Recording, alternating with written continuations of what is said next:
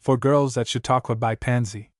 Author of Chautauqua Girls at Home, Ruth Erskine's Crosses, Judge Burnham's Daughters, The Hall in the Grove, 87, etc. 1876. Chapter 1. Introduced. Chapter 2. The Question Discussed. Chapter 3. Entering the Current. Chapter 4. Fairpint. Chapter 5. Unrest. Chapter 6. Feasts. Chapter 7. Table Talk. Chapter 8. At evening time it shall be bright. Chapter 9. Fleeing. Chapter 10. How the flitting ended. Chapter 11. Heart Touches. Chapter 12. Flossie at School. Chapter 13. Cross Purposes. Chapter 14. The New Lesson. Chapter 15. Great Men. Chapter 16. War of Words. Chapter 17. Getting Ready to Live. Chapter 18. The Silent Witness. Chapter 19. An Old Story. Chapter 20. People Who, Having Eyes, See Not. Chapter 21. A Sense of Duty. Chapter 22. 1 Minute's Work. Chapter 23. I've Been Redeemed. Chapter 24. Sword Thrusts. Chapter 25. Sermons in Chalk. Chapter 26. Their Works Do Follow Them. Chapter 27. Unfinished Music. Chapter 28. Mental Problems. Chapter 29. Waiting. Chapter 30. Settled Questions. Chapter 31. The Beginning of the End. Chapter 32. The End of the Beginning. Chapter 1. Introduced. Yuri Mitchell shut the door with a bang and ran up the stairs 2 steps at a time. She nearly always banged doors, and was always in a hurry. She tapped firmly at the door just at the head of the stairs. Then she pushed it open and entered. "Are you going?" she said, and her face was all in a glow of excitement and pleasure. The young lady to whom she spoke measured the velvet to see if it was long enough for the hat she was binding, raised her eyes for just an instant to the eager face before her, and said, "Good morning, Ruth Erskine. What are you trimming your hat for? Didn't it suit? Say, are you going? Why in the world don't you tell me? I have been half wild all the morning." Ruth Erskine smiled. "Which question shall I answer first? What a perfect interrogation point you are, Yuri. My hats never suit, you know. This one was worse than usual. This velvet is a pretty shade, isn't it? Am I going to Chautauqua, do you mean? I am sure I don't know. I haven't thought much about it. Do you really suppose it will be worthwhile?" Yuri stamped her foot impatiently. "How provoking you are! Haven't thought of it, and here I have been talking and coaxing all the morning.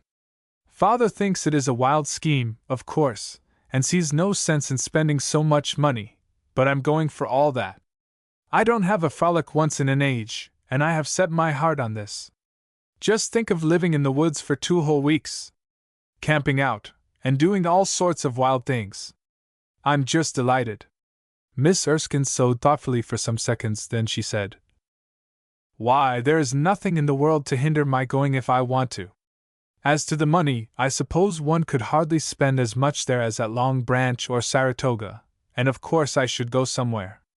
But the point is, what do I want to go for? Why, just to be together, and be in the woods, and live in a tent, and do nothing civilized for a fortnight. It is the nicest idea that ever was." "And should we go to the meetings?" Miss Erskine asked, still speaking thoughtfully, and as if she were undecided. "Why, yes, of course, now and then. Though for that matter I suppose Father is right enough when he says that precious few people go for the sake of the meetings. He says it is a grand jollification, with a bit of religion for the background. But for that matter the less religion they have the better, and so I told him." At this point there was a faint little knock at the door, and Yuri sprang to open it, saying as she went, "That is Flossie, I know. She always gives just such little pussy knocks as that." The little lady who entered fitted her name perfectly. She was small and fair, blue-eyed, Flossie yellow curls lying on her shoulders. Her voice was small and sweet, almost too sweet or too soft, that sort of voice that could change when slight occasion offered into a whine or positive tearfulness. She was greeted with great glee by Yuri, and in her more quiet way by Miss Erskine.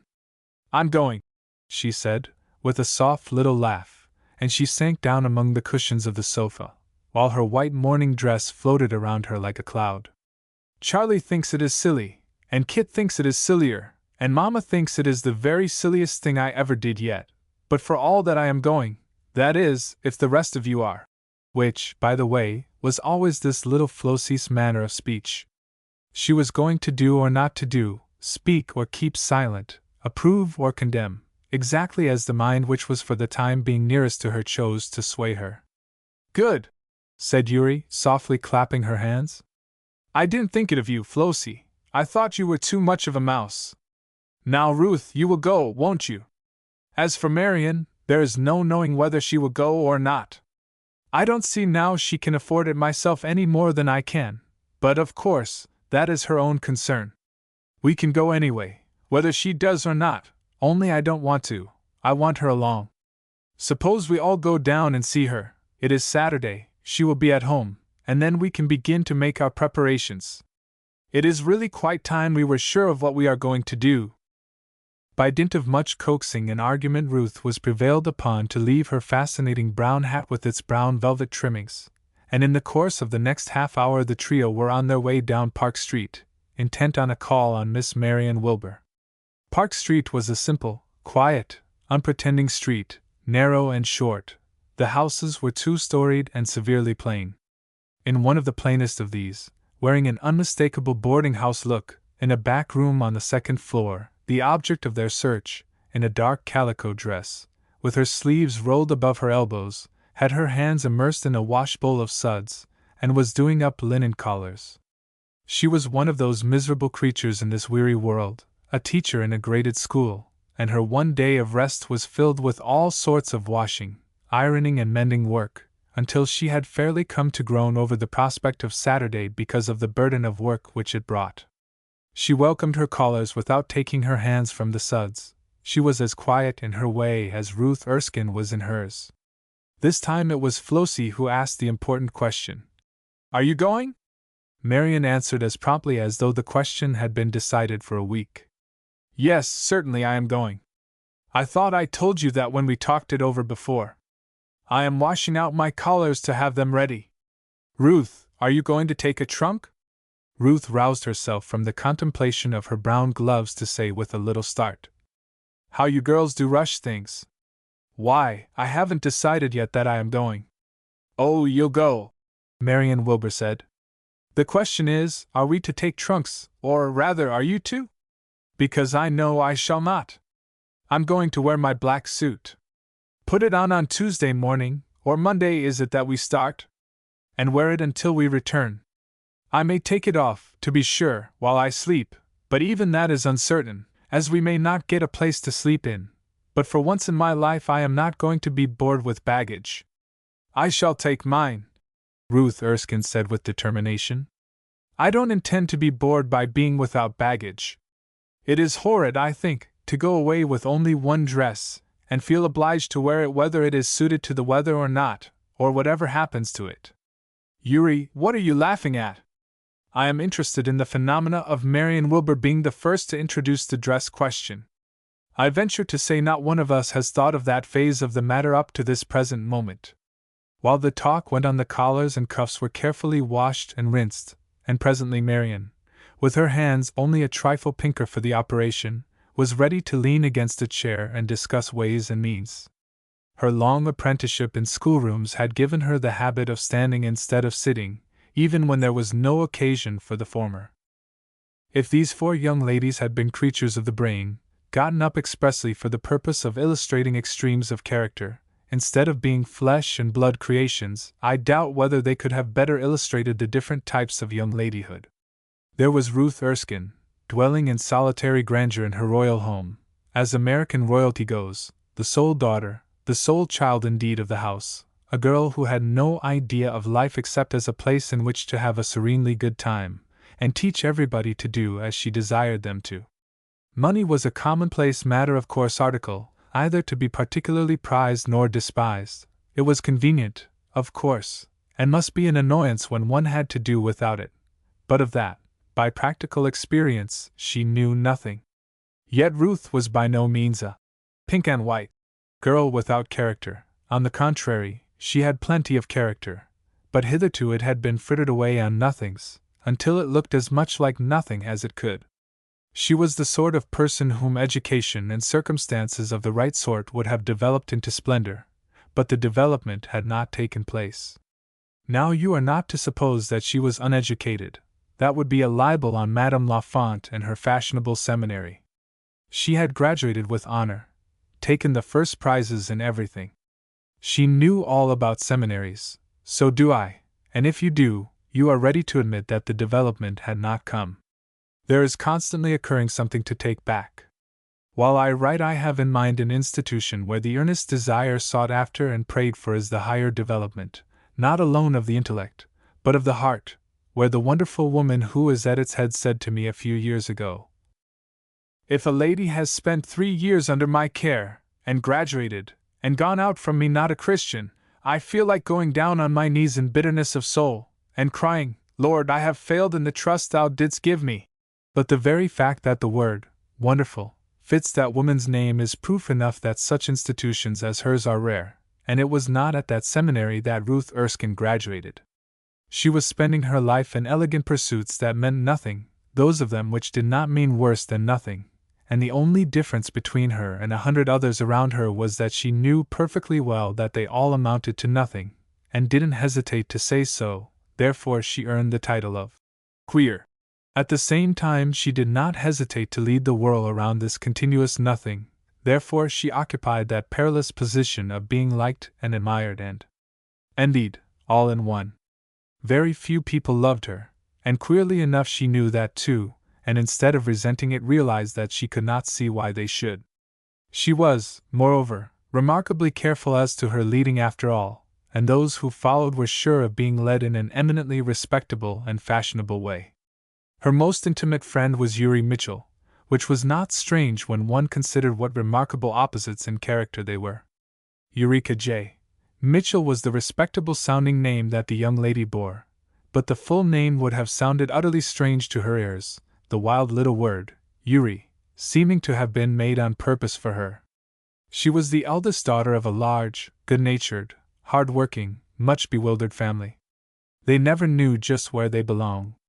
They went to the First Church, which for itself should have settled their position, since it was the opinion of most of its members that it was organized especially that the first families might have a church home. But they occupied a very front seat, by reason of their inability to pay for a middle one, which was bad for position, as First Church gentility went. What was surprising to them was how they ever happened to have the money to pay for that seat. But, let me record it to their honor, they always happened to have it. They were honest. They ought to have been called the Happen family, by reason of their inability to tell how much or how little they might happen to have to live on, whether they could afford 3 new dresses apiece or none at all. The fact being that it depended on the amount of sickness there was in Dr. Mitchell's beat whether there were to be luxuries or simple bare necessities, with some wonderment as to how even those were to be paid. Uri was the most light-hearted and indifferent of this free and easy family, who always had roast turkey when it was to be had, and who could laugh and chat merrily over warmed-up meat and johnny cake, or even no meat at all, when such days came. How she ever came to think that she could go to Chautauqua was a matter of surprise to herself, but it happened to have been a sickly summer among the wealthy people, and large bills had come in. The next thing was to spend them.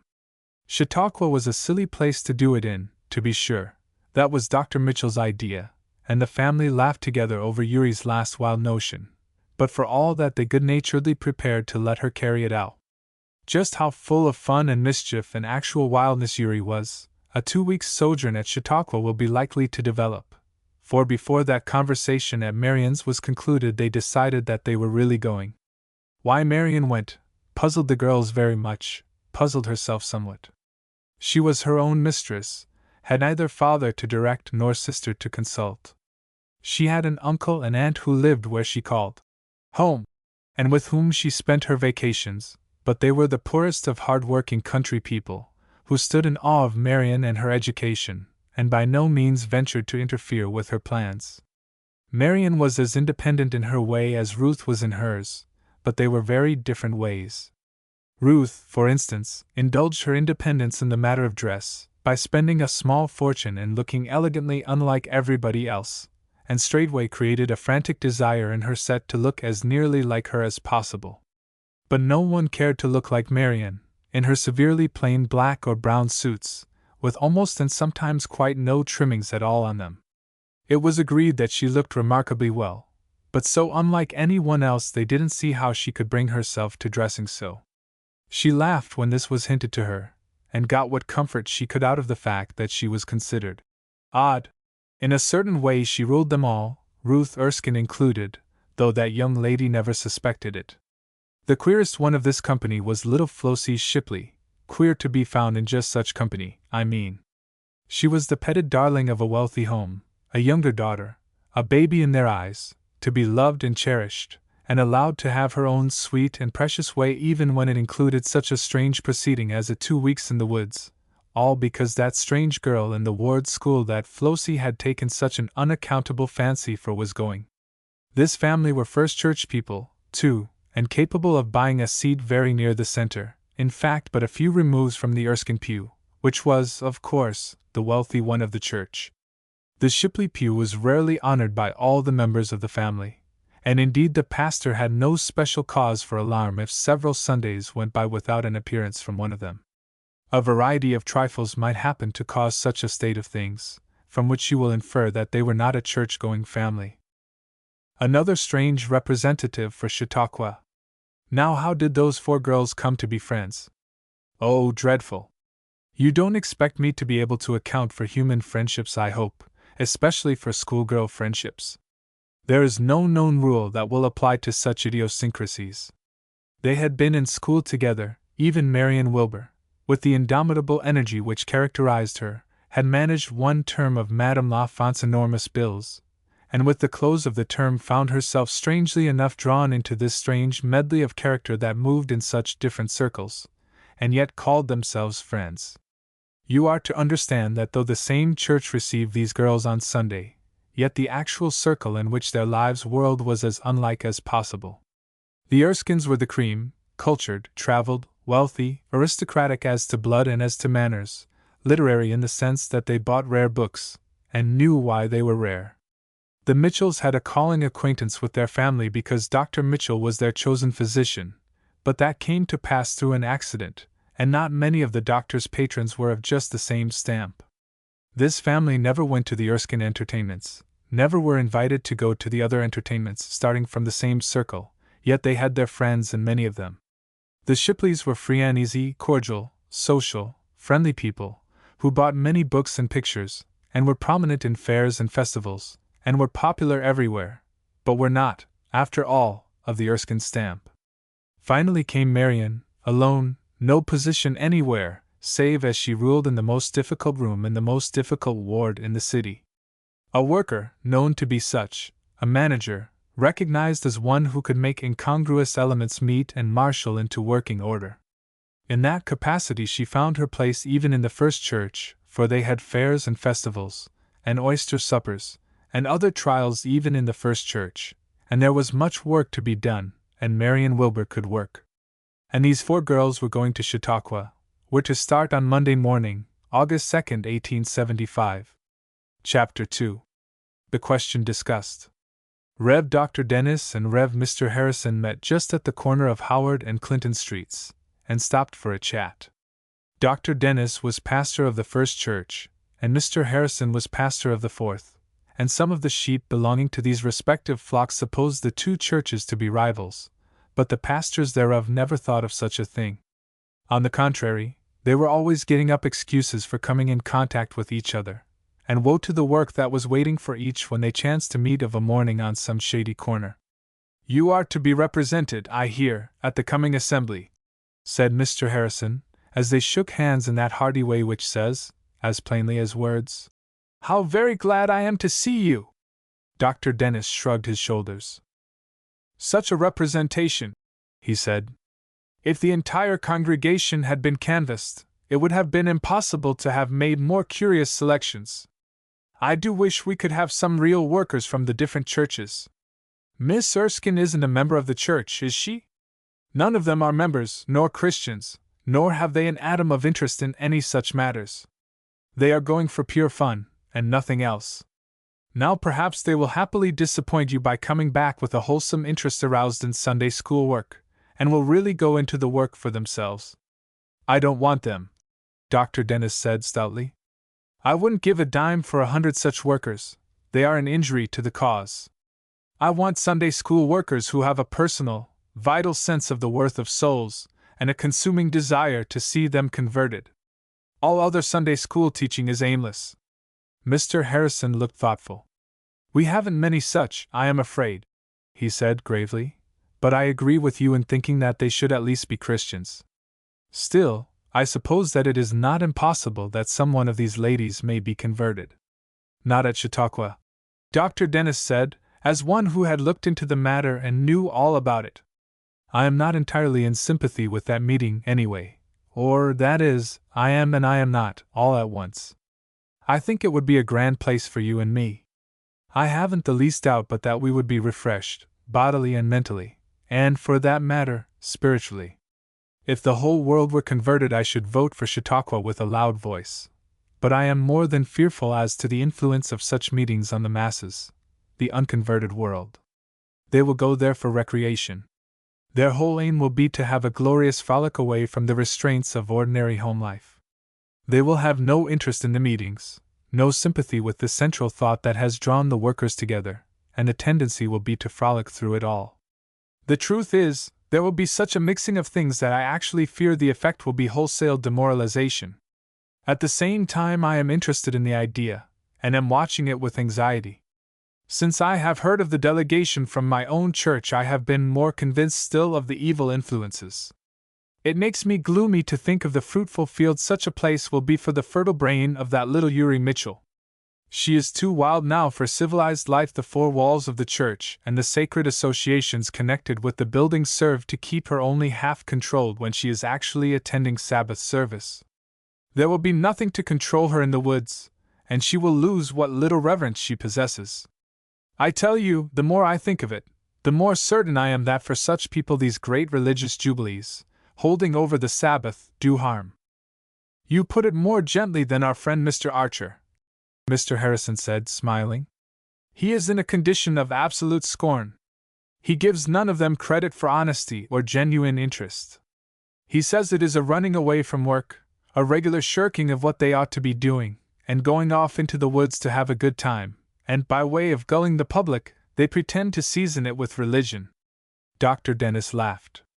That sounds precisely like him, and is quite as logical as one could expect coming from that source, he said indifferently. Why doesn't it occur to his dull brain, that thinks itself such a sharp one, that the leaders thereof are men responsible to no one save God and their own consciences for the way in which they spend their time? There is nothing earthly to hinder their going to the woods, and staying 3 months if they please to do so. Oh, but I have left out one of the important reasons for the meeting. It is to make money, a grand speculation, whereby the fortunes of these same leaders are to be made at the expense of the poor victims whom they gather about them. Again Dr. Dennis' shoulders went upward in that peculiar but expressive shrug. Of all the precarious and dangerous ways of making a fortune, I should think that went ahead, he said, still laughing. What an idea now! Shouldn't you suppose people with common sense would have some faint idea of the immense expenses to be involved in such an undertaking, and the tremendous risks to be run? If they succeed in meeting their expenses this year, I think they will have cause for rejoicing. The point that puzzles me, Mr. Harrison said, is what particular commandment would they be breaking if they should actually happen to have 25 cents to put in their pockets when the meeting closed, though, as you say, I doubt the probability. But they force no one to come, it is a matter for individual decision, and they render a fair equivalent for every cent of money spent. At least, if the spender thinks it is not a fair equivalent, he is foolish to go, so why should they not make enough to justify them in giving their time to this work? Of course, assented Dr. Dennis heartily. They ought to. None but an idiot would think otherwise. It is to be presumed that both these gentlemen had gotten so far away from the name that was quoted as holding these views as to forget all about him, else they certainly would not have been guilty of calling a brother minister an idiot, however much his arguments might suggest the thought. But, continued Dr. Dennis, my trouble lies, as I said, in the results. I have no sort of doubt that great good will be done, and I have the same feeling of certainty that harm will be done. Take it in my own church. We are so situated, or we think ourselves so situated, that not a single one of the earnest, hearty workers who would come back to us with a blessing for themselves and us, is able to go. Instead, we have 4 representatives who will turn the whole thing into ridicule, and dish it up for the entertainment of their friends during the coming winter. That Miss Erskine seems to have a special talent for getting up Thursday evening entertainments, to invite our people who are supposed to be interested in the prayer meeting, but who rarely fail to make it convenient to go to the party. I imagine a bevy of them being entertained by Uri Mitchell.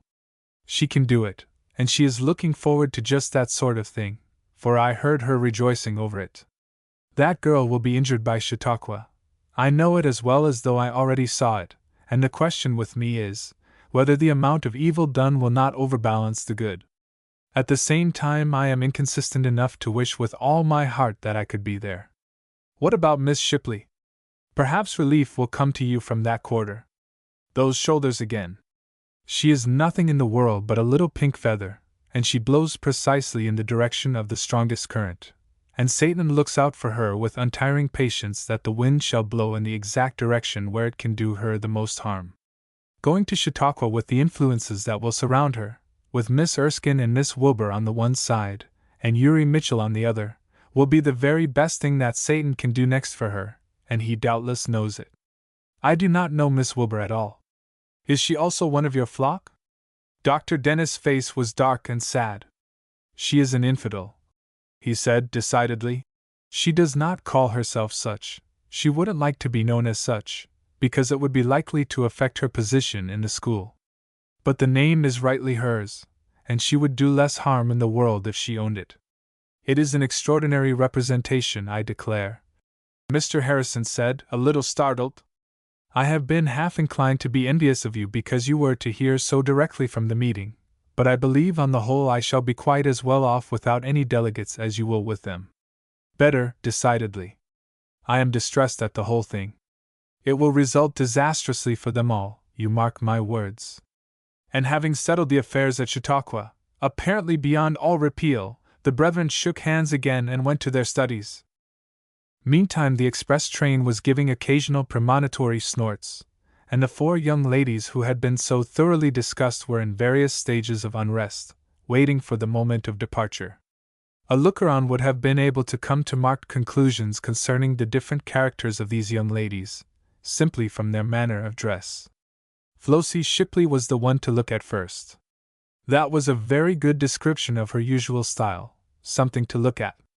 She had chosen for her traveling dress a pale, lavender cashmere, of that delightful shade that resents a drop of water as promptly as a drop of oil.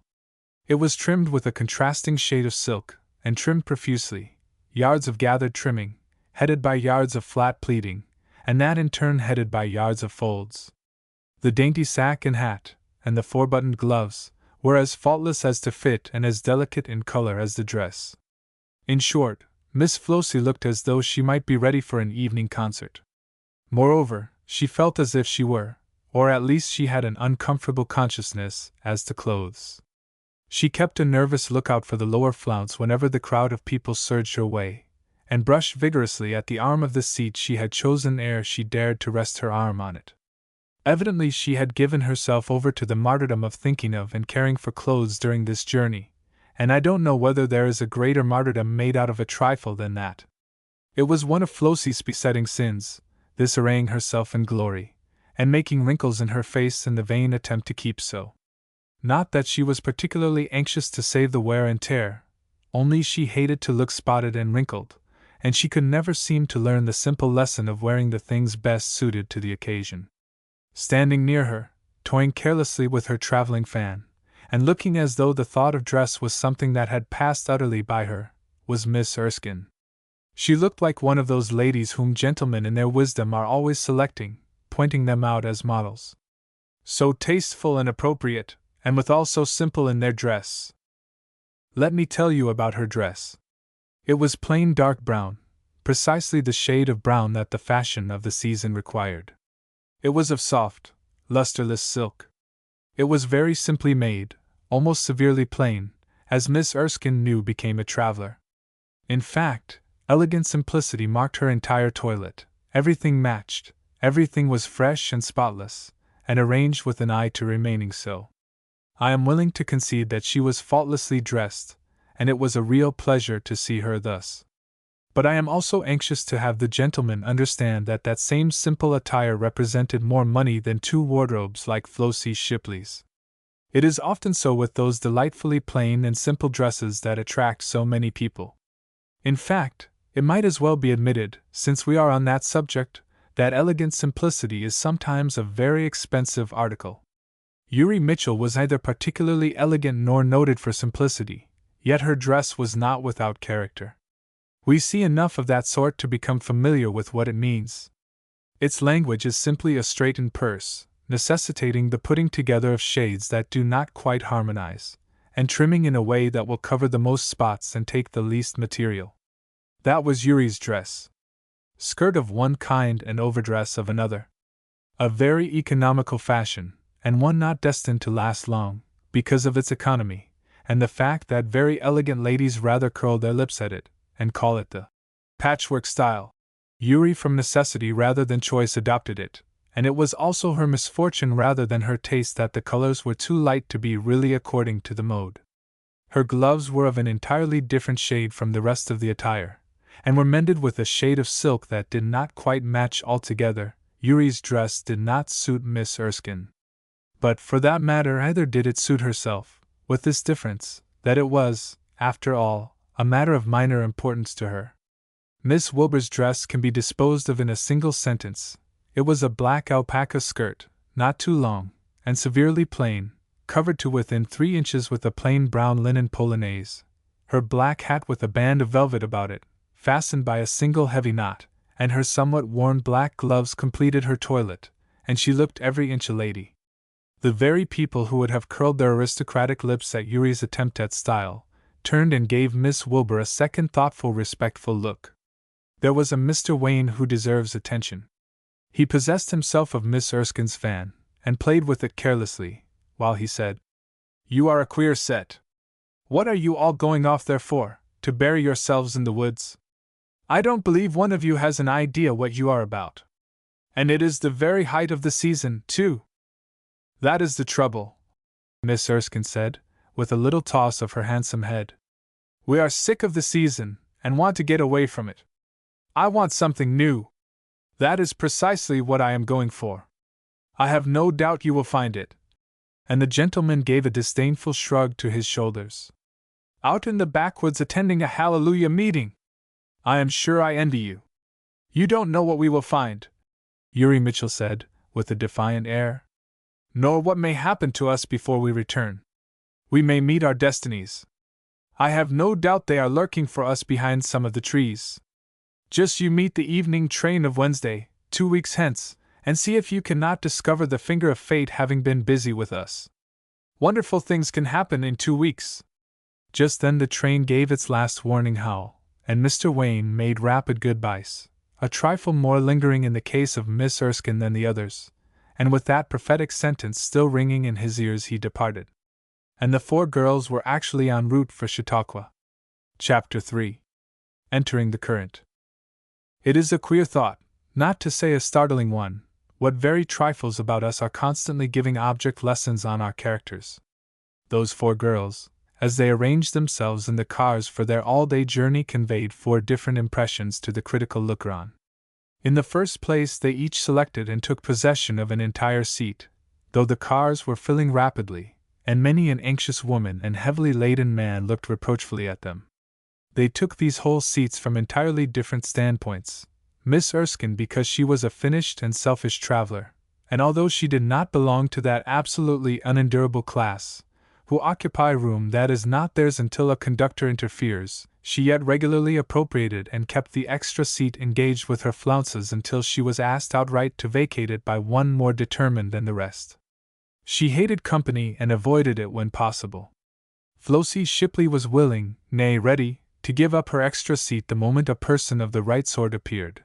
Not simply a cleanly, respectable individual, they might pass by the dozens, but one who attracted her, who was elegantly dressed and stylish-looking. Flossie would endure being crowded if only the person who did it was stylish. Miss Wilbur was indifferent to the whole race of human beings. She cared as little as possible whether a well-dressed lady stood or sat. So far as she was concerned, they were apt to do the former. She neither frowned nor smiled when the time came that she was obliged to move. She simply moved, with as unconcerned and indifferent a face as she had worn all the due. As for Uri Mitchell, she took an entire seat, as she did most other things, from pure heedlessness. Anyone was welcome who wanted to sit with her, and whether it was a servant girl or a princess was a matter of no moment. These various shades of feeling were nearly as fully expressed in their faces as though they had spoken, and yet they did not in the least comprehend their own actions. This is only an illustration. It was so in 100 little nothings during the day. Not a window was raised or closed for their benefit, not a turn of a blind made, that a close student of human nature could not have seen the distinct and ruling differences in their temperaments, no matter from what point of the compass they started. In the course of time they reached East Buffalo. "Now for our dinners," Uri said, as the whistle shrieked a warning that the station was being neared. "What are we going to do?" "We are going to eat them, I presume, as usual," Miss Erskine said in her most indifferent tone. I should explain that long before this the girls had grown weary of the separate seats, and by dint of much planning and the good-natured removal of 2 fellow passengers to other seats had accomplished an arrangement that should naturally have been enjoyed from the beginning, that of a turn seat, and being their own seatmates. "But I mean," Uri said, in no wise quenched by what was a common enough manner in Miss Erskine, "are we to get a lunch, or are we to go into a regular dinner?" "If you mean what I am going to do, I shall most assuredly have a regular dinner, as you call it. I have no fancy for eating things thrown together in a bag." "The bag will be the most economical process for all that," Uri said, laughing at Miss Erskine's disdainful face. "I presume very likely. But as I did not start on this trip for the purpose of studying social economy, I shall vote for the dinner. And I shall take to the bag method," Uri said decidedly. Opposition always decided her. So it did Flossie, though in a different way. She was sure to side with the stronger party. "It would be pleasanter for us all to keep together," she began in a doubtful tone, looking first at Miss Erskine and then at Uri. "But since, according to Uri's and my decided differences, it is impossible for us to do the better thing, which of the 2 worst things are you going to do?" This Miss Erskine said with utmost good nature, but with utmost determination, as much as it would have taken to carry out a good idea in the face of opposition. "Oh, I think I'll go with you," Flossie said it hastily, as if she feared that she might appear foolish in the eyes of this young lady by having fancied anything else. "Very well, then it remains for Marion to choose her company," Uri said composedly. Marion held up a paper bundle. "It is already chosen," she said promptly. "It is a slice of bread and butter, with a very thin slice of fat ham, which I never eat, and a greasy doughnut, the whole done up in a brown paper. This is decidedly an improvement on the bag dinner, which you think of going after, in an economical point of view, and as I am a student of social and all other sorts of economy, not only on this trip but on every other trip of mine in this mortal life, I recommend it to you. At least I would have done so if you had asked me this morning before you left home." Uri made a grimace. "I might have brought a splendid lunch from home if I had only thought of such a thing," she said regretfully. "My thoughts always come afterward. And it is quite the mode to take lunches with you when they are elegantly put up," Flossie said, regretfully, as she prepared to follow Ruth. "I wonder we never thought of it." This last remark of Flossie set the 2 girls left behind into a hearty laugh. "Do you suppose that when Flossie has to die she will be troubled lest it may not be the fashion for young ladies to die that season?" Uri said, looking after the pretty little doll as she gathered her skirts about her anxiously, for, whatever other qualifications East Buffalo may have, Cleanliness is not one of them. No, Marian answered gravely. Not the least danger of it, because it happens to be the fashion for ladies to dye at all seasons. It is the one thing that never seems to go out. I am heartily glad that we have one thing that remains absolute in this fashionable world. Yuri looked at her thoughtfully. Marian, one would think you were religious, sometimes, she said gravely. You make such strange remarks. Marian laughed immoderately. You ridiculous little infidel, she said, as soon as she could speak. You do not even know enough about religion to detect the difference between goodness and wickedness. Why, that was one of my wickedest remarks, and here you are mistaking it for goodness. My dear child, run and get your paper bag before it is time to go, or will you have my slice of ham and half this donut? The bread and butter I want myself. The freshness and novelty of this journey wore away before the long summer afternoon began to wane. The cars were crowded and uncomfortable, and the cinders flew about in as trying a way as cinders can. None of the girls had the least idea where they were going. They knew, in a general way, that there must be such a place as Chautauqua Lake, as the papers that they chanced to come in contact with had been full of the delights of that region for many months, and indeed, a young man, earnest, enthusiastic and sensible, who stopped overnight at Dr. Mitchell's, and had been a delighted guest at the Chautauqua Assembly a year before, had sown the first seeds that resulted in this trip. He of course could tell the exact route and the necessary steps to be taken, but it had been no part of Yuri's wisdom to ask about the journey thither. She knew how many boats were on the lake, and what kind of fish could be caught in it, but the most direct way to reach it was a minor matter. So there they were, simply blundering along, in the belief that the railroad officials knew their business, and would get them somewhere sometime. As the day waned, and the road became more unknown to them, and their weariness grew upon them, they fell to indulging in those stale jokes that young ladies will perpetrate when they don't know what else to do. As they declared, with much laughter, and many smart ways of saying it, that Chautauqua was a myth of Yuri's brain, or that she had been the dupe of the fine young theological student who had chanced her way and that the search for paradise would come to naught, perhaps it was not all joking, for, as the hours passed and they journeyed on, hearing nothing about the place of which for the last few weeks they had thought so much, a queer feeling began to steal over them that there really was no such spot, and that they were all a set of idiots. I thought we should have been there by this time, and regularly established at housekeeping, Marian said, as they picked up baskets and bundles and prepared to change cars. And here we are making another change. This is the 3rd this afternoon, or is it the 13th?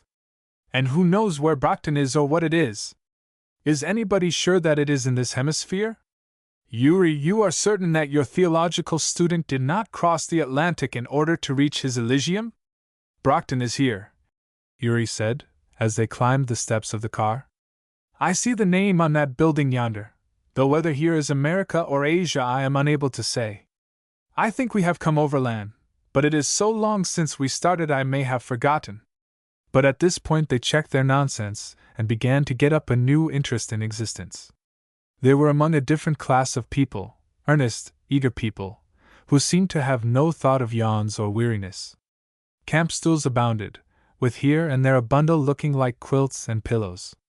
Every lady had a waterproof and every man an umbrella, and the talk was of tents, and division meetings, and the morning boats, with stray words like Fairpoint and Mayville coming in every now and then. These 2 words, the girls knew, had to do with their hopes, so they began to feel revived. I actually begin to think there is some foundation for Yuri's wild fancies after all, Marian whispered. Or else this is another party of lunatics as wild as ourselves. But they are a large and respectable party, I'm rather hopeful. In 2 minutes more the railroad official who speaks in the unknown tongue yelped something at either door, and thereupon everybody got up and began to prepare for an exit. Do you think he said Mayville? Questioned Yuri with a shade of anxiety in her voice. She had been the leader of this scheme, and she felt just a trifle of responsibility. Haven't the least idea, Marian said, composedly gathering her wrappings. It sounded as much like any other word you happen to think of as it did like that. But everybody is going, and Flossie and I are determined to be in the fashion, so we go too. At the door, dismay seized upon Flossie. A light drizzly rain was falling. Oh, the lavender suit! And her waterproof tucked away in her trunk, and everybody pushing and trying to pass her. Never mind, Marian said, with utmost good nature. Here is mine. I haven't any trunk, so it is handy, and it has rained on my old alpaca for ages. Can't hurt that, so wrap yourself up and come along, for I believe in my heart that this is Mayville. This way to the Mayville house, said the gentlemanly official, touching his hat as politely as though they had been princesses. Why can't hotel subordinates more often show a little common politeness? This act decided the location of these 4 girls in a twinkling. They knew nothing about any of the hotels, and other things being equal, anybody would rather go to a place to which they had been decently invited than to be elbowed and yelled at and forced. Water and rest and tea did much to restore them to comfort, and as they discussed matters in their rooms afterward, they assured each other that the Mayville house was just the place to stop at. A discussion was in progress as to the evening meeting. Miss Erskine had taken down her hair and donned a becoming wrapper, and reposed serenely in the rocking chair, offering no remark beyond the composed and decided, "I am not going over in the woods tonight by any manner of means. That would be enough if I were actually one of the lunatics instead of a mild looker-on." "I haven't the least idea of going either," Yuri said, sitting on a stool, balancing her stocking feet against Ruth's rocker. "Not that I mind the rain, or that it wouldn't be fun enough if I were not so dead tired. But I tell you, girls, I have had to work like a soldier to get ready, and having the care of such a set as you have been all day has been too much for me. A religious meeting would just finish me. I'm going to save myself up for morning. You are a goosie to go, Marian. It is as dark as ink, and is raining. What can you see tonight? I tell you I've got to go," Marian said, as she quietly unstrapped her shawl. "I earn my bread, as you are very well aware, by teaching school, but my butter, and a few such delicacies, I get by writing up folks and things. I've promised to give a melting account of this first meeting, and I have no idea of losing the chance. Flossie Shipley, you may wear my waterproof every minute if you will go with me. It is long enough to drag a quarter of a yard, and a raindrop cannot get near enough to think of you." "But it is so damp," shivered Flossie, looking drearily out into the night. "And so dark, Marian, I am afraid to go." "Plenty of people going. What is there to be afraid of? We go down from here in a carriage." "I wouldn't go, Flossie," chimed in a voice from the rocker and one from the ottoman. "It will be very damp there," pleaded Flossie, who did like to be accommodating. "You may have 10 thicknesses of my shawl to sit on," urged Marian. "Come now, Flossie Shipley.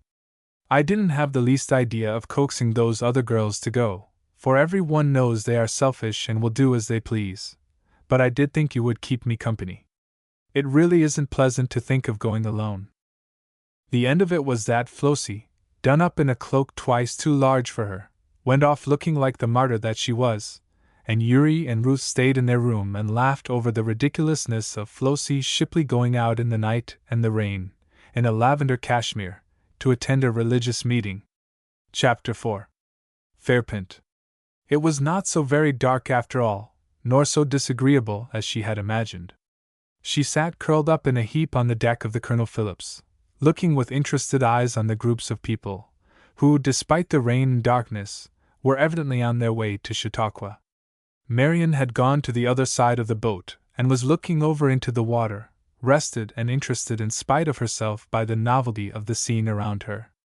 The fellow passengers seemed not to be novices like themselves, for as their talk floated to the girls it had sentences like these. "Last year we stopped in the village, but this time we are going to be right on the ground. Last year it rained too, but rain makes no difference at Chautauqua.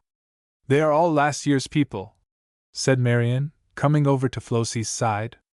"That speaks well for the interest or the fun, doesn't it? Now what do you suppose takes all these people to this place?" "I don't know," Flossie said thoughtfully. "I never thought much about it. Perhaps some of them came just as I did, because the girls were coming and asked me to. I'm sure I haven't the least idea what else I came for." Marian looked down on the little creature done up in waterproof, with a half-pitying laugh. You are a good little mouse, she said patronizingly. I never remember doing anything without a motive somewhere. It must be refreshing to forget that important individual now and then. Oh, I don't, Flossie said simply. Of course I came for the good time I would have. But then, you know, I would never have thought of coming if the rest of you hadn't. Another laugh from Marian. You let others do your thinking for you, she said, with just a touch of contempt, covered by the gaiety of the tone. Well, it is much the easier way. If I could find anyone to undertake the task, I should like to try it for myself. Flossie's answer was a little scream of delight, for they were coming upon fairyland. The lights of Fairpoint were gleaming in the soft distance, and very fairy-like they looked shining among the trees. The sound of music on the steamer mingled charmingly with the peal of the bells from the shore. Marian looked on the scene with quiet interest. Flossie's face took a pink glow. She liked pretty things. As for those who had been at Chautauqua the year before, they gathered at the vessel's side as those gather who, after a long and tiresome journey, realize that they are nearing home. They were eager and excited. The dock is better, said one. Yes, and the passageway is larger, chimed in his nearest neighbor. Oh, everything is on an improved scale this year, said still a third, speaking confidently. The meeting can't be any better, spoke a quiet-faced woman, with a decided voice. That is simply impossible. Marian laughed softly. Hear the lunatics, she said, bending to give Flossie the benefit of her words. They are just infatuated. They think this is the original Garden of Eden, with that wretched Eve left out. If she were here I would choke her with a relish. This last in a muttered undertone, too low for even Flossie, and with a darkening face. Meantime the boat rounded the point, the plank was laid, and the feet of the eager passengers touched the shores of Chautauqua. Some detention about tickets, arising from a misunderstanding of terms, made our girls lose sight and sound of the rest of the boatload, and when they passed within the railing they found themselves suddenly and strangely alone. A few lights glimmered in the trees, enough to point the way, and from the cottages near at hand streams of light shot out into the darkness. But no sound of footsteps, no sight of human being appeared. Over the river, on the hill, another village lay still, quoted Marian gravely. Then, I say, Flossie, what does it all mean? Are we among a party of witches, do you suppose? Where could those congenial spirits so suddenly have conveyed themselves away, I wonder? The road isn't broad, but it most decidedly isn't straight. Only behold that long array of damp and empty seats. Where are the faithful now, do you suppose? There isn't any meeting here tonight, and we might have known there wouldn't be, Flossie said peevishly, beginning to grow not only disenchanted but half frightened. I was never in such a queer place in my life. Those white seats all look like ghosts. What could have possessed you to come tonight? Of course they wouldn't have meeting in the rain. Marian, do let us go back. I am frightened out of my wits. You blessed little simpleton, said Marian gaily. What on earth is there to be frightened over? Not pine seats and lamplight, surely, and there is nothing more formidable than that so far. I wish with all my heart that I were safely back in the hotel, where I would have been if you had not coaxed me away. Sighed, or rather whined, poor Flossie, shivering with chilliness or nervousness, and added, Come, Marian, do let us go back with that boat. It can't have started yet. Marian grasped her hand firmly, and spoke like a commander. Flossie Shipley, don't you go to getting nervous and acting like a simpleton, for I won't have it. As for that boat, it is halfway to Mayville by this time, and I am glad of it. Do you suppose I am going to make an ignominious retreat now, when we have got so far advanced? Not a bit of it. If there is no meeting, we will go where there ought to be one, since it was advertised, and not a word said about rain. It isn't likely they stay outdoors when it actually pours. Very likely they go in somewhere and have a prayer meeting.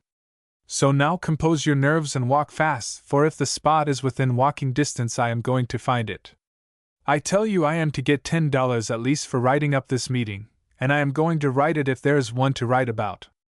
If there isn't I shall have to make up one. I dare say I could make it interesting.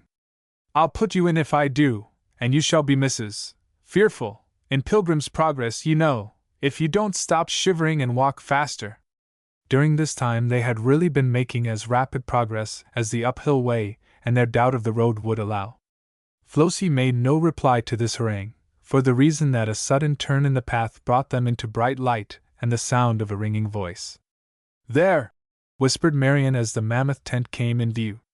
"What did I tell you? What do you think of that for a prayer meeting?"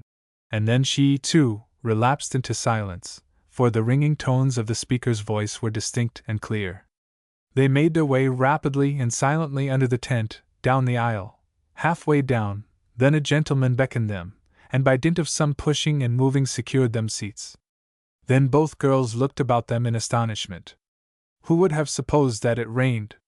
Why, there were rows and rows and rows of heads, men and women, and even children. A tent larger than they had imagined could be built and packed with people. Marian's tongue was uncontrollable. She was barely seated before she began her whispered comments. "That man who is speaking is Dr. Vincent. Hasn't he a ringing voice? It reminds me of a trumpet. He likes to use it, I know he does. He has learned to manage it so nicely, and with an eye to the effect. You will hear his voice often enough, and you just watch and see if you don't learn to know the first echo of it from any other. Perhaps he won't be here all the time to use his voice," whispered back Flossie, without much idea what she was saying. The novelty of the scene had stolen her senses. Marian laughed softly. "You blessed little idiot," she said. "Don't you know that he manufactured Chautauqua root and branch? Or if he didn't quite manufacture the trees, he looked after their growth, I dare say. Why, this meeting is his darling, his idol, his best beloved. Hear him speak, I guess you will. I should like to see a meeting of this kind that didn't hear from him. It will have to be when he is out of the body." "How do you know about him?" whispered Flossie, struck with sudden curiosity. "I've written him up," Marian said briefly. "I've had to do it several times. Oh, I'm a veteran at Sunday school meetings. But he is the hardest man to write about that there is among them, because you can never tell what he may happen to say or do next. It will never do to jump at his conclusions, and slip in a neat little sentence of your own as coming from him if you don't happen to have taken very profuse notes, because as sure as you do he will spring up in some tiresome meeting in less than a week and unsay every single word that you said," he said. At this point a poor martyr, who had the misery to sit directly in front of these two whisperers, turned and gave them such a look as only a man can under like circumstances, and awed them into 5 minutes of quiet. It lasted until Dr. Eggleston was announced. Then Marian's tongue broke loose again. "He is the Hoosier schoolmaster. Don't you know we read his book aloud at the seminary? Looks as though he might have written it, doesn't he? Let's listen to what he says. He always says a word or two that a body can report, very few of them do." This is a fair specimen of the way in which Miss Wilbur buzzed through that meeting, that wonderful meeting, that Flossie Shipley will remember all her life. She made no answer to Marian's comments after a little, and the pink flush glowed deeper on her face. She was wonderfully interested, indeed she was more than interested. There was a strange feeling of pain at her heart, a sort of sick, longing feeling that she had never felt before, to understand what all these people meant, to feel as they seemed to feel. The Christian world is more to blame for the unspoken infidelity that thrives in its circles than is generally supposed. Flossie Shipley had been in many religious meetings, but she had really never in her life before been among a large gathering of cultured people, who were eager and excited and happy, and the cause for that eagerness and that happiness been found in the religion of Jesus Christ. I do not say that there had never been such meetings before, nor that there have not been many of them. I simply say that it was a new revelation to Flossie, and she had been to the church prayer meeting at home several times. Whether that church may have been peculiar or not I do not say, but Flossie had certainly failed to get the idea that prayer meetings were blessed places, that the people who went there from week to week found their joy and their rest and their comfort there. She began to have an unutterable sense of want and longing creeping over her. She stole shy glances at Marian to see if she felt this, but Marian was absorbed just then in catching the speaker's last sentence and writing it down. Her face expressed nothing but business earnestness. Speech-making concluded, there came the covenant service. "I wonder what that is supposed to be," whispered Marian. "It sounds like something dreadfully solemn. I hope they are not going to have any scenes. Revivals are not fashionable except in the winter." "Marian, don't!" Flossie said, in an earnest undertone.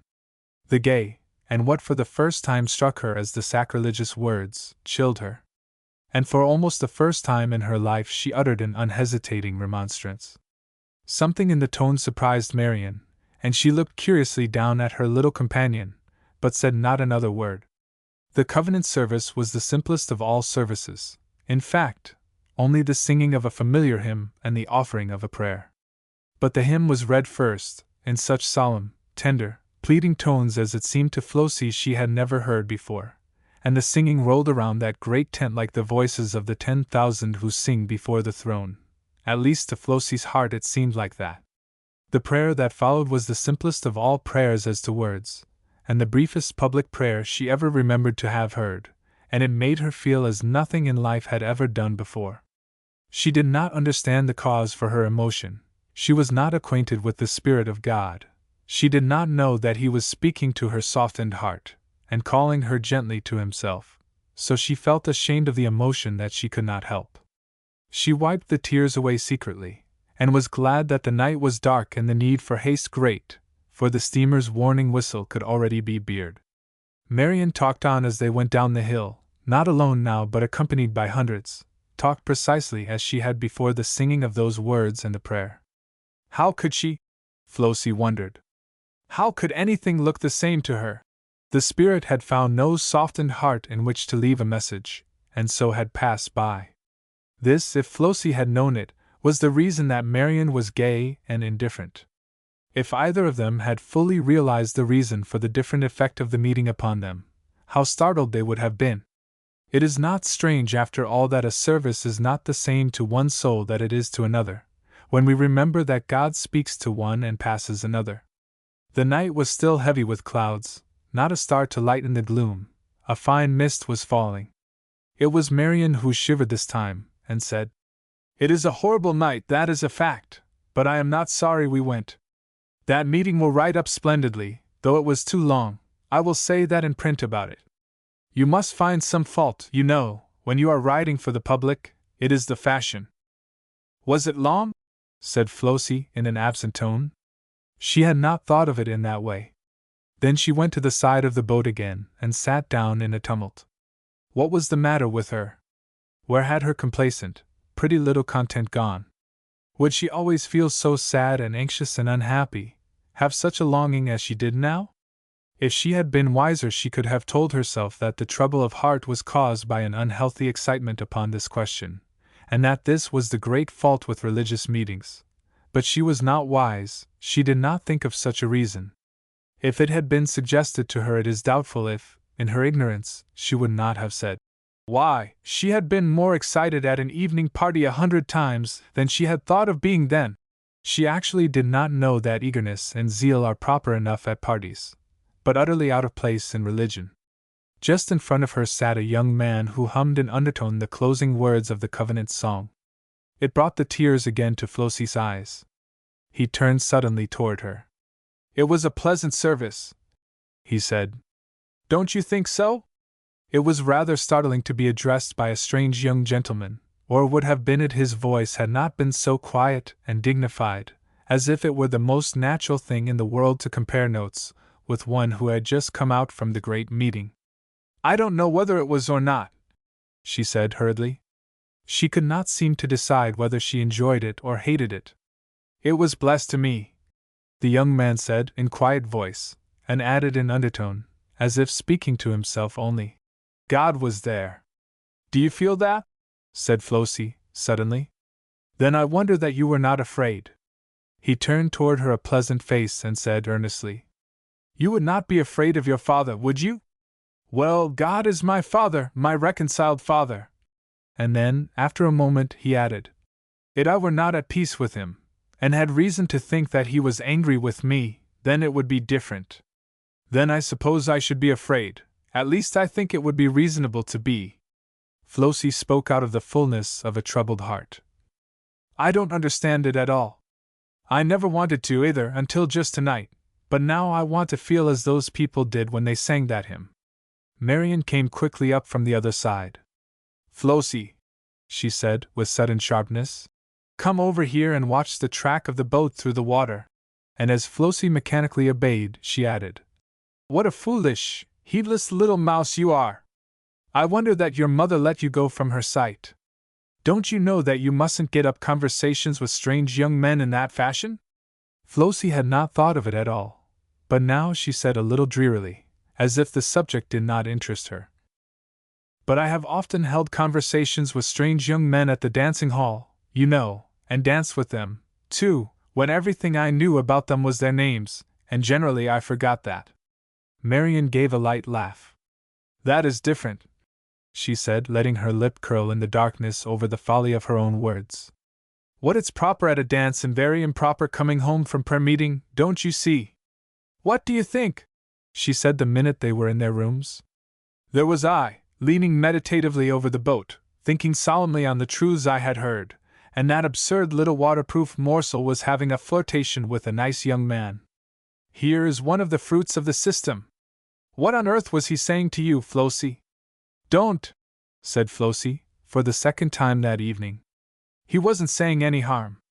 The whole thing jarred on her with an inexpressible and to her bewildering pain. She had always been ready for fun before.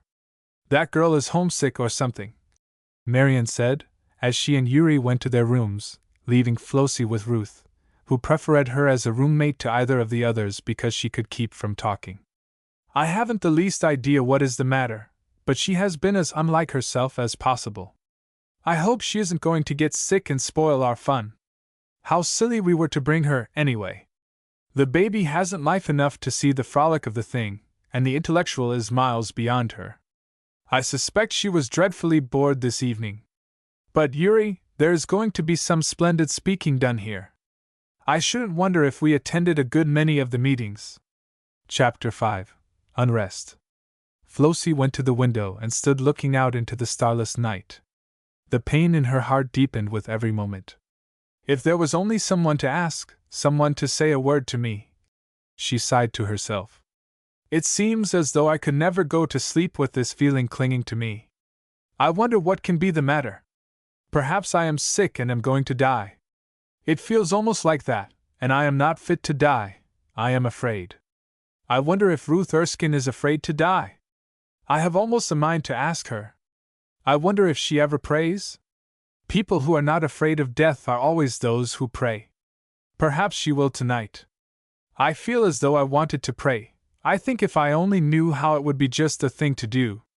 If she kneels down, I mean to go and kneel beside her. These were some of the thoughts that whirled through her brain as she stood with her nose pressed to the glass. But Ruth did not pray. She went around with the composed air of one who was at peace with all the world, and when her elaborate preparations for rest were concluded, she laid her head on her pillow without one thought of prayer. Why in the name of sense don't you come to bed? She presently asked, surveying with curious glance the quiet little creature whose face was hidden from her, and who was acting entirely out of accordance with anything she had ever seen in her before. What can you possibly find to keep you gazing out of that window? It can't be called stargazing, for to my certain knowledge there isn't a single star visible. In fact, I should say nothing could be visible but the darkness. For a minute Flossie made no answer. She did not move nor turn her head, but presently she said, in a low and gentle voice, Ruth, should you be afraid to die? To die, said Ruth, and I have no means of telling you what an astonished face and voice she had. Flossie Shipley, what do you mean? Why, I mean that, said Flossie in the same quiet tone. Of course we have got to die, and everybody knows it, and what I say is, should you be afraid if it were tonight, you know? Humph, said Ruth, turning her pillow and waiting to beat it into shape before she spoke further. I haven't the least idea of dying tonight. But how can you be sure of that? You might have to die tonight, you know people do sometimes. I know one thing, am perfectly certain of it, and that is, that you will take cold standing there and making yourself dismal. You are shivering like a leaf, I can see you from here.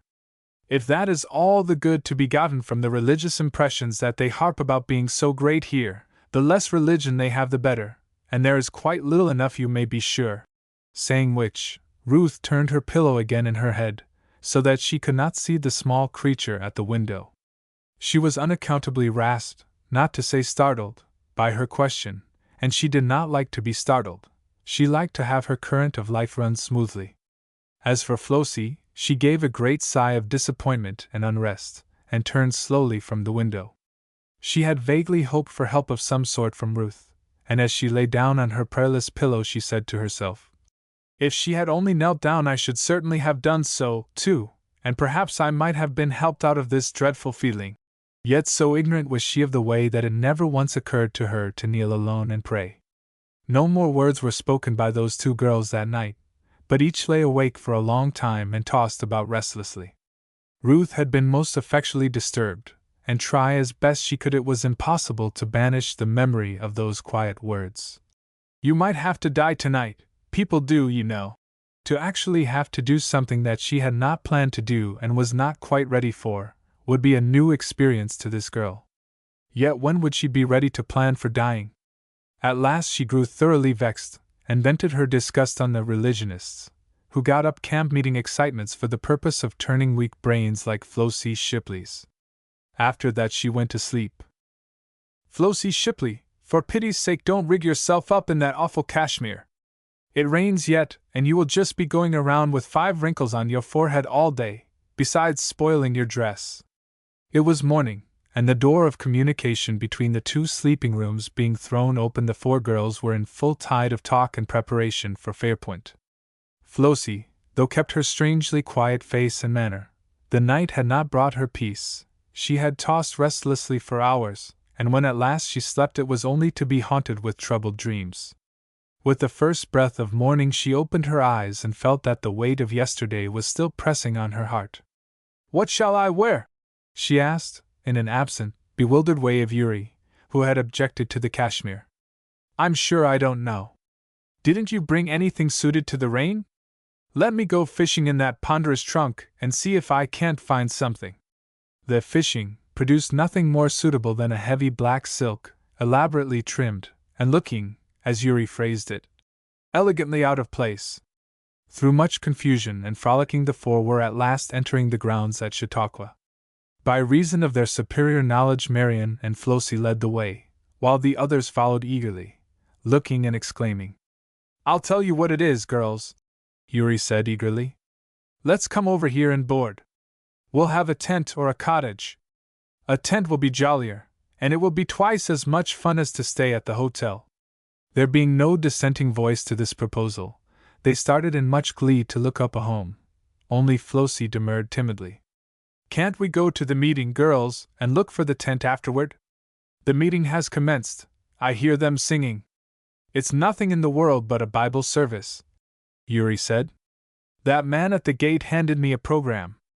Who wants to go to a Bible service? We have Bibles enough at home. We want to be on hand at 11 o'clock, because Edward Eggleston is to speak on the paradise of childhood. My childhood was anything but paradise, but I am anxious to know what he will make of it." Flossie succumbed, of course, as everyone expected she would, and the party went in search of tents and accommodations. It was no easy matter to suit them, as the patient and courteous president found. "I don't like the location of any one of them," Ruth Erskine said. Of course she was the hardest to suit.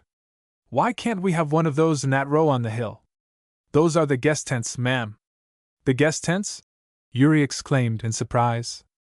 "I wonder if they entertain guests here." "Who are they?" "Why, those who have been invited to take part in the exercises, of course.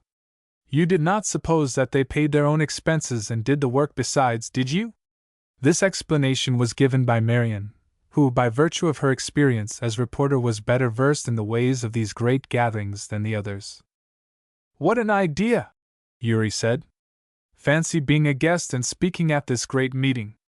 Being a person of distinction, you know, so that people would be pointing you out, and telling their neighbors who you were. There goes Miss Mitchell. She is the leading speaker on Sunday school books. How does that sound?" Only, on the whole, I should choose some other department than Sunday school books. They are all so horridly good, the people in them, I mean, that one can't get through with more than 2 in a season. I tried to read one last week for Sunday, but I abandoned it in despair. This was an aside, while Ruth was questioning the president. She was looking dismayed. Can't we have one of the tents on that side near the stand? Those were taken months ago. This is a large gathering, you know. I should think it was. Then, it seems, we must go back to the hotel. I thought you would be glad to let us have accommodations at any price. The gentlemanly president here carefully repressed an amused smile. Here were people who had evidently misunderstood Chautauqua. Oh, yes, he said. We can give you accommodations, only not the very best, I am sorry to say. Our best tents were secured many months ago. Still, we will do the best we can for you, and I think we can make you entirely comfortable. People have different ideas as to the meaning of that word, Miss Yuri said loftily. Then she moved to another tent, over which she exclaimed in dismay. Why, the bed isn't made up. Pray, are we to sleep on the slats? Oh, no, but you have to hire all those things, you know. Have you seen our bulletin? There are parties on the ground prepared to fit up everything that you need, and to do it very reasonably. Of course, we cannot know what degree of expense those requiring tents care to incur, so we leave that matter for them to decide for themselves. You can have as many or as few comforts as you choose, and pay accordingly. And are all 4 of us expected to occupy this one room? There was an expression of decided disgust on Miss Erskine's face. Why, you see, explained the amused president, this tent is designed for 4. 2 good-sized bedsteads set up in it, and the necessity seems to be upon us to crowd as much as we can conveniently. There will be no danger of impure air, you know, for you have all outdoors to breathe. And you really don't have toilet stands or toilet accommodations. What a way to live! Another voice chimed in now, which was the very embodiment of refined horror. And you don't have pianos nor sofas, and the room isn't lighted with gas. I'm sure I don't see how we can live. It is not what we have been accustomed to. This was Marian, with the most dancing eyes in the world, and the president completed the scene by laughing outright. Suddenly Ruth discovered that she was acting the part of a simpleton, and with flushed face she turned from them, and walked to a vacant seat, in the opposite direction from where they were standing. We will take this one, she said haughtily, without vouchsafing it a look. I presume it is as good as any of them, and since we are fairly into this absurd scrape we must make the best of it. Or the worst of it, Marian said, still laughing. You are bent on doing that, I think, Ruthie. By a violent effort and rare good sense Ruth controlled herself sufficiently to laugh, and the embarrassment vanished.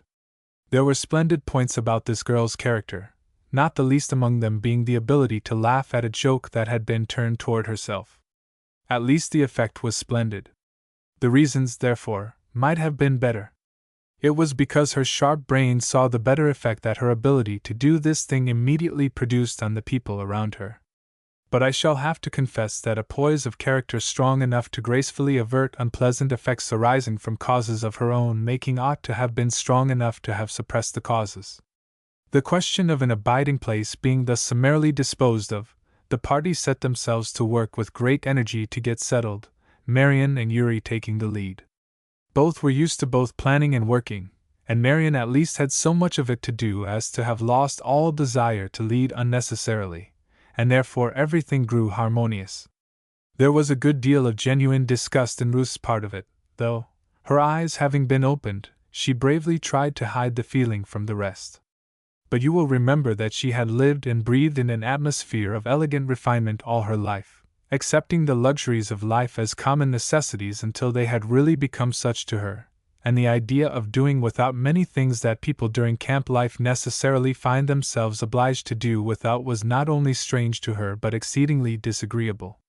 The 2 leaders, being less used to the extremes of luxury, and more indifferent to them by nature, could not understand and had little sympathy with her feeling. We shall have to go back after all to the hotel, Yuri said, as she dived both hands into the straw tick and tried to level the bed. We have too fine a lady among us, She cannot sleep on a bedstead that doesn't rest its aristocratic legs on a velvet carpet. She doesn't see the fun at all. I thought Flossie would be the silly one, but Flossie is in a fit of the dumps. I never saw her so indifferent to her dress before. See her now, bringing that three-legged stand, without regard to rain. There is one comfort in this perpetual rain: we shall have less dust. After all, though, I don't know as that is any improvement, so long as it goes and makes itself up into mud. Look at the mud on my dress! That tent we were looking at first would have been ever so much the best, but after Ruth's silliness I really hadn't the face to suggest a change. I thought we had given trouble enough. She makes a mistake. She thinks this is a great hotel, where people are bound to get all the money they can and give as little return, instead of its being a place where people are striving to be as accommodating as they can, and give everybody as good a time as possible. In the midst of all this talk and work they left and ran up the hill to the tabernacle, where the crowds were gathering to hear Dr. Eggleston. It was a novel sight to these four girls, the great army of eager, strong, expectant faces, the ladies, almost without an exception, dressed to match the rain and the woods, looking neither tired nor annoyed about anything, looking only in earnest. To Ruth, especially, it came like a revelation. She looked around her with surprised eyes. There were intellectual faces on every hand. There was the hum of conversation all about her, for the meeting was not yet opened, and the tone of their words was different from any with which her life had been familiar. They seemed lifted up, enthused. They seemed to have found something worthy of enthusiasm. As a rule, Ruth had not enjoyed enthusiastic people. They had seemed silly to her, and you will admit that there is a silly side to the consuming of a great deal of that trait on the dress for an evening party, or the arrangement of programs for a fancy concert. Just now she had a glimmering fancy that there might be something worthy of arresting and holding one's eager attention. "They look alive," she said, turning from right to left among the rows and rows of faces. "They look as though they had a good deal to do, and they thought it was worth doing."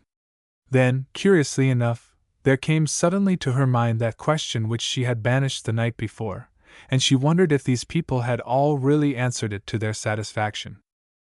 Flossie took a seat immediately in front of the speaker. She was hungry for something, and she did not know what to call it, something that would set her fevered heart at rest. As for Marian and Yuri, they hoped with all their hearts that the Hoosier schoolmaster would give them a rich intellectual treat. At least Marian was after the intellectual. Yuri would be contented if she got the fun, and a man like Dr. Eggleston has enough of both those elements to make sure of satisfying their hopes.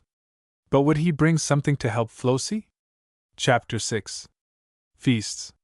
"He doesn't look in the least as I thought he did." It was Yuri who whispered this, and she nudged Marian's arm by way of emphasis as she did it. Marian laughed. "How did you think he looked?" "Oh, I don't know, rough, rather." Whereupon Marian laughed again. "That is the way some people discriminate," she whispered back. "You think because he wrote about rough people he must be rough, and when one writes about people of culture and elegance you think straightway that he is the personification of those ideas. You forget, you see, that the world is full to the brim with hypocrisy, and it is easier to be perfect on paper than it is anywhere else in this world. Or to be a sinner either, according to that view of it. It is easy enough to be a sinner anywhere." "Hush, I want to listen." For which want the people all about her must have been very thankful.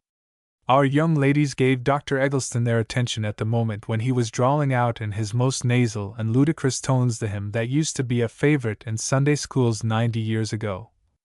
"Broad is the road that leads to death, and thousands walk together there, but wisdom shows a narrow path, with here and there a traveler." The manner in which part of these lines were repeated was irresistibly funny. To Yuri it was explosively so. She laughed until the seat shook with mirth. To be sure, she knew nothing about modern Sunday schools. For aught that she was certain of, they might have sung that very hymn in the First Church Sunday School the Sabbath before, and it made not the least atom of difference whether they did or not. The way in which Dr. Eggleston was putting it was funny, and Yuri never spoiled fun for the sake of sentiment. Presently she looked up at Marian for sympathy. That young lady's eyes were in a blaze of indignation. What in the world was the matter with her? Surely she with her hearty and unquestioning belief in nothing, could not have been disturbed by any jar. Let me tell you a word about Marian. Away back in her childhood there was a memory of a little dingy, old-fashioned kitchen, one of the oldest and dreariest of its kind, where the chimney smoked and the winter wind crawled in through endless cracks and crannies, where it was not always possible to get enough to eat during the hardest times.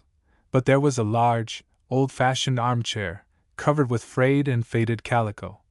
And in this chair sat often of a winter evening a clean-faced old man, with thin and many-patched clothes, with a worn and sickly face, with a few gray hairs straggling sadly about on his smooth crown, and that old man used often and often to drone out in a cracked voice and in a tune pitched too low by half an octave the very words which had just been repeated in Marian's hearing. What of all that? Why, that little gloomy kitchen was Marian's memory of home. That old, tired man was her father, and he used to sing those words while his hand wandered tenderly through the curls of her brown head, and patted softly the white forehead over which they fell, and all of love that there was in life, all that the word, tenderness, meant, all that was dear, or sweet or to be reverenced, was embodied in that one memory to Marian. Now you understand the flashing eyes. She did not believe it at all. She believed, or thought she did, that the broad and narrow roads were all nonsense, that go where you would, or do what you would, all the roads led to death, and that was the end.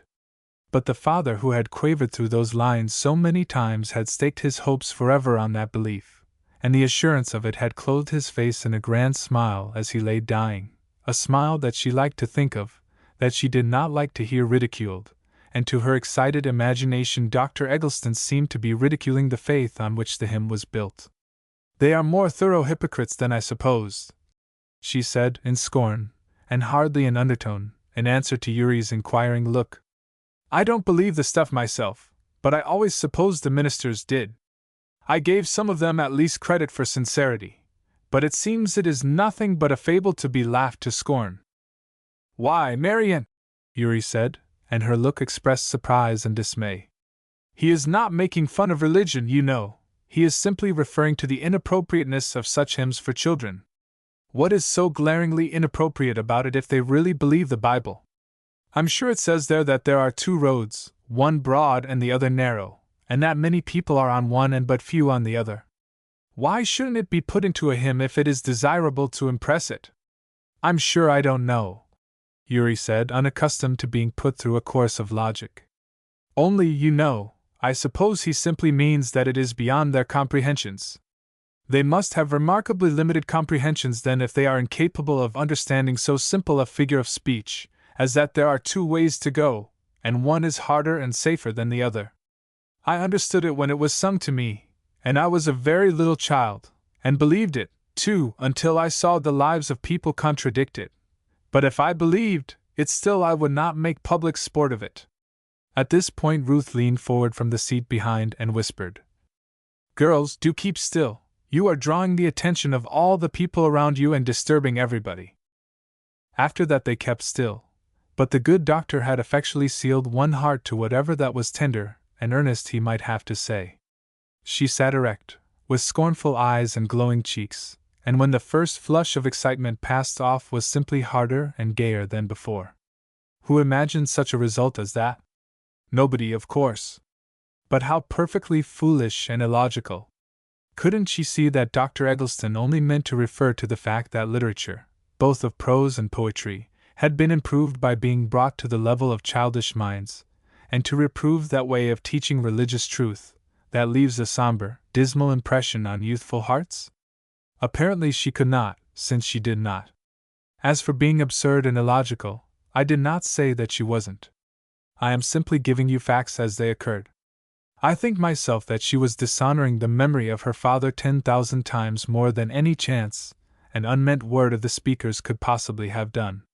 The only trouble was that she was such an idiot she did not see it, and she prided herself on her powers of reasoning, too. But the world is full of idiots. She sat like a stone during the rest of the brilliant lecture. Many things she heard because she could not help hearing. Many she admired, because it was in her to admire a brilliant and charming thing, and she could not help that, either. but she could shut her heart to all tenderness of feeling and all softening influences, and that she did with much satisfaction, deliberately steeling herself against the words of a man because he had quoted a chance line that her father used to sing, while she lived every day of her life in defiance of the principles by which her father shaped his life and his death. Verily, the ways of girls are beyond understanding. Yuri enjoyed it all. When Dr. Eggleston told of the men that, as soon as their children grew a little too restless, had business downtown, she clapped her hands softly and whispered, "That is for all the world like father." Nettie and Puss were never in a whining fit in their lives that father didn't at once think of a patient he had neglected to visit that day, and rush off. She laughed over the thought that women were shut in with little steam engines, and said, "That's a capital name for them. We have 3 at home that are always just at the very point of explosion. I mean to write to mother and tell her I have found a new name for them." When he suggested the blunt-end scissors, and the colored crayons with which they could make wonderful yellow dogs, with green tails and blue eyes, her delight became so great that she looked around to Ruth to help her enjoy it, and said, "You see, if I don't invest in a ton of colored crayons the very first thing I do when I get home, it is just capital. So strange I never thought of it before." "You did not think of it now," Ruth said in her quiet, cooling way. "Give the speaker credit for his own ideas, please. Half the world have to do the thinking for the other half always. That is the reason so much is left undone then," retorted Yuri, with unfailing good humor, and turned back to the speaker in time to hear his description of the superintendent that was so long in finding the place to sing that the boys before him went around the world while he was giving the number. "Slow people," said she, going down the hill afterward. "I never could endure them, and I shall have less patience with them in future than ever. Wasn't he splendid? Ruth, you like the part about Dickens, of course. A valuable help the lecture will be to your afterlife if all you have got is an added feeling of impatience towards slow people. Unfortunately for you, they are in the world, and will be very likely to stay in it, and a very good sort of people they are, too." It was Marian who said this, and her tone was dry and unsympathetic. Yuri turned to her curiously. "You didn't like him," she said. "Did you? I am so surprised. I thought you would think him splendid. On your favorite hobby, too. I said to myself this will be just in Marian's line. She has so much to say about teaching children by rote in a dull and uninteresting way. You couldn't forgive him for reciting that horrid old hymn in such a funny way. Flossie, do you suppose you can ever hear that hymn read again without laughing? What was the matter, Marian? Who imagined you had any sentimental drawings toward What's-hymns? I didn't even know it was What's-hymn," Marian said indifferently. "But I hate to hear anyone go back on his own belief. If he honestly believes in the sentiments of that verse, and they certainly are Bible sentiments, he shouldn't make fun of it. But I'm sure it is of no consequence to me. He may make fun of the whole Bible if he chooses, verse by verse, and preach a melting sermon from it the very next Sabbath. It will be all the same to me. Let us go in search of some dinner, and not talk any more about him." "But that isn't fair. You are unjust, isn't she, Ruth? I say he didn't make fun of religion, as Marian persists in saying that he did." "Of course not," Ruth said. "A minister would hardly be guilty of doing that. He was simply comparing the advanced methods of the present with the stupidity of the past." And obstinate Marian said then he ought to get a new Bible, for the very same notions were in it that were when she was a child and learned verses. And that was all that this discussion amounted to. Nobody had appealed to Flossie. She had stood looking with an indifferent air around her, until Marian turned suddenly and said, "What did the lecture say to you, Flossie? Yuri seems very anxious to get out of it something for our special needs, as they say in church. What was yours?" Flossie hesitated like a timid child, flushed and then paled, and finally said simply, "I have been thinking ever since he spoke it of that one sentence, rock firm, God trust, has died out of the world. I was wondering if it were true, and I was wishing that it wasn't." All the girls looked at each other in astonished silence. Such a strange thing for Flossie to say. "What of it?" said Marian, presently. "What if it has? Or, rather, what if it were never in the world? It wasn't that side of it that I thought about. It was what if it were? And what then? Why, then, I should like to see the person who had it, just to see how he would seem. Marian laughed somewhat scornfully. Curiosity is at the bottom of your wise thought, is it? Well, my little mousie, I am amazingly afraid you are destined never to discover how it will seem. So I wouldn't puzzle my brains about it. It might be too much for them. Shall we go to dinner? You should have seen our 4 young ladies taking their first meal at Chautauqua. It was an experience not to be forgotten. They went to the hotel. This was a long board building, improvised for the occasion, and filled with as many comforts as the necessities of the occasion could furnish. To Miss Erskine the word hotel had only one sort of association. She had been a traveler in her own country only, and it had been her fortune to be intimate only with the hotels in large cities, and only with those where people go whose purses are full to overflowing. So she had come to associate with the name all that was elegant, or refined, or luxurious. When the president of the grounds inquired whether they would have tickets for the hotel or one of the boarding houses, Miss Erskine had answered without hesitation. For the hotel, of course. I never have anything to do with boarding houses. They are almost certain to be second-rate. Said President kept his own counsel, thinking, I fancy, that here was a girl who needed some lessons in the practical things of this life, and Chautauqua hotels were good places in which to take lessons. Imagine now, if you can, the look of this lady's face, as they made their way with much difficulty down the long room, and looked about them on either side for seats. A hotel, indeed, she said, in utter contempt and disgust, as one of the attendants signaled them and politely drew back the long board seat that did duty in the place of chairs, and answered for 5, or, if you were good-natured and crowded, for 6 people. He was just as polite in his attentions as if the unplanned seat had been a carved chair of graceful shape and pattern. One would suppose that Ruth might have taken a hint from his example. But the truth is, she belonged to that class of people who are so accustomed to polite attentions that it is only their absence which calls forth remark. The idea of naming this horrid, dirty old lumber room a hotel! And she carefully and disdainfully spread her waterproof cloak on the seat before she took it. Yuri's merry laugh rang out until others looked and smiled in sympathy with her fun, whatever it was. What in the world did you expect, Ruthie? I declare, you are too comical. I verily believe you expected Brussels carpets, and mirrors in which you could admire yourself all the while you were eating.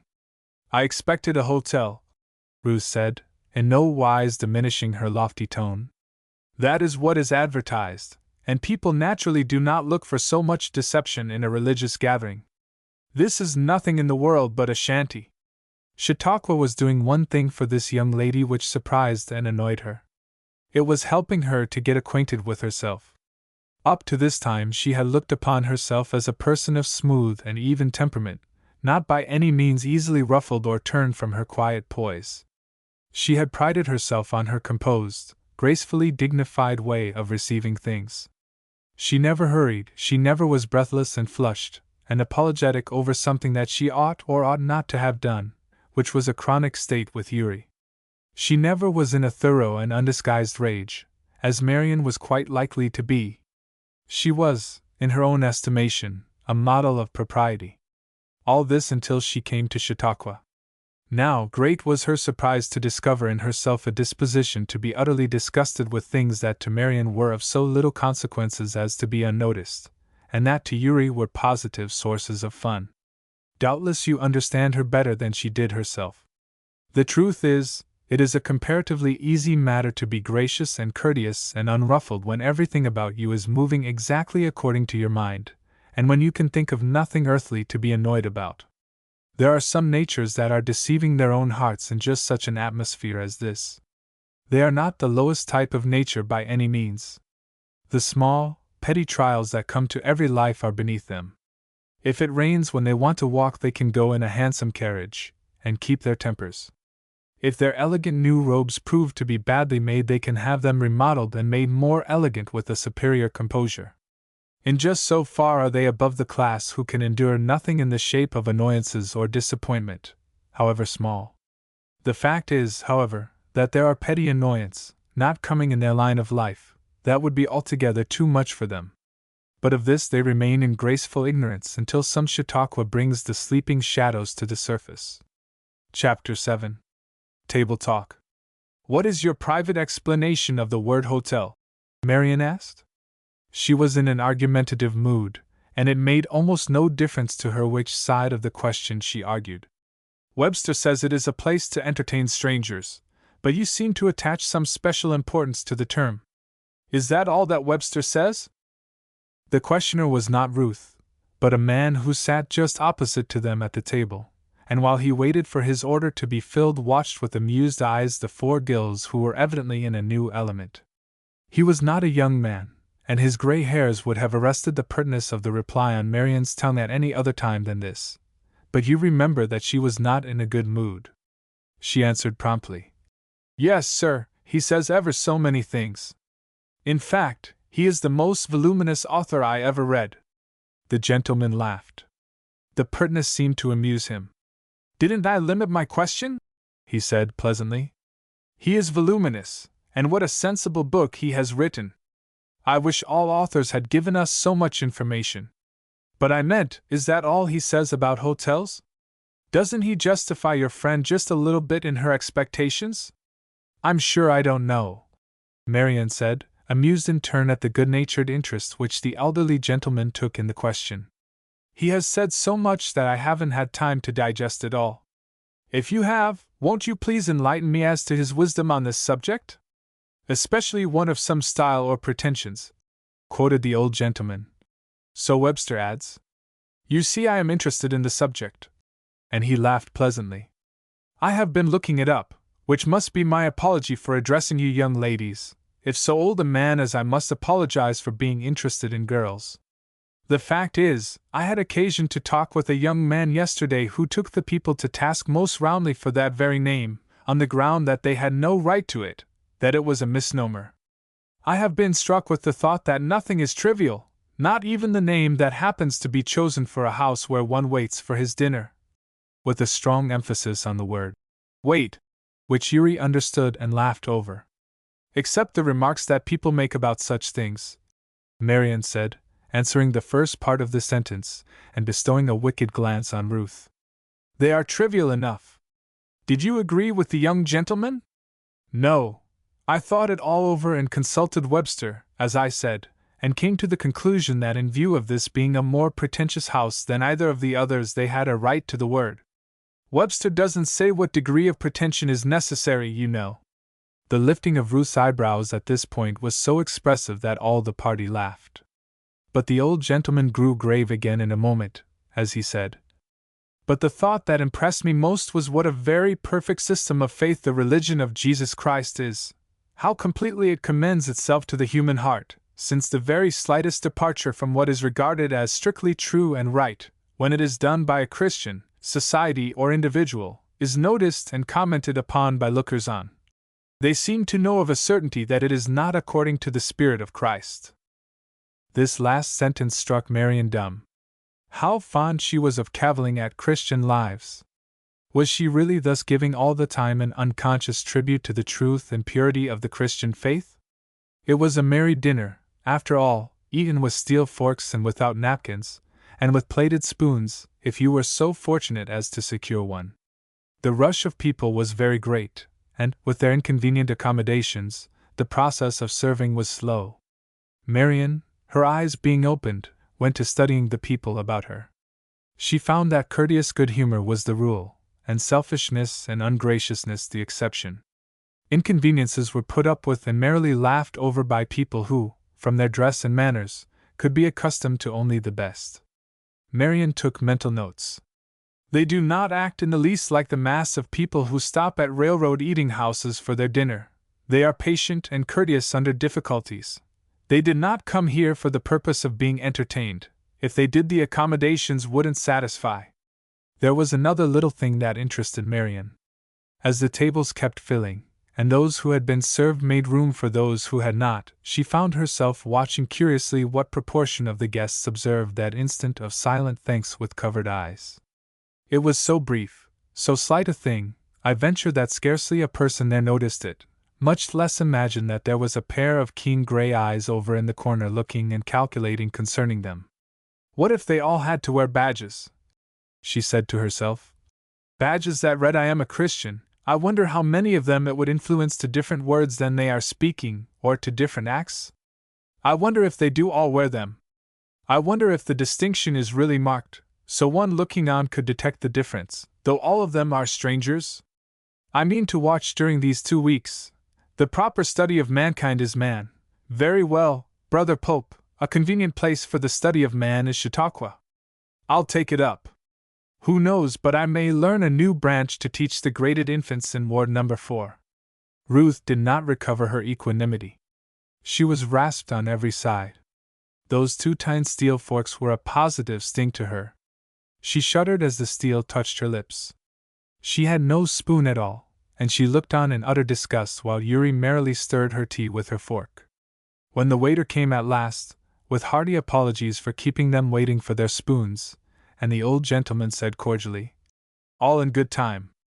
We shall not starve even if we get no spoons," she curled her lip disdainfully, and murmured that she had always been accustomed to the conveniences of life, and found it somewhat difficult to do without them. When one is in the mood for grumbling, there is no easier thing in the world than to find food for that spirit, and Ruth continued her pastime, waxing louder and more decided after the genial old man had left their neighborhood. "What is the use in fault-finding?" Yuri said at last, half petulantly. She was growing very tired of this exhibition. "What did you expect? They are doing as well as they can, without any doubt. Just imagine what it must be to get conveniences together for this vast crowd. They did not expect anything like such a large attendance at first. I heard them say so, and that makes it harder to wait upon them. But of course they are doing just as well as they can, and we fare as well as any of them. Don't you be so foolish as to believe that," Ruth said with a curling lip. "If you could see behind the scenes you would soon discover something very different. That is why it is so provoking to me. Let people who cannot afford to pay any better take such as they can get.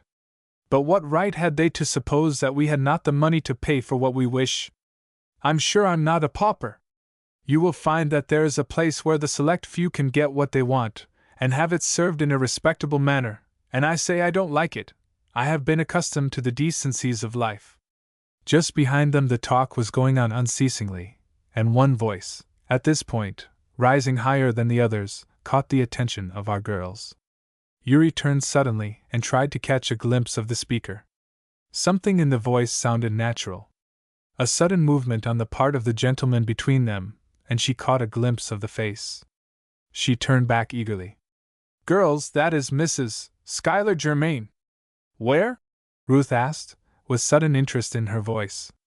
"Over at that table, in a waterproof cloak and black straw hat, and eating boiled potatoes with a steel fork. What about being behind the scenes now, Ruthie?" To fully appreciate this you must understand that even among the Erskines to get as high as Mrs. Schuyler Germain was to get as high as the aristocracy of this world reached, not that she lived in any grander style than the Erskines, or showed that she had more money, but every one knew that her bank accounts were very heavy, and besides she was the daughter of Jen Wadsworth Hillyer, of Washington, and the great-granddaughter, by direct descent, of one of England's noblemen. She was traveled and cultivated, and all but titled through her youngest daughter. Could American ambition reach higher? And there she sat, at a table made of pine boards, eating boiled potatoes with a 2-tine steel fork. Could English nobility sink lower? Ruth looked over at her in quiet surprise for a moment, and then gave her head its haughty toss as she met Yuri's mischievous eyes, and said, "It is not an aristocracy of position here, then. The leaders keep all their nice things and places for themselves. That is smaller than I supposed them to be." At this particular moment there was an uprising from the table just behind them. Half a dozen gentlemen leaving their empty plates, and in full tide of talk making their way down the hall. The girls looked and nudged each other as they recognized them. The younger of the 2 foremost had a face that cannot easily be mistaken, and Yuri, having seen it once, did not need Marion's low-toned, "That is Mr. Vincent," and Ruth herself, thrown off her guard, recognized and exclaimed over Dr. Hodge. This climax was too much for Yuri. She threw down her fork to clap her hands in softly glee. "Oh, Ruthie, Ruthie! How has your dismal castle of favoritism faded? Yonder is the queen of American society eating pie at this very instant with the very fork which did duty on her potato, and here goes the king of the feast, wiping his lips on his own handkerchief instead of a damask napkin." It was at this moment, when Ruth's follies and ill humors were rising to an almost unbearable height, that her higher nature asserted itself, and shone forth in a rich, full laugh. Then, in much glee and good feeling, they followed the crowd down the hill to the auditorium. For the benefit of such poor benighted beings as have never seen Chautauqua, let me explain that the auditorium was the great temple where the congregation assembled for united service. Such a grand temple as it was! The pillars thereof were great solemn trees, with their green leaves arching overhead in festoons of beauty. I don't know how many seats there were, nor how many could be accommodated at the auditorium. Yuri set out to walk up and down the long aisles one day and count the seats, but she found that which so arrested her attention before she was halfway down the central aisle that she forgot all about it, and there was never any time afterward for that work. I mean to tell you about that day when I get to it. The grandstand was down here in front of all these seats, spacious and convenient, the pillars thereof festooned with flags from many nations. The large piano occupied a central point, the speaker's desk at its feet, in the central of the stand, the reporters' tables and chairs just below. "I ought to have one of those chairs," Marian said, as they passed the convenient little space railed off from the rest of the audience. "Just as if I were not a real reporter because I write in plain good English, instead of racing over the paper and making queer little tracts that only one person in 5,000 can read. If I were not the most modest and retiring of mortals, I would go boldly up and claim a seat." "What is to be next?" Ruth asked. "Are we supposed to be devoted to all these meetings? I thought we were only going to one now and then. We won't be alive in 2 weeks from now if we pin ourselves down here in the way that we have been doing," chimed in Yuri. "Just think, here we have been to every single meeting they have had yet, except the one last night, and one this morning." "We are going to skip every one that we possibly can," said Marian. "But the one that is to come just now is decidedly the one that we can't. The speaker is Dr. Calkins of Buffalo. I heard him 4 years ago, and it is one of the few sermons that I remember to this day. I always said if I ever had another chance I should certainly hear him again. I like his subject this afternoon, too. It is appropriate to my condition." "What is the subject?" Flossie asked, with a sudden glow of interest. "It is what a Christian can learn from a heathen. I'm the heathen, and I presume Dr. Calkins is the Christian. So he is to see what he can learn from me, I take it, and naturally I am anxious to know." Flossie isn't interested in that. I can see it from her face.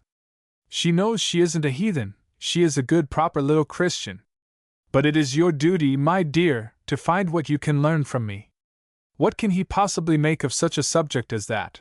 Ruth asked curiously. "I don't believe I want to hear him. Is he so very talented, Marian?"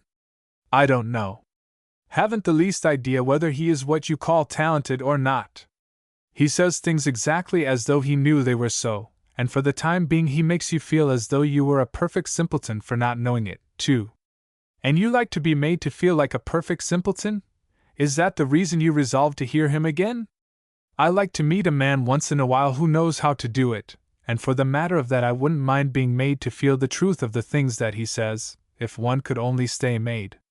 It isn't the fault of the preaching that it all feels like a pretty story and nothing else.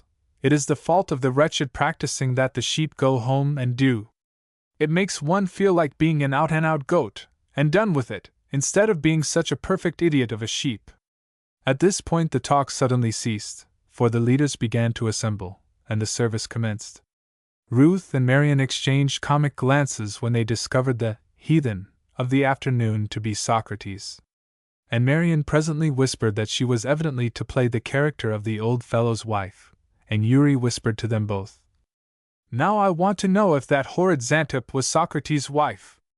Upon my word I never knew it before. She wasn't to blame, after all, for being such a wretch." "What do you mean?"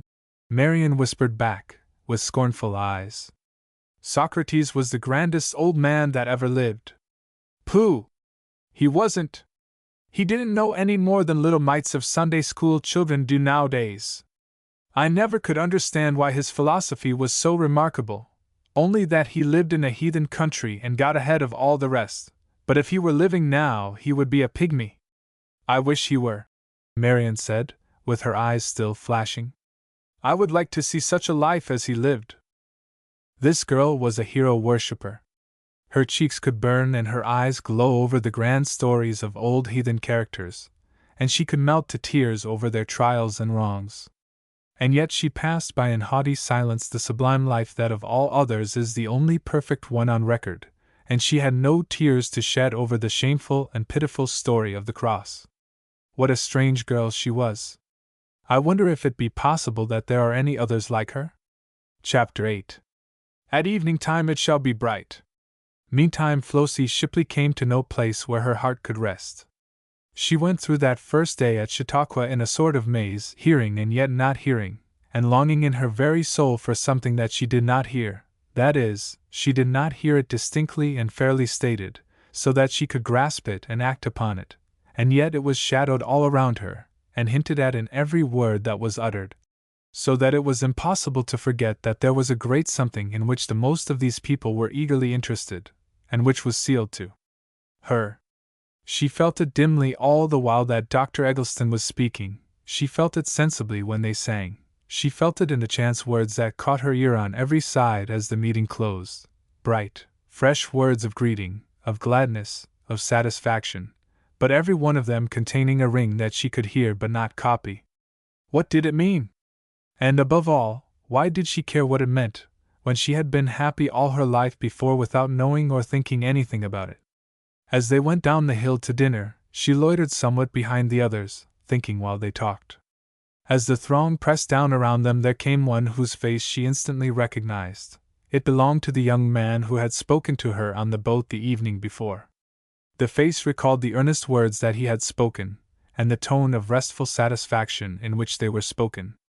His face wore the same look now, interested, alert, but at rest. She coveted rest. It was clear that he also recognized her, and something in her wistful eyes recalled the words she had spoken. "Have you found the Father's presence yet?" he asked, with a reverent tone to his voice when he said, "the Father," and yet with such evident trust and love that the tears started to her eyes. She answered quickly, "No, I haven't. I cannot feel that he is my Father." They went down the steps just then, and the crowd rushed in between them, so that neither knew what had become of the other, only that chance meeting. He might never see her again. Chautauqua was peculiarly a place where people met for a moment, then lost each other, perhaps for all the rest of the time. I may never see her again, Evan Roberts thought, but I am glad that I said a word to her. I hope in my soul that she will let him find her. If Flossie could have heard this unspoken sentence she would have marveled. Let him find her!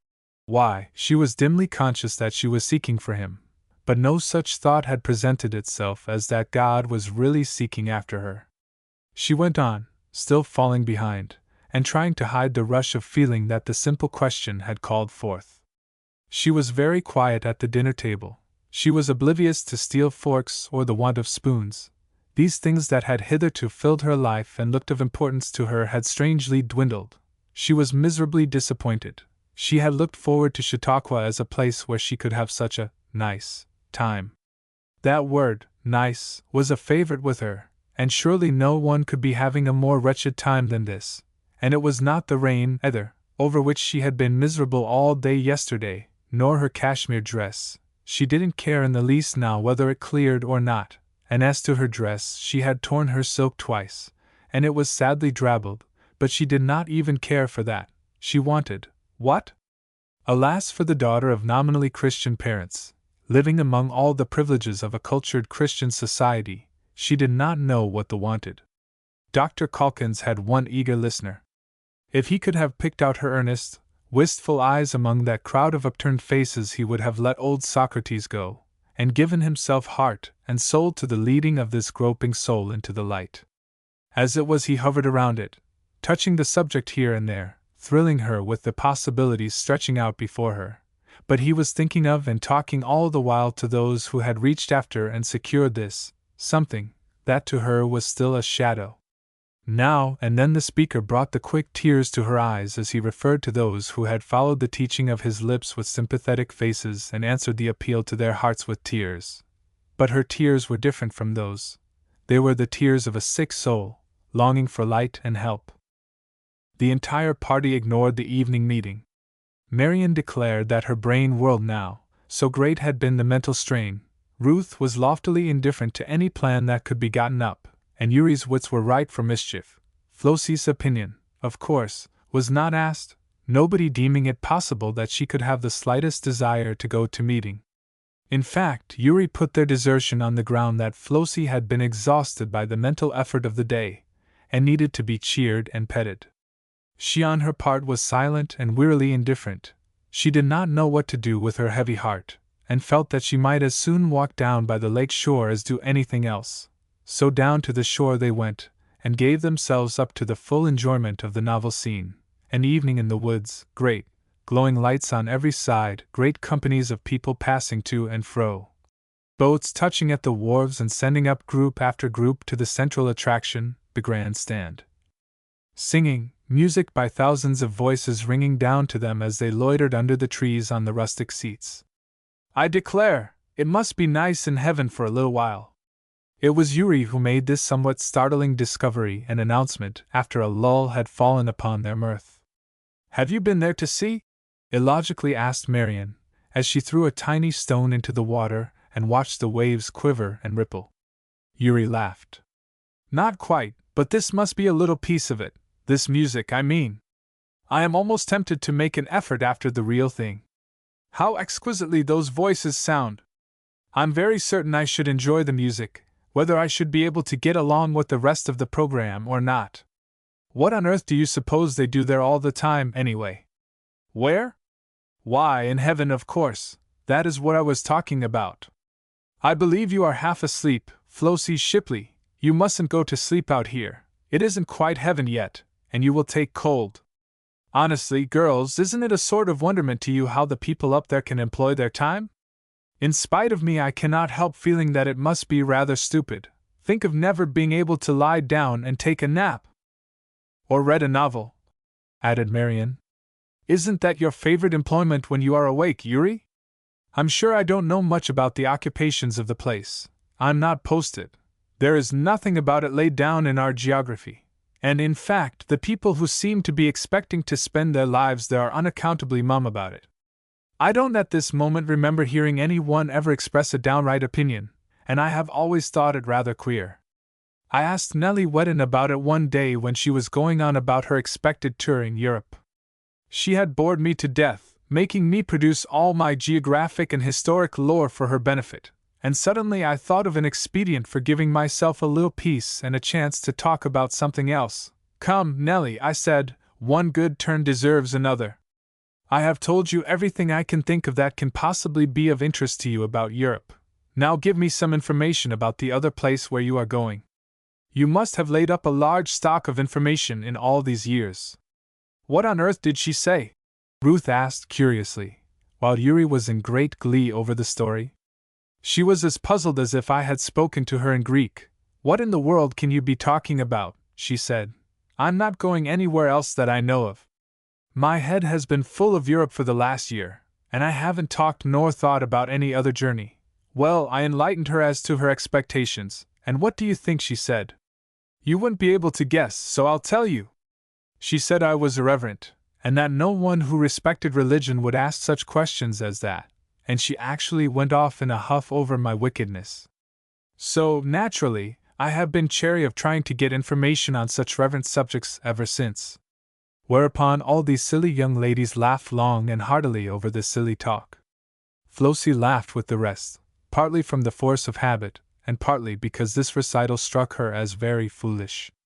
Every one of them saw its inconsistent side as plainly as though they had been Christians for years. More plainly, perhaps, for it is very strange what blinded eyes we can get under certain systems of living the religious faith. Presently the society of these young ladies palled upon themselves, and they agreed one with another that they had been very silly not to go to meeting, and that another evening they would at least discover what was being said before they lost the opportunity for getting seats. "Stupid set," said Yuri. "Who imagined that the crowd would do such a silly thing as to rush to that meeting, as if there were nothing else to do but to go flying off for a seat the moment the bell rings. I thought there would be crowds out here, and we would make some pleasant acquaintances, and perhaps get a chance to take a boat ride." And so, in some disgust, they voted to bring the first day at Chautauqua to a sudden close and try tent life. Silence and darkness reigned in the tent where our girls had disposed of themselves. It was 2 hours since they had come in. It took more than an hour, and much talking and more laughter, not to mention considerable grumbling on Ruth's part, before everything was arranged to their satisfaction, or, as Ruth expressed it, to their endurance, for the night.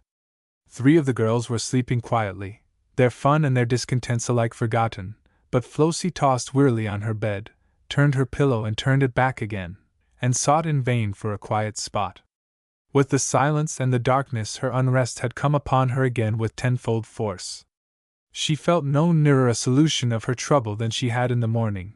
In fact, the pain had deepened all day, and the only definite feeling she had about it now was that she could not live so, that something must be done, that she must get back to her home and her old life, where she might hope to forge it all and be at peace again. Into the quiet of the night came a firm, manly step, and the movement of chairs right by her side, so at least it seemed to her. All unused to tent life, as she was a good deal startled, she raised herself on one elbow and looked about her in a frightened way before she realized that the sounds came from the tent next to theirs. Before her thoughts were fairly composed they were startled anew, this time with the voice of prayer.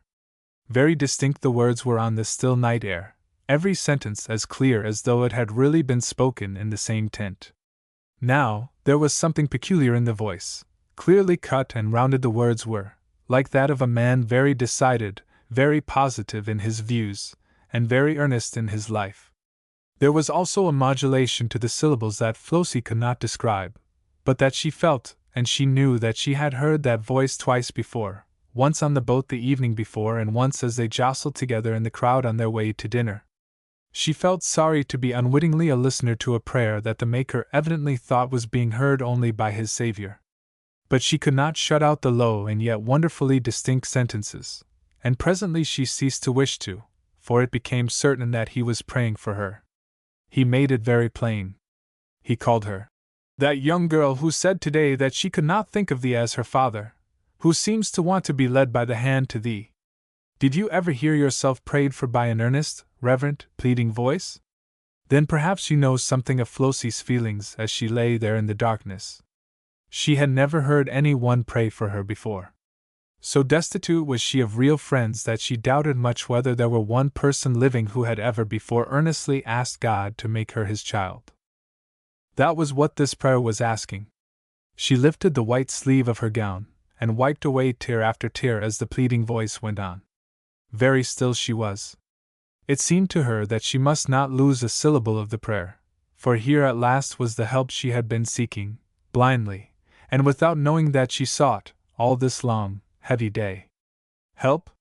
Yes, plain, clear, simple help. How small a thing it seemed to do! Show her need of thee, blessed Jesus. Thus the prayer ran. And oh! Hadn't he showed her that? It flashed over her troubled brain then and there. It is Jesus that I need. It is he who can help me. I believe he can. I believe he is the only one who can. This was her confession of faith. Then lead her to ask the help of thee that she needs. Just to come to thee as the little child would go to her mother, and say, Jesus, take me, make me thy child. Only that? Was it such a little thing to do? How wonderful! The praying ceased, and the young man who had remembered the stranger to whom God had given him a chance to speak during the day, all unconscious that other ear than God's had heard his words of prayer, laid himself down to quiet sleep. Flossie lay very still. The rain had ceased during the afternoon, and now some solemn stars were peeping in through the chinks in the tent, and the earth was moonlighted. She raised herself on one elbow and looked around on her companions. How soundly asleep they were! Another few minutes of stillness and irresolution. Then a white-robed figure slipped softly and quietly to the floor and on her knees, and a low-whispered voice repeated again and again these words: "Jesus, take me, make me thy child." It wasn't very long afterward that she lay quietly down on her pillow, and earth went on exactly as if nothing at all had happened, knew nothing at all about it.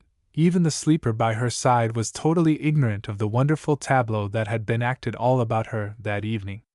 But if Uri Mitchell could have had one little peep into heaven just then, what would her entranced soul have thought of the music and the enjoyment there? For what must it be like when there is joy in the presence of the angels in heaven? Chapter 9. Fleeing. The next morning every one of them ran away from the meeting. The way of it was this. As they came up from breakfast and stood at the tent door discussing the question whether they would go to the early meeting, Mrs. Duane Smithy passed, glanced up at them carelessly, then looked back curiously, and at last turned and came back to them. "I beg pardon," she said, "but isn't this Miss Erskine?" "It surely is. I thought I recognized your face, but couldn't be sure in these strange surroundings. And you have a party with you? How delightful! We were just wishing for more ladies. I really don't think it is going to rain much today, and we have a lovely prospect in view. You must certainly join us."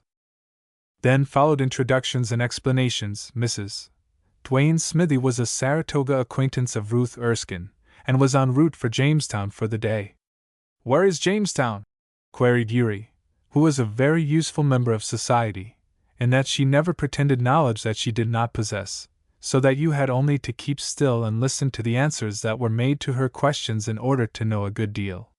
"It is at the head of this lovely little lake, or at the foot, I'm sure I don't know which way to call it, and it is nothing of consequence, of course, but the ride thither is said to be charming, and we are going to take a lunch and picnic in a private way, just for the fun of getting together, you know, in a more social manner than one can accomplish in this wilderness of people.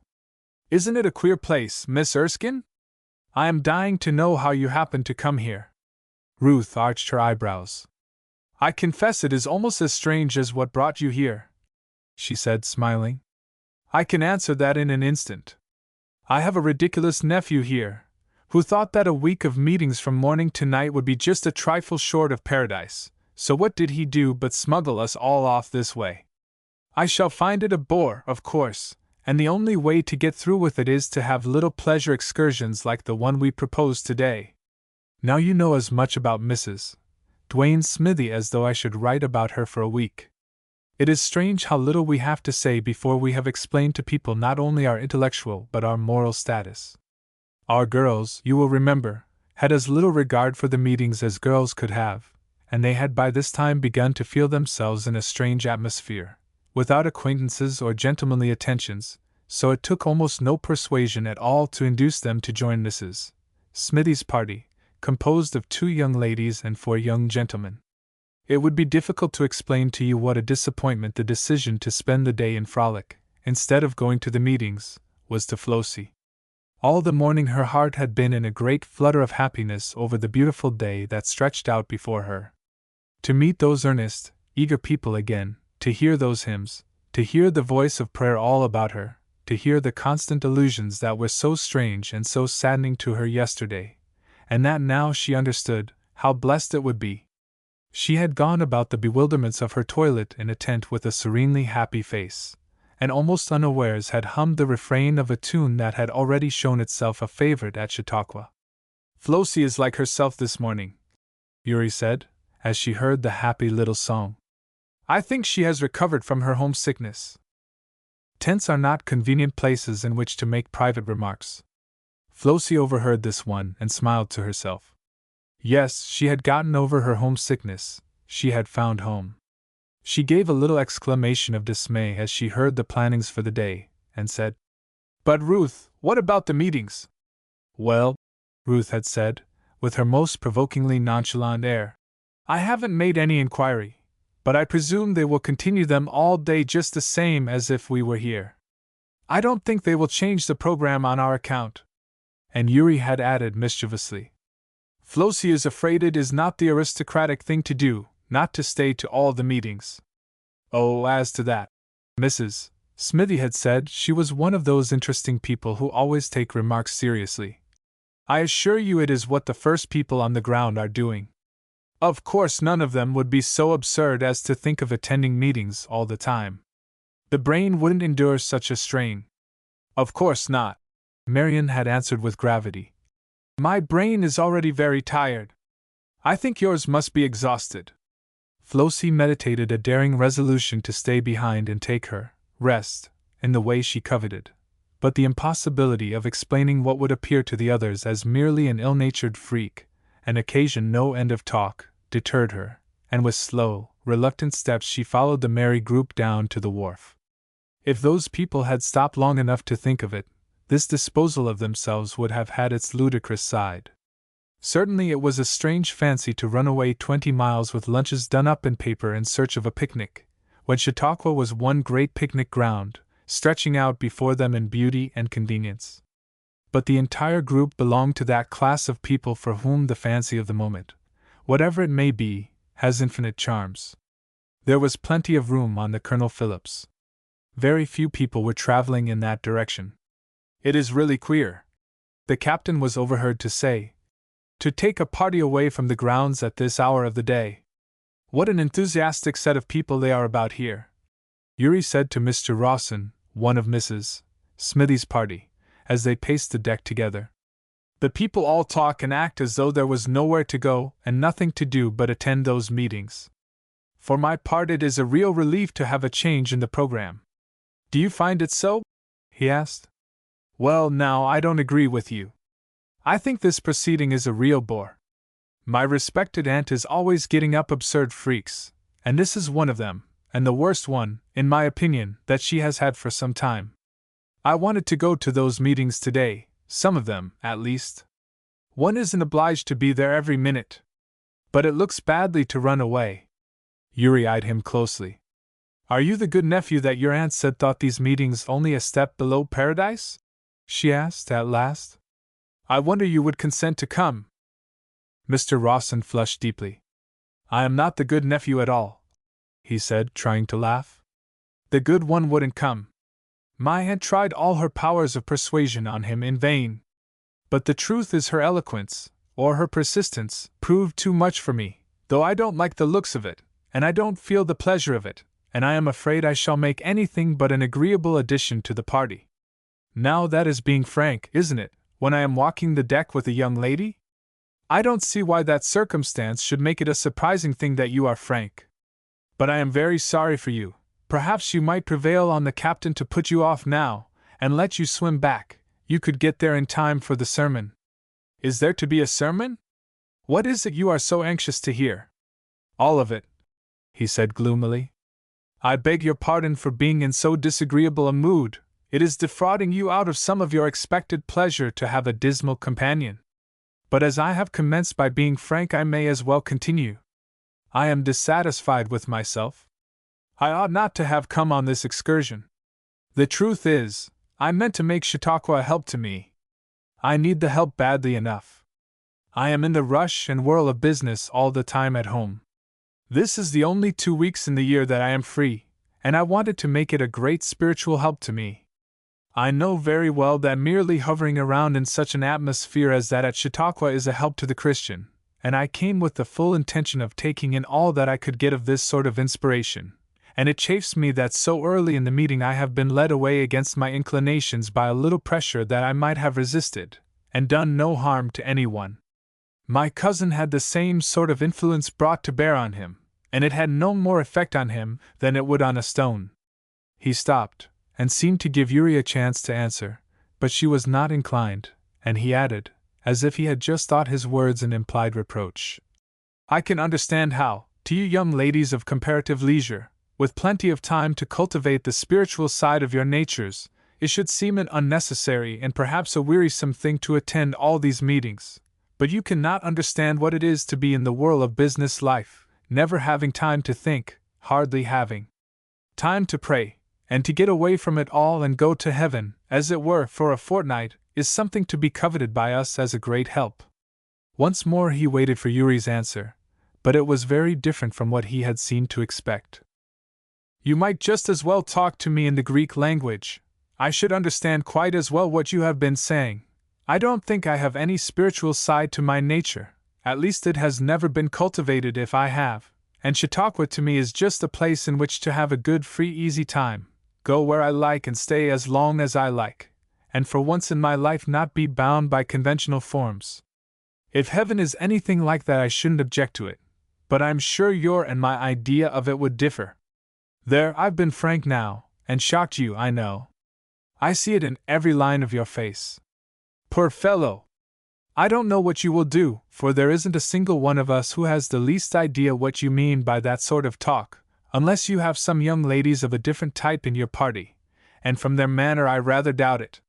She had shocked him. He looked not only pained but puzzled. I am very sorry, he stammered. I mean surprised. Yes, and disappointed. Of course I am that. I think I had imagined that it was only Christians who could be attracted to Chautauqua at all. I meant to come to stay through all the services. Your aunt, for instance? Yuri said inquiringly. My aunt is a Christian, he answered, and a sincere one too, though I see for some reason you don't think so. There are degrees in Christianity, Miss Mitchell, just as there are in amiability, or culture, or beauty. Mr. Rawson! Called a voice from the other end at this moment, and he in obedience to the call found Yuri a seat near some of her party and went away, only stopping to say, in low tones, I am sorry it is all Greek to you. You would enjoy understanding it, I am sure. It so happened that those two people did not exchange another word together that day, but Yuri had got her thrust when and where she least expected it. She had taken it for granted that not a single fanatic was of their party. In the secret of her wise heart she denominated all the earnest people at Chautauqua fanatics, and all the half-hearted people hypocrites. Only she, who stood outside and felt nothing, was sincere and wise. Meantime Marian had undertaken a strange task. Mr. Charlie Flint was the gentleman who had drawn his chair near her, and said, as he drew a long breath, It is exceedingly pleasant to breathe air once more that isn't heavy with psalm singing. I think they are running that thing a little too steep over there. Who imagined that they were going to have meeting every minute in the day and evening, and give nobody a chance to breathe? Have they exhausted you already? Marian asked. Let me see, this is the morning of the second day, is it not? Oh, as to myself, I was exhausted before I commenced it. I am only speaking a word for the lunatics who think they enjoy it. I am one of the victims to our cousin's whim. He expects to get me converted here, I think, or something of that sort. I wouldn't be afraid of it, Marian said in disgust. I don't believe there is the least danger. Mr. Charlie chose to consider this as a compliment, and bowed and smiled and said, Thanks. Now tell me why, please. You don't look like that class of people who are affected in that way. He was wonderfully interested, and begged at once to know why. Marian had it in her heart to say, Because they all look as though they had some degree of brain as well as body. But even she had a little regard left for feelings, so she contented herself with saying, savagely, Oh, they, as a rule, are the sort of people who think there is something in life worth doing and planning for, and you look as though that would be too much trouble. Now, Mr. Charlie by no means liked to be considered devoid of energy, so he said, Oh, you mistake. I think there are several things worth doing. But this eternal going to meeting, and whining over one's soul, is not to my taste. You think that it is more worth your while to take ladies out to ride and walk, and carry their parasols and muffs for them, and things of that sort. Since we are made for the purpose of staying here and showing our fine clothes for all eternity, of course it is foolish to have anything to do with one's soul that can only last for a few years or so. She hardly realized herself the intense scorn there was in her voice, and as for Charlie Flint, he muttered to himself, Upon my word, she is one of them, of the bitterest sort, too. What in creation is she doing here? Why didn't she stay there and preach? Chapter 10. How the flitting ended. As for Ruth Erskine, if she had been asked whether she was enjoying the day, she would hardly have known what answer to make. She could not even tell why the excursion was not in every respect all that it had promised in the morning. She had no realization of how much the atmosphere of the day before lingered around her, and made her notice the contrast between the people of yesterday and the people of today. Mrs. Smithy, if she were a Christian, as her nephew insisted, was one of the most unfortunate specimens of that class for Ruth Erskine to meet, because she was a woman who entered into pleasure and fashion, and entertainments of all sorts, with zest and energy, and only in matters of religious interest seemed to lose all life and zeal. Now Ruth Erskine, calm as a summer morning herself over all matters pertaining to the souls of people in general, and her own in particular, was yet exceedingly fond of seeing other people act in a manner that she chose to consider consistent with their belief. Therefore she despised Mrs. Smithy for what she was pleased to term her hypocrisy. At the same time, while at Saratoga, she had quite enjoyed her society. They rode together on fine mornings, sipped their Congress together before lunch, and attended hops together in the evenings. Now the reason why Mrs. Smithy's society had so suddenly palled upon her, and the words that she was pleased to call conversation become such vapid things, Ruth did not know, and did not for one instant attribute to Chautauqua, and yet that meeting had already stamped its impression upon her. From serene, indifferent heights she liked to look down upon and admire earnestness. Therefore Chautauqua, despite all her disgust over the common surroundings and awkward accommodations, had pleased her fancy and arrested her attention more than she herself realized. It was her fate to be thrown almost constantly with Mrs. Smithy during the day, and before the afternoon closed she was surfeited. She heartily wished herself back to the grounds, and found herself wondering what they were singing, and whether the service of song was really very interesting. One episode in her day had interested her, and she could not tell whether it had most amused or annoyed her. One of their party was conversing with a gentleman as she came up. She had just time to observe that he was young and fine-looking, when the two turned to her, and she was introduced to the stranger. "You are from Chautauqua?" he said, speaking rapidly and earnestly. "Grand meeting, isn't it? Going to be better than last year, I think. Were you there? No? Then you don't know what a treat you are to have. I'm very sorry to lose today. It has been a good day, I know. The program was rich, but a matter of business made it necessary to be away. It is unfortunate for me that I am so near home. If I were 200 or 300 miles away where the business couldn't reach me, I should get more benefit. Miss Erskine, what is your opinion of the direct spiritual results of this gathering? I do not mean upon Christians. No one, of course, can doubt its happy influence upon our hearts and lives. But I mean, are you hopeful as to the reaching of many of the unconverted, or do you consider its work chiefly among us?" Such a volley of words! They fairly poured forth. And the speaker was so intensely in earnest, and so assured in his use of that word, "we," as if it were a matter that was entirely beyond question that she was one of the magic "we." She did not know how to set out to work to enlighten him. In fact, she gave little thought to that part of the matter, but instead, fell to wondering what was her idea, whether she did expect to see results of any sort from the great gathering, and that being the case, what she expected. "Spiritual results," she said to herself, and a smile hovered over her face. What were spiritual results? She knew nothing about them. Were there any such things? Uri Mitchell, had such a question occurred to her, would have asked it aloud at once and enjoyed the sense of shocking her auditor. But Ruth did not like to shock people. She was too much of a lady for that. "What proportion of that class of people are here, do you think?" she said at last. "Are not the most of them professing Christians? Precisely the question that interests me. I should really like to know. I wonder if there is no way of coming at it. We might call for a rising vote of all who loved the Lord, could we not? Wouldn't it be a beautiful sight, a great army standing up for Him? I incline to your opinion that the most of them are Christians, or at least a large proportion. But I should very much like to know just how far this idea had touched the popular heart, so as to call out those who are not on the Lord's side. They would simply have come for the fun of the thing, or the novelty of it," she said, feeling amused again that almost of necessity she was speaking of herself and using the pronoun they. What would this gentleman think if he should bring about that vote of which he spoke and happened to see her among the seated ones? A wolf in sheep's clothing he would suppose me to be, she said to herself. But I am sure I have not told him that I belong to the we at all. If he chooses to assume things in that way, it is not my fault. Apparently he answered both her express sentence and her thought. I do not think so, he said earnestly. I doubt if any have come simply for fun or for novelty.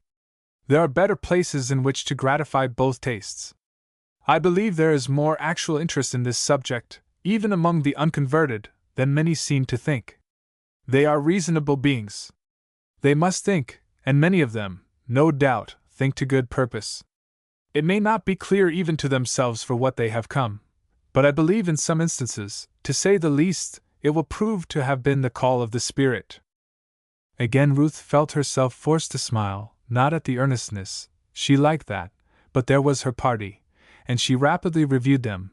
Marian, with her calm, composed, skeptical views, indifferent alike to the Christian or unchristian way of doing things. Uri, who lived and breathed for the purpose of having what in wild moments she called a high time. Flossie with her dainty wardrobe, and her dainty ways, and her indifference to everything that demanded thought or care. Which of them had been called by the Spirit? There was herself, and for the time she gave a little start. What had she come to Chautauqua for? After all, she was the only one who seemed to be absolutely without a reason for being there. Marian's avowed intention had been to make some money, Uri's to have a free and easy time. Flossie had come as she did everything else, because they did. But now, what about Ruth Erskine? She was not wont to do as others did, unless it happened to please her. What had been her motive? It was strange to feel that she really did not know. What if this strange-speaking young man were right, and she had been singled out by the Spirit of God? The thought gave her a thrill, not of pleasure, but of absolute, nervous fear. What did she know of that gracious Spirit? What did she know of Christ? To her there was no beauty in him. She desired simply to be left alone. She was silent so long that her companion gave her a very searching review from under his heavy eyebrows, and then his face suddenly lighted as if he had solved the problem. May I venture to prophesy that you have some friend here whom you would give much to feel had been drawn here by the very Spirit of God?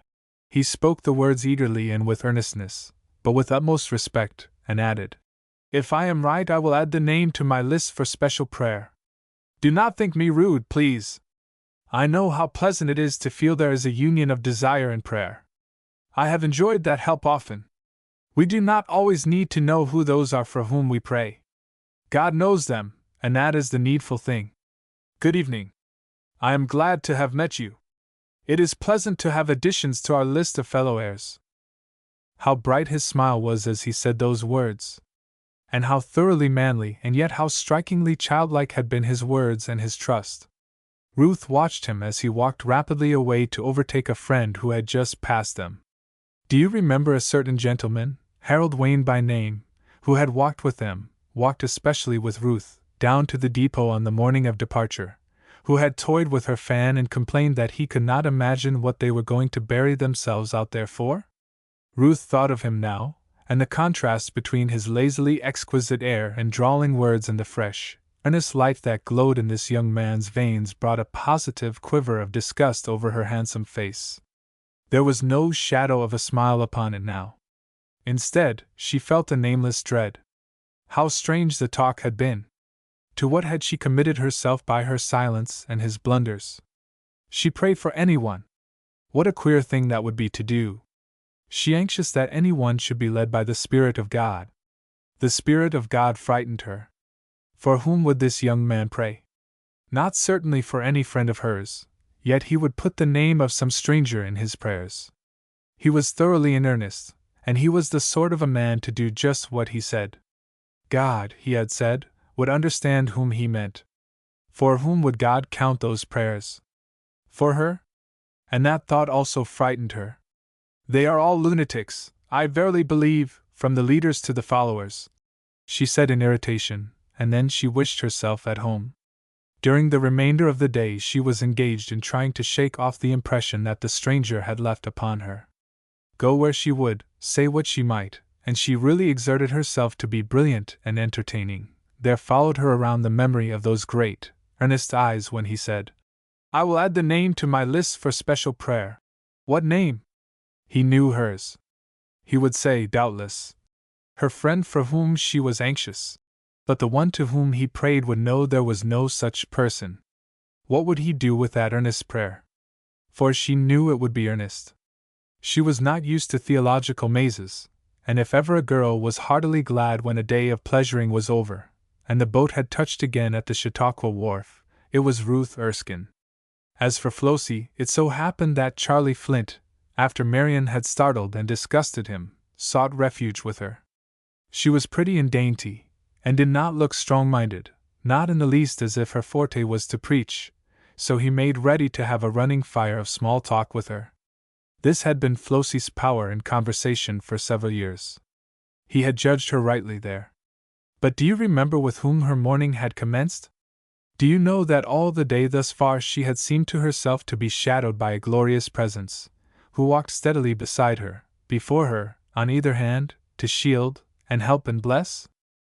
It was very sweet to Flossie, and she was very happy, happier than she had ever been in her life. She smiled to herself as the others chatted. She hummed in undertone the refrain of a hymn that she had caught in a near tent that morning. "I am so glad that Jesus loves me." Wasn't she glad? Was there anything better to find in all this world than the assurance of this truth? She felt that the thought was large enough to fill heaven itself. After that, what hope was there for Charlie Flint and his small talk? Still, he tried it, and if ever he did hard work it was during that talk. Flossie was sweet and cheery, but preoccupied. There was a tantalizingly pleasant smile on her face, as if her thoughts might be full of beauty, but none of them seemed to appear in her words. She did not flush over his compliments, nor was she disturbed at his bantering. He got out of all patience. "I beg pardon," he said in his flippantly gallant way, "but I'm inclined to think you are very selfish. You are having your enjoyment all to yourself. To judge by the face which you have worn all day, your heart is bubbling over with it, and yet you think about it instead of giving me a bit." Flossie looked up with a shy, sweet smile that was very pleasant to see, and the first blush he had been able to call forth that day glowed on her cheeks. Was it true? She questioned within herself. Was she being selfish in this, her new joy? Ought she to try to tell him about it? Would he understand? And could she speak about such things anyway? She didn't know how. She shrank from it, and yet perhaps it would be so pleasant to him to know. No, on the whole, she did not think it would be pleasant. They had not talked of the meetings nor of religious matters at all. But for all that, the subtle magnetism that there is about some people had told her that Charlie Flint would not sympathize in her new hopes and joys.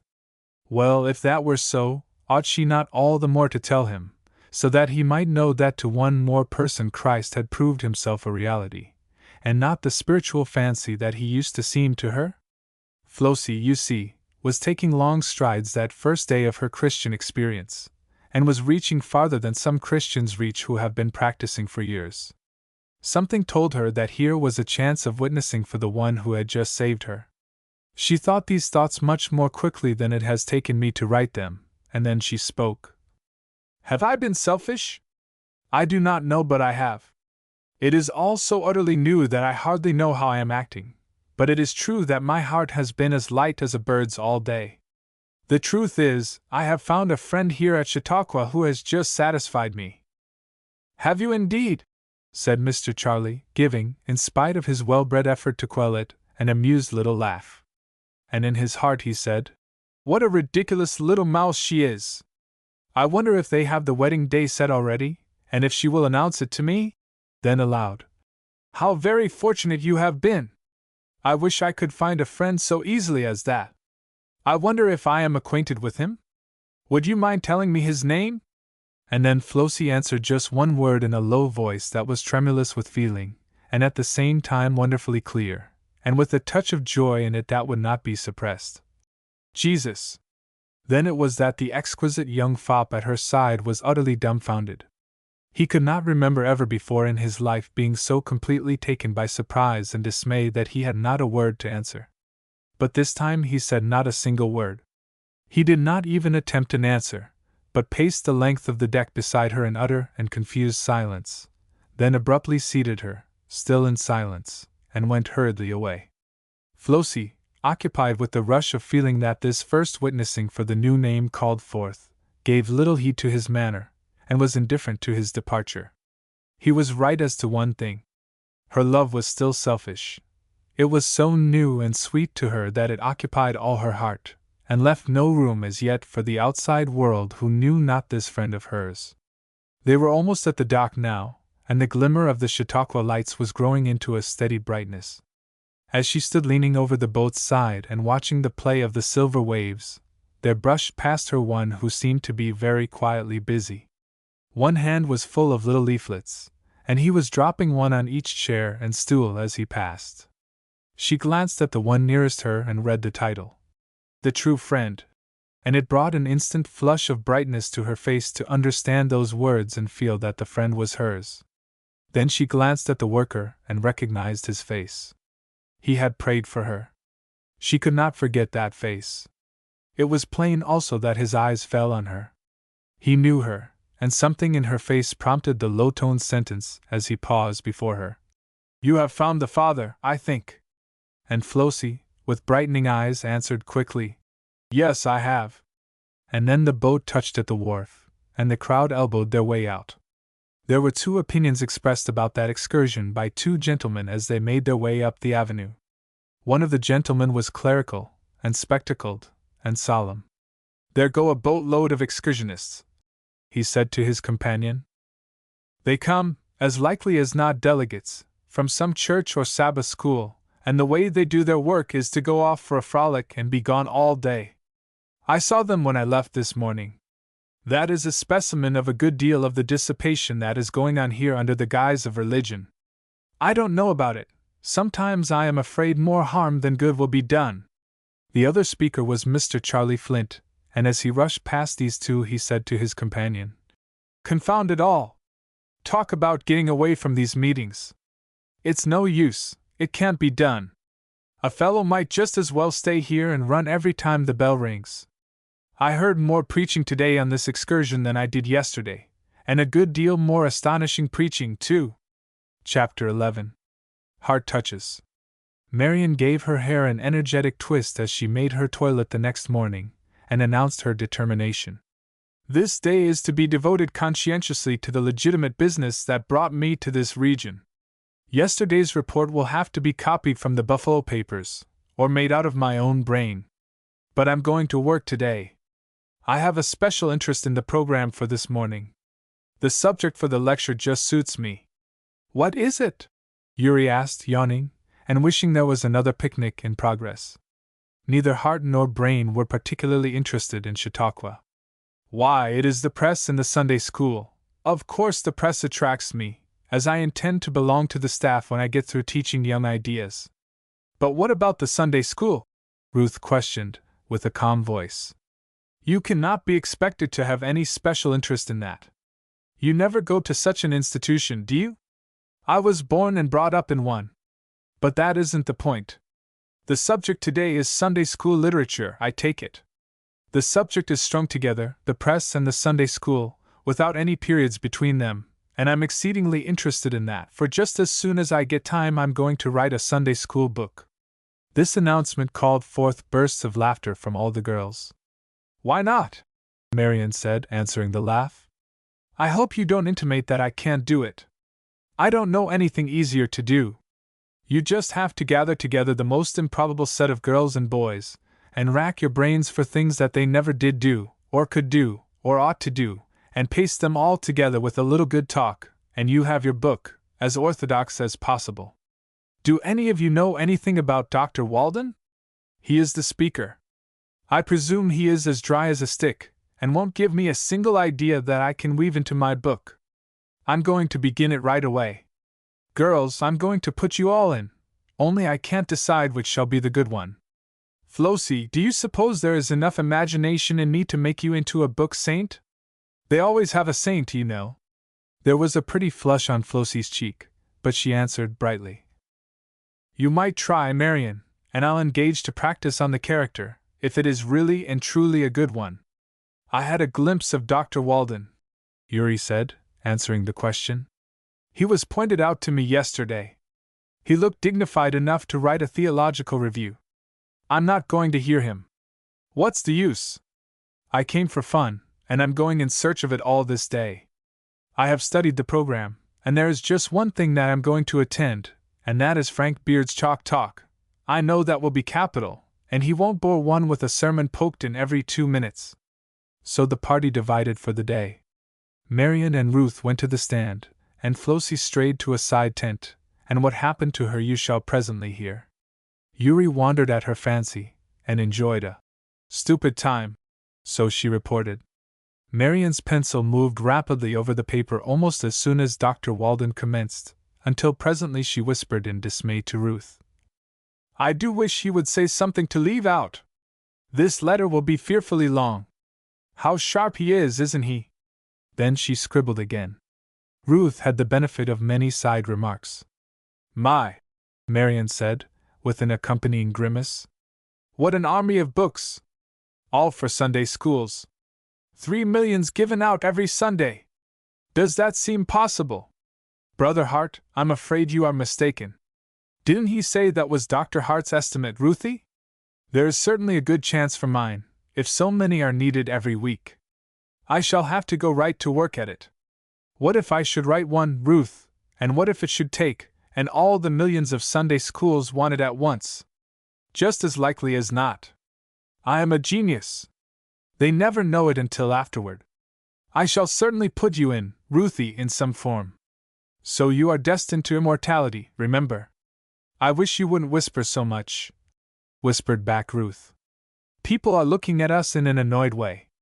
What is the matter with you, Marian? I never knew you to run on in such an absurd way. That is bad enough for Yuri. I'm developing, whispered Marian. It is the reflex influence of Chautauqua that you hear so much about. Then she wrote this sentence from Dr. Walden's lips. Every author whose books go into the Sabbath school is as much a teacher in that school as though he had classes there. A good book is a book that will aid the teacher in his work of bringing souls to Christ. I have known the earnest teaching of months to be defeated by one single volume of the wrong kind being placed in the hands of the scholar. Suddenly Marian sat upright, slipped her pencil and notebook into her pocket, and wrote no more. A sentence in that address had struck home. This determination to enter the lists as a writer was not all talk. She had long ago decided to turn her talents in that direction as the easiest thing in the line of literature, whither her taste ran. She had read many of the standard Sunday school books, read them with amused eyes and curling lips, and felt entirely conscious that she could match them in intellectual power and interest, and do nothing remarkable then. But there rang before her this sentence. Every author whose books go into the Sabbath school is as much a teacher in that school as though he had classes there. A teacher in the Sabbath school. Actually a teacher. She had never intended that. She had no desire to be a hypocrite. She had no desire to lead astray. Could she write a book that young people ought to bring from the Sabbath school with them, and have it say nothing about Christ and heaven and the Christian life? Surely she could not be a teacher without teaching of these things. Must she teach them incidentally? Was saying nothing about them speaking against them? Dr. Walden more than intimated this. After all, she said, speaking to Ruth as the address closed, I don't think I shall commence my book yet. Why? Oh, because I am sacred. Then, impatiently, after a moment's silence, during which they changed their seats, I'm disgusted with Chautauqua. It is going to spoil me. I feel my ambition oozing out at the ends of my toes, instead of my fingers as I had designed. Everybody is so awfully solemn, and has so much to say about eternity, it seems we can't whisper to each other without starting something that doesn't even end in eternity. But wasn't he logical and eloquent? I don't know, Ruth said absently. And she wondered if Marian knew how true her words were. Ruth had heard scarcely a word of Dr. Walden's address since that last whisper. So you are destined to immortality, remember. Words spoken in jest, and yet thrilling her through and through with a solemn meaning. She had always known and always believed this. She was no skeptic, yet her heart had never taken it in, with a great throb of anxiety, as it did at that moment. Was she being led of the Spirit of God? The two merely changed their positions and looked about them a little, and then prepared to give attention to the next entertainment, which was a story from Emily Huntington Miller. Marian was the only one who was in the least familiar with her, she being the only one who had felt that absorbing interest in juvenile literature that had led her to keep pace with the times. "I'm disposed to listen to her with all due respect and attention," she said, as she rearranged herself and got out her notebook. "She is one of the few people who seem not to have bidden a solemn farewell to their common sense when they set out to entertain the children. I have read everything she ever wrote, and liked it, too. I set out to make an idol of her in my more juvenile days.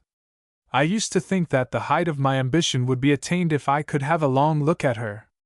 I'm going to try it today, and see if it satisfies me, though we are such aspiring and unsatisfied creatures that I strongly suspect I shall go on reaching out for something else even after this experience." Very little whispering was done after that for some time. Although Marian made light of her youthful dreams, there was a strong feeling of excitement and interest clustering around this first sight of the woman whose name she had known so long, and something in the fair, sweet face and cultured voice fascinated and held her, much as she had fancied in her earlier days would be the case. She frowned when she heard the request to reporters to lay aside their pencils. She had meant to earn laurels by reporting this delicious bit of imagery, set in between the graver sermons and lectures, but after all, it was a rest to give herself up to the uninterrupted enjoyment of taking in every word and tone, taking it in for her own private benefit. The parish of Fairhaven! How heartily she enjoyed it! The refined and delicate, and yet keen and intense satire underlying the whole quaint original story, was of just the nature to hold and captivate her. She was just in the mood to enjoy it too. For was it not aimed at that class of people who awakened her own keenest sense of satire, the so-called Christian world? She did not belong to it, you know, in her own estimation was entirely without the pale of its sarcasm, stranded on a high and majestic rock of unbelief in everything, and in a condition to be amused at the follies of people who played at belief, and treated what they played was solemn realities as if they were cradle stories or nicely woven fiction. There was no listener in all that crowd who so enjoyed the keen play of wit and the sharp home thrusts as did Marian Wilbur. Ruth was a little undecided what to think. She did not belong to the class who were hit, to be sure, but her father always gave largely to missions whenever the solicitor called on him. She had heard his name mentioned with respect as one of the most benevolent men of the day. She did not quite like the very low and matter-of-course place which Mrs. Miller's view of the mission question gave him. According to the people of Fairhaven, to give one's thousands to the cause was the most commonplace thing in the world. Not to do so was to be an inhuman wretch. Ruth didn't quite like it. In truth, she was just enough within the circle of modern Christianity to feel herself slightly grazed by the satire. "It is absurd," she said to Marian as they went up the hill. "What is the sense in a woman talking in that way? As if people, were they ever so good and benevolent, could get themselves up in that ridiculous manner. If we live in the world at all, we have to have a little regard for propriety. I wonder if she thinks one's entire time and money should be devoted to the heathen?" Marian answered her with spirit. "Oh, don't try to apologize for the folly that is going on in this world in the name of religion. It can't be done, and sensible people only make fools of themselves if they attempt it. There is nothing plainer or more impossible to deny than that church members give and work and pray for the heathen as though they were a miserable and abominable set of brutes, who ought to be exterminated from the face of the earth, but for whom some ridiculous fanatics called missionaries had projected a wild scheme to do something, and they, forsooth, must be kept from starving somehow, even though they had been unmitigated fools. So the paltry collections are doled out, with sarcastic undertones about the waste of money, and the sin of missionaries wearing clothes, and expecting to have things to eat after throwing themselves away. Don't talk to me. I've been to missionary societies. I know all about it. The whole system is one that is exactly calculated to make infidels. I believe Satan got it up, because he knew in just what an abominable way the dear Christians would go at it, and what a horrid farce they would make of it all. It is a great pity you are not a Christian, Marian. I never come in contact with any one who understands their duty so thoroughly as you appear to, and I think you ought to be practicing." Ruth said this calmly enough. She was not particularly disturbed. She did not belong to them, you know, but for all that she was remotely connected with those who did, and was just enough jarred to make her give this quiet home thrust. Oddly enough, it struck Marian as it never had before, although the same idea had been suggested to her by other nettled mortals. It was true that she had realized how the practicing ought to be done, and a vague wish that she did believe in it all, and could work by their professed standard with all her soul, flitted over her. Meantime, Flossie was being educated. The morning work had touched her from a different standpoint. She had not heard Dr. Walden, instead she had wandered into a bit of holy ground. She began by losing her way. It is one of the easiest things to do at Chautauqua. The avenues cross and recross in an altogether bewildering manner to one not accustomed to newly laid out cities, and just when one imagines himself at the goal for which he started, lo! There is woods, and nothing else anywhere. Another attempt patiently followed for an hour has the exasperating effect of bringing him to the very point from which he started. Such an experience had Flossie, when by reason of her loitering propensities she became detached from her party, and tried to find her own way to the stand a whole hour of wandering, then a turn into perfect chaos. She had no more idea where she was than if she had been in the byways of London. Clearly she must inquire the way. She looked about her. It was queer to be lost in the woods, and yet be surrounded by tents and people. She stooped and peeped timidly into a tent, the corner of which was raised to admit air, and from which the sound of voices issued. "Come in," said a pleasant voice, and the bright-faced hostess arose from the foot of her bed and came forward with greeting, exactly as though they had been waiting for Flossie all the morning. "Would you like to rest? Come right in, we have plenty of room and the most lovely accommodations." And a silvery laugh accompanied the words, while the little lady whisked a tin basin from a low stool, and dusting it rapidly with her handkerchief proffered her guest a seat, with as graceful an air as though the stool had been an easy chair upholstered in velvet. The only other sitting place, the low bed, was full, there being 3 ladies tucked about on it in various stages of restful work, for they had books and papers strewn about, and each held a pencil poised as if ready for action at a moment. "I'm afraid I intrude," Flossie said sweetly. "But the truth is, I have lost my friends in my way, and I really am an object of pity, for I have been wandering uphill and down, till my strength is less than it was." "Poor child!" came sympathetically from the bed, spoken by the eldest of the ladies, while another rapidly improvised a fan out of the Sunday school Times, and passed it to her. Meantime Flossie looked about her in secret delight. Something about the air of the tent and the surroundings, and an indefinite something about every one of the ladies, told her as plainly as words could have done that she was among the workers, that she had unwittingly and gracefully slipped behind the scenes, and had been cordially admitted to one of the workshops of Chautauqua, and there were so many things she wanted to know. Chapter 12. Flossie at school. She hadn't the least idea who they were, but like an earnest little diplomatist, she set to work to find out. "I started for the auditorium," she said. "I wanted to hear Dr. Walden, but he has had time to make a long speech and get through since I first started. I think it must be nearly 11. "No," they said laughing. "It is only 10:30. Her wanderings had not been so long as they seemed, but it was hardly worth while to try to hear anything from him now. She would not be at all likely to get a seat, and besides, his time was nearly over. She would better wait and go down with them in time for Mrs. Miller. "We were obliged to miss Dr. Walden," the elder lady explained. "We disliked her very much. Probably it was as instructive as anything we shall get, but we had work that had to be done, so we ran away." "Do you have to bring work to Chautauqua with you?" Flossie asked, with insinuating sweetness. "How very busy you must be! I would have tried to run away from my work for 2 weeks if I had been you." The bright little hostess laughed. "Chautauqua makes work," she said, "and somebody has to get ready for it.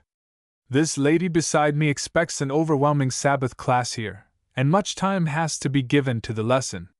We lesser mortals are ostensibly going to help her, but in reality we are going to look and see how she does it." "Have you found out?" Flossie asked in a little tremor of delight.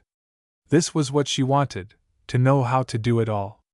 The lady who had been pointed out as teacher answered her quickly, so far as her words could be said to be an answer.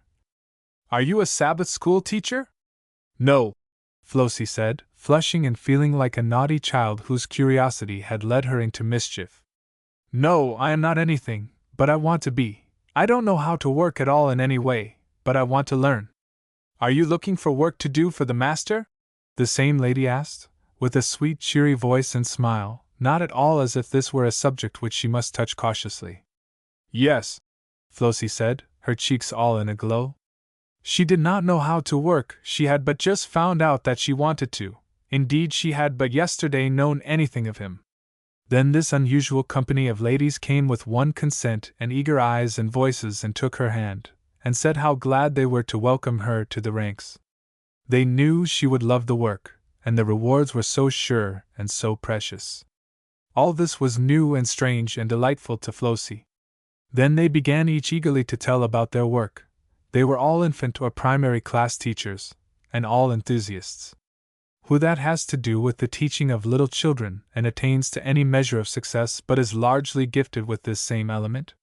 They had been talking over and preparing their lesson together, and they talked it over again before the bewildered Flossie, who had no idea that there was such a wonderful story in all the Bible as they were developing out of a few bare details. "We had just reached the vital point of the entire lesson," explained the leader. "The place where every true teacher needs most help, where, having arranged all her facts and got them in martial order in her brain, she wants to know the best way of making those facts of practical present service to the little children who will be before her. And at this point I think every teacher needs to go to the fountainhead for help. We were just going to pray. You would like, perhaps, to join us for just a few moments." "If she wouldn't intrude," Flossie said timidly, in a tremor of satisfaction, and then for the first time in her life she bowed with a company of her own sex, and heard the simple earnest voice of prayer. The words were startlingly direct and simple, and Flossie, who had been full of mysterious awe on this question, and who much doubted whether her timid whispers alone in her tent could have been called prayer, was reassured and comforted.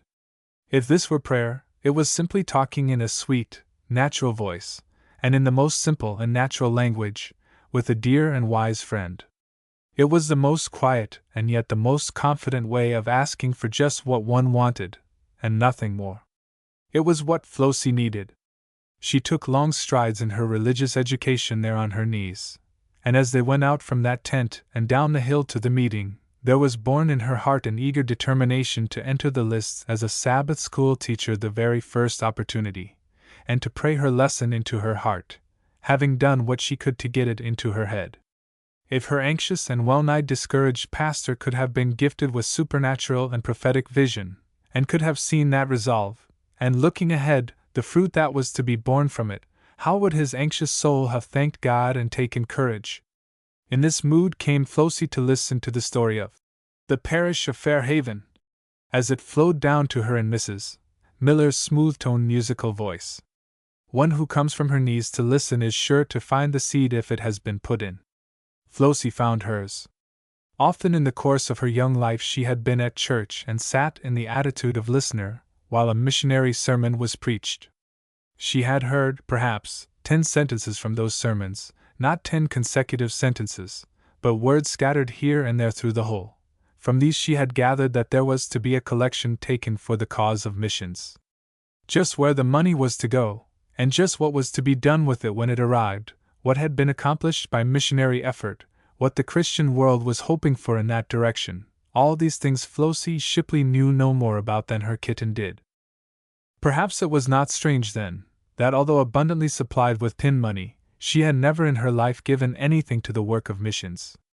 Not that she would not willingly have deposited some of her money in the box for whatever use the authorities chose to make of it had she happened to have any. But young ladies as a rule have been educated to imagine that there is one day in the week in which their portmonnaies can be off duty. There being no shopping to be done, no worsteds to match, no confectionery to tempt what earthly use for money. So it was locked up at home. This, at least, is the way in which Flossie Shipley had argued, without knowing that she argued at all. Now she was looking at things with new eyes. The same things that she had heard of hundreds of times, but how different they were. What a remarkable scheme it was, this carrying the story of Jesus to those miserable ignorant ones, getting them ready for the heaven that had been made ready for them. The people of Fair Haven did not appear to her like lunatics, as they did to Ruth Erskine.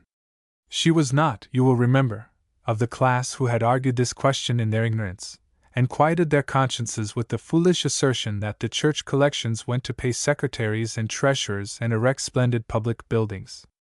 She belonged, rather, to that less hopeless class who had never thought at all. Now, as she listened, her eyes brightened with feeling and her cheeks glowed.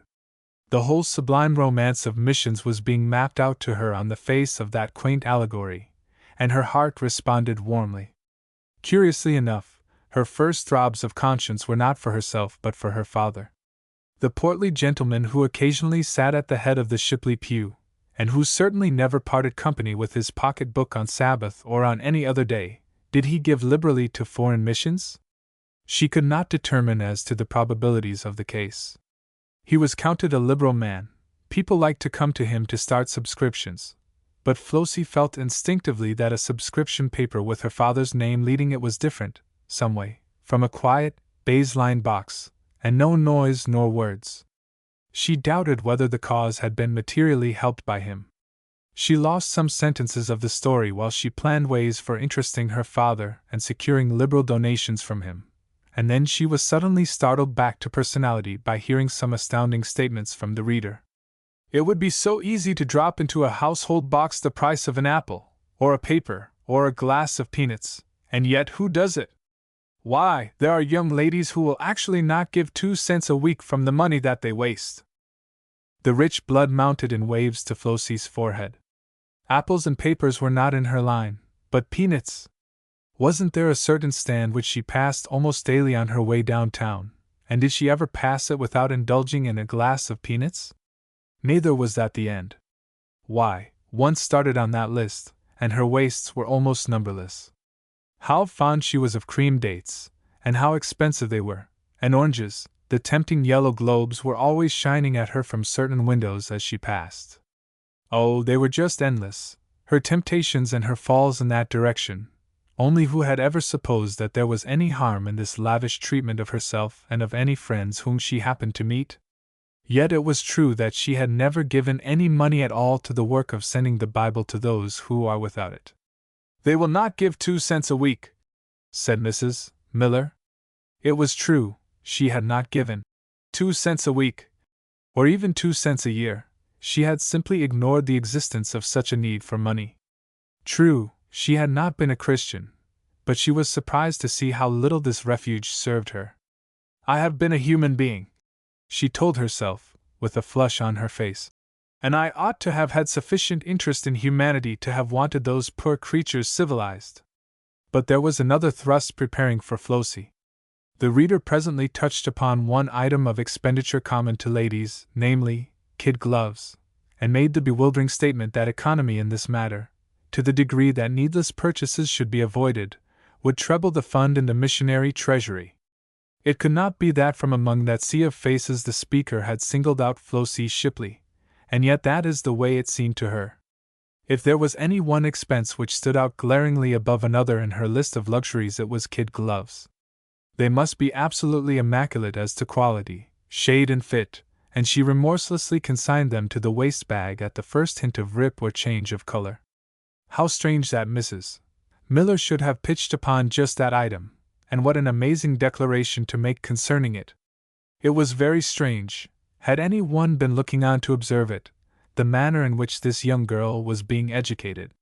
It is doubtful if a whole year of church work in the regular home routine, listening to the stated, statistical sermon of her pastor, that sermon which presupposes so much more knowledge than people possess, would have begun to do for Flossie what the strange, fanciful, pungent story of Fair Haven did. Before that hour was closed, she had settled within her resolute little heart a plan that should henceforth put her in close communion and sympathy with mission work, not exactly the plans of operation, except that kid gloves and peanuts took stern places in the background, but this was simply the foundation for a resolute system of education, carried all through her future life. What a pity it seems sometimes that people cannot read the hearts and watch the springs of action of those around them. If Mrs. Miller, as she closed her paper and moved away from the platform, could have seen the earnest purpose glowing and throbbing in Flossie's heart, and have known that it was born of words of hers, what a glad and thankful heart would she have carried back to her tent. Also, if the much-troubled pastor at home could have taken peeps into the future, and seen what Flossie Shipley's resolves would do for missions, how glad he would have been. Perhaps it would be better to lay all the troubles and the tangles down in the hand that overrules it all, and say, in peace and restfulness, He knoweth the end from the beginning. Chapter 13. Cross Purposes. When people start out with the express design of having a good time, irrespective of other people's plans or feelings, in short, with a general forgetfulness of the existence of others, they are very likely to find at the close of the day that a failure has been made. It did not take the entire day to convince Uri Mitchell that Chautauqua was not the synonym for absolute, unalloyed pleasure. You will remember that she detached herself from her party in the early morning, and set out to find pleasure, or, as she phrased it, fun. She imagined them to be interchangeable terms. She had not meant to be deserted, but had hoped to secure Ruth for her companion, she not having the excuse of wishing to report the meetings to call her to them. Failing in her, in case she should have a fit of obstinacy, and choose to attend the meetings, Uri counted fully upon Flossie as an ally. Much to her surprise, and no little to her chagrin, Flossie proved decidedly the more determined of the two. No amount of coaxing, and Uri even descended to the employment of that weapon, had the least effect.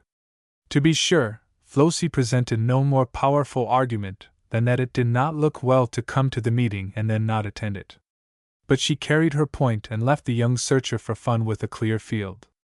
Now fun rarely comes for the searching, it is more likely to spring upon one unawares. So, though Uri walked up and down, and stared about her, and lost herself in the labyrinths of the intersecting paths, and tore her dress in a thicket, and caught her foot in a bog, to the great detriment of shoe and temper, she still found not what she was searching for. Several times she came in sight of the stand, once or twice in sound of the speaker's voice, but having so determinately carried her point in the morning, she did not choose to abandon her position and appear among the listeners, though sorely tempted to do so. She wandered into several side tents in hope of finding something to distract her attention, but she only found that which provoked her. In one of them a young lady and gentleman were bending eagerly over a book and talking earnestly. They were interesting-looking people, and she hovered near, hoping that she had at last found their children, who would play with her, a remembrance of one of her nursery stories coming to her just then, and a ludicrous sense of her resemblance to the truant boy who spent the long, bright day in the woods searching for one not too busy to play. But these two were discussing nothing of more importance than the lesson for the coming Sabbath, and though she hovered in their vicinity for some time, she caught only stray words, names of places in the faraway Judean land, that seemed to her like a name in the Arabian Nights, or an eager dissertation on the different views of eminent commentators on this or that knotty point. And so engrossed were they in their work that they bestowed on her only the slightest passing glance, and then bent over their books. She went away in disgust. At the next tent 6 ladies were sitting. She halted there. Here at last were some people who, like herself, were bored with this everlasting meeting, and had escaped to have a bit of gossip. Who knew but she might creep into the circle and find pleasant acquaintances? So she drew nearer and listened a moment to catch the subject under discussion. She heard the voice of prayer, and a nearer peep showed her that every head was bowed on the seat in front, and one of the ladies, in a low voice, was asking for enlightenment on the lesson for the coming Sabbath. "What wonderful lesson can it be that is so fearfully important?" she muttered, as she plunged recklessly into the mud and made her way in all haste up the hill without attempting any more tents. Who ever heard such an ado made about a Sunday school lesson? These people all act as though there was nothing of any consequence anywhere but Sunday schools. I guess it is the first time that such a furor was ever gotten up over teaching a dozen verses to a parcel of children. I wonder if the people at home ever make such an uproar about the lesson? I know some teachers who own up, on the way to church, that they don't know where the lesson is. This must be a peculiar one. I wonder how I shall contrive to discover where it is. The girls won't know, of course. With all their boasted going to meeting, they know no more about lessons than I do myself. I would really like to find out. I mean to ask the next person I meet. It will be in accordance with the fashion of the place. Think of my walking down Broadway of a sunny morning and stopping a stranger with the query, "Will you tell me where the lesson is, please?" And at this point Yuri burst into a laugh over the absurdity of the picture she had conjured. "But this is not Broadway," she said a moment afterward, "and I mean to try it. Here comes a man who looks as if he ought to know everything. I wonder who he is. I've seen his face a dozen times since I have been here. He led the singing yesterday. Perhaps he knows nothing but sing. They are not apt to, but his face looks as though he might have a few other ideas. Anyway, I'll try him, and if he knows nothing about it, he will go away with a confused impression that I am a very virtuous young lady, and that he ought to have known all about it, and who knows what good seed may be sown by my own wicked hand." Whereupon she halted before the gentleman who was going with rapid strides down the hill, and said, in her clearest and most respectful tone, "Will you be so kind as to tell me where the lesson for next Sabbath commences? I have forgotten just where it is." There was no hesitation, no query in his face as to what she was talking about, or uncertainty as to the answer. "It is the 5th chapter, from the 5th to the 15th verse," he said glibly. "All fives, you see. Easy to remember. It is a grand lesson. Hard to teach, though, because it is all there. Are you a teacher for next Sunday? You must come to the teachers' meeting tomorrow morning. You will get good help there. Glorious meeting, isn't it? I'm so glad you are enjoying it." And away he went. Every trace of ill humor had vanished from Yuri's face. Instead, it was twinkling with laughter. The 5th chapter and 15th verse. Of what? Certainly she had no more idea than the birds had who twittered above her head. How entirely certain he had been that of course she knew the general locality of the lesson. She a teacher and coming to the teachers' meeting for enlightenment as to how to teach the lesson. "I wonder who he is," she said again, as these thoughts flashed through her brain, and following out the next impulse that came to her, she stopped an old gentleman who was walking leisurely down, and said, as she pointed out her late informant, "What is that man's name, please? I can't recall it." "That," said the old gentleman, "is Professor Sherwin of Newark. Have you heard him sing?" "Yes." "Well, that is worth hearing. And have you heard him talk?" "No." "Well, he can talk, you will hear him, and enjoy it, too, see if you don't. But I'll tell you what it is, young lady, to know him thoroughly you ought to hear him pray.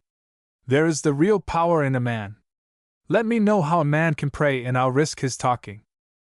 Yuri had got much more information now than she had asked for. She ventured on no more questions, but made all haste to her tent, where, seated upon a corner of the bed, one foot tucked under her while the unfortunate shoe tried to dry, she sewed industriously on the zigzag tear in her dress, and tried to imagine what she could do next. Certainly they had long days at Chautauqua. "I shall go to meeting this afternoon," she said resolutely. "If they have 3 sermons, each an hour long, and what is more, I shall find out where that Sunday school lesson is." The next thing she did was to write a letter to her brother Nellis, a dashing boy 2 years her senior, and her favorite companion in her search for pleasure. Here is a copy of the letter. "Dear Nell, I wish you were here. Chautauqua isn't so funny as it might be. There are some things that are done here continually. In the first place, it rains. Why, you never saw anything like it. It just can't help it. The sun puts on a bland face and looks glowing intentions, and while you are congratulating your next neighbor on the prospect, she is engaged in clutching frantically after her umbrella to save her hat from the first drops of the new shower. Next, they have meetings, and there is literally no postponement on account of the weather. It is really funny to see the way in which the people rush when the bell rings, rain or shine. Nell, Only think of Flossie Shipley going in the rain to hear a man preach of the influence of the press, or something of that sort. It was good though, worth hearing. I went myself, because, of course, one must do something, and the frantic fashion of the place is to go to meeting.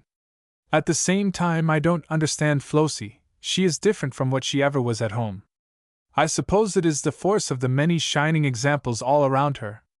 You know, she always was a good little sheep about following somebody's lead. Marion is reporting, and has to be industrious.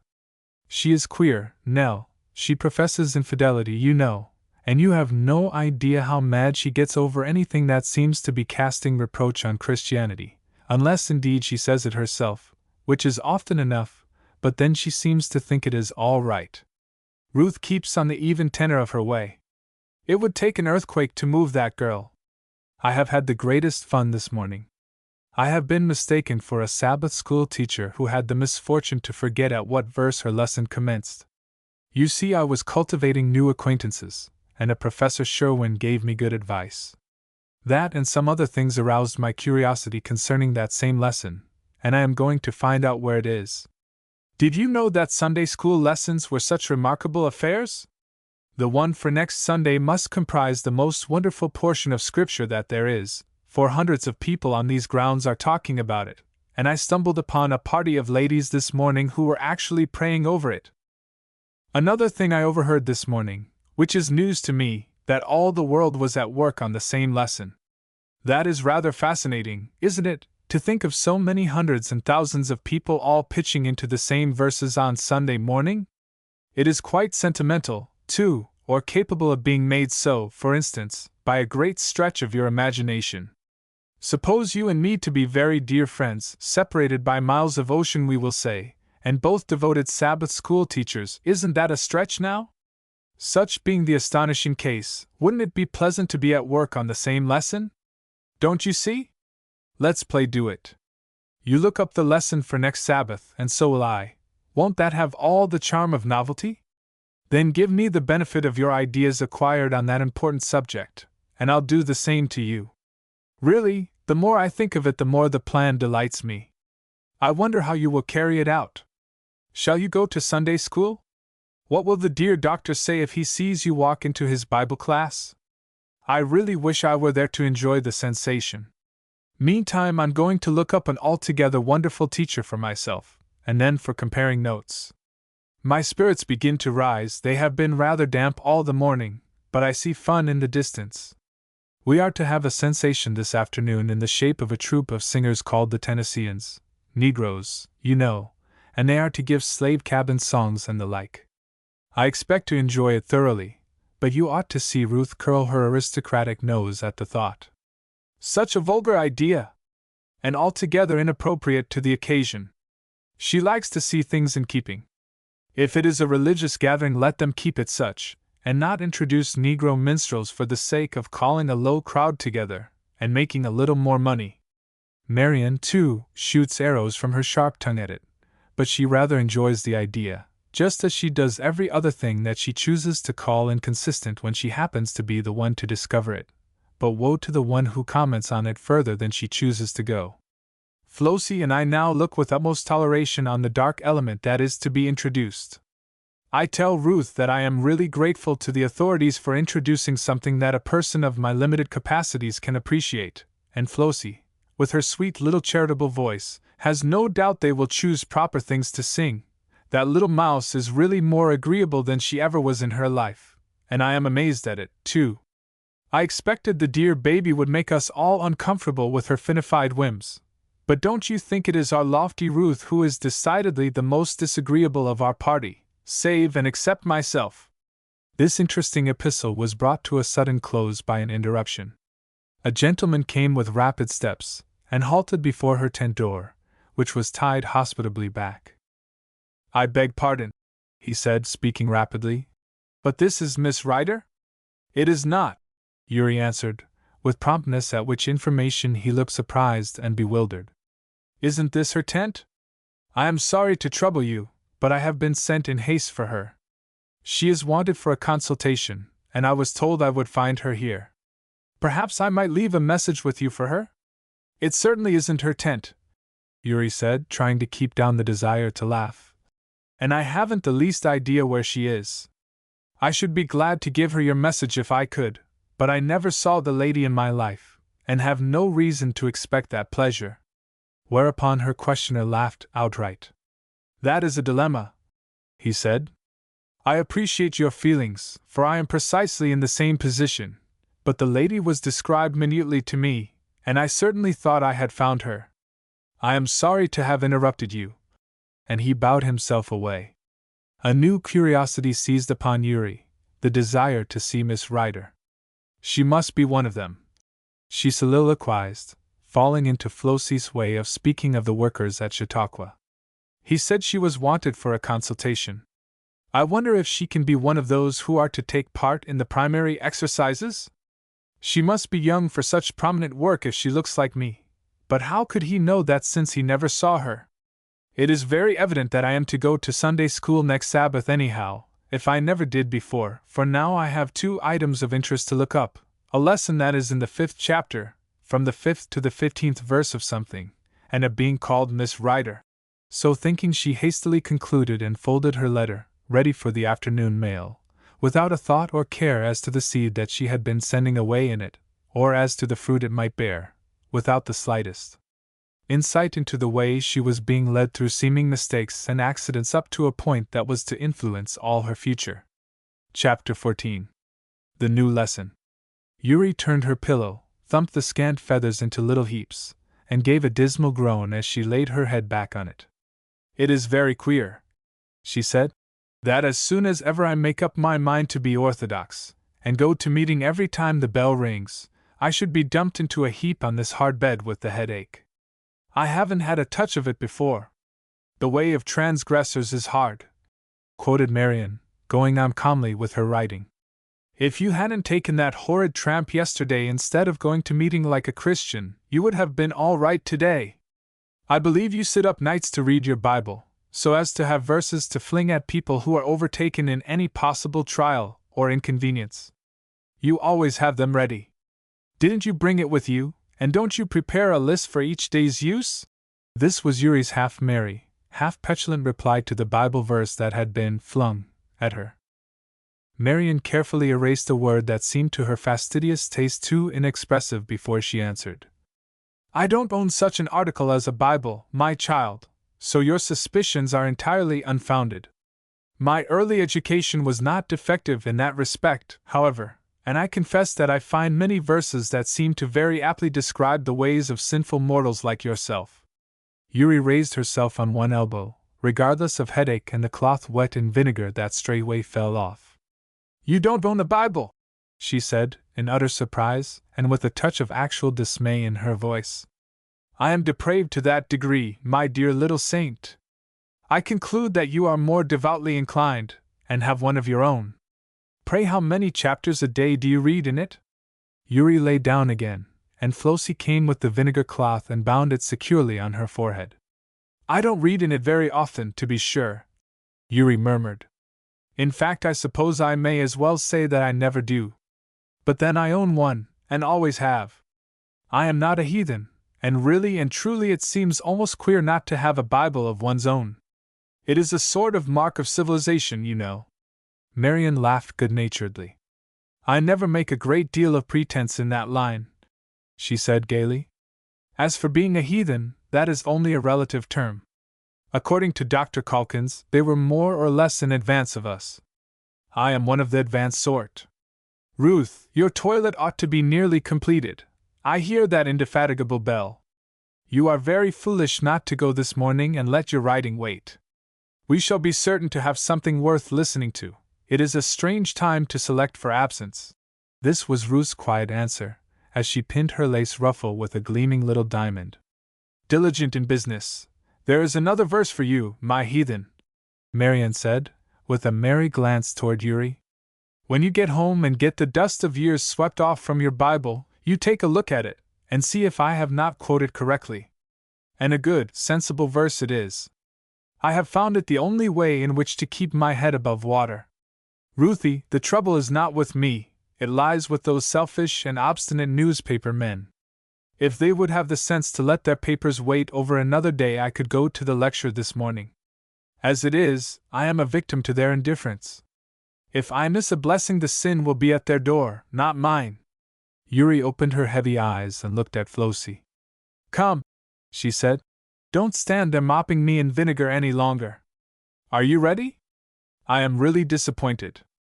I've always wanted to hear that man. I want to tell Nell about him." Flossie washed her hands, shook back the yellow curls with an indifferent and preoccupied air, and went to the door to wait for Ruth. She had taken no part in the war of words that had been passing between Marian and Yuri, but she had heard. And like almost everything else that she heard during these days, it had awakened a new thought and desire. Flossie was growing amazed at herself. It seemed to her that she must have spent her 17 years of life taking long naps, and this Chautauqua was a stiff breeze from the ocean that was going to shake her awake. The special thought that had dashed itself at her this morning was that she, too, had no Bible. Not that she did not own one, elegantly done in velvet and clasped in gold, so effectually clasped that it had been sealed to her all her life. She positively had no recollection of having ever sat down deliberately to read the Bible. She had looked over, occasionally in school, but even this service of her eyes had been fitful and indifferent, and as for her head paying any sort of attention to the reading, it might as well have been done in Greek instead of French, which language she but dimly comprehended even when she tried. But now she ought to have a Bible. She ought not to wait for that velvet-covered one. A whole week in which to find what some of her orders were, and no way in which to find them. Of course she could buy one, but how queer it would seem to be going to the museum to make a purchase of a Bible. "They will wonder why I did not bring my own," she murmured, with that lifelong deference that she had educated herself to pay to the they who composed her world. And in another instance the newborn feeling of respect and independence asserted itself. "I can't help that," she said positively, shaking her curls with a determined air. "And it really makes no difference what anybody thinks. Of course I must have a Bible, and I only wish I had it for this morning. I shall certainly get one the first opportunity." Then she turned and said, "Good morning," to the pretty little lady who occupied the tent next door, and between whom and herself a pleasant acquaintance was springing up. "Are you going to the lecture?" Flossie asked, and the small lady shook her head, with a wistful air. "Dear me, no! My young tyrant wouldn't consent to that. I meant to take him down with me and try him, but he has gone to sleep, and it is just as well, for he would have been certain to want to do all the talking. He has no idea that there is anyone in the country who knows quite as much as he does." It was said in a half-complaining tone, but underneath it was the foundation of tender pride that showed her to be the vain mother of the handsome tyrant. Still it seemed to be Flossie's duty to condole with her. "You miss most of the meetings, do you not?" "3/4 of them. You see, it is inconvenient to have a husband who is reporter for the press, and who must be there to hear. It is only when he must write up his notes for publication that I can get a chance, and even then, unless it is baby's sleepy time, it does me no good. I am especially sorry this morning, for Dr. Coiler used to be my pastor. He married me one summer morning just like this, and I haven't laid eyes on him since. I should like to hear his voice again, but it can't be done." Now who would have imagined that, with all the powers that were bestirring themselves to come to Flossie's education, it would have been a rosy, crowing baby, in the unconsciousness of a morning nap, that should have given her her first lesson in unselfishness. Yet he was the very one. It flashed over Flossie in an instant from some source. Who was so likely to have suggested it as the sweet angel who hovered over the sleeping darling? "Oh, Mrs. Adams, let me stay with baby, and you go to hear Coiler. It is a real pity that you should miss him, when he is associated with your life in this way. I never saw him, and though of course I should like to, yet I presume there will be opportunities enough. I will be as careful of baby as if he were my grandson, and if he wakens I will charm him out of his wits, so that it will never occur to him to cry." Of course there was demurring, and profuse expressions of thanks and declinatures all in a breath. But Flossie was so winning, so eager, so thoroughly in earnest, and the little Mrs. Adams did so love her old pastor, and did feel so anxious to see him again, that in a very short time she was beguiled into going in all haste to her tent to make a go-to-meeting toilet, and a blessed thing it was that that sentence does not mean at Chautauqua what it does in Buffalo, or Albany, or a few other places, else Dr. Coiler might have slipped from them before the necessary articles were all in array. It involved simply the twitching off of a white apron, the settling of a pretty sun hat, for the sun actually shone, and the seizure of a waterproof, needed, if she found a seat, to protect her from the damp boards, needed in any case, because in 5 minutes it might rain, and she was ready. Ruth came to the door. "Come, Flossie," she said. "Where in the world are you?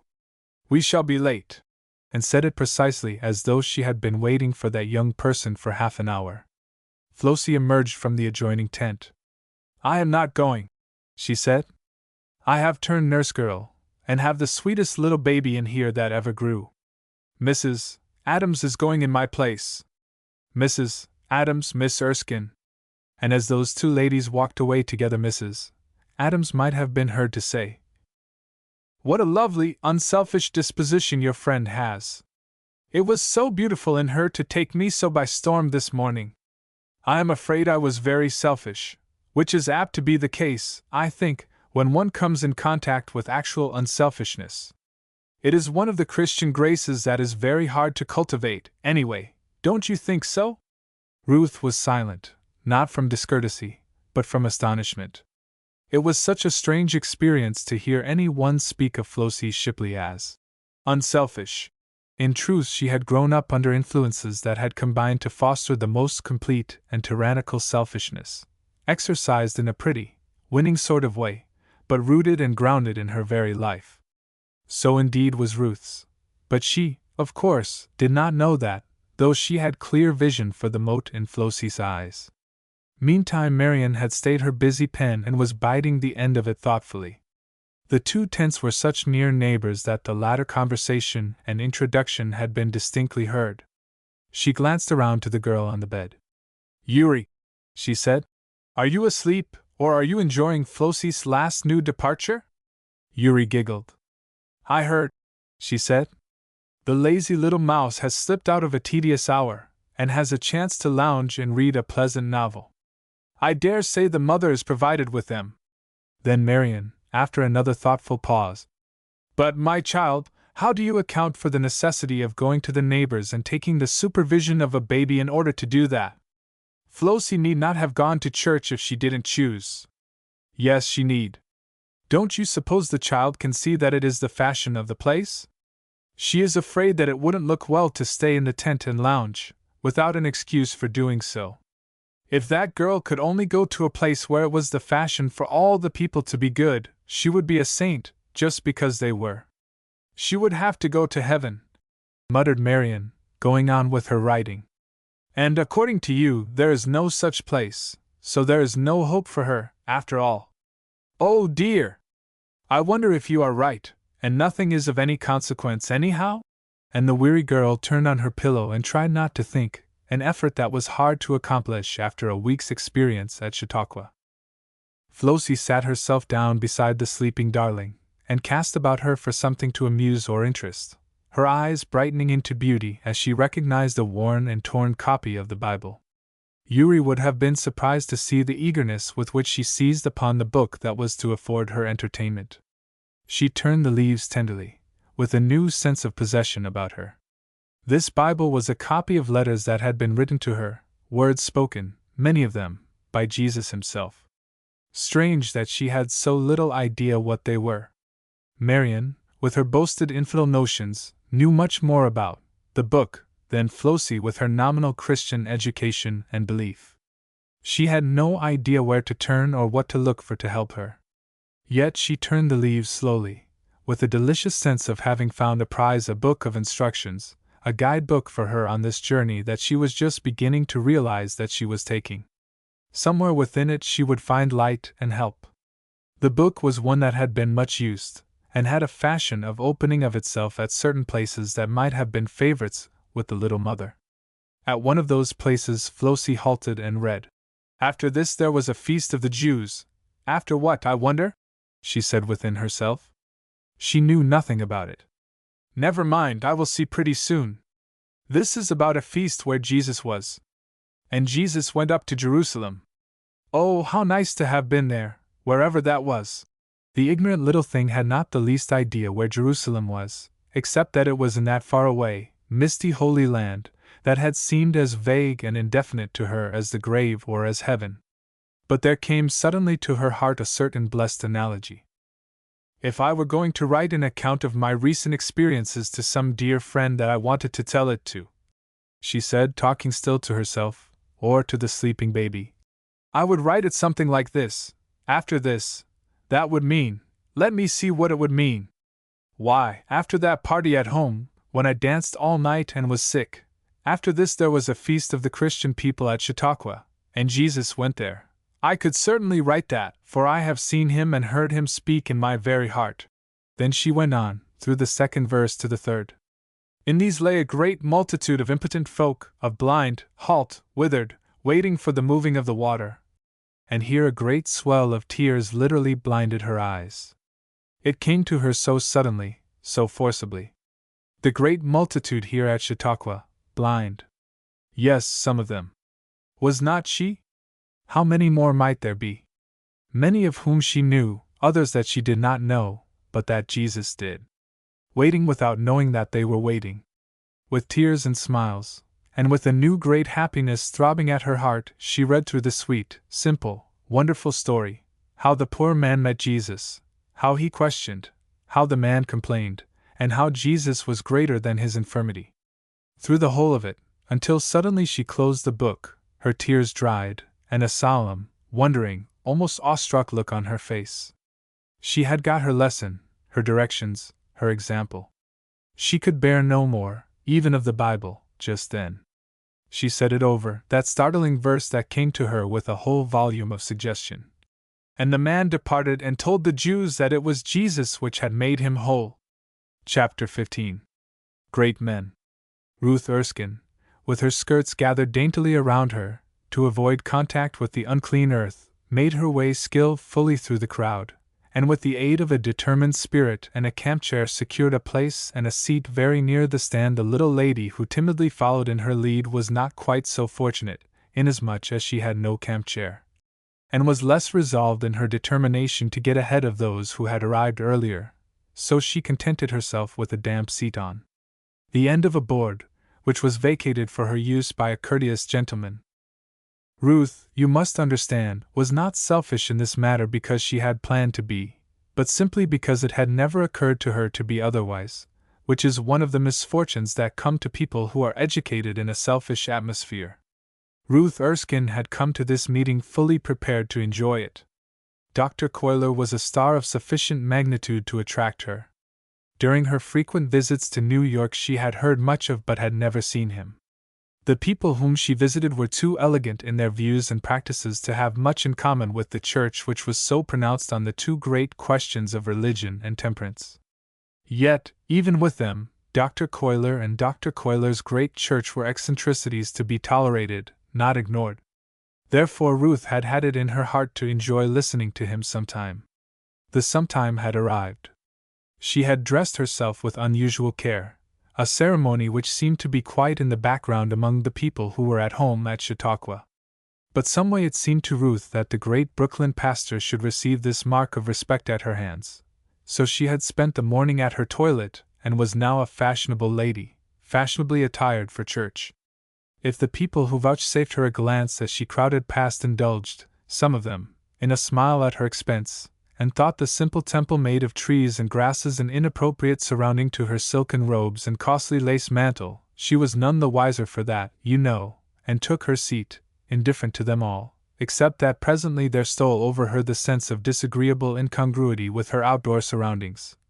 So Satan had the pleasure of ruffling her spirits, and occupying her thoughts with her rich brown silk dress instead of letting her heart be touched with the solemnity and beauty of the grand hymn which rolled down those long aisles.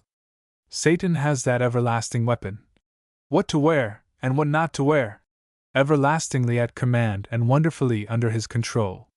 But Ruth, in her way, was strong-minded and could control her thoughts when she chose. So she presently shook off the feeling of annoyance, and decided to give herself up to the influences of the hour. By this time Dr. Coiler appeared and was introduced. Ruth gave him the benefit of a very searching gaze, and decided that he was the very last man of all those on the platform whom she would have selected as the speaker.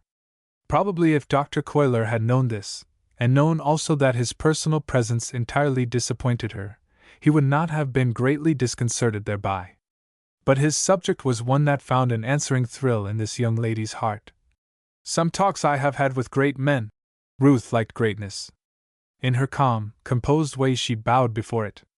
She would have enjoyed being great. Celebrity in a majestic, dignified form would have been her delight. She by no means admitted this, as Uri Mitchell so often did.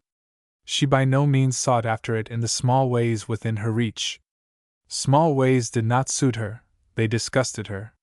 But if she could have flashed into splendid greatness, if by any amount of laborious study, or work, or suffering, she could have seen the way to world-wide renown, she would have grasped for it in an instant. The next best thing to being renowned oneself was to have renowned people for friends. This was another thing that Ruth coveted in silence. She wanted no one to know how earnestly she aspired to, sometime, making the acquaintance of some of the great people, not the vulgarly great, those who were in a sense, and in the eyes of a few, great because of the accidents of fortune and travel. She knew such by the scores. Indeed, she had been in circles many a time where she shone with that sort of greatness herself. Perhaps it was for that reason that it was such a despised height to her.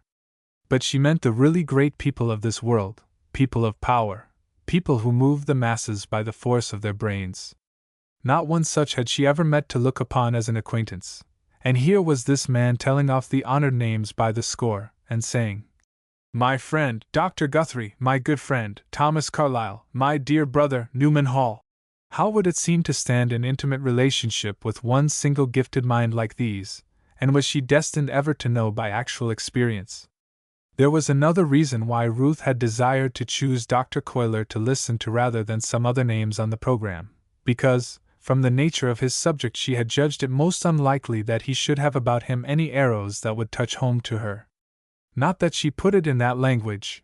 She did not admit even to herself that any of the solemn words that had been spoken at Chautauqua had reference to her, and yet in a vague, fitful way she was ill at ease.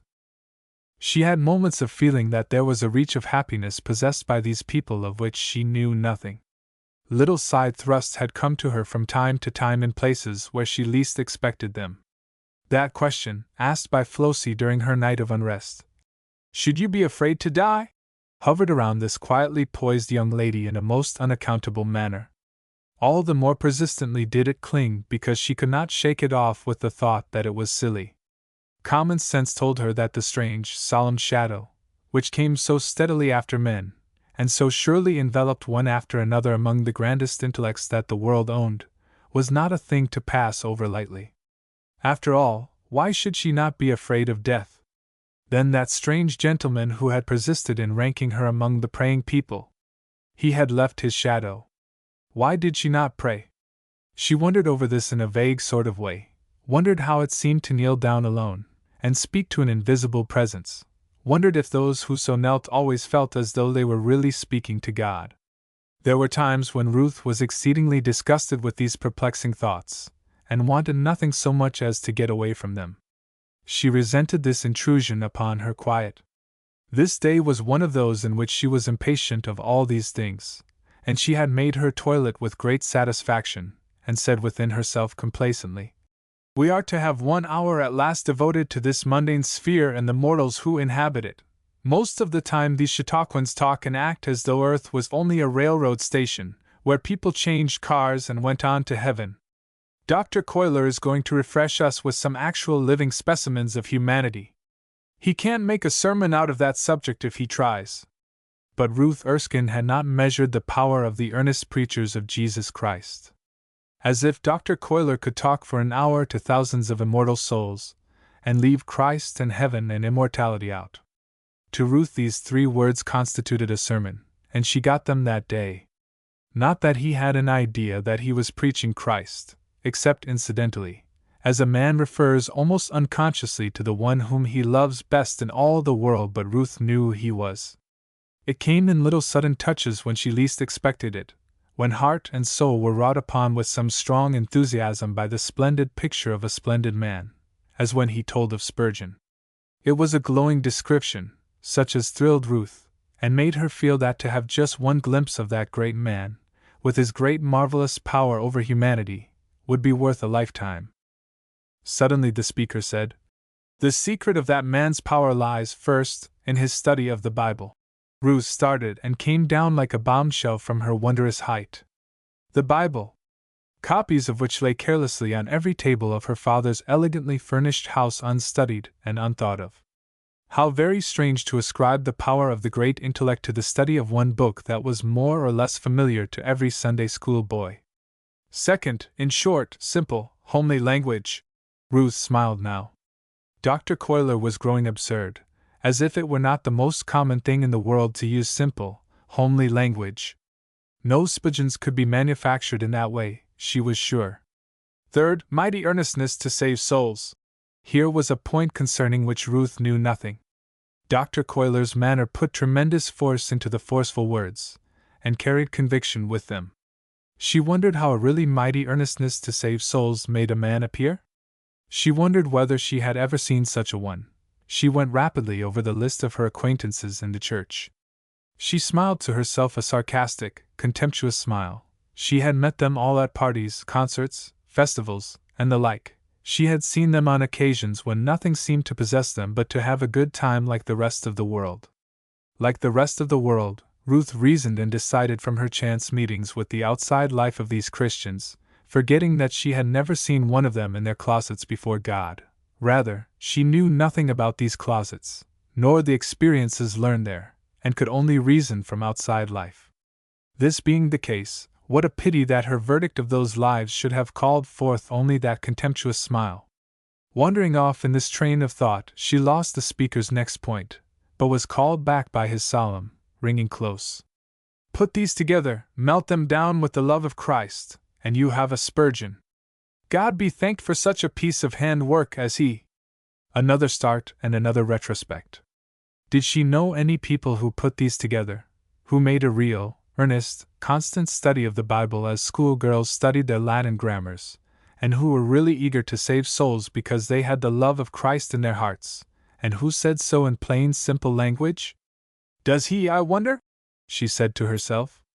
"I wonder if his sermons sound like that? I should like to hear him preach just once. Oh dear! If he isn't running off to Moody and Sankey! It is a sermon after all." On the whole, Ruth was disgusted. Her brain was in a whirl. She was being compelled to hear sermons on every hand. She was sick of it. They had been great men of whom she had heard, and she admired them all. She wanted the secret of their power, but she didn't want it to be made out of such commonplace material as was in the hands of every child. She did not know what she wanted, only that she had come out to be entertained and to revel in her love of heroes, and she had been pinned down to the one thought that real men were made of those who found their power in their Bible and on their knees. The solemn, earnest, tender closing to this address did not lessen her sense of discomfort. Then just beside her was carried on a conversation that added to her annoyance. "They are big men," a man said. He was dressed in a common business suit.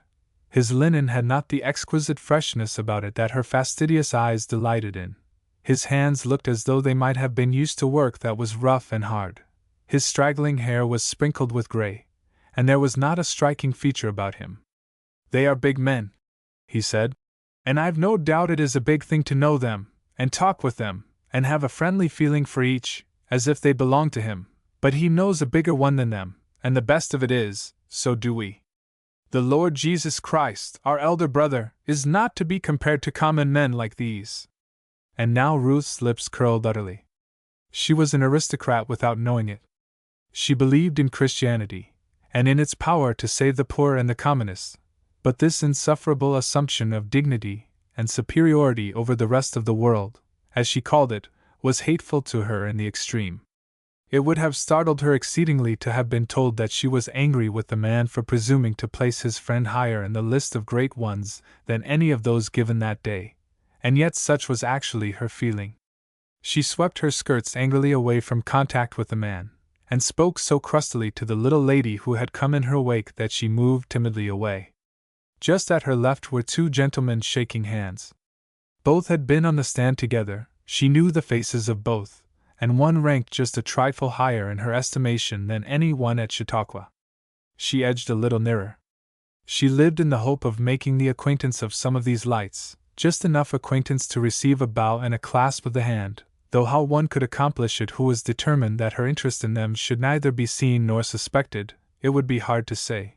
But they were talking in eager, hearty tones, not at all as if their words were confidential. At least she might have the benefit of them. "That was a capital lecture," the elder of the two was saying. "Cuyler has had great advantages in his life in meeting on a familiar footing so many of our great men. When you get thinking of these things, and of the many men whom you would like to know intimately, what is the thought that strikes you most forcibly? That I am glad I belong to the royal family, and have the opportunity of knowing intimately and holding close personal relations with him who spake as never man spake." The other answered in a rare, rich tone of suppressed jubilance of feeling. "Exactly," his friend said. "And when you can leave the fullness of that thought long enough to take another, there is the looking forward to actual fellowship and communion not only with him, but with all these glorious men who are living here, and who have gone up yonder." Ruth turned abruptly away. The very thought that possessed the heart of the plain-looking man and that so annoyed her, and these two, whom to know was an honor, were looking forward to that consummation as the height of it all. Chapter 16. A War of Words. "Well, why not?" she said, as she went slowly down the aisle. "Of course all these people would be in heaven together, and why should they not look forward to a companionship untrammeled by earthly forms and conventionalities, and uncumbered by the body in its present dull and ponderous state? What a chance to get into the best society! The highest circle! Real best, too, not made up of money, or blood, or dress, or any of the flimsy and silly barriers that fence people in and out now." Then at once she felt her own inconsistency in growing disgusted with the plainly dressed, common-looking man. If he did really belong to that royal family, why not rejoice over it? Wasn't she the foolish one? She by no means liked these reflections, but she could not get away from them. "How do you do?" said a clear, round voice behind her, not speaking to her, but to someone whom he was very glad to see, judging from his tone. And the voice was peculiar. She had been listening to it for an hour, and could not be mistaken. It belonged to Dr. Cuyler himself. She turned herself suddenly. Here was a chance for a nearer view, and to see who was being greeted so heartily. It was the little lady whose society had been thrust upon her that morning by Flossie, and they were shaking hands as though they were old and familiar acquaintances. "It is good to see your face again." That same hearty voice which seemed to have so much good fellowship in it was saying, "I didn't know you were to be here. I'm real glad to see you again. And what about the husband and the dear boy?" At which point it occurred to Miss Ruth Erskine that she was listening to conversation not designed for her ears. She moved away suddenly, in no way comforted or sweetened as to her temper by this episode. Why should that little bit of an insignificant woman have the honor of such a cordial greeting from the great man, while he did not even know of her existence? To be sure, Dr. Cuyler had baptized and received into church fellowship and united in marriage the little woman with whom he was talking, but Ruth, even if she had known these circumstances, was in no mood to attach much importance to them. She wandered away from the crowd down by the lakeside. She stopped at Jerusalem on her way, and poked her parasol listlessly into the sand of which the hills lying about that city were composed, and thought, what silly child's play all this was! How absurd to suppose that people were going to get new ideas by playing at cities with bits of painted board and piles of sand! Even if they could get a more distinct notion of its surroundings, what difference did it make how Jerusalem looked, or where it stood, or what had become of the buildings? This last, as it began dimly to dawn upon her, that it was useless to deny the fact that even such listless and disdainful staring as she had vouchsafed to this make-believe city had located it, as it had not been located before, in her brain. When she produced the flimsy question, "What difference does it make?" you can see at once the absurd mood that had gotten possession of her, and you lose all your desire to argue with any one who feels as foolish as that. Neither had Ruth any desire to argue with herself. She was disgusted with her mind for insisting on keeping her up to a strain of thought. "A lovely place to rest," she said aloud and indignantly, giving a more emphatic poke with her parasol, and quite dislodging one of the buildings in Jerusalem. "One's brain is just kept at high pressure all the time." Now, why this young lady's brain should have been in need of rest she did not take the trouble to explain, even to herself.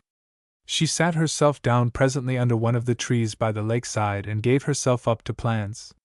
She was tired of Chautauqua, of that she was certain. It stirred her up, and the process was uncomfortable.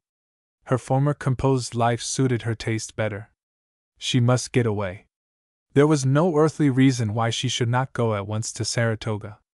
A host of friends were already there, and certain other friends would be only too glad to follow as soon as ever they heard of her advent in that region.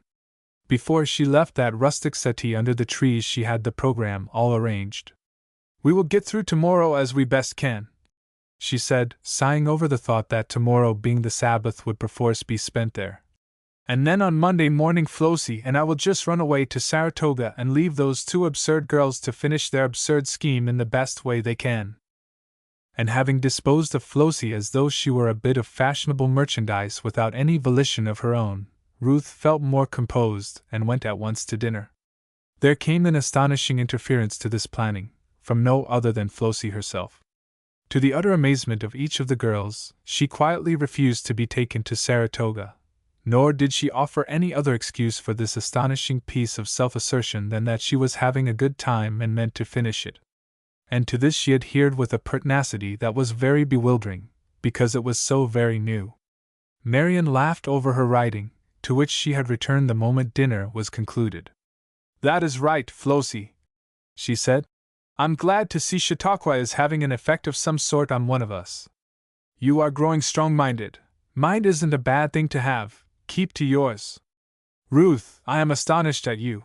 I shall have to confess that you are disappointing me, my child. Now, I rather expected this dear little bit of lace and velvet to give up, conquered, in less than a week, but I said to myself, Ruth Erskine has pluck enough to carry her through a month of camp life, and here you are quenched at the end of 4 days. It isn't the camp life," Ruth said irritably. "I am not so much a baby as to care about those things to such a degree that I can't endure them, though everything is disagreeable enough. But that isn't the point at all." Marian turned and looked at her curiously. "What on earth is the point then? What has happened to so disgust you with Chautauqua?" "The point is that I am tired of it all. It is unutterably stupid. I suppose I have a right to be tired of a silly scheme that ought never to have been undertaken, if I choose to be, have I not, without being called in question by anyone?" And feeling more thoroughly vexed, not only with the girls, but with herself, than ever she remembered feeling before, Ruth arose suddenly and sought refuge under the trees outside the tent. Marian maintained a puzzled silence. This was a new phase in Ruth's character, and one hard to manage. Flossie looked on the point of crying. She was not used to crossing the wills of those who had influence over her, but she was very determined as to one thing: she was not going to leave Chautauqua. "Nothing could tempt me to go to Saratoga just now," she said earnestly. "Why?" asked Marian, and receiving no answer at all felt that Flossie puzzled her as much as Ruth had done. However, she set herself to work to restore peace.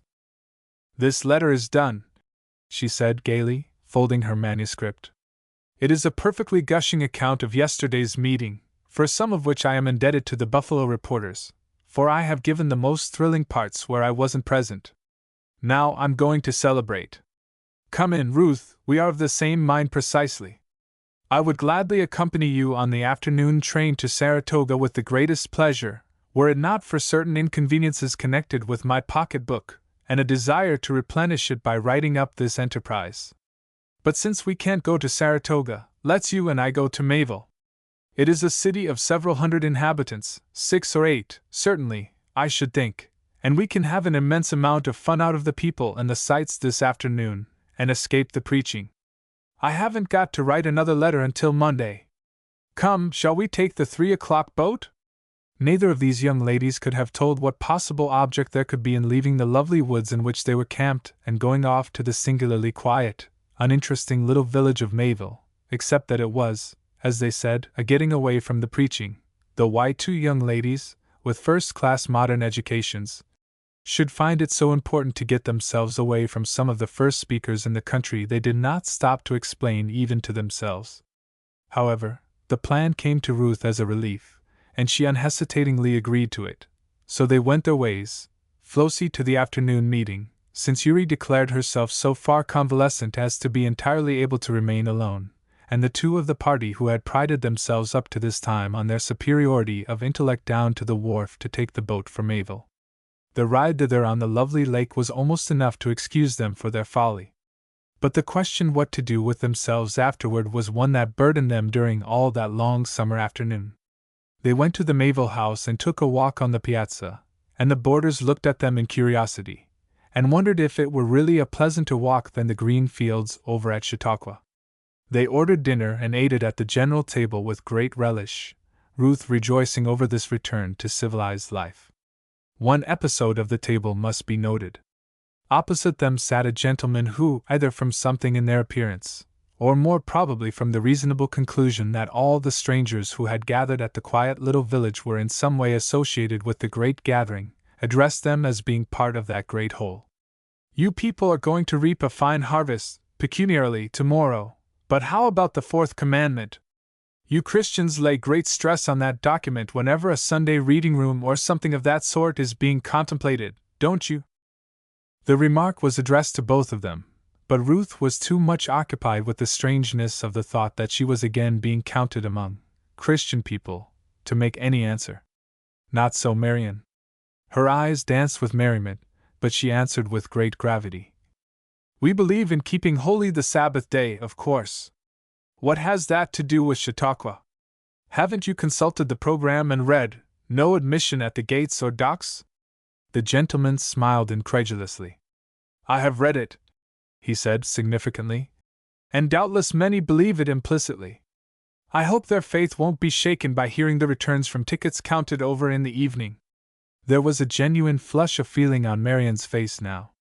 Do you mean to say, she asked haughtily, that you have no faith in the published statement that the gates will be closed, or do you mean that the association have changed their minds? Because if you have heard the latter, I can assure you it is a mistake, as I heard the matter discussed by those in authority this very morning, and they determined to adhere rigidly to the rules. I have no doubt they will, so far as lies in their power, the gentleman said, with an attempt at courtesy in his manner. But the trouble is, the thing is absurd on the face of it. If I hold a ticket for an entertainment, which the association have sold to me, it is none of their business on what day I present it, provided the entertainment is in progress. They have no right to keep me out, and they are swindling me out of so much money if they do it. You have changed your argument, Marian said, with a flash of humor in her eyes. You were talking about the amount of money that the association were to earn tomorrow, not the amount which you were to lose by not being allowed to come in. However, I am willing to talk from that standpoint. If you hold the season ticket of the association, and are stopping outside, you will be admitted, of course. It is held to be as reasonable a way to go to church as though you harness your horses at home and drove, on the Sabbath, to your regular place of worship. But you buy no ticket for the Sabbath, and none is received from you, and if you choose not to go, the association neither makes nor loses by the operation, and so far as money is concerned, is entirely indifferent which you decide to do. What fault can possibly be found with such an arrangement? Well, said the gentleman, with a quiet positiveness of tone, I haven't a season ticket, and I don't mean to buy one, and I mean to go down there to meeting tomorrow, and I expect to get in. I dare say, Marian answered, with glowing cheeks. The grounds are extensive, you know, and they are not walled in. I haven't the least doubt but that hundreds can creep through the brush, and so have the gospel free.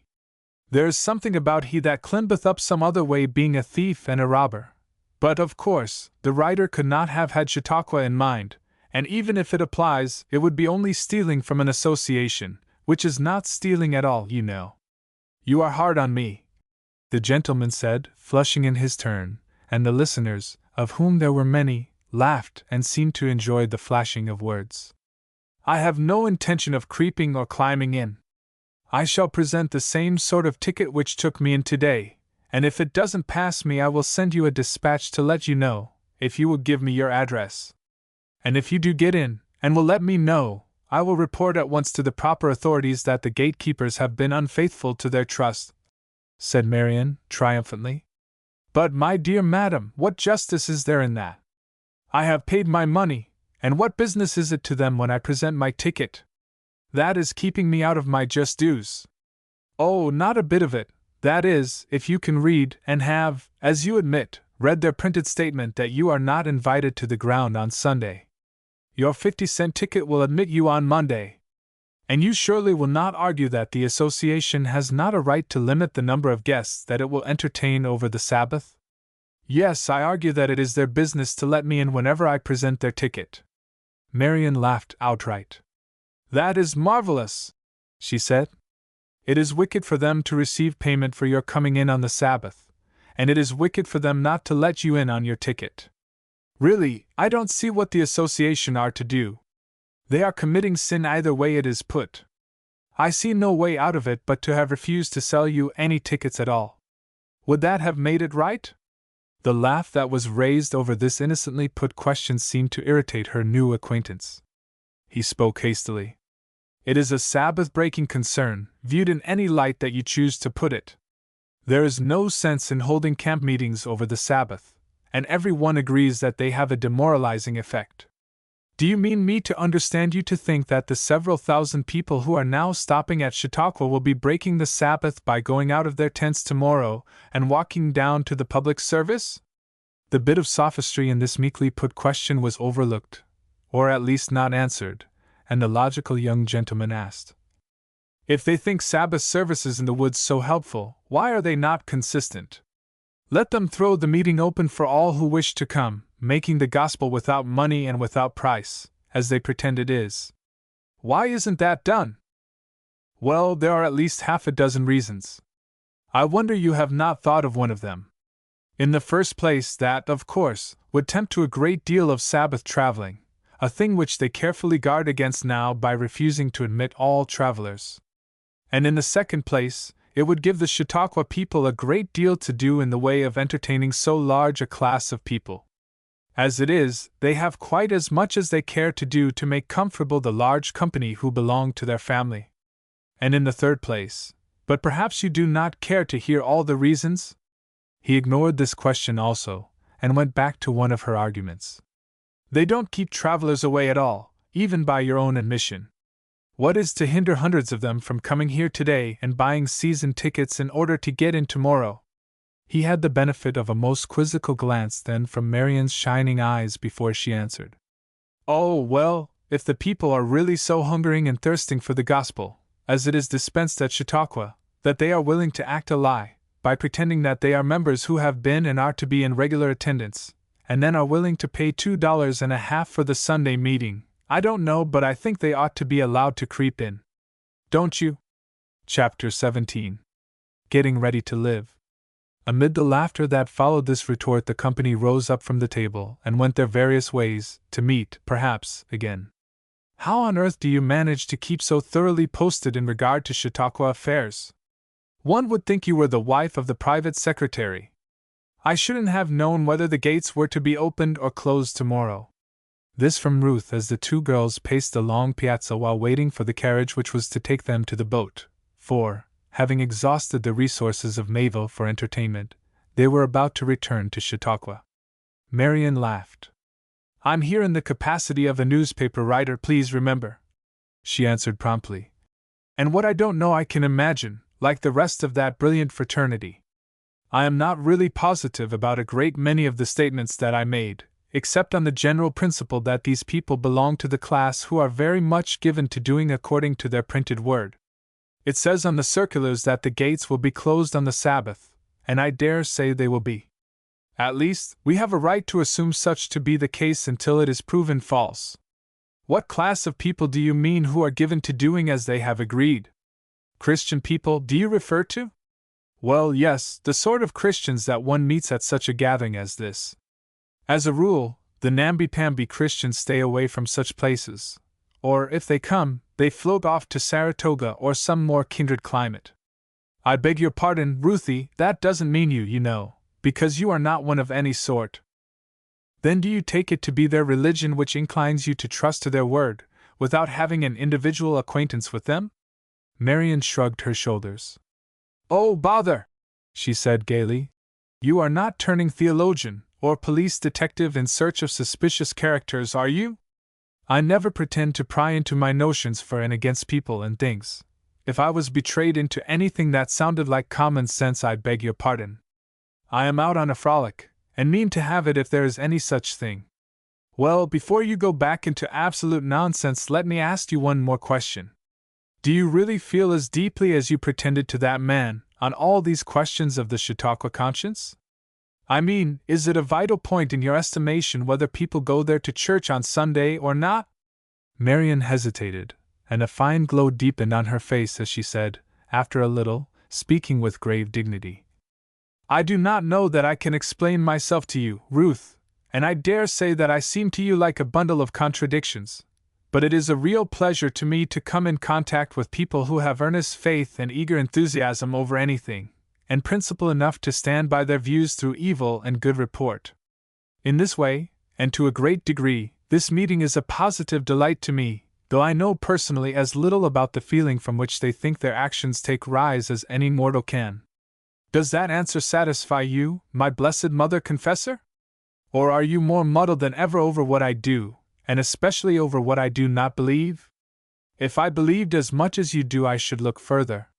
Ruth said this with emphasis, and there was that in it which, despite her attempts to throw it off, set Marian to thinking, and kept her wonderfully quiet during their return trip.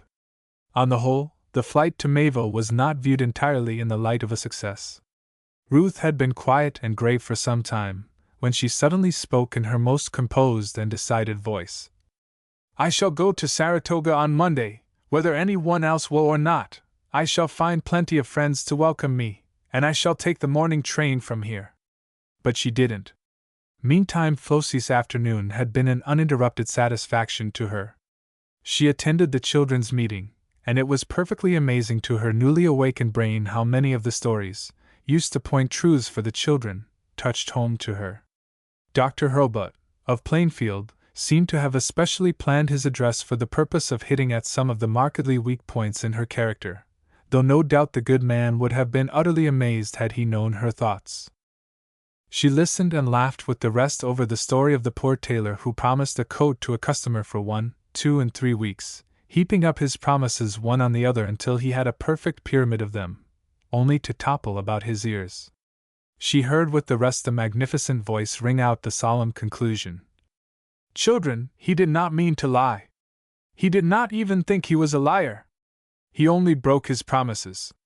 They all heard, and I don't know how many shivered over it, but I do know that to Flossie Shipley it seemed as if someone had struck her an actual blow.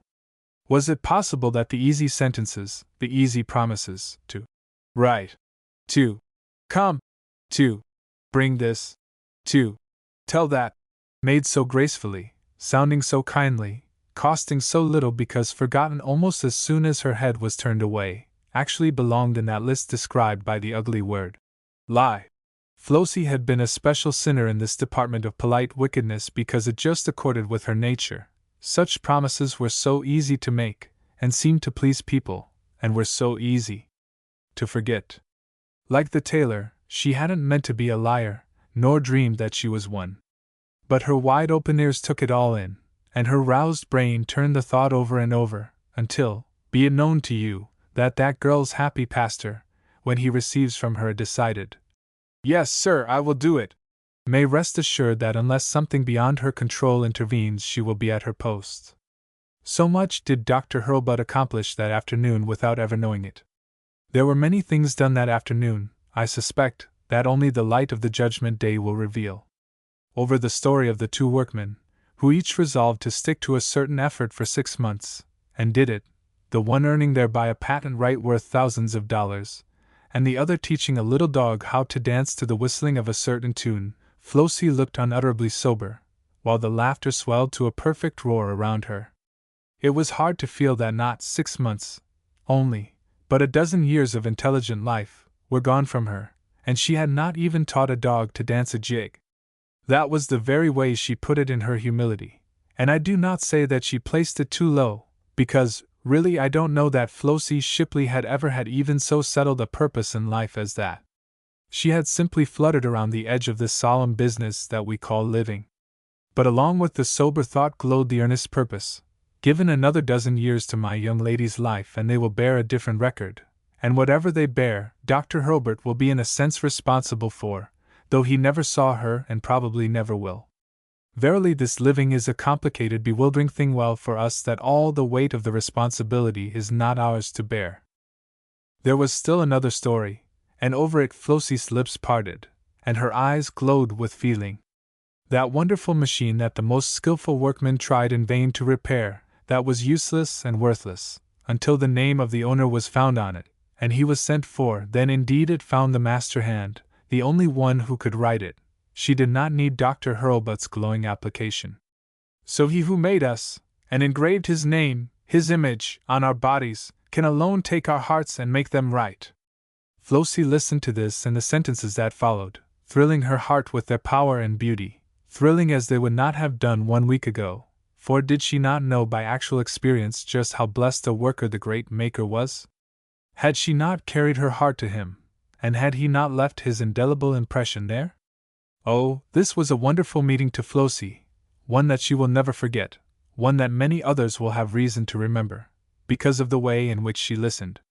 But was it not strange, the way in which her education was being cared for?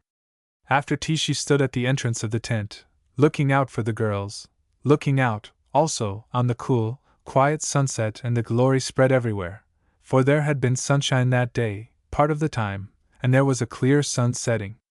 Under her arm she held the treasure which she had in the morning determined to possess, a good, plain, large-print Bible, not at all like the velvet-covered one that lay on her toilet stand at home, but such as the needs of Bible students at Chautauqua had demanded, and therefore much better fitted for actual service than the velvet. Among the many passers-by came Mrs. Smythe. She halted before Flossie. "Good evening. I thought your party must have left. I haven't seen you since Thursday. Haven't you been fearfully bored? We are going to leave on Monday morning, going to Saratoga. Don't some of you want to join us?" "I don't know," Flossie said, thoughtfully mindful of Ruth and her plan that had not worked. "It is possible that Miss Erskine may." "Do your entire party go?" "Oh, not my nephew, of course. Nothing could tear him away. He is perfectly charmed with all this singing and praying and preaching, but I confess it is too much of a good thing for me. I am not intellectually inclined. I like the music very well, and some of the addresses are fine, but there is such a thing as carrying meetings to excess." At this point she turned quickly at the sound of a firm step behind her, and greeted a young man. "Speak of angels and you hear their wings, or the squeak of their boots," she said. "We were just talking about you, Evan. My nephew, Mr. Roberts, Miss Shipley. I believe you have never met before." Had they not? There was a heightened flush on the cheek of each as they shook hands. It was clear that each recognized the other. "Are we strangers?" he asked, with a bright smile, speaking so low that Mrs. Smythe, whose attention had already wandered from them to a group who were passing, did not hear the words. "On the contrary, I think we are related, though I do not know that we have happened to hear each other's names before." Flossie understood the relationship, sons and daughters of one father, for she knew this was the young man who had twice questioned her concerning her allegiance to that father. Also, she remembered him as the only one whom she had ever heard pray for her. Mrs. Smythe called out a gay good evening to them, and joined a party of friends, and Mr. Roberts leaned against a tree and prepared to cultivate the acquaintance of his newly found relative. "You have one of those large, sensible-looking Bibles, I see," he said. "I have been very much tempted, but I could not make myself feel that I really needed one. I really needed mine," Flossie said, smiling. "I left my Bible at home. I had not such a thought as bringing it along. I feel now as if I had a treasure that I didn't know how to use. It is quite new to me. I don't know where to read first, but I suppose it makes no difference." "Indeed, it does make great difference," he said, smiling. "And you will enjoy finding out how to read it. Chautauqua is a good place for such a study, and the Bible reading this evening is an excellent place to commence. Are you going?" "Yes, indeed," Flossie said, with brightening eyes. "I have been looking forward to it all day. I can't think what a Bible reading is. Do they just read verses in the Bible?" "Yes," he said, smiling. "It is just Bible verses, with a word of explanation now and then and a little singing. But the Bible verses are something remarkable, as you will see. It is nearly time for service. Are you ready? Shall we walk down and secure seats?" So they went down together at the early twilight, and took seats under the trees amid the glowing of brilliant lights and the soft sound of music coming from the piano on the stand. Chapter 18. The Silent Witness. That Bible reading. I wish I could make it appear to you as it did to Flossie Shipley. Not that either, because I trust that the sound of the Bible verses is not so utterly new to you as it was to her, rather, that it might sound to you as it did to the earnest-souled young man who sat beside her, taking in every word with as much eagerness as if some of the verses had not been his dear and long-cherished friends, nay, with more eagerness on that account. Do you know Dr. Parsons of Boston? It was he who conducted that reading, and his theme was "The Coming of the Lord."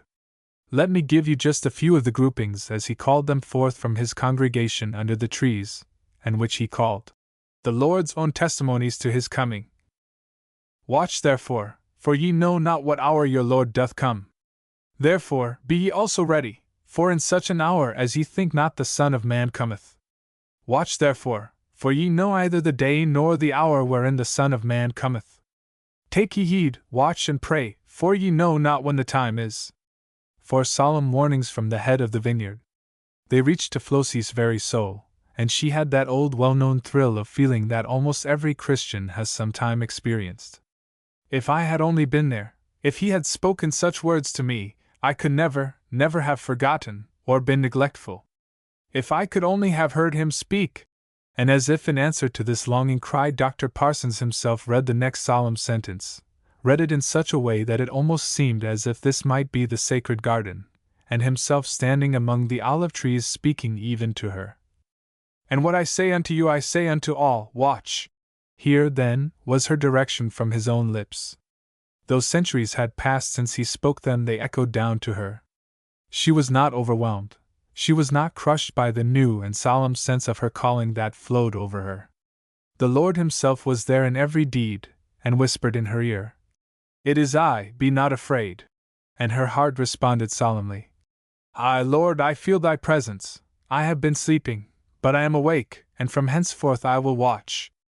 That Bible reading was like a whole week of theological study to Flossie. It was not that she learned simply about the blessed assurance, the weight of testimony amounting to an absolute certainty, concerning the coming of the Lord. But there were so many truths growing out from that, so many incentives to be up and doing, for she found before the reading closed that one must not only watch, but in the watching work, and there were so many reasons why she should, and so many hints as to the way and the time. Then there was, also, the most blessed discovery that the Bible was not a book to treat like an arithmetic. That one must read through the book of Genesis, and then go on to Exodus, a chapter today, 2 chapters tomorrow, and perhaps some days, when one was not in too great a hurry and could read very fast, take half a dozen chapters, and so get through it. But she learned that there were little connecting links of sweetness all the way through the book, that she had a right to look over in Revelation for an explanation of something that was stated in Deuteronomy. She did not learn all this, either, at this one time, but she got a vivid hint of it, strong enough to keep her hunting and pulling at the lovely golden thread of the Bible for long years to come.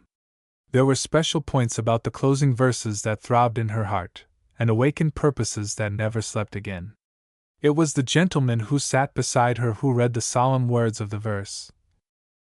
But the day of the Lord will come as a thief in the night, in which the heavens shall pass away with a great noise, and the elements shall melt with fervent heat, the earth also and the works that are therein shall be burned up. Seeing then that all these things shall be dissolved, what manner of persons ought ye to be in all holy conversation and godliness? His voice was very earnest, and his face had an eager look of solemn joy. From it she felt the truth that while the words which he had been reading were full of solemnity, and while he felt the sense of responsibility, there was also that in them which filled his heart with great joy, for when that time should come would not he be with his Lord? Again, when a little later he gave the closing verses of this wonderful lesson, reading them from her Bible, because in the dimness the print was larger and clearer than his own, they made the conclusion of the whole matter. Ye are the children of light, and the children of the day. We are not of the night, nor of the darkness. Therefore let us not sleep as do others, but let us watch and be sober. He marked it with his pencil as he finished reading, and as he returned the book to her keeping he said with a smile, "We will, shall we not?" And it felt to Flossie like a covenant, witnessed by the Lord himself. But Dr. Parsons, you know, knew nothing of all this. Chautauqua was the place for sowing the seed. They could only hope that the Lord of the vineyard was looking on and watching over the coming harvest. It was not for their eyes to see the fruits. Sunday morning at Chautauqua. None of all the many hundreds who spent the day within the shadow of that sweet and leafy place have surely forgotten how the quaint and quiet beauty of the place and its surroundings fell upon them. They know just how the birds sang among those tall old trees. They know just how still and blue and clear the lake looked as they caught glimpses of it through the quivering green of myriad leaves. They know just how clearly the Chautauqua bells cut the air and called to the worship. It needs not even these few words to recall the place and its beauty to the hearts of those who worshipped there that day, and for you who did not see it nor feel its power there is no use to try to describe Chautauqua. Only this: it is a place to love and look back to with a sort of sweet and tender longing all your lives. Our girls felt somewhat of the sacredness of the place. At least they went around with a more decided feeling that it was Sunday than they had ever realized before. 3 of them did. To Flossie this day was like the revelation of a new heaven and a new earth. Her first Sunday in Christ. There was no sunshine, either was there rain. Just a hush of all things, and sweetness everywhere. After breakfast Ruth and Marian lolled on their cots and studied the program, while the other 2 made hasty toilets, and announced their intention of going to Sunday school. "What in the name of sense takes you?" queried Marian, rising on one elbow, the better to view this strange phenomena. "Why, I have a mission," Yuri said. "About 3,000 people have been talking all this week about teaching a few Bible verses to some children today, and I am going to find out what they are, and what is so wonderful about them. Besides, I was taken for being named Miss Ryder, and on inquiry I find her to be what they call an infant class teacher, so I am going to hunt her up and see if we look alike in our affinities." Flossie chose to make no answer at all, and presently the 2 departed together to attend their first Sabbath school since they were known as children. As they passed a certain tent, Yuri's ready ears gained information from other passers-by. "This is where the little children are. Miss Ryder is going to teach them." Yuri halted. "I'm going in here," she said decidedly to Flossie. "That is the very lady I am in search of." And seeing Flossie hesitate, she added, "Oh, you may go on, it is just as well to divide our forces, we may each have some wonderful adventure. You go your way and I will go mine, and we'll see what will come of it." The tent was full apparently, but that spirit which was rife at Chautauqua, and which prompted everybody to try to look out a little for the comfort of everybody else, made a seat full of ladies crowd a little and make room for her. Rows and rows of little people with smiling faces and shining eyes. It was a pretty sight. Yuri gave eager attention to the lady who was talking to them, and laughed a little to herself over the dissimilarity of their appearance. "Hair and eyes and height, and everything else, totally unlike me," she said. "She is older than I, too, ever so much. She doesn't look as I thought Miss Ryder would." But what she was saying proved to be very interesting, not only to the little people, but to Yuri. She listened eagerly. It was important to discover what had been so stirring the Sunday school world all the week. She was not left in doubt. The story was plainly, clearly, fascinatingly told. It was that tender one of the sick man so long waiting to be helped into the pool, disappointed year after year, until one blessed day Jesus came that way and asked one simple question, and received an eager answer, and gave one brief command, and lo! The work was done. The long, long years of pain and trial were over. Do you think this seemed like a wonderful story to Yuri? Do you think her cheeks glowed with joy over the thought of the great love and the great power of Jesus? Alas, alas! To her there was no beauty in him.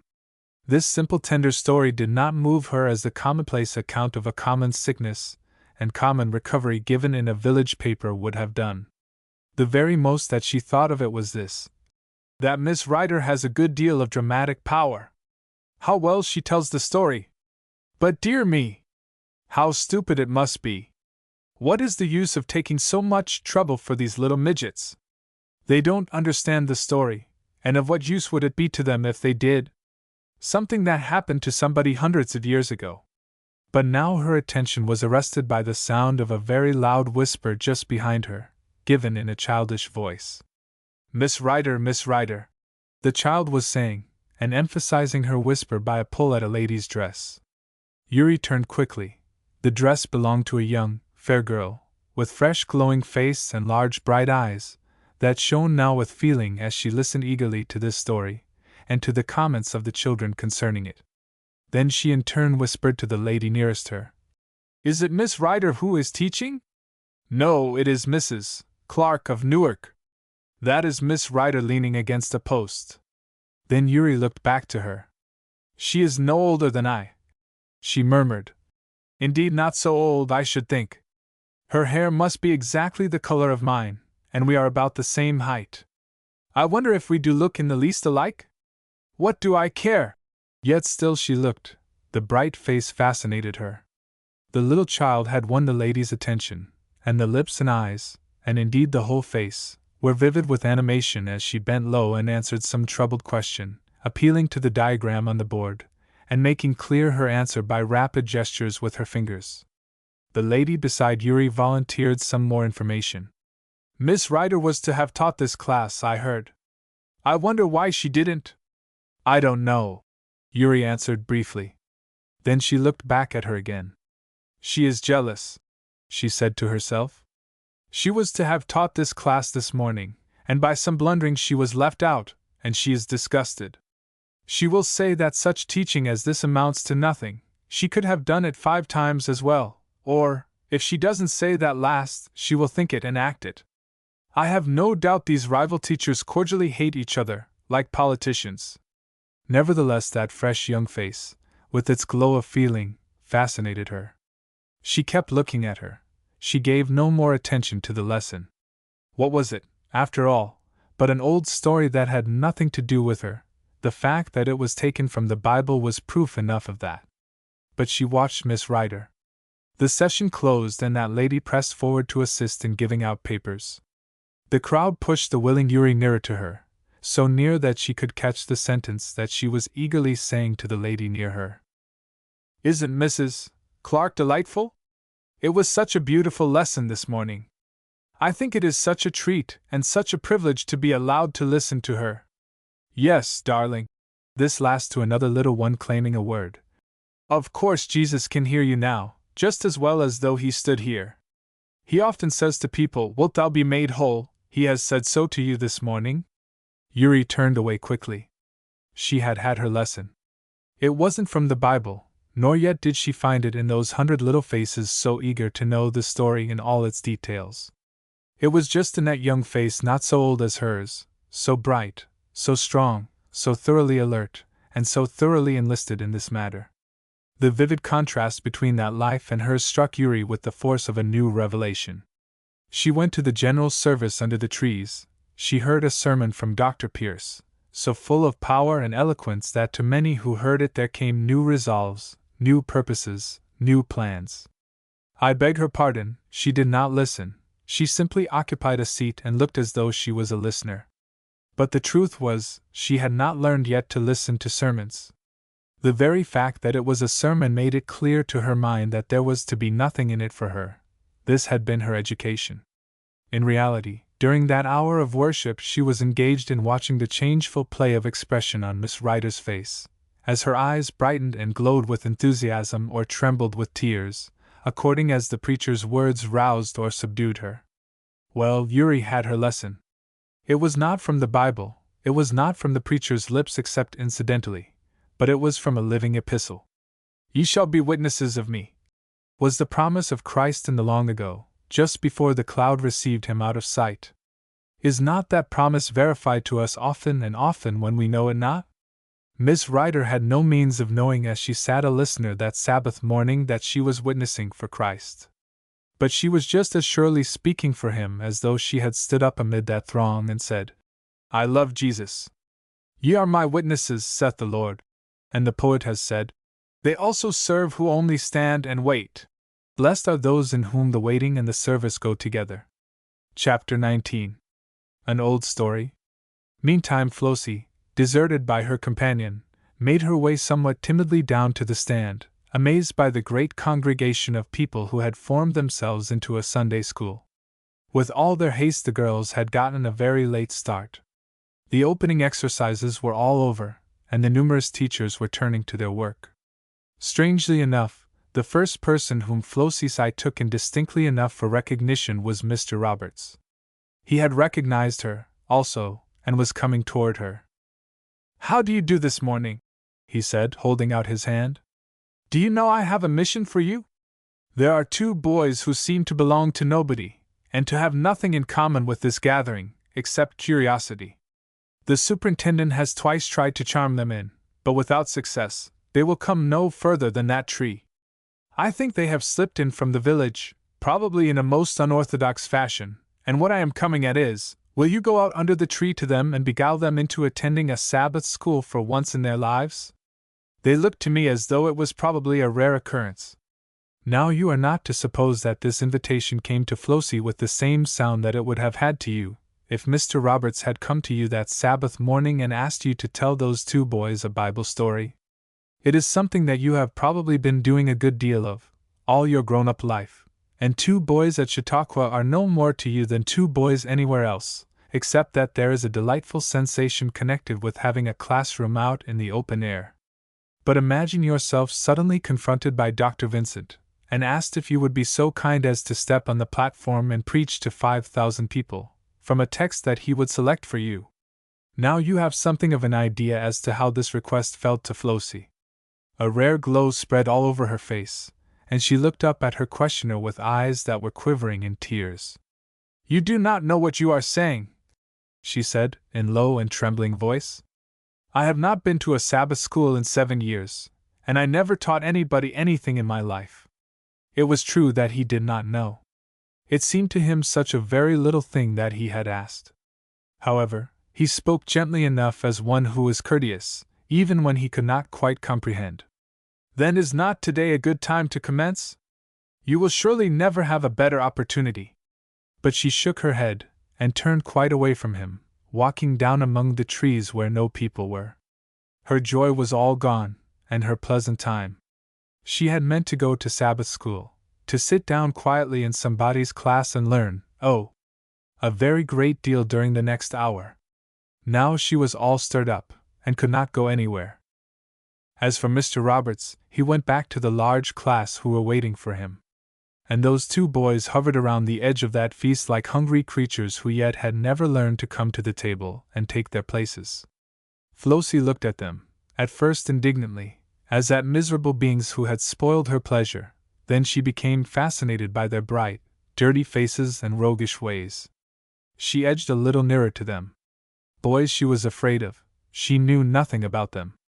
Had they been a little older, and been dressed well, and been of the stamp of boys who knew how to bring her handkerchief to her when she dropped it, she would have known what to say to them. But boys who were not more than 12 or 14, and who were both ragged and dirty, were new phases of life to her. "Why don't you go to Sunday school?" she questioned at last, with a timid air. She could at least ask that. They were not the least timid as to answering. The older and the dirtier of the two turned his roguish eyes on her, and surveyed her from head to foot before he said, "Why don't you?" Flossie was unprepared for this question, but she answered quickly and truthfully. Because I am afraid to go. Both boys stared, and then laughed, and the other younger one said, So be we. I suppose we are both very silly, Flossie said. But I have not been to Sunday school for so long that I have forgotten all about it. Let's have one of our own that we are not afraid to go to. And she sat bravely down on the stump at her feet. Her mood had changed very suddenly. Only yesterday she had read a verse in that Bible, and it thrilled her then, and came to her now. The man departed and told the Jews that it was Jesus who had made him whole. Suppose she were the man, and these were the Jews, could she not say to them, He has made me whole? She could tell them about that pool, and about the sick man. It wouldn't be teaching in Sunday school, but it would be doing the best thing that she could. It suddenly occurred to her to wonder where the lesson was that was being taught this morning, and she consulted the lesson leaf that Mr. Roberts had left in her hand. The glow on her face deepened and spread as she recognized the very story which had so filled her heart the day before. What if the great physician had actually selected her to tell of that miracle of healing to these two neglected ones? Surely they were not so formidable as the Jews. But how in the world to begin was a bewilderment. Clearly she must decide at once if she was to have any class, for her two boys began to look about them, and show signs of flight. Did you ever hear about a wonderful spring that used to cure people? Lots of them. I used to live right by one that cured the rheumatiz. But this one would cure other things, only it wouldn't cure people all the time. There was just one time in the year when it would do it, and then the one that got in first was the only one cured. Her listeners looked skeptical. What was that for? Queried the bolder of the two. Why didn't it cure but one? I don't know, Flossie said. There are ever so many things that I know that I can't tell why they are so. For instance, I don't know why that spring you have been telling me about cures the rheumatism, but I know it does, for you told me so. No more do I, the boy said promptly, having in his heart a rising respect for the young teacher and her story. Then this new beginner, with the air of a diplomatist, told all the details of this wonderful cure, without once mentioning the name of either person or place. An innate sense of the human heart told her that Jerusalem and Jesus were both probably connected in the minds of these two with the Bible, and their appearance told her that they were likely to be skeptical as to the interest of Bible stories. But like all ignorant persons, there was a credulous side to their nature. It is surprising what marvelous stories people are prepared to receive and credit, provided only that they do not come from the Bible, with a "Thus saith the Lord," to vouch for them. Then, indeed, they are apt to become unreasonable and improbable.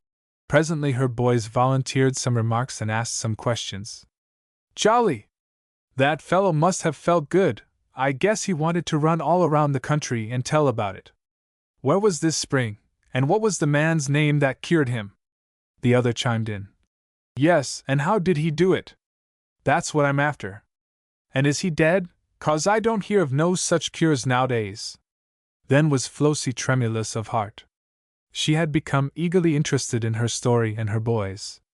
Would the charm that she had woven be broken the moment they knew the story's origin?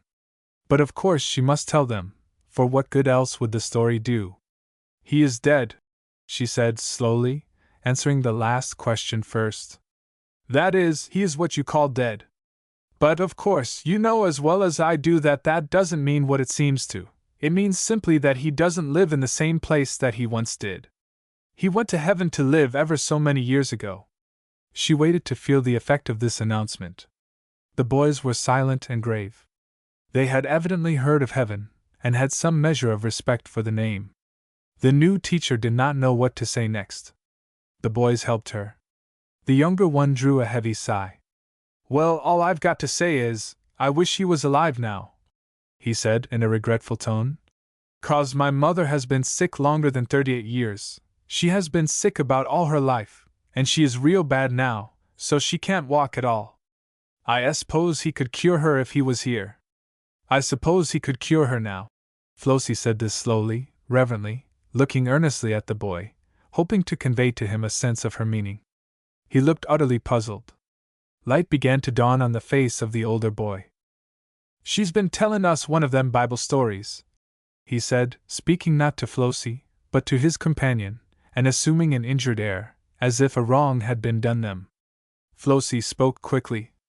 "Of course I have. I thought you wanted to hear something that really happened, and not a made-up story." This seemed to be an appeal to their dignity, and they eyed her reflectively. "How do you know it happened?" ventured the younger one. Flossie gave a rapid and animated answer. "There are about 100 reasons why I know it. It would take me all day to tell you half of them. But one is, that I read it in a book which good men who know a great deal, and who have been studying all their lives to find out about it, say they know is true, and I believe what they tell me about Washington and Lincoln and other men whom I never saw, so I ought to believe them when they tell me about this man. But there's one thing you don't know. You don't know that he can cure folks now, and he don't do it." This was spoken with a quiet positiveness, and with the air that said, "That can't be disputed, and you know it can't." Flossie hesitated just a moment. The glow on her face deepened and spread. Then she answered in much the same tone that the boy had used. "I know he can, and I have good reason for knowing. I'll tell you a secret. You are the very first persons I have told about it, but he has cured me. I have been sick all my life. When I came here to Chautauqua I was sick. I could not do anything that I was made to do, and I kept doing things all the time that were not meant for me to do, but he has cured me." The boys looked at her in absolute incredulous wonder. "Was you sick in bed when you came?" ventured one of them at last. "No, it is not that kind of sickness that I mean. That is when the body is sick, the body that when the soul goes away looks like nothing but marble, cannot move, nor feel, nor speak. That isn't of much consequence, you know, because we are sure that the soul will go away from it after a while. It is this soul of mine that is going to live forever that was cured." "How do you know it was?" came again from these wondering boys. Flossie smiled a rare, bright smile that charmed them. "If yours had been cured you would not ask me that question," she said. "You would know how I know it. But I can't tell you how it is. Don't you know there are some things that you are sure of that you can't explain? You are sure you can think, aren't you? But how would you set to work to explain to me that you are sure? The only way that you can know how is by going to this doctor and getting cured. Then you will understand. I'd like him if he would cure folks' bodies," began the boy who had a sick mother, speaking in a doubtful, somewhat dissatisfied tone. "He does," Flossie said quickly. "Don't people's bodies get well sometimes? And who can cure bodies except the one who made them? If you want your mother cured you ought to try him. If she is to be made well you may be sure that he can do it. But why should he so long as you do not care enough about it to ask him?" There was a rush and a bustle among the crowds in the distance. Sunday school session was over, and the great company were moving for seats for the morning service. The boys took the alarm and fled, each glancing back to nod and smile at the bright apparition who had told them a story. Flossie picked up her Bible. She had not needed to use it during this talk. The story of Bethesda had burned itself so into her heart with that morning reading that she had no need to look at it again. She gave a thoughtful little sigh. "I don't know about that being teaching," she said within her heart. "But I certainly told them about Jesus, and I told them it was Jesus who had made me whole. I made my own experience witness for me to that degree. If that is what they mean by teaching, I like to do it. I mean to go to Sunday school just as soon as I get home, and if I find out that they just tell about things as they are in the Bible, I can do it. I can make the boys listen to me, I know." Bright little fairy that she was. There was a new glow about her face. She was waking to the thought that there was such a thing as power over people's brains. No danger but she will use her knowledge. Let me tell you another thing that Chautauqua did for her. It planted the seed that shall blossom into splendid teaching. There was one teacher who gave many glances that morning to the little group around that old tree stump. Mr. Roberts, from his point of observation, not far away, watched this scene from beginning to end. It fascinated him. He saw the timid beginning and the ever-increasing interest, until, when Flossie closed her Bible and arose, he turned his eyes from her with a quiet smile in them, and to himself he said, "Unless I am very greatly mistaken, she has found something that she can do." Chapter 20.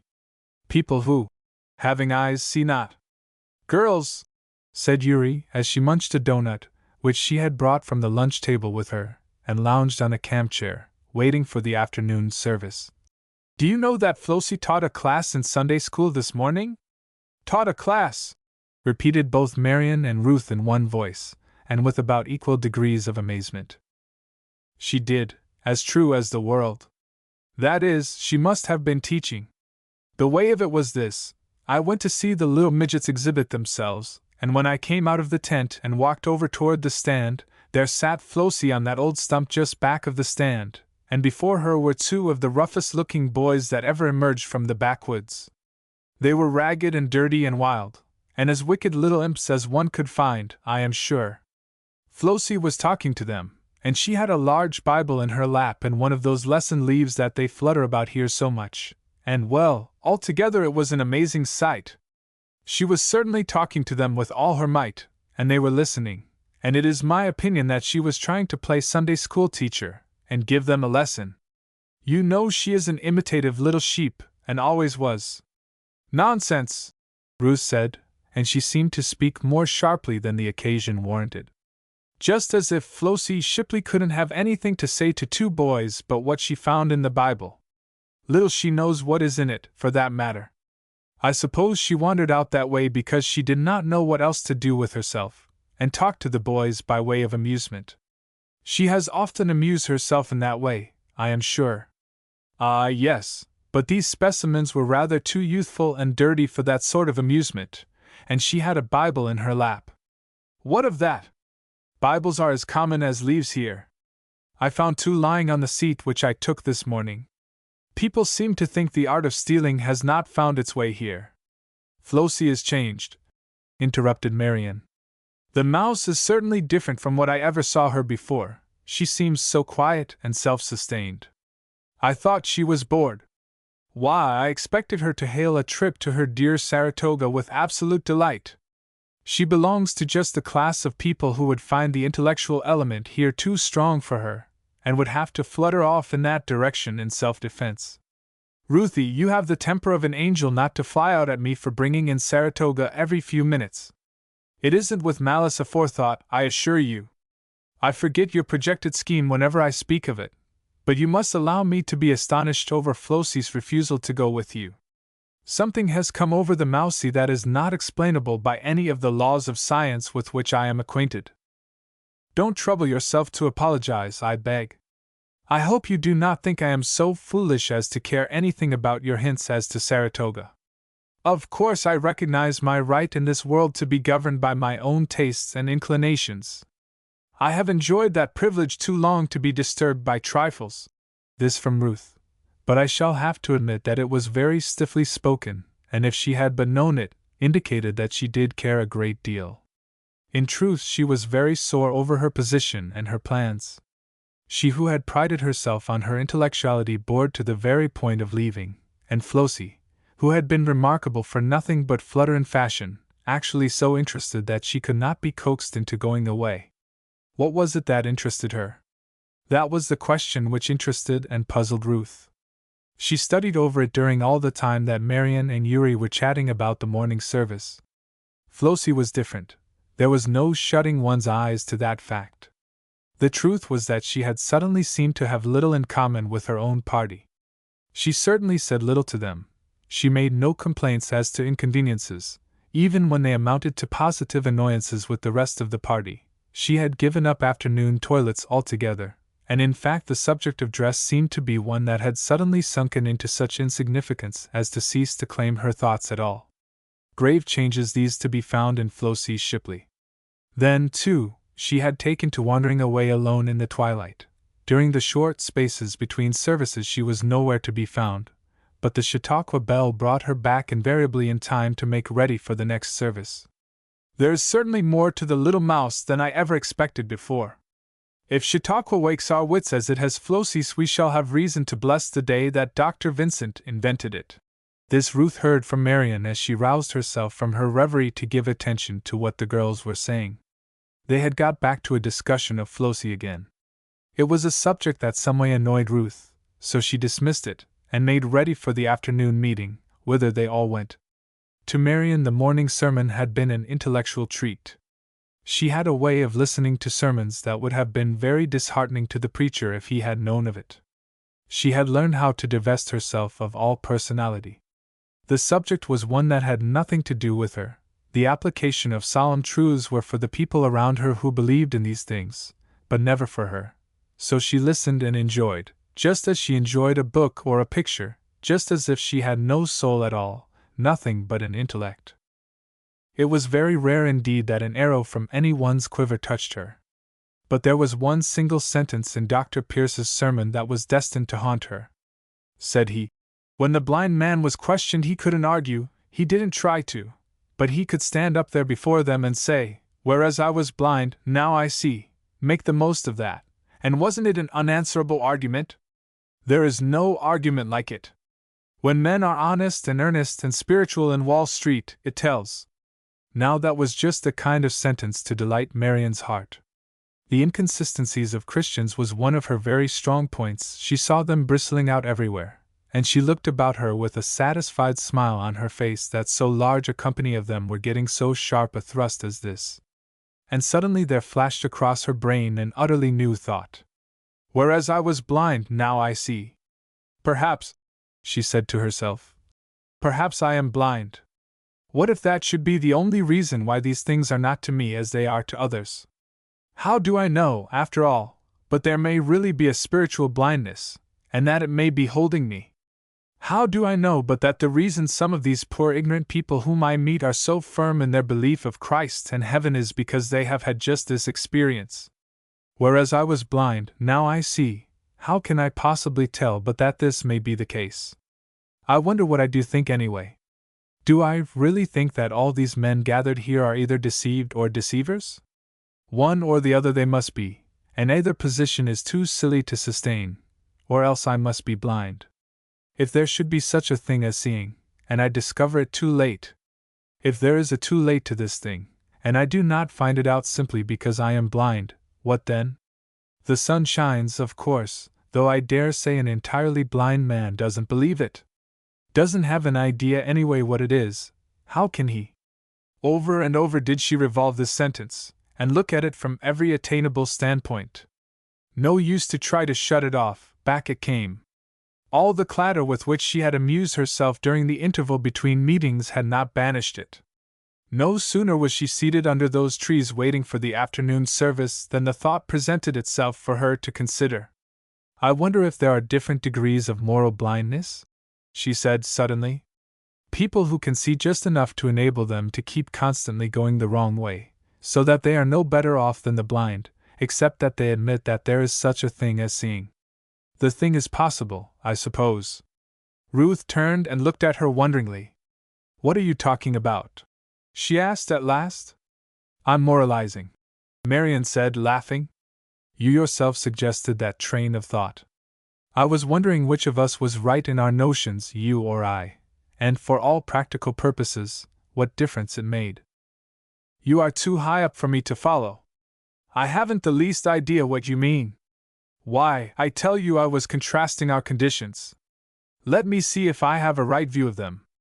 Don't you honestly think that there is a God, and a heaven, and a hell, and that to escape the one place and secure the other certain efforts upon your part are necessary? Why, of course I think so. I have never made any pretense of disbelieving all these things. I think it is foolish to do so. Exactly. Now for one question more. Have you made the effort that you believe to be necessary? Have you been hired as an exhorter? Ruth said, trying to laugh. Why, no, I cannot say that I have. Well, then, suppose you and I should both die tonight. I don't believe any of these things. You do, but you don't practice on your belief. Then, according to your own view, you will be lost forever, and according to that same view, so shall I. Now, practically, what difference is there between us? So if it is really blindness, why may not one be totally blind as well as to have a little sight that keeps one all the time in the wrong way? I dare say we are quite as well off, Ruth said composedly. Only I think there is this point of difference between us. I think your position is silly. I don't see how anyone who has studied Paley and Butler, and in fact any of the sciences, can think so foolish a thing as you pretend to. One doesn't like to be foolish, even if one doesn't happen to be a Christian. Foolish? Marian repeated, and there was a fine glow on her face. Don't you go and talk anything so wild as that. If there is any class of people in this world who profess to be simpletons, and act up to their professions, it is you people who believe everything and do nothing. Now just look at the thing for a minute. Suppose you say, there is a precipice over there, and every whiff of wind blows us nearer to it. We will surely go over if we sit here. We ought to go up on that hill. I know that is a safe place, and yet you sit perfectly still. And suppose I say, I don't believe there is any such thing as a precipice, and I believe this is just as safe a place as there is anywhere, and I sit still. Now I should like to know which of us was acting the sillier? You would be, Ruth said stoutly, if you persisted in disbelieving what could be proved to you so clearly that no person with common sense would think of denying it. Humph, said Marian, settling back. In that case I think there would be very little chance for each to accuse the other of folly. Only I confess to you just this, Ruth Erskine, if you could prove to me that there was a precipice over there, and that we were being carried toward it, and that the hill was safe, I know in my very soul that I should get up and go to that hill. I would not be such a fool as to delay, I know I wouldn't. You are frank, Ruth said, and her face was flushed. I am sure I don't see why you don't make the attempt and decide for yourself, if you feel this thing so deeply. I think there ought to be a prayer meeting on your account. If I knew Dr. Vincent I would try to have this thing turned into a regular camp meeting time, then you would doubtless get all the help you need. Marian laughed good-humoredly. Don't waste your sarcasm on me, she said cheerily. Keep your weapons for more impressible subjects. You know I am not in the least afraid of any such arguments. I have been talking downright truth and common sense, and you know it, and are hit. That is what makes you sarcastic. Did you know that was at the bottom of most sarcasm, my dear? Do hush, please. These people before us are trying hard to hear what the speaker is saying. This was Ruth's answer, but she had had her sermon, and of all the preachers at Chautauqua, the one who had preached to her was Marian Wilbur, the infidel schoolteacher. It was her use of Dr. Pierce's arrow that had thrust Ruth. She gave herself up to the thought of it all during that wonderful afternoon meeting. Very little did she hear of the speeches, save now and then a sentence more vivid than the rest. Her brain was busy with new thoughts. Was it all so very queer? Did it look to others than Marian a strange way to live? Did she actually believe these things for which she had been contending? If she did, was she in very deed an idiot? It actually began to look as though she might be. She was not wild like Yuri, nor intense and emotional, like Marian. She was still and cold, and in her way, slow, given to weighing thoughts, and acting calmly from decisions rather than from impulse. It struck her oddly enough now that, having so stoutly defended the cardinal doctrines of Christian faith, she should have no weapons except sarcasm with which to meet a bold appeal to her inconsistency. When I get home from Saratoga, she said, at last, turning uneasily in her seat, annoyed at the persistency of her thoughts, I really mean to look into this thing. I am not sure but a sense of propriety should lead one to make a profession of religion. It is, as Marian says, strange to believe as we do and not indicate it by our professions. I am not sure but the right thing for me to do would be to unite with the Church. There is certainly some ground for the thrust that Marian has been giving. My position must seem inconsistent to her. I certainly believe these things. What harm in my saying so to everybody? Rather, is it not the right thing to do?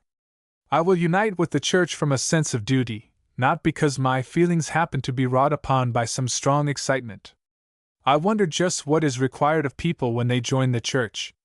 A sense of their own dependence on Christ for salvation, I suppose.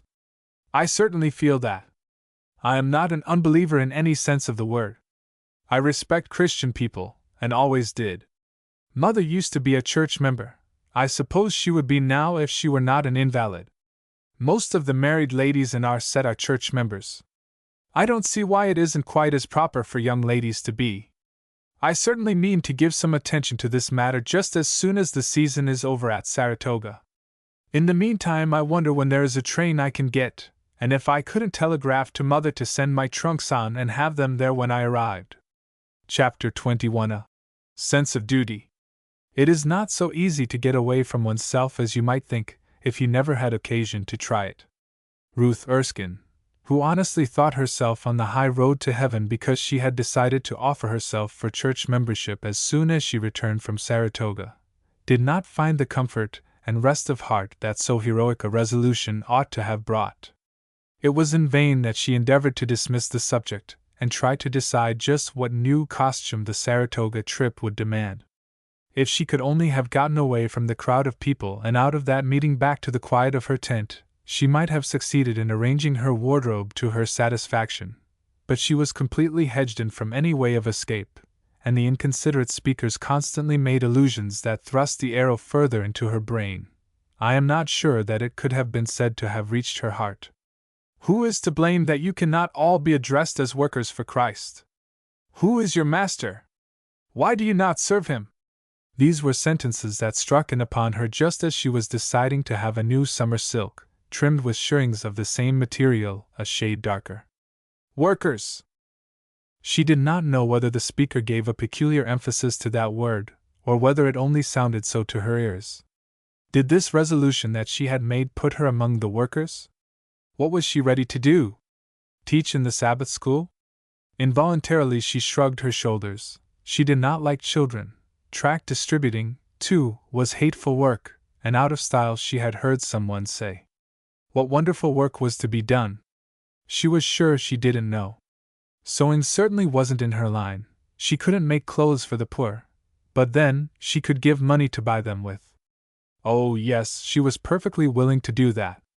And then she tried to determine whether it would be well to get a new black grenadine, or whether a black silk would suit her better.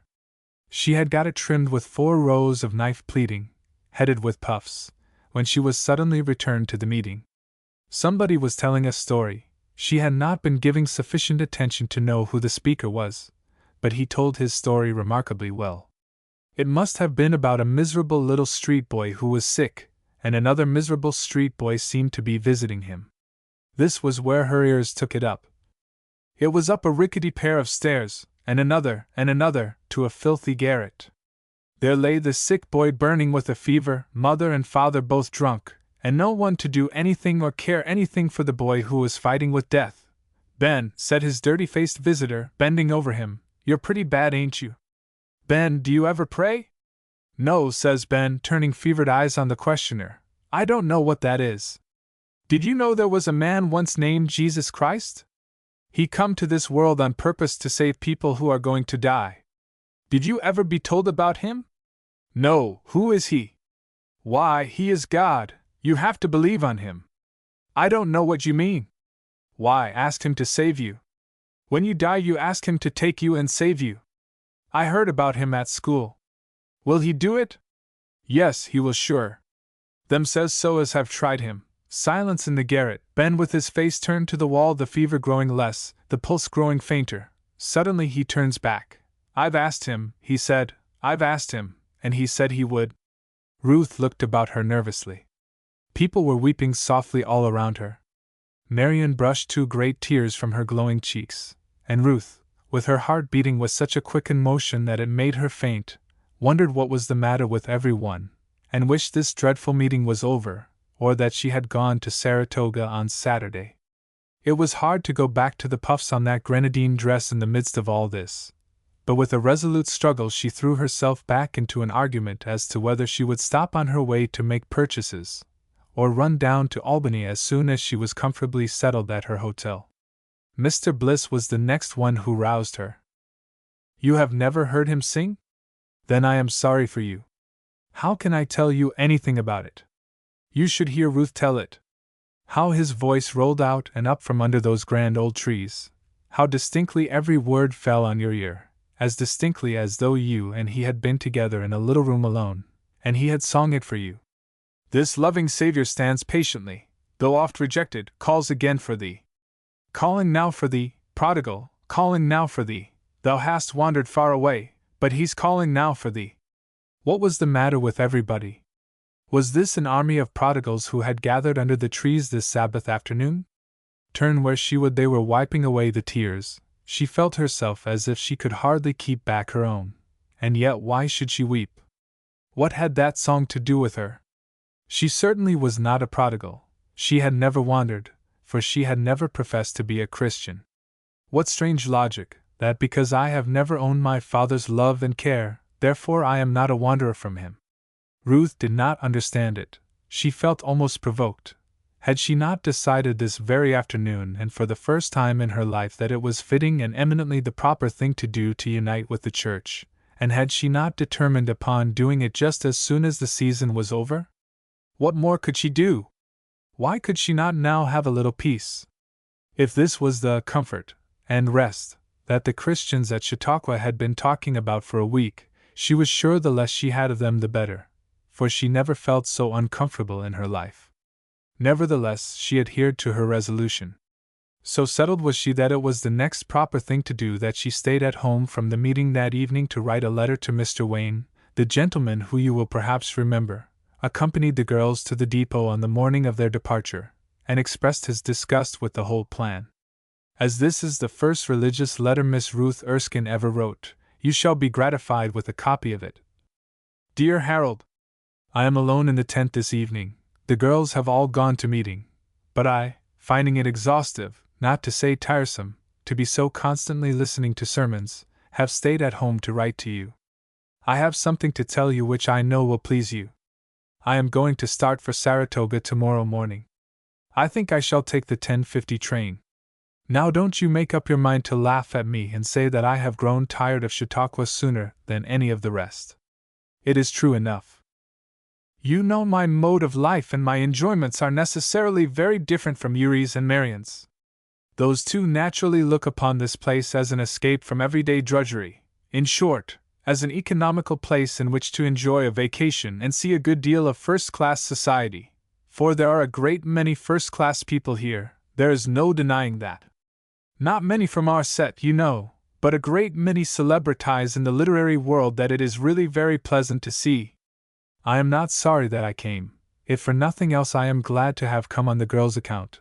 They would hardly have ventured without me, and it is a real treat to them. You will wonder what has become of poor little Flossie, and want to know whether she is going to follow me to Saratoga as usual, but the little sprite refuses to go. I fancy Marion has been teasing her. You know she is very susceptible to ridicule, and it suits Marion's fancy to amuse herself at the expense of those people who weary of Chautauqua. She has attempted something of the kind on me, but of course I am indifferent to any such shafts, having been in the habit of leading, rather than following, all my life. It seems natural, I suppose, to do so still. I think well of Chautauqua. It is a good place for people to come who have not much money to spend, and who like to be in a pleasant place among pleasant people, and who enjoy fine music, and fine lectures, and all that sort of thing, and are so trammelled by work and small means at home that they cannot cultivate these tastes. But, of course, all these things are no treat to me, and I do not hesitate to tell you that I am bored. There is too much preaching to suit my fancy, not real preaching either, for we haven't had what you could call a sermon until today, but lectures, which constantly bring the same theme before you. Now you are not to conclude from this that I do not believe in preaching, and Sunday, and all that sort of thing. On the contrary, I believe more fully in them all than I did before I came. In fact, I have this very afternoon come to a determination which may surprise you, and which is partly the occasion of my writing this letter, in order that you may know at once what to expect. Harold, as soon as the season is over, and I get back home, I am going to unite with the Church? Have I astonished you? I am going to do this from a conviction of duty. You need not imagine that I have been wrought up to such a pitch of excitement that I don't know what I am about. I assure you there is nothing of the kind. I have simply concluded that it is an eminently proper thing to do. So long as I believe fully in the Church and in religion, and wish to sustain both by my money and my influence, why should I not say so? That is a very simple and altogether proper way of saying it, and saves a good deal of troublesome explanation. I wonder that I haven't thought of it before. I do not mind telling you that it was some remarks of Marian's that first suggested the propriety of this thing to me. You know she is an infidel and I am not, and she intimated what is true enough, that I lived exactly as though I thought just as she did, so in thinking it over I concluded it was true, and that my influence ought to be with the church in this matter. Now you know, Harold, that with me to decide is to do, so this is as good as done. I should like it very well if you choose to come to the same conclusion and unite at the same time that I do. I am sure Dr. Dennis would be gratified. I don't know why we shouldn't be willing to have it known where we stand, and I know you respect the church and trust her as well as I do myself. I told Marian today I did not see how a person with brains could be an infidel, or something to that effect, and I don't. I think that is such a silly view to take of life. Just as if everything could come by chance. And if God did not make everything, who did? I have no patience with that sort of thing, and I am glad to remember that you have no such tastes. By the way, are the Arnotts in Saratoga?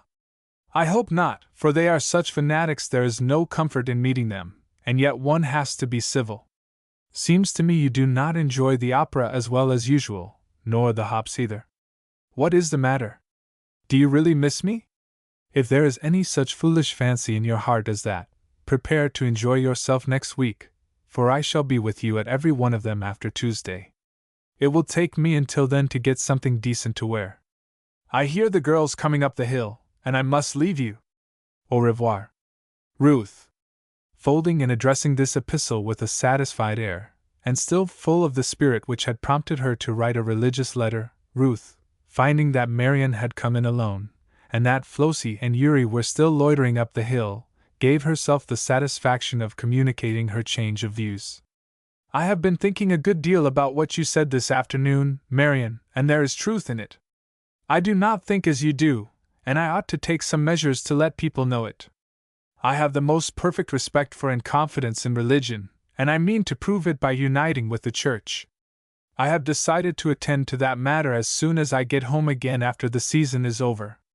I am surprised at myself for not doing so before, for I certainly consider it eminently proper, in fact a duty. Now, it was very provoking to have so religious a sentence as this received in the manner that it was. Marian tilted her stool back against the bed, and gave herself up to the luxury of a ringing laugh. Really, Ruth said, you have returned from church in a very hilarious mood. Something very funny must have happened. It cannot be that anything in my sentence had to do with your amusement. Yes, but it has, squealed Marian, holding her sides and laughing still.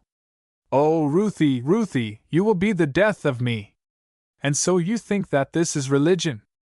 You honestly suppose that standing up in church and having your name read off constitutes Christianity? Don't do it, Ruthie. You have never been a hypocrite, and I have always honored you because you were not. If this is all the religion you can find, go without it forever and ever, for I tell you there is not a single bit in it. Her laughter had utterly ceased, and her voice was solemn in its intensity. I don't know what you mean in the least, Ruth said testily. You are talking about something of which you know nothing. So are you. Oh, Ruthie, so are you. Yes, I know something about it. I know that you haven't reached the ABC of it. Why, Ruthie, do you remember that story this afternoon? Do you remember that little boy in the garret, how he turned his face to the wall and asked God to save him? Have you done that? Do you honestly think that you, Ruth Erskine, have anything to be saved from? Don't you know the little fellow said he answered. Has he answered you? Why, Ruth, do you never listen to the church covenant? How does it read? That it is eminently fit and proper for those who believe that God made them to join the church? Ruth Erskine, you can never take more solemn vows upon you than you will have to take if you unite with the church, and I beg you not to do it. I tell you it means more than that. I had a father who was a member of the church and he prayed, oh, how he prayed! He was the best man who ever lived on earth. Everyone knew he was good, everyone thought he was a saint, and it seems to me as though I could never love any God who did not give him a happier lot than he had as a reward for his holy life. But do you think he thought himself good? I tell you he felt that no one could be more weak and sinful and in need of saving than he was. Oh, I know the people who make up churches have more than this in them. I think it is all a deception, but it is a blessed one to have. I know these people at Chautauqua have it, hundreds of them. I see the same look in their faces that my father had in his, and if I could only get the same delusion into my heart I would hug it for my blessed father's sake. But don't you ever go into the church and subscribe to these things that they will ask of you until you have felt the same need of help and the same sense of being helped that they have. If you do, and there is a God, I would rather stand my chance with him than to have yours. And Marian seized her hat and rushed out into the night, leaving Ruth utterly dumbfounded. Chapter 22. 1 minute's work. Marian struck out into the darkness, caring little which way she went. She had rarely been so wrought upon. Her veins seemed to glow with fire. What difference did it make? She asked herself. If there was nothing at all in it, why not let Ruth amuse herself by joining the church and playing at religion? It would add to her sense of dignity, and who would be hurt by it? There was a difficulty in the way. Turn where she would, it confronted Marian during these days. There was a solemn haunting, if that would not be put down. What if all these things were true? She by no means felt so assured as she had once done. Indeed, the foundations for her disbelief seemed to have been shaken from under her during the last week. Remember, she had never spent a week with Christians before in her life. Not, at least, a week during which she was made to realize all the time that they were Christians, that they stood on a different platform from herself. Now, as she tramped about through the darkening woods, meeting constantly groups of people on their way home from the meeting, hearing from them snatches of what had been said and sung, she suddenly paused, and so vivid was the impression that for long afterward she could not think of it without feeling that a voice must certainly have spoken the words in her ear. Yet she recognized them as a sentence which had struck her from Dr. Pierce's sermon in the morning. God honors his gospel, even though preached by a bad man, honors it sometimes to the saving of a soul. But think of a meeting between the two. The sinner saved and the sinner lost. Who was the means of the other's salvation? It had thrilled Marian at the time, with her old questioning thrill. What if such a thing were possible? Now it came again. She stood perfectly still, all the blood seeming to recede from and leave her faint with the strange solemnity of the thought. What if she had this evening been preaching the gospel to Ruth? What if the words of hers should lead Ruth to think, and to hunt, and to find this light that those who were not blind, if there were any such, succeeded in finding? What if, as a result of this, she should go to heaven? And what if it were true that there was to be a judgment, and they two should meet, and then and there she should realize that it was because of this evening's talk that Ruth stood in glory on the other side of the great gulf of separation? What kind of a feeling would that be? Oh, if I only knew, she said aloud, sitting suddenly down on a fallen log. If I only knew that any of these things were so. Or if I could only get to imagining that they were, I would take them up and have the comfort out of them that some of these people seem to get, for I have so little comfort in my life. It cannot be that it is all a farce, such as Ruth's horrid resolve would lead one to think. That is not the way that Dr. Vincent feels about it. It is not the way that Dr. Pierce preached about it this morning. It is not the way that Man Bliss sings about it. There is more to it than that. My father had more than that. If he could only look down tonight and tell me whether it is so, whether he is safe and well and perfectly happy. Oh, it seems to me if I could only be sure beyond a doubt that God did give an eternal heaven to my father, I could love him forever for doing that, even though there is a hell and I go to it. Within the tent they were having talk that would seem to amount to very little. Even Yuri appeared to be subdued, and to have almost nothing to say. Ruth was roused from the half-stupor of astonishment into which Marian's unexpected words had thrown her by hearing Flossie say, "Oh, Ruth, I forgot to tell you something. Mrs. Smythe stopped at the door on Saturday evening before you came home. Her party leave for Saratoga tomorrow morning, and she wanted to know whether any of us would go with them." "Did you tell her I was going?" Ruth asked quickly. It was utterly distasteful to her to think of having Mrs. Smythe's company. She did not stop to analyze her feelings. She simply shrank from contact with Mrs. Smythe and from others who were sure to be of her stamp. "No," Flossie said. "I did not know what you had decided upon, I said it was possible that you might want to go, but someone joined us just then and the conversation changed. I did not think of it again." "I am glad you didn't," Ruth said emphatically. "I don't want her society. I won't go in the morning if I am to be bored with that party. I would rather wait a week." "They are going in the morning train," Yuri said. "I heard that tall man who sometimes leads the singing say so. He said there was quite a little party to go, among them a party from Clyde, who were en route for Saratoga.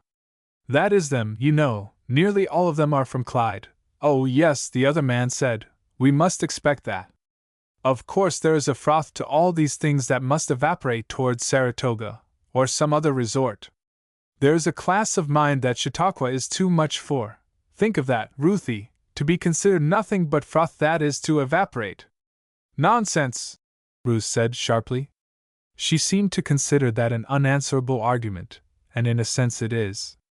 Nevertheless, Yuri's words had their effect. She began to wish that letter unwritten, and to wish that she had not said so much about Saratoga, and to wish that there was some quiet way of changing her plans. In fact, an utter distaste for Saratoga seemed suddenly to have come upon her. Conversation palled after this. Marian came in, and the four made ready for the night in almost absolute silence. The next thing that occurred was sufficiently startling in its nature to arouse them all. It was one of those sudden, careless movements that this life of ours is full of, taking only a moment of time, and involving consequences that reached away beyond time, and death, and resurrection. "Yuri," Ruth had said, "where is your headache bottle that you boast so much of? I believe I am going to have a sick headache." "In my satchel," Yuri answered, sleepily. She was already in bed. "There is a spoon on that box in the corner. Take a teaspoonful." Another minute of silence, then Yuri suddenly raised her head from the pillow and looked about her wildly. The dim light of the lamp showed Ruth, slowly pulling the pins from her hair. "Did you take it?" she asked, and her voice was full of eager, intense fright. "Ruth, you didn't take it." "Yes, I did, of course. What is the matter with you?" "It was the wrong bottle. It was the liniment bottle in my satchel. I forgot." "Oh, Ruth, what will we do?" "It is a deadly poison." Then to have realized the scene that followed you should have been there to see. Ruth gave one loud shriek that seemed to re-echo through the trees, and Yuri's moan was hardly less terrible. Marian sprang out of bed, and was alert and alive in a moment. "Ruth, lie down. Yuri, stop groaning and act. What was it? Tell me this instant." "Oh, I don't know what it was, only he said that 10 drops would kill a person, and she took a teaspoonful." "I know where the doctor's cottage is," said Flossie, dressing rapidly. "I can go for him." And almost as soon as the words were spoken she had slipped out into the darkness. Ruth had obeyed the imperative command of Marian and laid herself on the bed. She was deadly pale, and Yuri, who felt eagerly for her pulse, felt in vain. Whether it was gone, or whether her excitement was too great to find it, she did not know. Meantime, Marian fumbled in Flossie's trunk and came toward them with a bottle. "Hold the light, Yuri, this is Flossie's hair oil. I happen to know that it is harmless, and oil is an antidote for half the poisons in the world. Ruth, swallow this and keep up courage, we will save you." Down went the horrid spoonful, and Marian was eagerly at work chafing her limbs and rubbing her hands, hurrying Yuri meantime, who had started for the hotel in search of help and hot water. That dreadful 15 minutes! Not one of them but that thought it was hours. They never forgot the time when they fought so courageously, and yet so hopelessly, with death. Ruth did not seem to grow worse, but she looked ghastly enough for death to have claimed her for his victim, and Flossie did not return. Yuri came back to report a fire made and water heating, and seizing a pail was about to start again, when her eye caught the open satchel, and a bottle quietly reposing there, closely corked and tied over the top with a bit of kid. She gave a scream as loud as the first had been. "What is the matter now?" Marian said. "Yuri, do have a little common sense." "She didn't take it," burst forth Yuri. "It is all a mistake. It was the right bottle. Here is the other corked, just as I put it." Before this sentence was half concluded, Ruth was sitting up in bed, and Marian, utterly overcome by this sudden revulsion of feeling, was crying hysterically. There is no use in trying to picture the rest of that excitement. Suffice it to say that the events of the next hour are not likely to be forgotten by those who were connected with them. Yuri came back to her senses first, and met and explained to the people who had heard the alarm, and were eagerly gathering with offers of help. There was much talk, and many exclamations of thankfulness and much laughter, and at last everything was growing quiet again. "I cannot find the doctor," Flossie had reported in despair. "He has gone to Mayville, but Mr. Roberts will be here in a minute with a remedy, and he is going right over to Mayville for the doctor." "Don't let him, I beg," said Marion, who was herself again. "There is nothing more formidable than a spoonful of your hair oil. I don't know, but the poor child needs an emetic to get rid of that. Yuri, my dear, can't you impress it on those dear people that we don't want any hot water?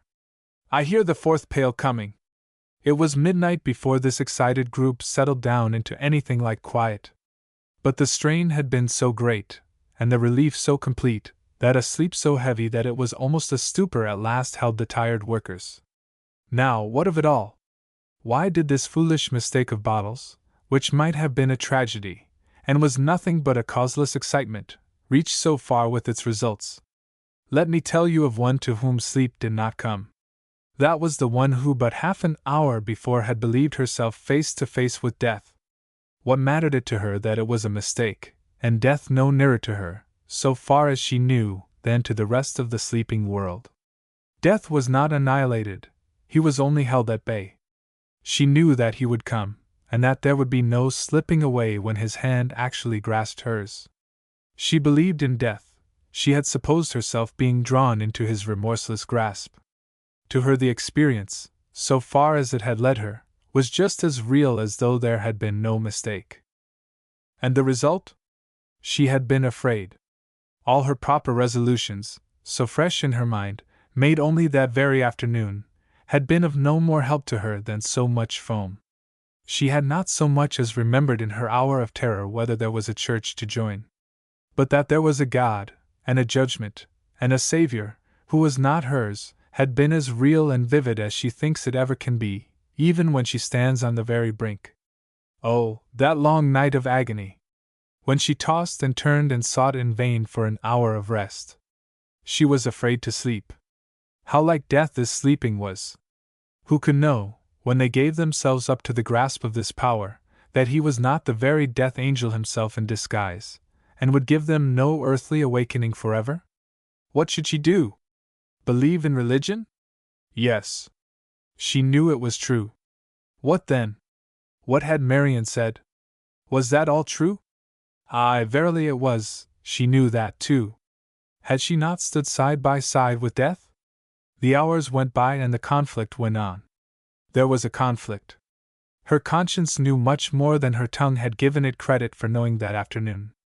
Oh, she had seen Christians who had done more than join the church.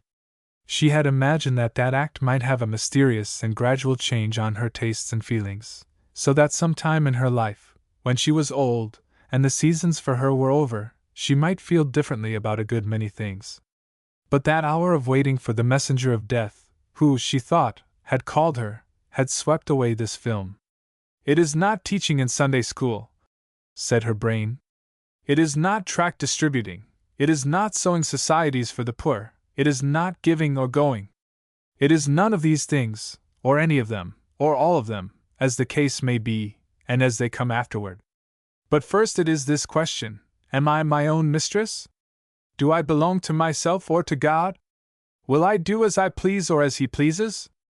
Will I submit my soul to Him, and ask Him to keep it and to show me what to do, or when and where to step? The night was utterly spent, and the grey dawn of the early sweet summer morning was breaking into the grove, and still Ruth lay with wide open eyes, and thought. A struggle? Oh dear, yes. Such an one as she had never imagined. That strong will of hers, which had led not only herself but others, yield it, submit to other leadership, always to question, is this right? Can I go here? Ought I to say that? What a thing to do! But it involved that. She knew it, felt it. She might have been blind during the week past, but she was not deaf. How they surged over her, the sentences from one and another to whom she had listened. They were not at play, these great men. What did it mean but that there was a life hidden away, belonging to Christ? She felt no love in her heart, no longing for love, such as poor little Flossie had yearned for. She felt instead that she was equal to life, that the world was sufficient for her, that she wanted the world, but that the world was at conflict with God, and that she belonged to God, and that she should give herself utterly into His hands. Moreover, she knew there was coming a time when the world, and Saratoga, and the season, with its pleasures, would not do. There was grim death. He would come. She could not always get away.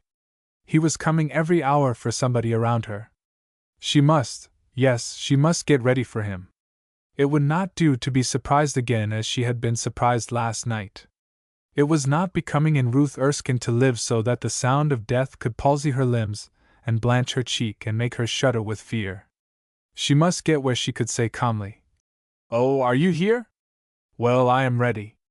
It was just as the sun, which was rising in glory, forced its smiles in between the thick leaves of the Chautauqua birds' nests, and set all the little birds in a twitter of delight, that Ruth raised herself on her elbow and said aloud, and with the force that comes from a determined will that has decided something in which there has been a struggle, "I will do it." Chapter 23. I've been redeemed. What about Saratoga? Was Yuri's first query as she awoke to life and talk again on that summer morning. Do you think you will take the 10:50 train, Ruth? Ruth gave nothing more decided than a wan smile in answer, and in her heart a wonder as to what Yuri would think of her if she could have known the way in which her night was passed. She is more likely to stay in bed, Marian said, looking at her critically. You will never think of trying to travel today, will you, Ruth? Dear me! How you look! I have always heard that hair oil was weakening, but I did not know its effects were so sudden and disastrous. And then every one of these silly girls laughed. The disaster of the night before had reached its irresistibly comic side, to them. Only Ruth shivered visibly. It was not funny to her. It was a very eventful day. She by no means relished the character of invalid that the girls seemed determined ought to be forced upon her, and at the same time she had not the least idea of going to Saratoga. Strangely enough, that desire seemed to have utterly gone from her. She had not slept at all, but she arose and dressed herself as usual, with only one feeling strong upon her, and that was a determination to carry out the decision to which she had so recently come, and she had not the least idea how to set to work to carry it out. She went with the rest to the large tent to hear Mrs. Clark's address to primary class teachers. I'm not a primary class teacher, and not likely to be, but I am a woman, and gifted with the natural curiosity of that sex to know what a woman may have to say in so big a place as this. I don't see how she dares to peep. This was Yuri's explanation of her desire to go to the reception. Ruth went because to go to meetings seemed to be the wisest way that she knew of for carrying out her decision, and a good time she had. She had not imagined that teaching primary classes was such an art, and involved so much time and brain as it did. She listened eagerly to all Mrs. Clark had to say. She followed her through the blackboard lessons with surprise and delight, and she awoke at the close of the hour to the memory that, although she had been interested as she had not imagined it possible for her to be on such a theme, she had done nothing toward her determination to make a Christian of herself, and that she knew no more how to go to work than before. When I do find out how to be one, I know I will go to work in the Sabbath school. I have changed my mind on that point. This she told herself softly as they went back to dinner. It was a strange afternoon to her. She became unable to interest herself heartily in the public services. Her own heart claimed her thought. It was noticeable also that for the first time Chautauqua chose this day in which to be metaphysical and scientific, to the exclusion of personal religion. Not that they were religious, not that they for a moment forgot their position as a great religious gathering, but there was an absence of that intense personal element in the talk which had so offended Ruth's taste heretofore, and she missed it. She wandered aimlessly up and down the aisles, listening to sentences now and then, and sighing a little. They were eloquent, they were helpful. She could imagine herself as being in a state to enjoy them heartily, but just now she wanted nothing so much as to know what to do in order to give herself a right to membership with that great religious world. Why should Chautauqua suddenly desert her now when she so much needed its help? If I knew a single one of these Christian people, I would certainly ask them what to do. This she said, talking still to herself. She had come quite away from the meeting, and was down in one of the rustic seats by the lake's side. It struck her as very strange that she had not intimate acquaintance with a single Christian. She even traveled home and tried to imagine herself in conversation on this subject with some of her friends. To whom could she go? Mr. Wayne? Why, he wouldn't understand her in the least. What a strange letter that was which she wrote him! Could it be possible that it was written only yesterday? How strange that she should have suggested to him to unite with the church! How strange that she should have thought of it herself! There came a quick step behind her, and a voice said, "Good evening, Miss Erskine." She turned and tried to recall the name that belonged to the face of the young man before her. "You do not remember me?" he said inquiringly. "I was of the party who went to Jamestown on the excursion." "Oh, Mr. Flint," she said, smiling and holding out her hand. "I beg pardon for forgetting. That seems about a month ago." "So it does to me. We live fast here. Miss Erskine, I have been looking for your party. I couldn't find them. Isn't Miss Shipley in your tent?" "Yes, I thought so." "Well, I want to see her very much. I have something to tell her that I know will give her pleasure. Perhaps you would take a message for me. I want her to know that since last week, when she told me of her friend who had become so dear to her, I have found the truth of it. He is my friend now, and I want to thank her for so impressing me with a desire to know him that I could not give it up." Ruth looked utterly puzzled. Something in the young man's reverent tone, when he used the word friend, suggested that he could mean only the friend for whom she herself was in looking, and yet, Flossie Shipley! What had she to do with him?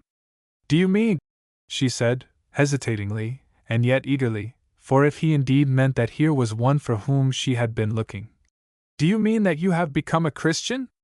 It is such a new experience," he said, his face flushing, "that I have hardly dared to call myself by that name.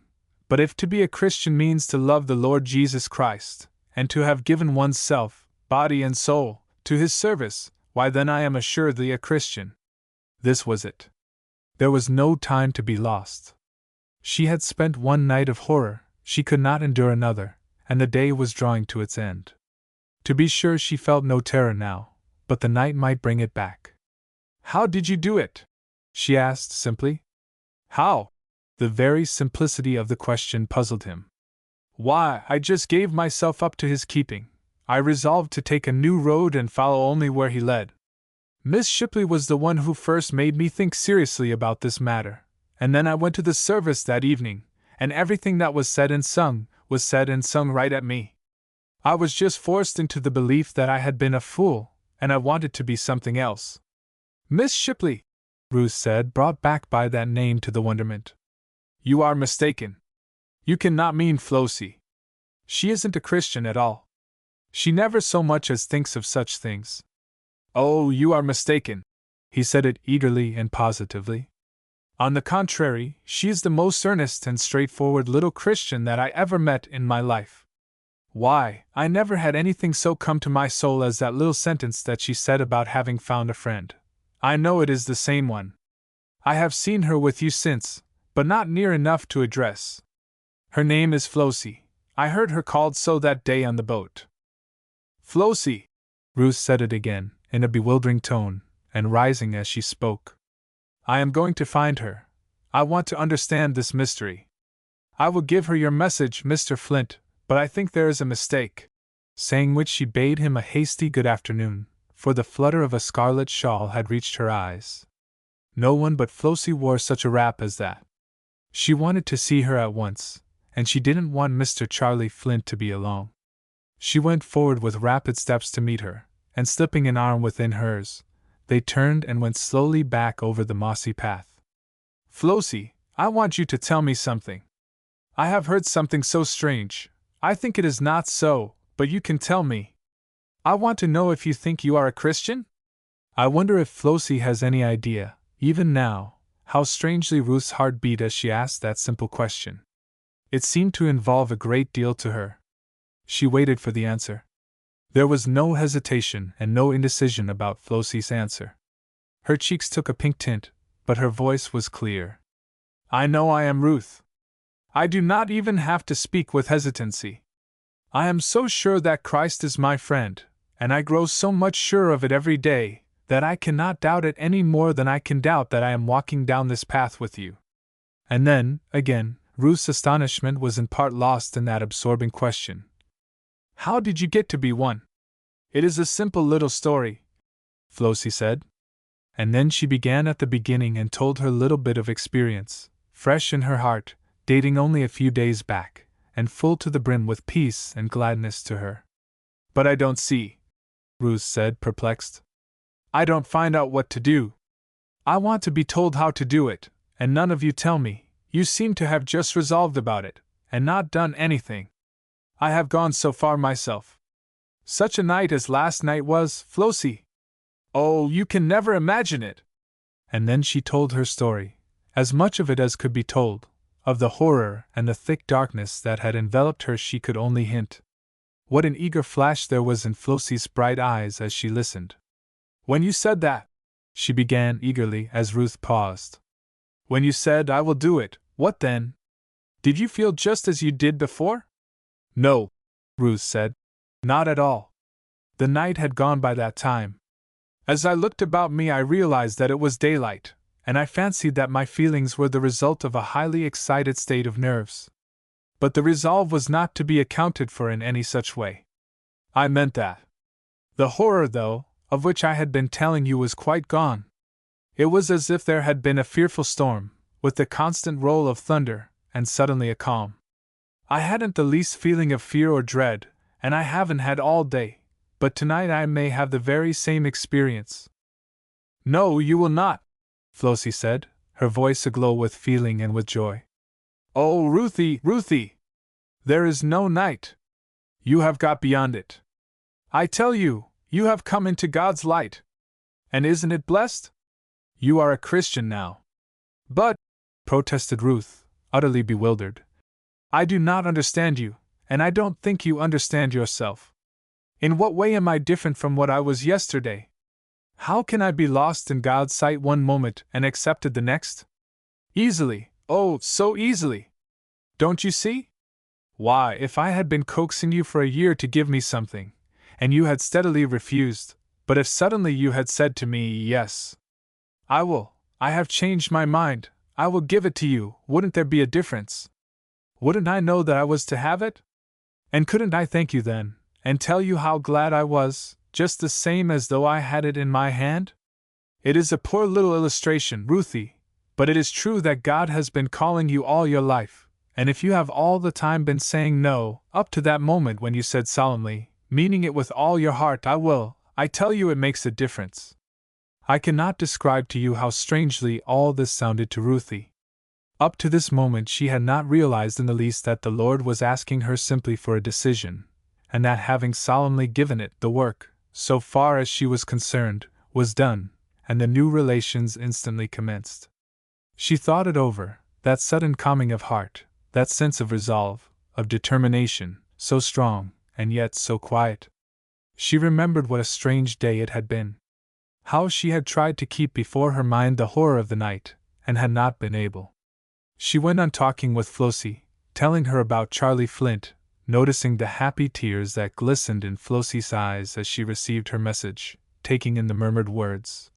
To think that Christ would honor such a feeble little witnessing as that, and realizing even then that it would be very blessed to have one say to her, You have been the means of leading me to think about this thing. Why should she care, though, whether people thought about this thing or not? Yesterday she didn't. During all the talk she kept up this little undertone of thought, this running commentary on her sudden change of views and feelings, and wondered, could it be possible that she was utterly changed? And yet, when she came to think of it, wasn't she? Didn't she love Christ? And then it struck her as the strangest thing in the world not to love him. How could any one be so devoid of heart as that? Why, a mere man, to have done one half of what Christ had done for her, would have received undying love and service. As they walked, they neared the stand, and there came just at that moment a burst of music, one of those strange, thrilling tunes such as none but the African race ever sing. The words were familiar, and yet to Ruth they were new. There is a fountain filled with blood, drawn from Emmanuel's veins, and sinners, plunged beneath that flood, lose all their guilty stains. A sinner! Was she, Ruth Erskine, a sinner? Yesterday she had not liked it to be called a prodigal. But today, oh yes. Was there a greater sinner to be found than she? How long she had known this story! How long she had known and believed of a certainty that Jesus Christ lived and died that she might have salvation, and yet she had never in her life thanked Him for it. Nay, she had spurned and scorned His gift. So much worse than though she had not believed it at all. For then at least she could not have been said to have met Him with the insult of indifference. Then the chorus swelled out on the still air. Only those who heard it under the trees at Chautauqua have the least idea how it sounded. Only those who hear it, as Ruth Erskine did, can have the least idea how it sounded to her. "I've been redeemed! I've been redeemed!" Over and over the strain repeated. Now in clear soprano tones, and anon rolled out from the grand bass voices. And then the swelling unison. "I've been redeemed, been washed in the blood of the Lamb." The girls had stopped, and almost held their breaths to listen. They stood in silence while verse after verse with its triumphant swell of chorus rolled out to them. The great tears gathered slowly in Ruth's eyes, until, as the last echo died away, she turned to Flossie, and her voice was clear and triumphant. "I believe I have. Flossie, I believe I have. It is a glorious thought, and a wonderful one. It almost frightens me. And yet it thrills me with perfect delight. The fountain is deep enough for us all, for them and for me. I have been redeemed, and if God will help me I will never forget it again." Chapter 24. Sword Thrusts. By the next morning it became clear to our girls that a change of program was a necessity. Ruth had by no means recovered from her shock and the sleepless night that followed, and some of the comforts of invalidism must be found for her. At the same time she utterly repudiated the idea of Saratoga, which was now urged upon her. It had lost its charms. Either would she go home. "I have decided to stay until the very last meeting," she said, with quiet determination. Flossie laughed softly. She knew what charms Chautauqua had taken on, but the others supposed it to be a whim, resulting from the ridicule she had suffered because of the Saratoga scheme. After many plans were discussed, it was finally decided that Flossie and Ruth should seek quarters at the hotel in Mayville, Ruth coming over to the meetings only when her strength and her fancy dictated, and having some of the luxuries of home about her. It seemed to fall naturally to Flossie's lot to accompany her. Indeed, a barrier was in the way of either of the others being chosen. The hotel arrangement, when one took into consideration the numerous boat rides to and from the ground, was by no means an economical proceeding, and as Flossie and Ruth were the only ones who were entirely indifferent to the demands of their purses, it must of necessity be them. Neither of them was disposed to demur. There had never been much congeniality between these two, but they had been friendly, and now there was a subtle bond of sympathy which made them long to be together. So, during the next morning hours, those two were engaged in packing their effects and preparing for a flitting to the Mayville house. Meantime Marian and Yuri, having stood around and looked on until they were tired, departed in search of something to interest them. "It is too early for meeting," Marian said. "There is nothing of interest until 11 o'clock. I'm sorry we missed Mrs. Clark. I like to look at her and listen to her. She is just bubbling over with enthusiasm. One can see that she thinks she means it. If I were a Sunday school teacher I should be glad I was here to hear her. I think it has been about the most helpful thing I have heard thus far. Helpful to those who indulge in that sort of work, I mean. I wonder what those normal classes are like," Yuri said, studying her program. "We haven't been to one of those, have we? What do you suppose they do?" Marian shrugged her shoulders. "They are like work," she said. "Working hours, they are named, and I suppose some hard thinking is done. If I didn't have to teach school 6 hours out of every day at home I might be tempted to go in and listen to them, But I came here to play, you see, and to make money. They are not good to report about. People who stay at home and read the reported letters don't want to hear anything about the actual work. They want to know who the speaker was and how he looked, and whether his gestures were graceful, and, if it is a lady, above all, how she was dressed. If they say anything remarkably sarcastic or irresistibly funny, you may venture to report it, but not otherwise. Consequently, reporting is easy work, if you have not too much conscience, because what you didn't see you can make up. At the end of this harangue she paused suddenly before a tent, whence came the sound of a firm and distinct voice. "What is this?" she said, and then she lifted a bit of the canvas and peeped in. "I'm going in here, after all," she said, withdrawing her head and explaining. "This is a normal class, I guess. That man from Philadelphia, what is his name? Tyler? Yes, that is it, Bennett Tyler, is leading. I like him. I like his voice ever so much. He makes you hear, whether you want to or not. Then, someway, you get a kind of a notion that he not only believes what he says but that he knows it is so, and that is all there is about it. I like to meet such people now and then, because they are so rare. Generally people act as though you could coax them out of their notions in about 20 minutes if you tried, when they are talking about religious subjects, I mean. Obstinacy is not so rare a trait where other matters are concerned. Let's go in. What is the subject this morning?" Yuri asked, following her guide around to the entrance, somewhat reluctantly. She was in no mood for shutting herself inside a tent, and being obliged to listen whether she wanted to or not. But Marian was in one of her positive moods this morning, and must either be followed or deserted altogether. Mr. Tyler was reading from a slip of paper as they entered. This was the sentence he read. "Difficulties in interpretation which arise from certain mental peculiarities of the student. Some minds, and not by any means the strongest or noblest, must always see the reason for everything." Marian gave Yuri a sagacious nod of the head. "Don't you see?" she said. "Now, by the peculiar way in which he read that, he made believe it was me he meant.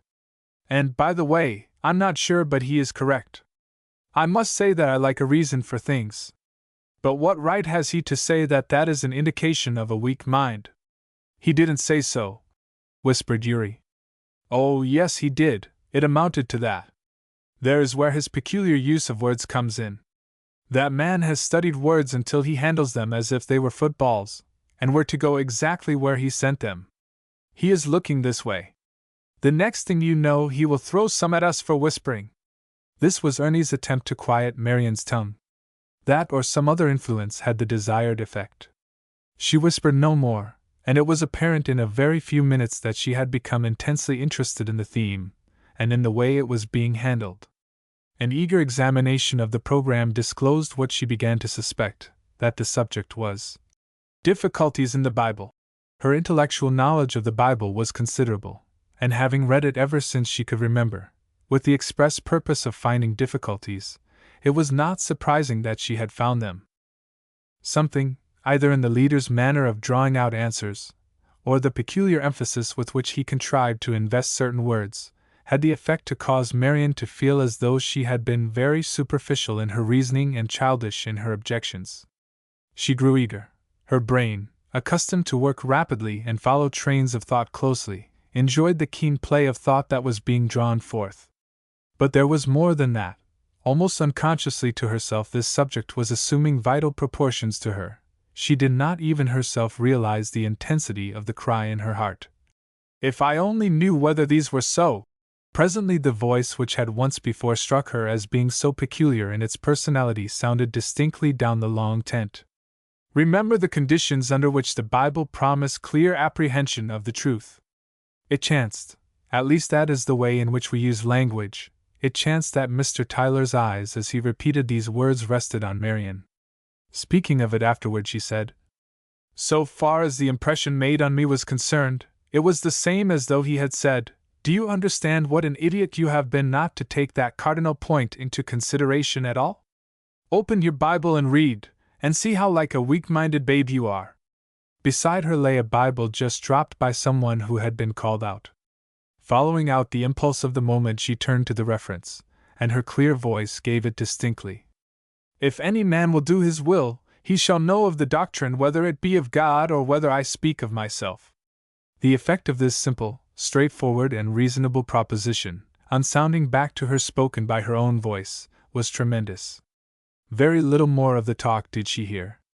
A thrust from God's own sword had reached her. What a fool she had been!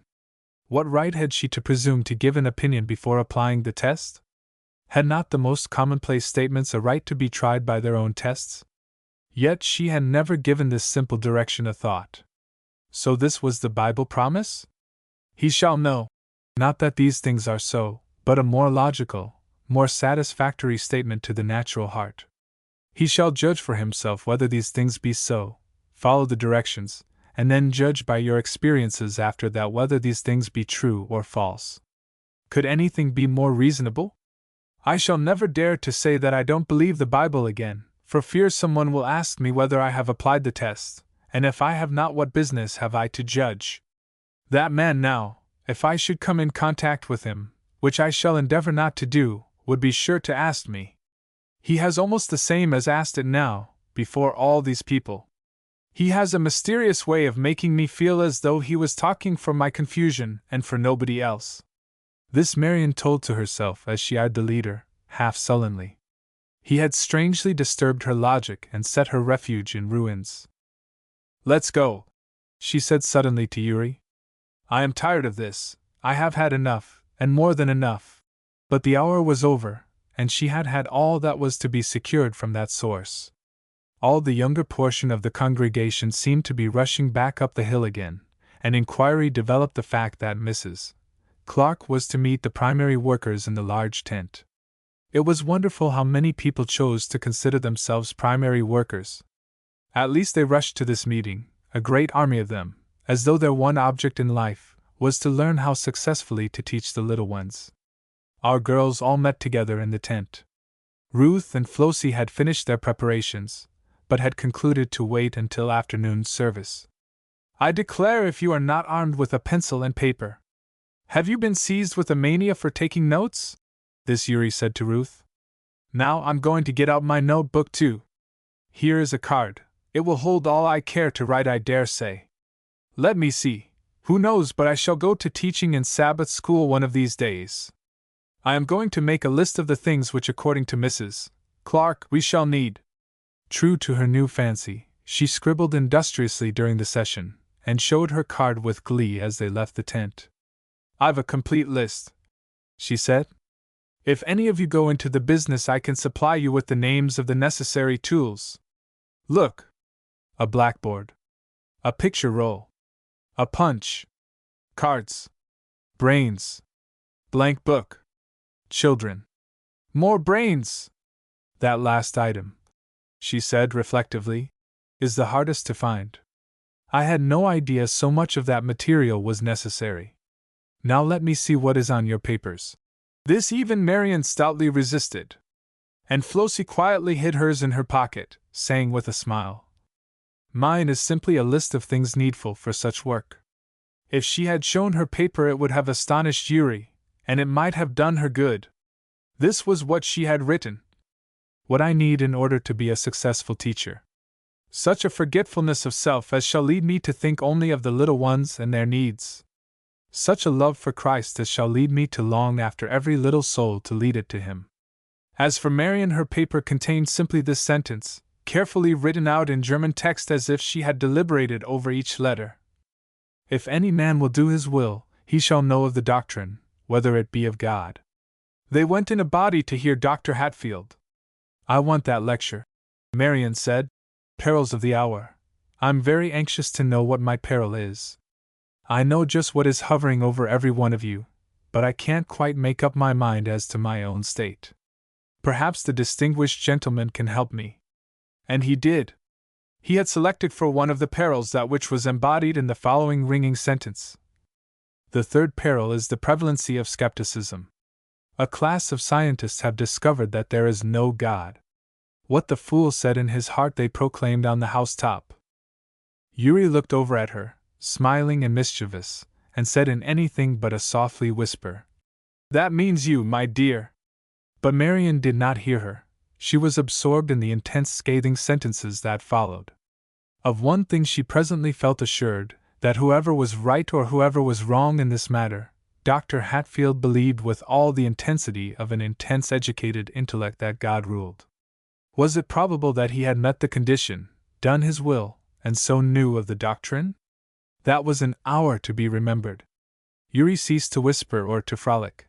There was too much intensity about the speaker's manner not to claim her attention. She listened as she was not in the habit of listening. She could give you a detailed account even now of that hour of thought. So could I, and I am awfully tempted. But you see, it is only Tuesday, and the girls have 6 more days to spend at Chautauqua. Both Ruth and Flossie got their crumb to think over. They discussed it at the hotel that evening. I tell you, Flossie, if Dr. Hatfield is correct, you and I have tremendous changes to make in our way of spending the Sabbath, and I have actually prided myself on the way in which I respected the day. And Ruth laughed as if that were so strange a thought, now that it was hardly possible to think that she could have entertained it. I know, Flossie said, and he cannot but be right, for he proved his position. I am glad I heard that address. But for him, I know I should never have thought of my influence in some places where I now see I can use it. Ruth, you will be struck with one thing. Now, Chautauqua is like what Madame C's school might have been, so far as study is concerned. Every day I have a new lesson, one that startles me so. I feel that there must be some mistake, or I would have heard of or thought of some of these things before. And yet they sound so reasonable when you come to think them over, that presently I am surprised that I have not felt them before. Ruthie, do you think Yuri and Marion have any interest at all? No, said Ruth, positively. I know Marion hasn't. It was only the other evening that she talked more wildly, if anything, than before. About this time Marion, alone in her tent, said again, as she had said a dozen times during the last few days, "If I only knew," and this time she added, "If I only knew how to know." Chapter 25. Sermons in Chalk. Now see here, Marion Wilbur, wake up and give me your attention. I want to make a speech. I've caught the infection. It's queer in a place where there is so much speech-making done that I can't have a chance to express my views. I'm all attention. Marion answered, turning on her pillow and giving Yuri a sleepy stare. What has moved you to be eloquent? Give me the subject. The subject is the reflex influence of preaching. It may have different effects on different natures. Its effect on mine has been marked enough. I'm thoroughly surfeited. I don't want to hear another sermon while I am here, and I don't mean to. They are all sermons. The subject may be scientific, literary, or artistic, and it amounts to the same thing. They contrive to row around to the same spot from whatever point they start. Now, I came here for fun, and I'm being literally cheated out of it. So the application of my remark is, I've learned since I have been here always to have an application to everything, and this time it is that I won't go any more. I've studied the program carefully, and I have selected just what I am going to do. That Mrs. Knox has a reception this morning.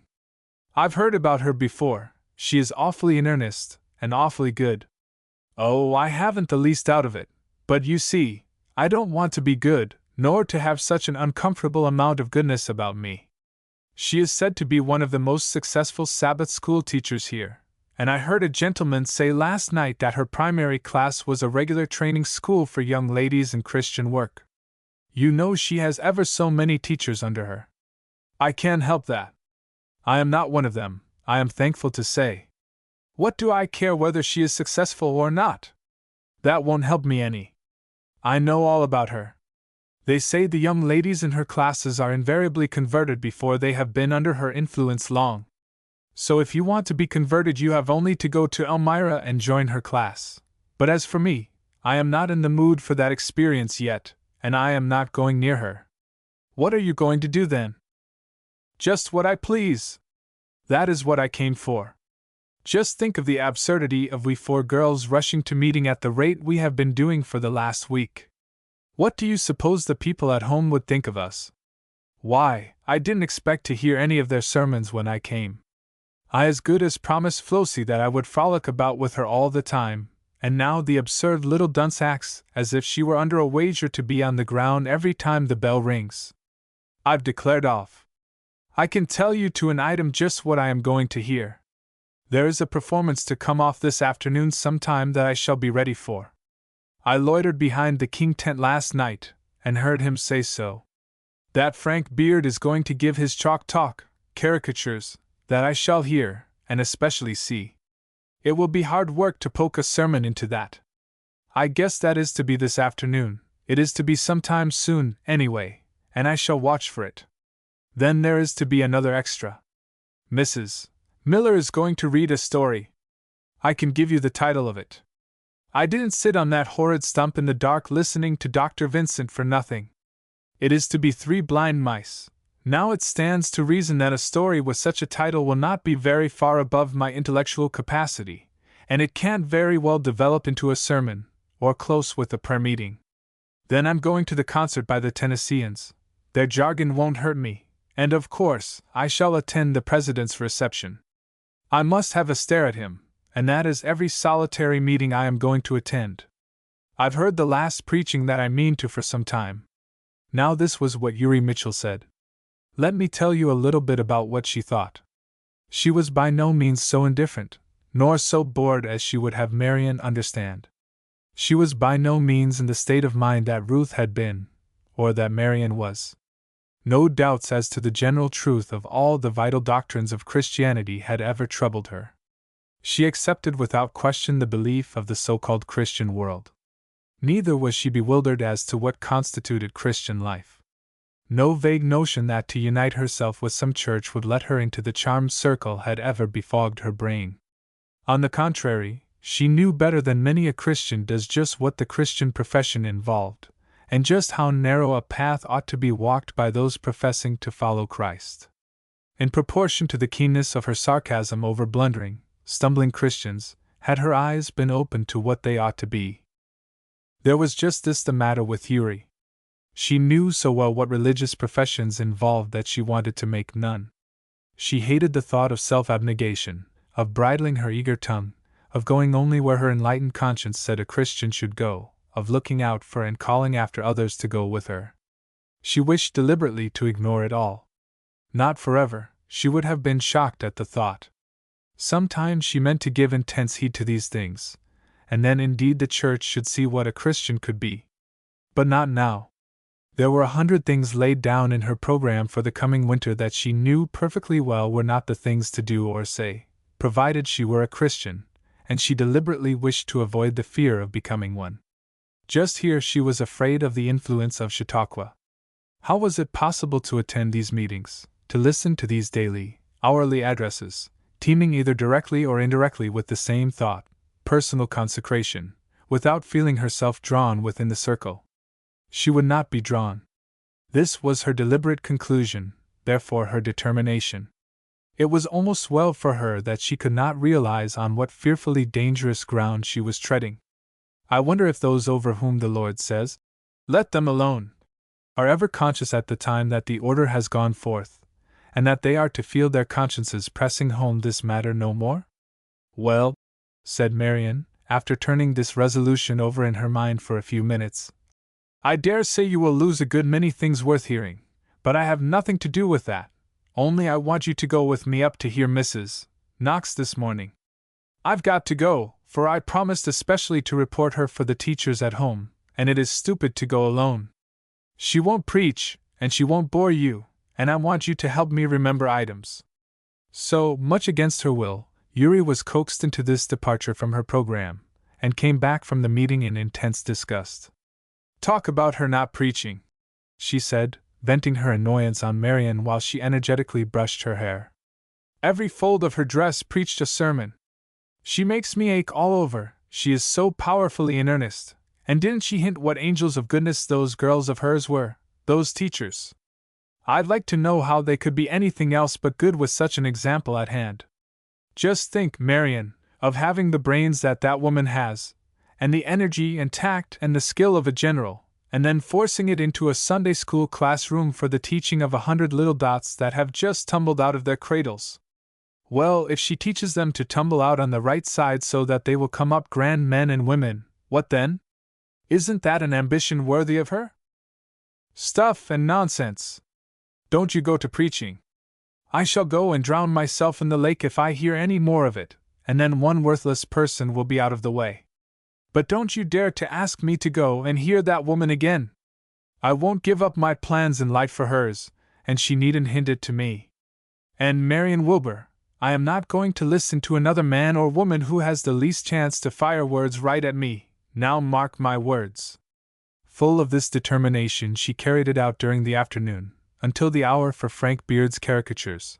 Then, secure from fear of a sermon, she came gaily down and considered herself fortunate to secure a seat directly in front of the stand and in full view of the blackboard.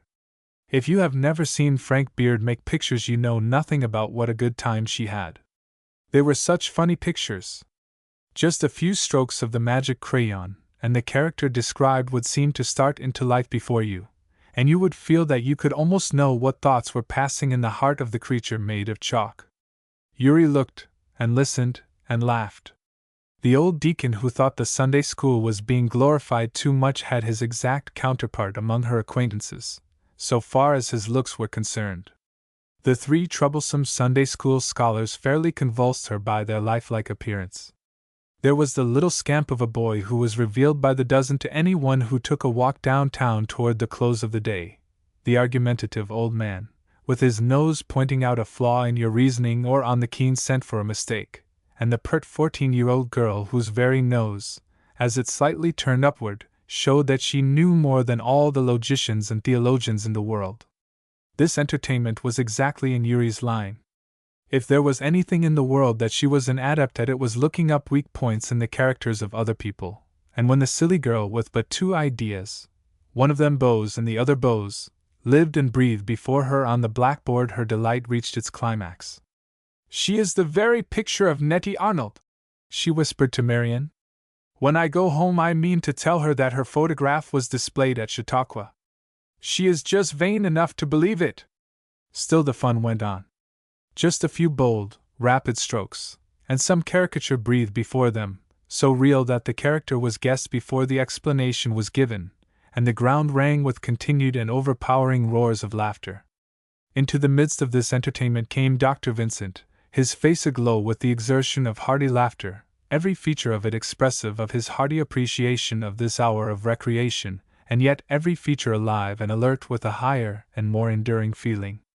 "Frank," he said, laying a friendly hand on the artist's arm, "our time is almost up. Give us the symbol of the teacher's work."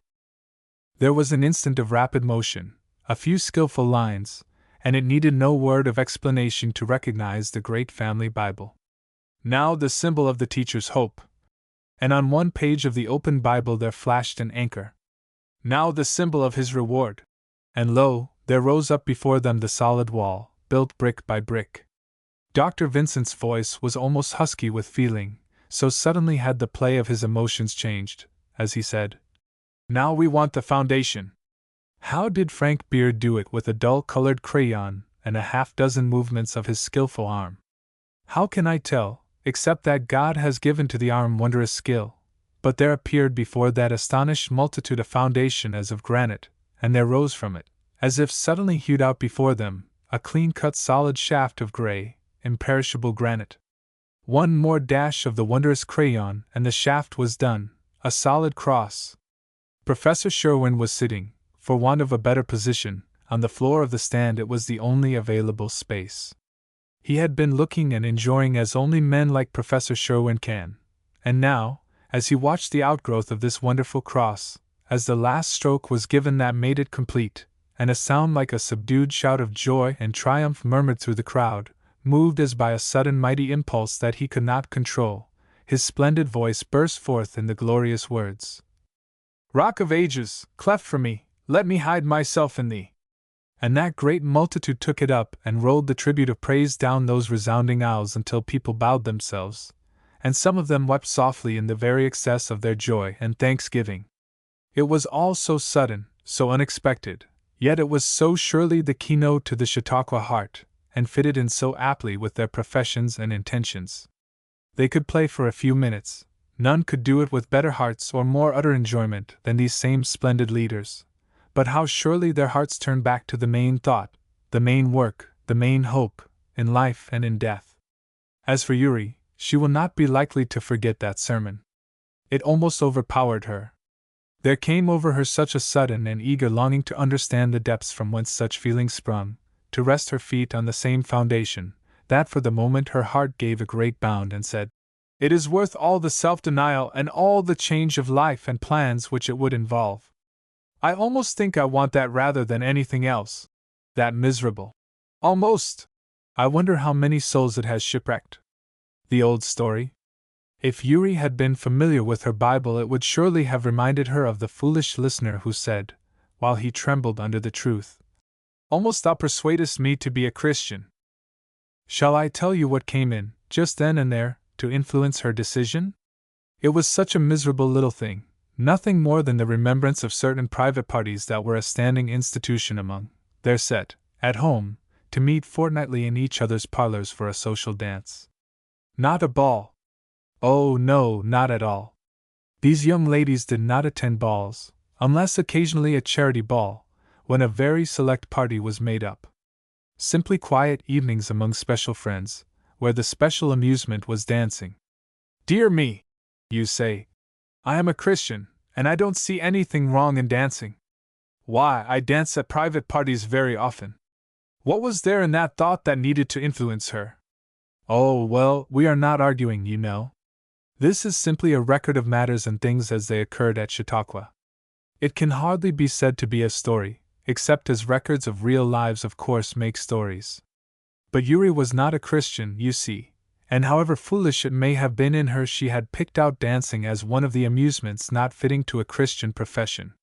It is a queer fact, for the cause of which I do not pretend to account, but if you are curious, and will investigate this subject, you will find that 4/5 of the people in this world who are not Christiana have tacitly agreed among themselves that dancing is not an amusement that seems entirely suited to church members.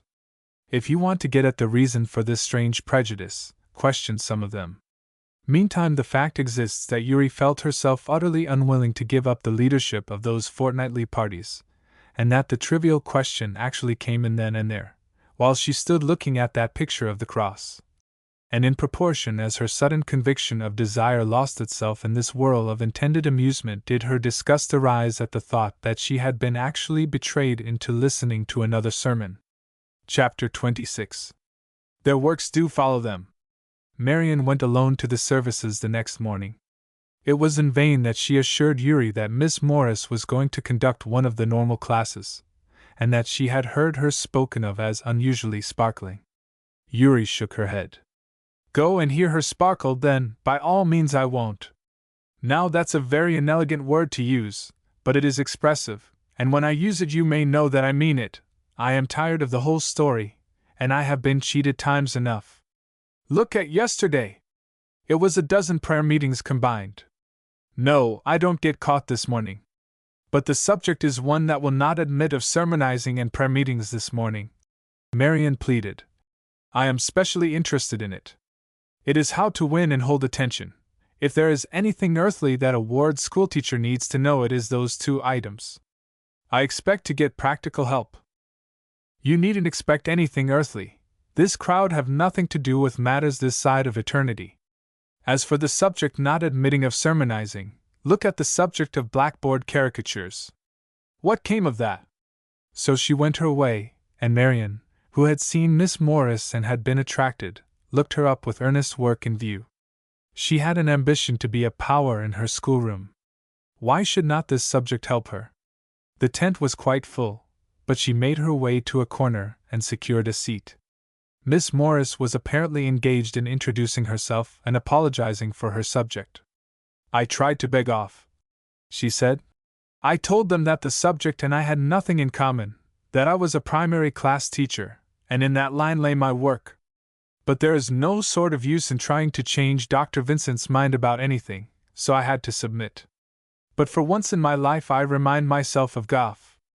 I once overheard him in conversation with a committee on lectures. They were objecting to having him lecture on temperance, and pressing him to name some other subject. Choose what subject you please, "Gentlemen," he said at last, "and I'll lecture on it, but remember what I say will be on temperance. So they have given me this subject and I have engaged to take it, but I want you to remember that what I say will be on primary class teaching." By this time Miss Morris had the sympathy of her audience, and had awakened an interest to see how she would follow out her program, and from first to last she held their attention. Certain thoughts glowed vividly. I don't know who else they influenced, but I knew they roused and startled Marian, and will have much to do with her future methods of teaching. "Remember," said the speaker, "that you cannot live on skim milk and teach cream." The thought embodied in that brief and telling sentence was as old as time, and Marian had heard it as long ago as she remembered anything, but it never flashed before her until that moment. What an illustration!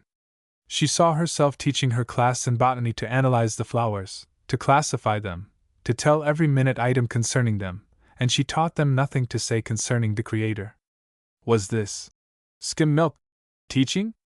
She knew so many ways in which, did she but have this belief concerning heaven, and Christ, and the judgment, in her heart, she could impress it upon her scholars. She had aimed to be the very cream of teachers. Was she? She came back from her reverie, or rather, her self-questioning, to hear Miss Morris say, "Why, one move of your hand moves all creation! And as surely does one thought of your soul grow and spread and roll through the universe.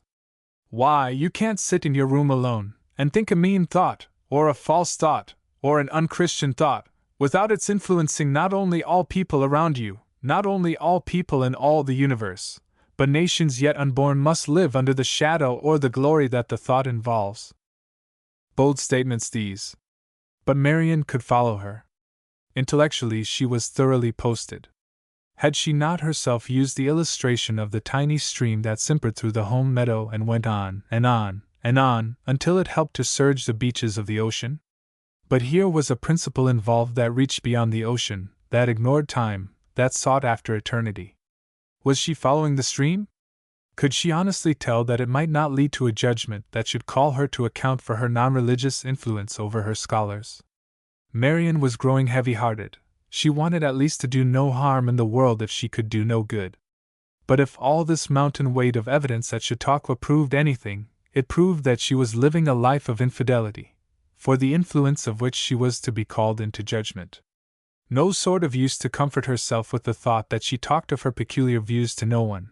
It began to be evident that the things which she did not do were more startling than the things which she did. On the whole, no comfort came to her troubled soul through this morning's session. To herself she seemed precisely where she was when she went into that tent, only perhaps a trifle more impressed with the solemnity of all things. But without knowing it, a great stride had been taken in her education. She was not again to be able to say, "I injure no one with my belief, I keep it to myself. No man lieth to himself." The verse came solemnly to her as she went out, as though other than human voice were reminding her of it, and life began to feel like an overwhelming responsibility that she could not assume.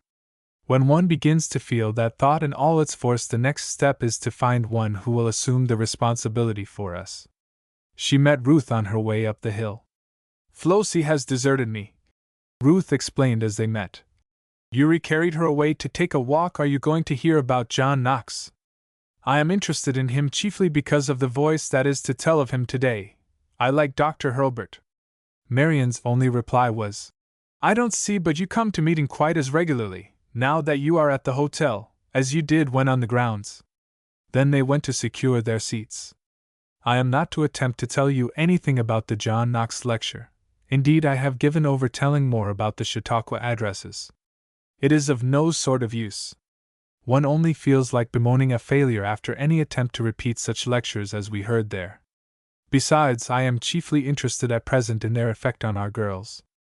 They listened, these two, and enjoyed as people with brains must necessarily have done. But there was more than that to it. There were consequences that will surely be met again at the last great day. Ruth, as she walked thoughtfully away, said to herself, "That is the way. Live the truth. It is a different day, and the trials and experiences are different, but life must be the same. It is not the day for halfway Christianity nor for idling. I will be an earnest Christian, or I will not dishonor the name and disgrace the memory of such men as Knox by claiming to be of their faith. While Marian, as she turned her flushed cheeks hastily away from Ruth, not willing to show one who knew nothing about this matter, save that it was expedient to join a church, had gotten one foot set firmly toward the rock. The power that enabled that man to live that life was certainly of God, she thought. It must be true. God must be in communication with some of the souls that have lived. Is he now, and can I be one of them?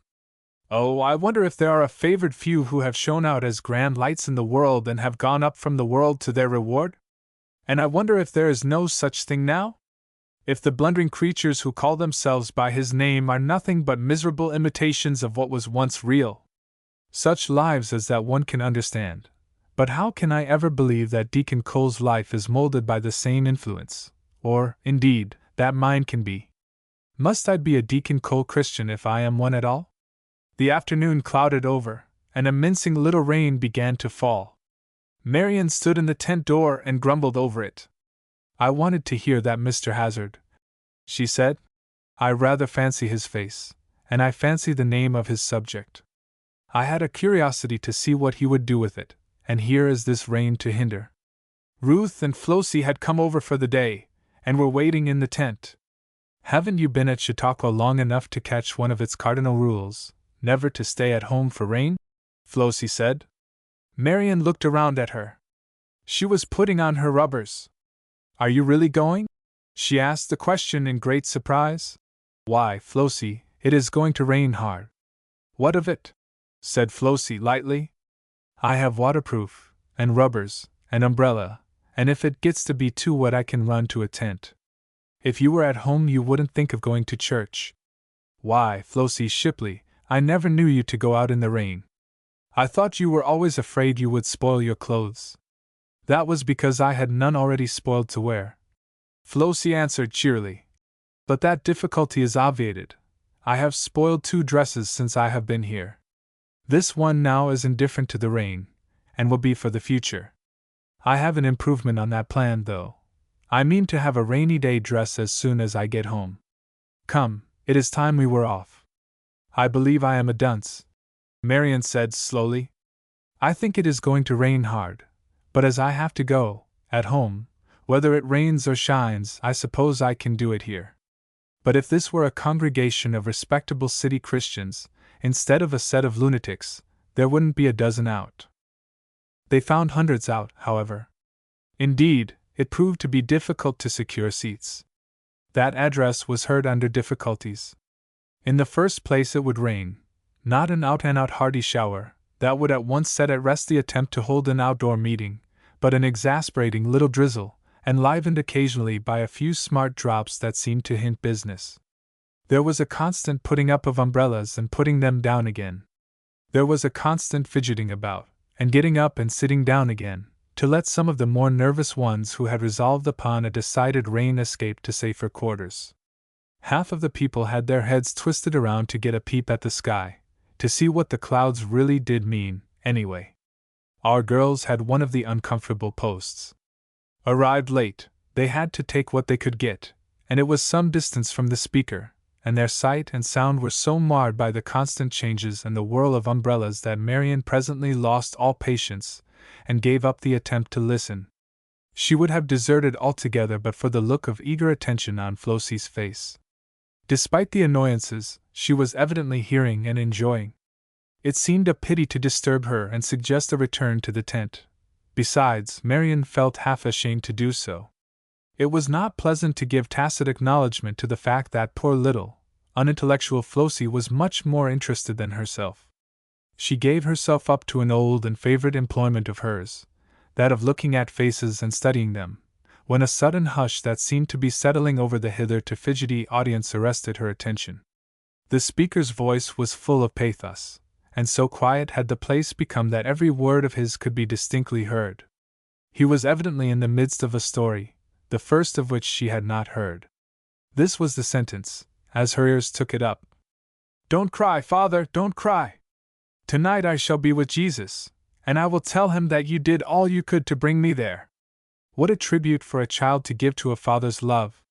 Flossie, with her cheeks glowing and her eyes shining like stars, quietly wiped away the tears, and in her heart the resolve grew strong to live so that someone, dying, could say of her, "I will tell Jesus that you did all you could to bring me there." Do you think that was what the sentence said to Marian? Quick as thought her life flashed back to that old dingy, weather-beaten house, to that pale-faced man, with his patched clothing and his gray hairs straggling over on the coarse pillow. Her father dying, her one friend, who had been her memory of love and care all these long years, dying, and these were the last words his lips had said. "Don't cry, little girl, father's dear little girl. I am going to Jesus. I shall be there in a little while. I shall tell him that I tried to have you come." Oh, blessed father! How hard he had tried in his feebleness and weakness to teach her the way. How sure he had seemed to feel that she would follow him. And how had she wandered? How far away she was. Oh, blessed Spirit of God, to seek after her all these years, through all the weak and foolish mazes of doubt, and indifference, and declared unbelief, still coming with her down to this afternoon at Chautauqua, and there renewing to her father's parting word. She had often and often thought of these words of her father's. In a sense, they had been ever present with her. Just why they should come at this time, bringing such a sense of certainty about them to her very soul that all this was truth, God's solemn, real, unchangeable truth, and forced this conviction upon her in such a way that she was moved to say, "Whereas I was blind, now I see." I cannot tell. Why Mr. Hazard was used as the instrument of such a revelation of God to her, I cannot tell. Perhaps he had prayed that his work at Chautauqua that rainy afternoon might, in some way, be blessed to the help of some struggling soul. Perhaps this was the answer to his prayer, unheard, unseen by him, as many an answer to our pleading is, and yet the answer as surely comes. Who can tell how this may be? I do not know. I know this, that Marian's heart gave a great sobbing cry as it said, "Oh, Father, Father! If your God, if your Christ will help me, I will try to come." It was her way of repeating the old cry, "Lord, I believe, help thou mine unbelief." And I do know that it is written, "Blessed are the dead which die in the Lord from henceforth, yea, saith the Spirit, that they may rest from their labors, and their works do follow them." It was 15 years that the weary father had been resting from his labors, and here were his works following him. I have heard that Mr. Hazard said, as he folded his papers and came down from the stand that afternoon, "It was useless to try to talk in such a rain, with the prospect of more every minute.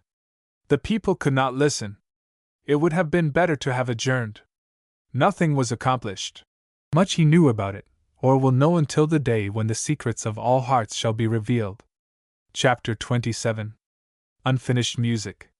Meantime, this day, which was to be so fraught with consequences to Marian, was on Eurie's hands to dispose of as best she could. To be at Chautauqua, and to be bent on having nothing whatever to do with any of the Chautauqua life, was in itself a novel position. The more so as she felt herself quite deserted. The necessity for reporting served Marian as an excuse for attending even those meetings which she did not report, and the others having gone to Mayville to live, this foolish sheep, who was within the fold, and who would not be of it, went wandering whither she would in search of amusement. After Marian left her, she made her way to the museum, and a pleasant hour she spent. One could certainly not desire a more attractive spot.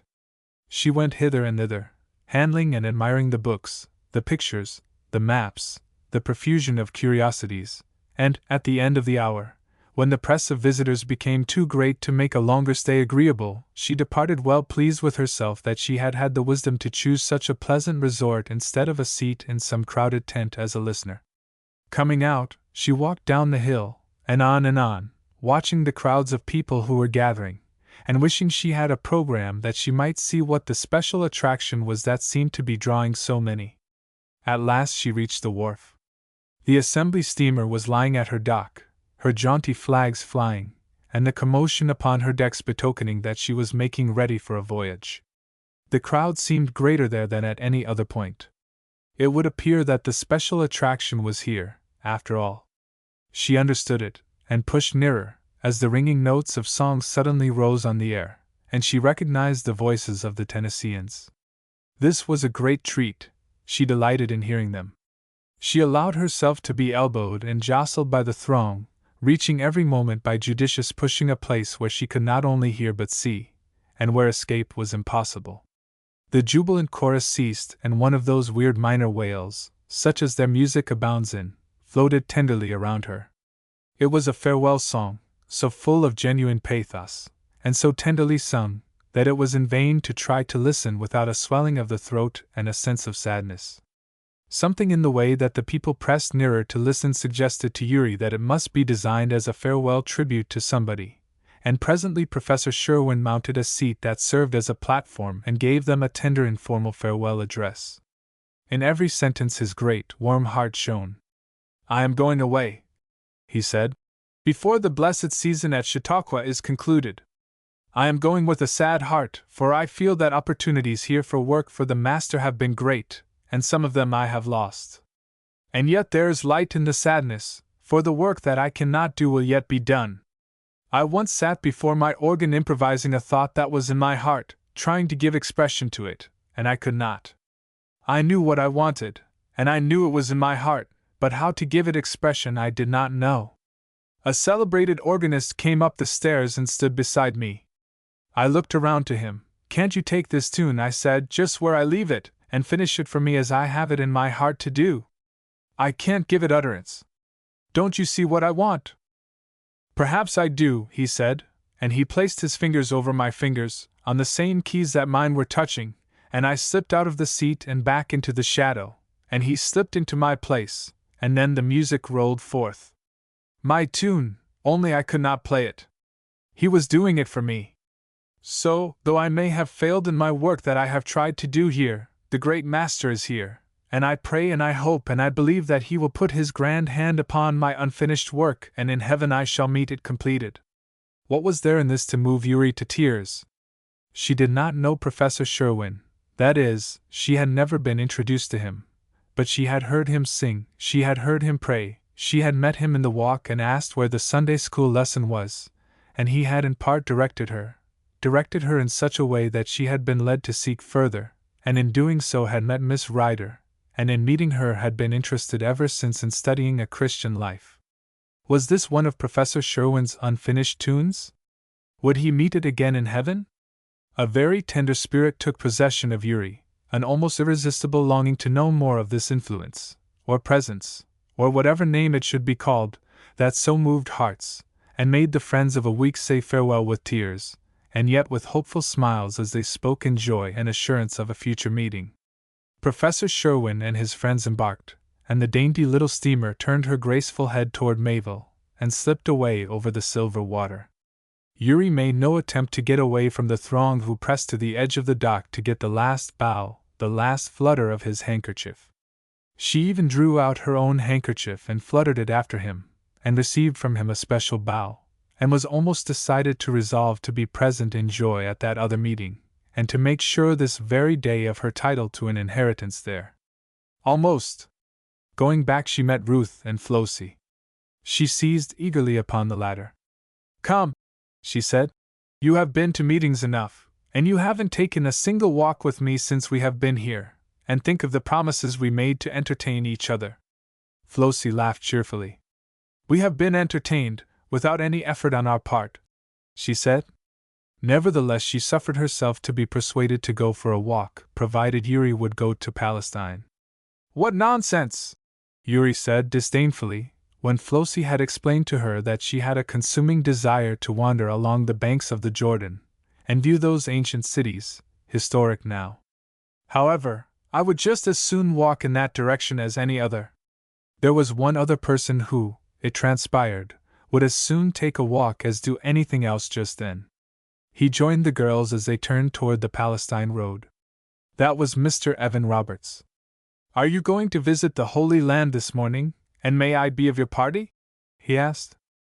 "Yes," Flossie answered, whether to the first question, or to both in one, she did not say. Then she introduced Yuri, and the three walked on together, discussing the morning and the meetings with zest. "Here we are, on Jordan's stormy banks," Mr. Roberts said, at last, halting beside the grassy bank. I suppose there was never a more perfect geographical representation than this. Do you really think it has any practical value? Yuri asked skeptically. Mr. Roberts looked at her curiously. Hasn't it to you? He said. Now, to me, it is just brimful of interest and value. That is, as much value as geographical knowledge ever is. I take two views of it. If I never have an actual sight of the sacred land by studying this miniature of it, I have as full a knowledge as it is possible to get without the actual view, and if I at some future day am permitted to travel there, why, well, you know of course how pleasant it is to be thoroughly posted in regard to the places of interest that you are about to visit. Every European traveler understands that. But do you suppose it is really an accurate outline? Yuri said, again, quoting opinions that she had read until she fancied they were her own. Again Mr. Roberts favored her with that peculiar look from under heavy eyebrows, a look half satirical, half amused.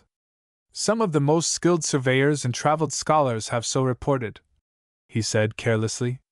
And when you add to that the fact that they are Christian men, who have no special reason for getting up a wholesale deception for us, and are supposed to be tolerably reliable on all other subjects, I see no reason to doubt the statement. On the whole, Yuri had the satisfaction of realizing that she had appeared like a simpleton. Flossie, meantime, was wandering delightedly along the banks, stopping here and there to read the words on the little white tablets that marked the places of special interest. Do you see, she said, turning eagerly, that these are Bible references on each tablet? Wouldn't it be interesting to know what they selected as the scene to especially mark this place? Mr. Roberts swung a camp chair from his arm, planted it firmly in the ground, and drew a Bible from his pocket. Miss Mitchell, he said, suppose you sit down here in this road, leading from Jerusalem to Bethany, and tell us what is going on just now in Bethany, while Miss Shipley and I supply you with chapter and verse. I am not very familiar with the textbook, Yuri said. If you are really in the village yourselves, you might possibly inquire of the inhabitants before I could find the account. But she took the chair and the Bible. Look at Matthew 21:17, Yuri, Flossie said, stooping over the tablet, and Yuri read. And he left them, and went out of the city into Bethany, and he lodged there. That was Jesus, wasn't it? Then he went this way, this very road, Yuri, where you are sitting. It was certainly very fascinating. And stopped at the house on which you have your hand, perhaps, Mr. Roberts said, smiling at her eager face. That might have been Simon's house, for instance. Did he live in Bethany? I don't know anything about these things. Yuri, look if you can find anything about him. The next reference is Matthew 26. And again Yuri read. Now when Jesus was in Bethany, in the house of Simon the leper. The very place, Flossie said again.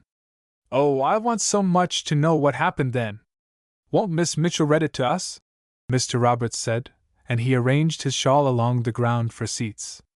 Since we have really come to Bethany, let us have the full benefit of it.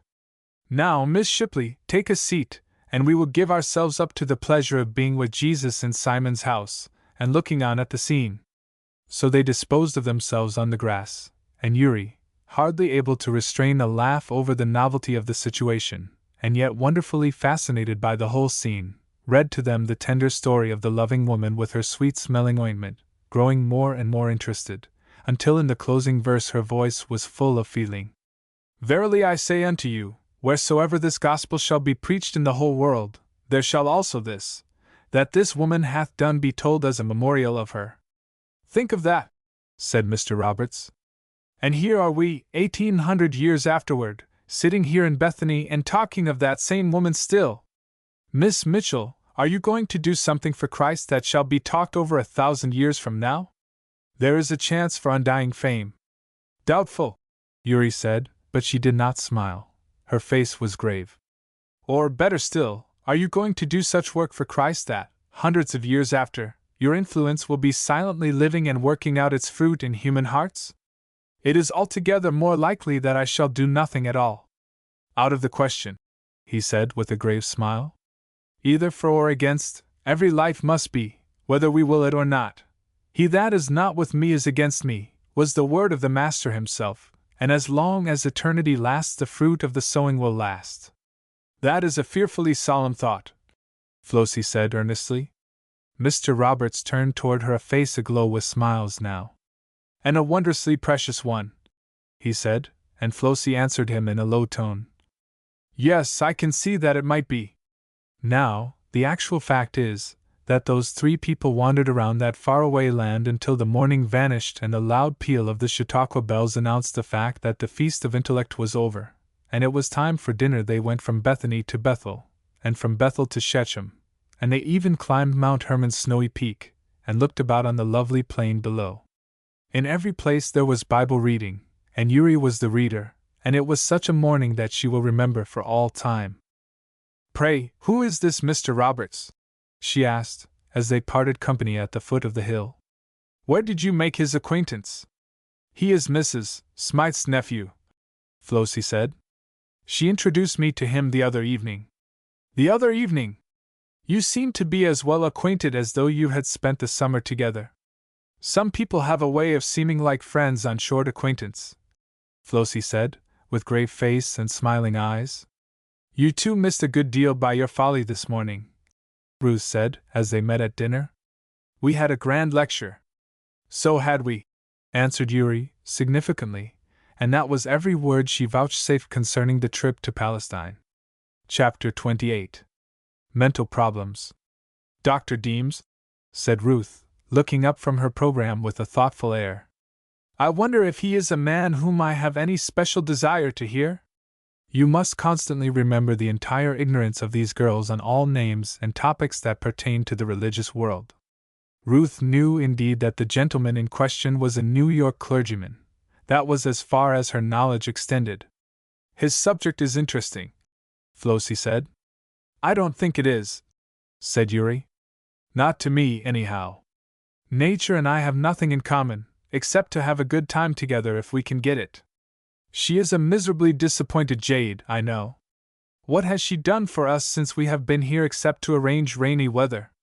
I'm going to visit His Honor the Mummy this morning, and from there I am going to the old pyramid, and I advise you to go with me, all of you. Talk about nature when there is an old fellow to see who was acquainted with it thousands of years ago. Nature is too common an affair to be interested in.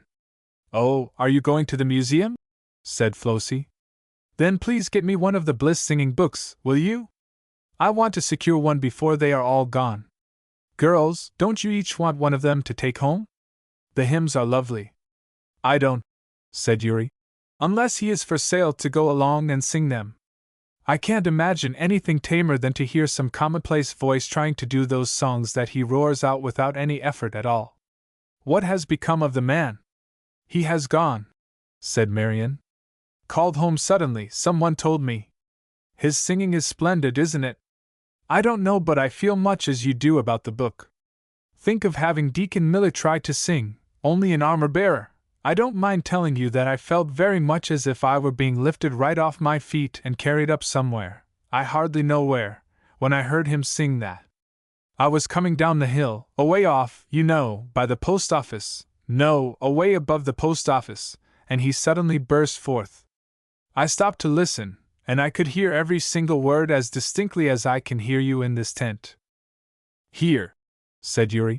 I guess you could. I shouldn't be surprised if they heard him over at Mayville, and that is what brings such crowds here every day. Did you ever see anything like the way the people come here anyhow? I don't feel at all as you do, said Flossie, going back to the question of singing books. After we get let down a little, only an armor-bearer will sound very well even from common singers. It has in it what can't be taken out because a certain voice is lost, and the book is full of other and simpler pieces, and lovely choruses, that people can catch after one hearing. Flossie is going home to introduce it into the First Church, Uri said gravely. Flossie's cheeks flushed. I had not thought of that, she said simply. Perhaps we can. In any case, get me a couple, Uri. The discussion on the morning service ended in a division of the party. Ruth, who had come over early on purpose to attend, was obliged to succumb to a feeling of utter weariness and lie down. Uri steadily refused to go to the platform meeting, assuring them that she knew Dr. Deems would be as dry as a stick. All New York ministers were. So Flossie and Marian went away together, Marian with her notebook in the hope of getting an item for a newspaper letter that must be written that afternoon. They were late, and almost abandoned in despair the hope of getting within hearing, until a happy thought suggested a seat on the platform stair at the speaker's back. There was a crack there, Marian said, into which they presently crept. The address was already commenced. Marian listened at first with that indifferent air that a face wears when its owner perforce commences in the middle of a thing, and has to wait his way to a tangible idea of what is being said. There was not long waiting, however. Her eyes began to dilate and her face to glow. She was almost a worshipper of eloquence, and surely no one ever sat for 2 hours and listened to a more unbroken flow of rich, glowing words, shining like diamonds, than fell lavishly around the listeners that Friday morning at Chautauqua. But a few minutes and Marian's pencil began to move with speed. This was the thought that had thrilled her. First light, then liberation from chaos, then grass, and then God stopped his work and gazed with delight on the picture he had drawn. Think what a picture it must have been! There was nothing but rocks ground down when God said, "Earth, grow," then straightway the mother power fell down upon the earth, life pulsed in her veins, and the baby shoot of grass sprang up, and the rocky earth wrapped herself in her garment of emerald, and God, stopping his work, said, "Useful, beautiful." When the speaker touched upon the doctrine of the resurrection, Marian's pencil paused, and she leaned eagerly forward to get a glimpse of his face. That doctrine had seemed to her doubting heart the strangest, wildest, most hopeless of the Christian theories. If clear light could shine on that, could there not on anything? Her face was aglow with interest not only, but with anxiety. This morning, for the first time in her life, she could be called an honest doubter. She had fancied herself able to believe anything of which her reason had been convinced, but she found, to her surprise and dismay, that so fixed had the habit of unbelief become, it seemed impossible to shake it off, and that she needed to be convinced and reconvinced, that her questionings came in on every hand, seized upon the smallest point, and tormented her without mercy. What about this strange story of the resurrection? As she listened, a subdued smile broke over her face, a smile of sarcasm. How very absurdly simple the argument from nature was, how utterly unanswerable. And after the sentence, "Tell me how that wonderful field of waving grain came from the bare kernels of corn, and I will tell you how my blessed baby shall rise an angel," Marian said in tones so distinct that it struck on Flossie's ear like a knell. "What a fool!" Not the speaker, as the dismayed and disappointed Flossie supposed, but herself. "The measure of every man is his faith," said Dr. Deems. "The greatest thing a human being can do is not to perceive, nor to compare, not to reason, but to believe." And again Marian smiled. If this were true, what a pygmy she must be! She began to more than suspect that she was. "Don't waste time," said the doctor, "in trying to reconcile science and the Bible. Science wasn't intended to teach religion. The Bible wasn't intended to teach science, but wherever they touch they agree. God sends his servants, scientific men, all abroad through nature to gather facts with which to illustrate the Bible." Marian began to write again, but it was only in snatches here and there. Not that there was not that which she longed to catch, but she could not write it. The sentences just poured forth, and how perfectly aglow with light and beauty they were. This one sentence she presently wrote. "In the black ink of his power God wrote the book of nature, in the red ink of his love he wrote the Bible, and all this power is to bring us all to this love. Oh, to rest in arms like these! Are they not strong enough?" Suddenly Marian closed her book and slipped her pencil into her pocket. She could not write. And although she thrilled through every nerve over the majestic sentences that followed and was carried to a pitch of enthusiasm almost beyond her control, when the jubilant thunder of thousands of voices rang together in the matchless closing words, "Blessing, and glory, and thanksgiving, and honor, and power, and might be unto our God, forever and ever. Amen," she made no further attempt to write. Her heart was full. There rang in it this eager cry, "Oh, to rest in arms like these! Strong enough?" Aye, indeed. Doubts were forever set at rest. The maker of all nature could be none other than God, and the God of nature was the God of the Bible. It was as clear as the sunlight. Reason was forever satisfied, but there lingered yet the hungering cry, "Oh, to rest in arms like these!" And Flossie said not a word to her of the resting place. Not because she had not found it strong and safe, not because she did not long to have her friend rest there, but because of that despairing murmur in her heart. What is the use in saying anything? Had she not heard with her own ears Marian's sneering sentence in the face of the unanswerable arguments that had been presented? I wonder how often we turn away from harvest fields that are ready for the reader because we mistake for a sneer that which is the admission of a convicted soul. By afternoon Ruth was rested and ready for meeting. If the truth be known, it was her troubled brain which had tired her body and obliged her to rest. She had begun to take up that problem of Christian work. The platform meeting of the evening before, and more than anything else, Dr. Nowell's address, had fanned her heart into a flame of desire to do something for the Master. But what could she do? She and Flossie had talked it over together after they reached their room at the hotel. In fact, they talked away into the night. "I don't know," Flossie said with a little laugh, "but I shall have to depend on the unconscious influence which I exert to do my work for me. I don't know of anything which I can actually do. Dr. Niles made a great deal of that." "Yes," Ruth said, "but you see, Flossie, the people whose unconscious influence does any good are the ones, after all, who are moving around trying to do something. I don't feel sure that he lets the unconscious influence of the drones amount to much, unless it is in the wrong scale. Dr. Niles made a good deal of that, you remember. Don't you like him ever so much, Ruth?" "Why, yes," Ruth said again, turning her pillow wearily. "I liked him, of course. How could I help it? But, after all, he made me very uncomfortable. I seemed to feel as though I must find something to do. I have a great deal of time to make up. I tell you what it is, Flossie, I wish you and I could do something for those two girls. Isn't it strange that they are not interested?" "But they are not!" Flossie said it as positively as if she could see right into their hearts. "I think Marian is worse than ever, and as for Yuri, she won't even go to the meetings, you know." "I know. Perhaps we would only do harm to try.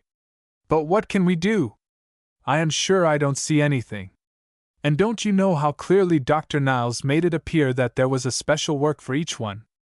So they discussed the question, turning it over and over, and getting almost no light, coming to feel themselves very useless and worthless specks on the sea of life, until late in the night Flossie said, "I'll tell you what it is, Ruth, we must just ask for work, little bits of work, you know, and then keep our eyes open until it comes. I know of things I can do when I get home." "So do I," said Ruth. "But I want to begin now." Silence for a few minutes, and then Flossie asked, "Ruthie, have you written to Mr. Wayne?" "No," said Ruth, her cheeks flushing even in the darkness. "I wrote a long letter just before this came to me, but I burned it, and I am glad of it." Then they went to sleep. But the desire for the work did not fade with the daylight. Flossie had even been tempted to say a humble little word to Marian, but had been deterred by the sound of that sneer of which I told you, and Ruth, lying on her bed, had revolved the subject and sent up many an earnest prayer, and went out to afternoon service resolved upon keeping her eyes very wide open. The special attraction for the afternoon was a conference of primary class teachers. They were out in full force, and were ready for any questions that might fill the hearts and the mouths of eager learners. Our girls had each their special favorites among these leaders. Ruth found herself attracted and deeply interested in every word that Mrs. Clark uttered. Marian was making a study of both Mrs. Knox and Miss Morris, and found it difficult to tell which attracted her most. Even Yuri was ready for this meeting. She had never been able to shake off the thought of Miss Ryder, and her eager enthusiasm in this work, while Flossie had been fascinated and carried away captive by the magnetic voice and manner of Mrs. Partridge. "She makes me glow," Flossie said, in trying to explain the feeling to the calmer Ruth.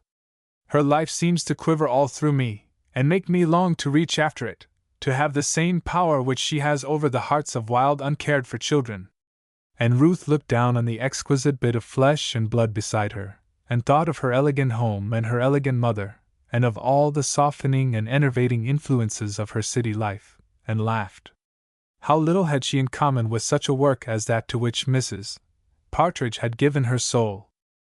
Keeping her eyes open, as she had planned to do, this same Flossie saw as she was passing down the aisle the hungry face of one of her boys, as she had mentally called the Arabs with whom her life had brushed on the Sunday morning. The word just described it still, a hungry face like one hanging wistfully around the outskirts of a feast in which he had no share. Flossie let go her hold of Ruth's arm and darted toward him. "How do you do?" she said in winning voice, before he had even seen her. "I'm real glad to see you again. If you will come with me, I will get a seat for you. A lady is going to speak this afternoon who has 500 boys in her class in Sunday school." Now the Flossie of 2 weeks ago, if she could have imagined herself in any such business, would have been utterly disgusted with the result, and gone away with her pretty nose very high. The boy turned his dirty face toward her and said calmly, "What a whopper!" The experience of a lifetime could not have answered more deftly. "You come and see. I am almost certain she will tell us about some of them." Still he stared, and Flossie waited with her pretty face very near to his, and her pretty hand held coaxingly out. "Come," she said again. And it could not have been more to the boy's surprise than it was to hers that he presently said, "Well, go ahead. I can send if I don't like it. I'll follow." And he did. Chapter 29. Waiting. It required Flossie's eyes and heart both to keep watch of her boy during the progress of that meeting. The novelty of the scene, the strangeness of seeing ladies occupying the speaker's stand, kept him quiet and alert until Mrs. Partridge, that woman with wonderful power over the forgotten, neglected portion of the world, arrested all his bewildering thoughts and centered them on the strange stories she had to tell. Did you ever hear her tell that remarkable story of her first attempt at controlling that remarkable class which came under her care, many years ago, in St. Louis? It is full of wonder and pathos and terror and fascination, even to those who are somewhat familiar with such experiences. But Flossie and her boy had never heard, or dreamed of its like. No, I am wrong.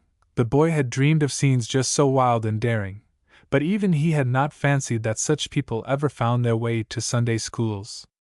Peanuts, cigars, a pack of cards, and a bowie knife. Imagine yourself, teacher, to be seated before your orderly and courteous class of boys next Sunday morning and find them transformed into beings represented by such surroundings as these. It was Mrs. Partridge's experience. How fascinating that story is!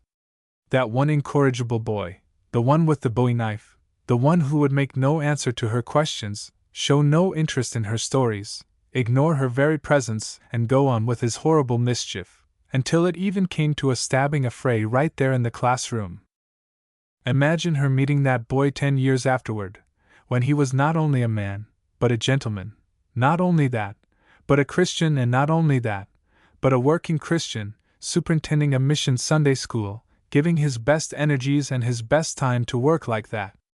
Think of being told by him that the determination to amount to something was taken that morning, 10 years before, when he seemed not to be listening nor caring.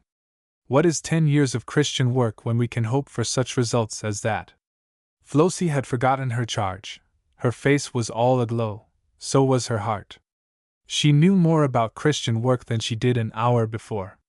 She had learned that we must take the step that plainly comes next to be taken, no matter for the darkness of the day and the apparent gloom of the future. Work is ours, results are God's. This life business is divided. Partnership with God. Nothing but the work to do, so that it is done to the utmost limit of our best. The responsibility is the Lord's. That was blessed. She could dare to try. Meantime the boy. He had listened in utmost silence, and with eyes that never for an instant left the speaker's face. When the spell was broken he drew a long sigh, and this was his mighty conclusion. That chap was enough sight meaner than I'd ever be, and yet he got to be some. I'll be blamed if I don't see what can be done in that line. A small beginning, so small that on Flossie's face it excited only smiles. She was ignorant, you know. To Mrs. Partridge that sentence would have been worth a wedge of gold. But it is possible that Flossie's first simple little reach after work may have fruit to bear. It is difficult to begin to tell about that next day at Chautauqua. There was so much crowded into it that it would almost make a little book of itself. The morning was spent by a large class of people in a state of excited unrest and expectancy. The sensible ones by the hundreds, and indeed I suppose I may say by the thousands, went to the morning service, as usual, and heard the children's sermon, delivered by Dr. Newton, and those who did not, and who afterward had the misfortune to fall in with those who did, bemoaned their folly in not doing likewise. On the whole, the children, and those who had brains enough to become children for the time being, were the only comfortable ones at Chautauqua that Saturday morning. The president was coming. So, apparently, was the rest of the world. Oh, the throngs and throngs that continually arrived! It of itself was a rare and never to be forgotten novelty to those who had never in their lives before seen such a vast army of human beings gathered into a small space, and all perfectly quiet and correct, and even courteous in their deportment. "Where are the drunken men?" said Marian, looking around curiously on the constantly increasing throng. "We always read of them as being in great crowds." "Yes, and the people who swear," added Yuri. "I haven't heard an oath this morning, and I have roamed around everywhere. I must say Chautauqua will bear off the palm for getting together a most respectable-looking, well-behaved rabble. That is what I overheard a sour-looking old gentleman, who doesn't approve of having a president, or of letting him come to a religious meeting, I don't know which, say would rush in today. It certainly is a remarkably orderly rush. Girls, look at Dr. Vincent. I declare, Chautauqua has paid, just to watch him. He ought to be the president himself. I mean to vote for him when female suffrage comes in. Or a king. Wouldn't he make a grand king? How he would enjoy ordering the subjects and enforcing his laws. All of which he seems able to do now," Marian said. "I don't believe he would thank you for a vote. His realm is large enough, and he seems to have willing subjects. He has go-ahead-ativeness," Yuri said. "What is the proper word for that, schoolma'am? Executive ability, that's it. Those are splendid words, and they ought to be added to his name. I tell you what, girls, I wish we could cut him up into 7 men, and take him home with us. 7 first-class men made out of him and distributed through the towns about us would make a new order of things." All this was being said while they were scrambling with the rest of the world down to the auditorium to secure seats, for the grand afternoon had arrived, and people had been advised to be in their seats as soon after 1 o'clock as they could make it convenient. "How soon will that be, I wonder?" Marian said, quoting this sentence from Dr. Vincent's advice given in the morning, and holding up her watch to show that it was 5 minutes of 1. "It looks to me as though those deluded beings who arrive here at 1 o'clock will have several hours of patient waiting before they will make it convenient to secure seats. Just stand a minute, girls, and look. It is worth seeing. Away back, just as far as I can see, there is nothing but heads. The aisles are full, and space between the seats, and the office is full, and the people are just pouring down from the hill in a continuous stream. To look that way you wouldn't think that any had got down here yet. Now I really wish I had a photograph of that gathering of people to put right in here, on this page. Many of them would have looked much better at this point than they did after 4 hours of patient waiting. How that crowd did fidget and fix and change position, as far as it was possible to change, when there was not an inch of unoccupied space. How they talked and laughed and sang and grumbled and yawned, and sang again. It was a tedious waiting. It had its irresistibly comic side. There were those among the Chautauqua girls who could see the comic side of things with very little trouble. The material out of which they made some of their fun might have appeared very meager to orderly, decorous people. But they made it. What infinite sport they got out of the fidgety lady before them, who could not get herself and her 3 children seated to her mind. Those ladies who labored so industriously in order that the nation's flags, draping the stand, should float gracefully over the nation's chief, were an almost inexhaustible source of amusement to our girls. "Look," said Yuri. "That arrangement doesn't suit. Some of the stars are hidden. See them twitch it, it will be down. Now that one has it looped just to her fancy. No! I declare, there it comes down again. The other one twitched it this time. They are not of the same mind. Girls, do look. It is fun to watch them. They work as though the interests of this meeting all turned on a right arrangement of that flag. By this time the attention of the girls was engaged, and the number of witty remarks that were made at the expense of those flags would no doubt have disconcerted the earnest workers thereat could they have heard them. The hours waned, and the president did not arrive. The waiters essayed to sing, but to lead such an army of people was a difficult task, especially when there was no one to lead. Such singing! "We came out ahead, anyhow," said Flossie, stopping to laugh. 5,000 or 6,000 people had finished their verse, while 5,000 or 6,000 in the rear were in the third line of it. "We need Mr. Bliss or Mr. Sherwin or somebody," said Ruth. "What a pity that they have all gone, and Dr. Turgee hasn't come. I thought he was to be here." Presently came a singer to their rescue. The girls did not know who he was, but he led well, and the singing became decidedly enjoyable. Suddenly he disappeared, and they went back again into utter confusion. They stopped singing and began to grumble. "Queer arrangements, anyhow," said a surly-looking man in front. "Why didn't they have a speaker ready to address this throng, instead of keeping us waiting here with nothing to entertain us?" "I know it," said Marian, briskly addressing herself to her party. "Dr. Vincent has not used his accustomed foresight. He ought to have known that the presidential party would be 3 hours late, and filled up the program with speeches, especially since there has been such a dearth of speech-making during the past 2 weeks. We are really hungry for an address. I don't know who would have undertaken the task, however, unless they sent for Gabriel or some other celestial. I know I have no desire to listen to a common mortal." Before them sat a lady absorbed in a book. During the singing she joined heartily, and when Dr. Vincent came, on one of his numerous journeys to try to encourage the crowd with the information that the party waited for had not yet arrived, she looked and listened with the rest, but always with her finger between the leaves, as if the place was too interesting to be lost. Yuri's curiosity rose to such a pitch that she leaned forward for a peep at the title page, and drew back suddenly. It was a copy of the teacher's Bible. A silence fell upon the company near the front, broken suddenly by an old lady who leaned lovingly toward her chubby-faced grandson, and said, "Frankie, you must look in a few minutes, and you will see the President of the United States."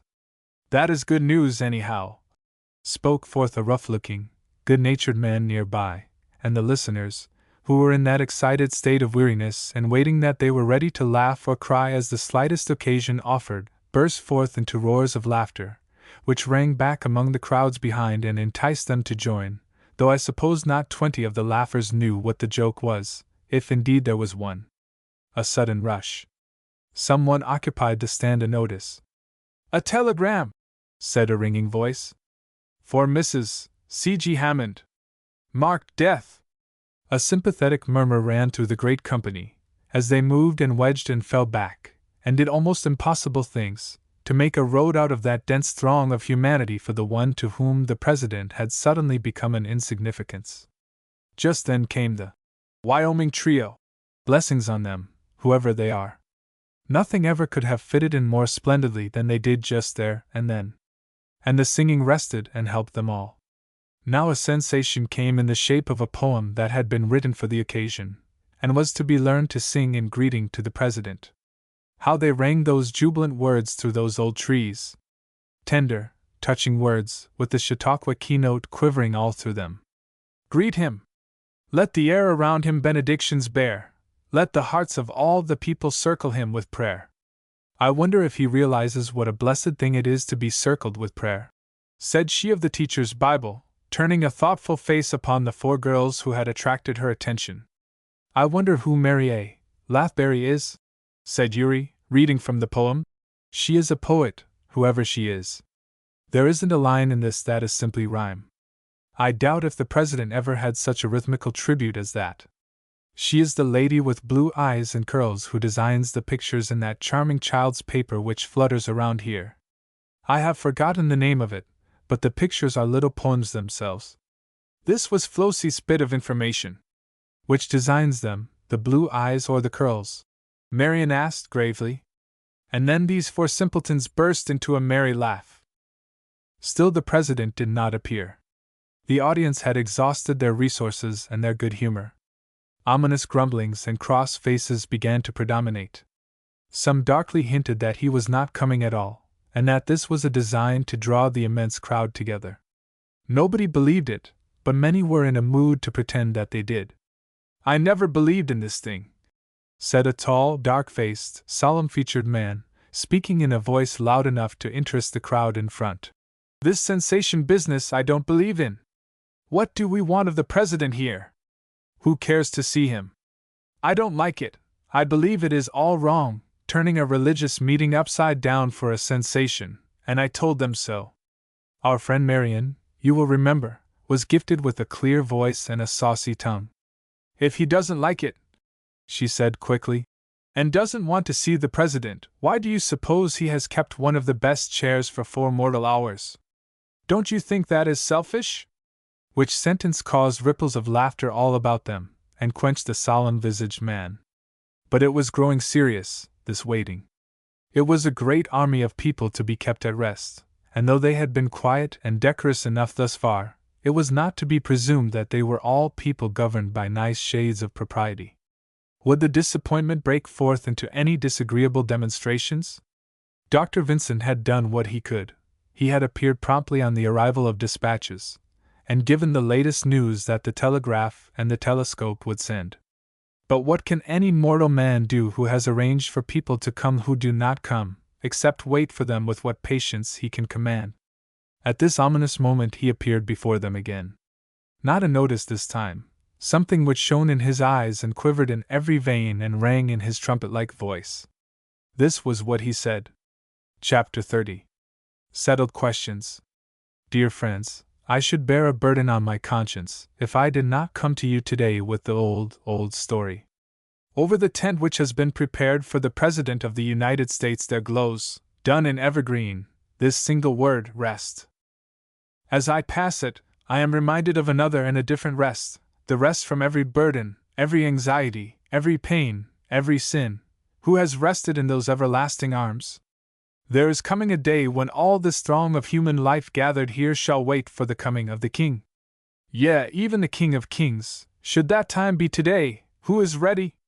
Do you know his power? Do you know his grace? Do you know his love? Through the atonement of the Lord Jesus Christ, every one of you may have that King for your Father. I am commissioned, this day, to bring this invitation to each one of you. Come unto me all ye that are heavy laden, and I will give you rest. Will you come? Pardon this interruption. No, I will not ask your pardon. It is never an interruption to bring good news from the King to his subjects.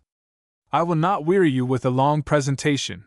I have only this message. You are all invited to come to the Lord Jesus Christ, and be saved from every possible calamity. You are all invited to come now. I am going to ask the Tennesseans to sing one of my favorites.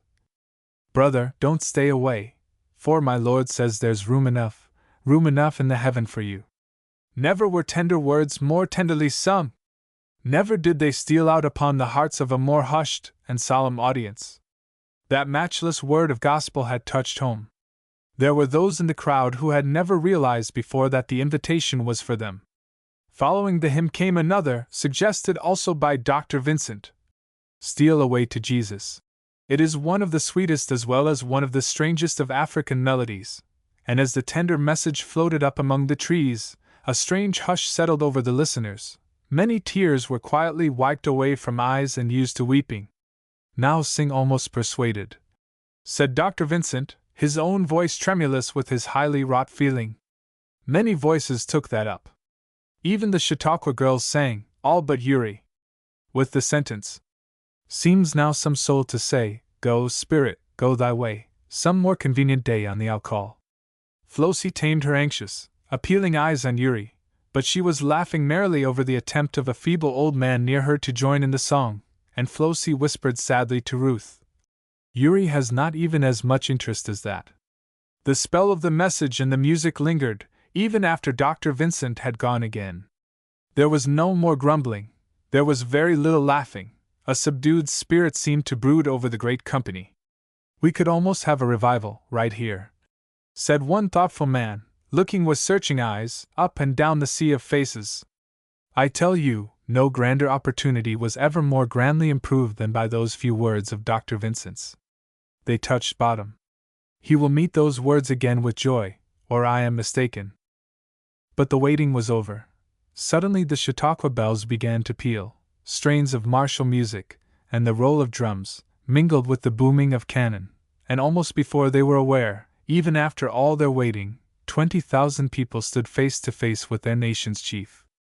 When the president's head appears above this platform, I hope it will thunder here, had been Dr. Vincent's suggestion several hours before. Thunder. That was no comparison. I hope even he was satisfied. Then how that song of greeting rung out, tender still, even in its power. Let the hearts of all the people circle him with prayer. No better gift for him than that. After the cheering and the singing, and the very brief speech from the president himself, came the address of welcome by Dr. Fowler of Chicago. His first sentence sent the multitude into another storm of cheers. Said he, "The work that I thought to do has been done by 20,000 people. How could they help doing it again after that?" Chautauqua had not dropped her colors in this plan of an afternoon given to the president. The address of welcome from first to last rang with the gospel invitation. Come! No better word than that even for their chief. Honor to whom honor is due, quoted the speaker, and then followed his graceful tribute, but it closed with a tender, dignified, earnest appeal to the President of the United States to rest in the same refuge, to enlist under the same flag, to be loyal to the same chief, whom they were met to serve. Out of my heart, said he, as a man who recognizes God as the supreme ruler of us all, I bid you come with us, and we will do you good, for the Lord hath spoken good concerning Israel. Poor Uri! What a place she had chosen if she desired to hear no more preaching. What were all these exercises, but sermons, one after the other, strong, warm, unanswerable appeals to be loyal to the great chief. Certainly Dr. Deems was not the man to forget the greater in his greeting to the under-ruler, nor did he. Let me speak to you in closing, said he, to you and to this assembly, out of my heart. We shall never all stand together again, until that great white throne shall stop in mid-heavens, and we shall stand to meet the chiefest of all chiefs. O men and brethren, shall we not all prepare to meet there? Mr. President, everyday prayer is made for you. We are hoping to meet with you in heaven. Brave men who stood beside you in the late war, and have gone on ahead, are hoping to greet you there. May you have a good life, a happy life, a blessed life, and may other tongues more eloquent than mine, more eloquent than even my brothers who preceded me, bid you welcome one day to the General Assembly of the Firstborn. Amen and amen. What could better close the matchless greetings than to have the Tennesseans circle round their president, and sing again that ringing chorus? I've been redeemed, been washed in the blood of the Lamb. I don't know what will become of the grumblers, Marion said as they rested in various stages of dishabille, and talked the exciting scenes over. They have been shamefully left in the lurch. They were going to have this affair a demoralizing dissipation from first to last, unworthy of the spirit of Chautauqua. And if more solemn, or more searching, or more effective preaching could be crowded into an afternoon than has been done here, I should like to be shown how. What do you think of your choice of entertainments, Uri? You thought it would be safe to attend the president's reception, you remember. I don't tell all I think, Uri answered, and then she went out among the trees. Truth to tell, Uri had heard that from which she could not get away. Dr. Vincent's words were still sounding. You are invited to come to Jesus and be saved. You are invited to come now. There had been nothing to dissipate that impression, everything to deepen it, and the thought that clung and repeated itself to her heart was that plaintive wail. Almost persuaded, now, to believe? That was certainly herself. She felt it, knew it. In the face of that knowledge, think how solemn the words grew. Almost will not prevail, almost is but to fail. Sad, sad that bitter wail, almost, but lost. Was that for her, too?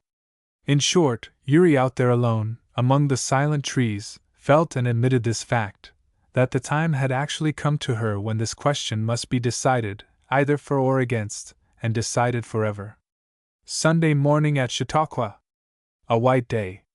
There can be none of all that throng who spent the 15th day of August, 1875, in that sacred place, who remember it without a thrill. A perfect day! Glorious and glowing sunshine everywhere, and beauty, such perfect beauty of lake and grove. The god of nature smiled lovingly on Chautauqua that morning. Our girls seemed to think that the perfect day required perfection of attire, and it was noticeable that the taste of each settled on spotless white, without color or ornament, other than a spray of leaves and grasses, which one and another of them gathered almost without knowing it, and placed in belt or hair. Outward calm, but inward unrest, at least so far as some were concerned, Marion Wilbur among the number.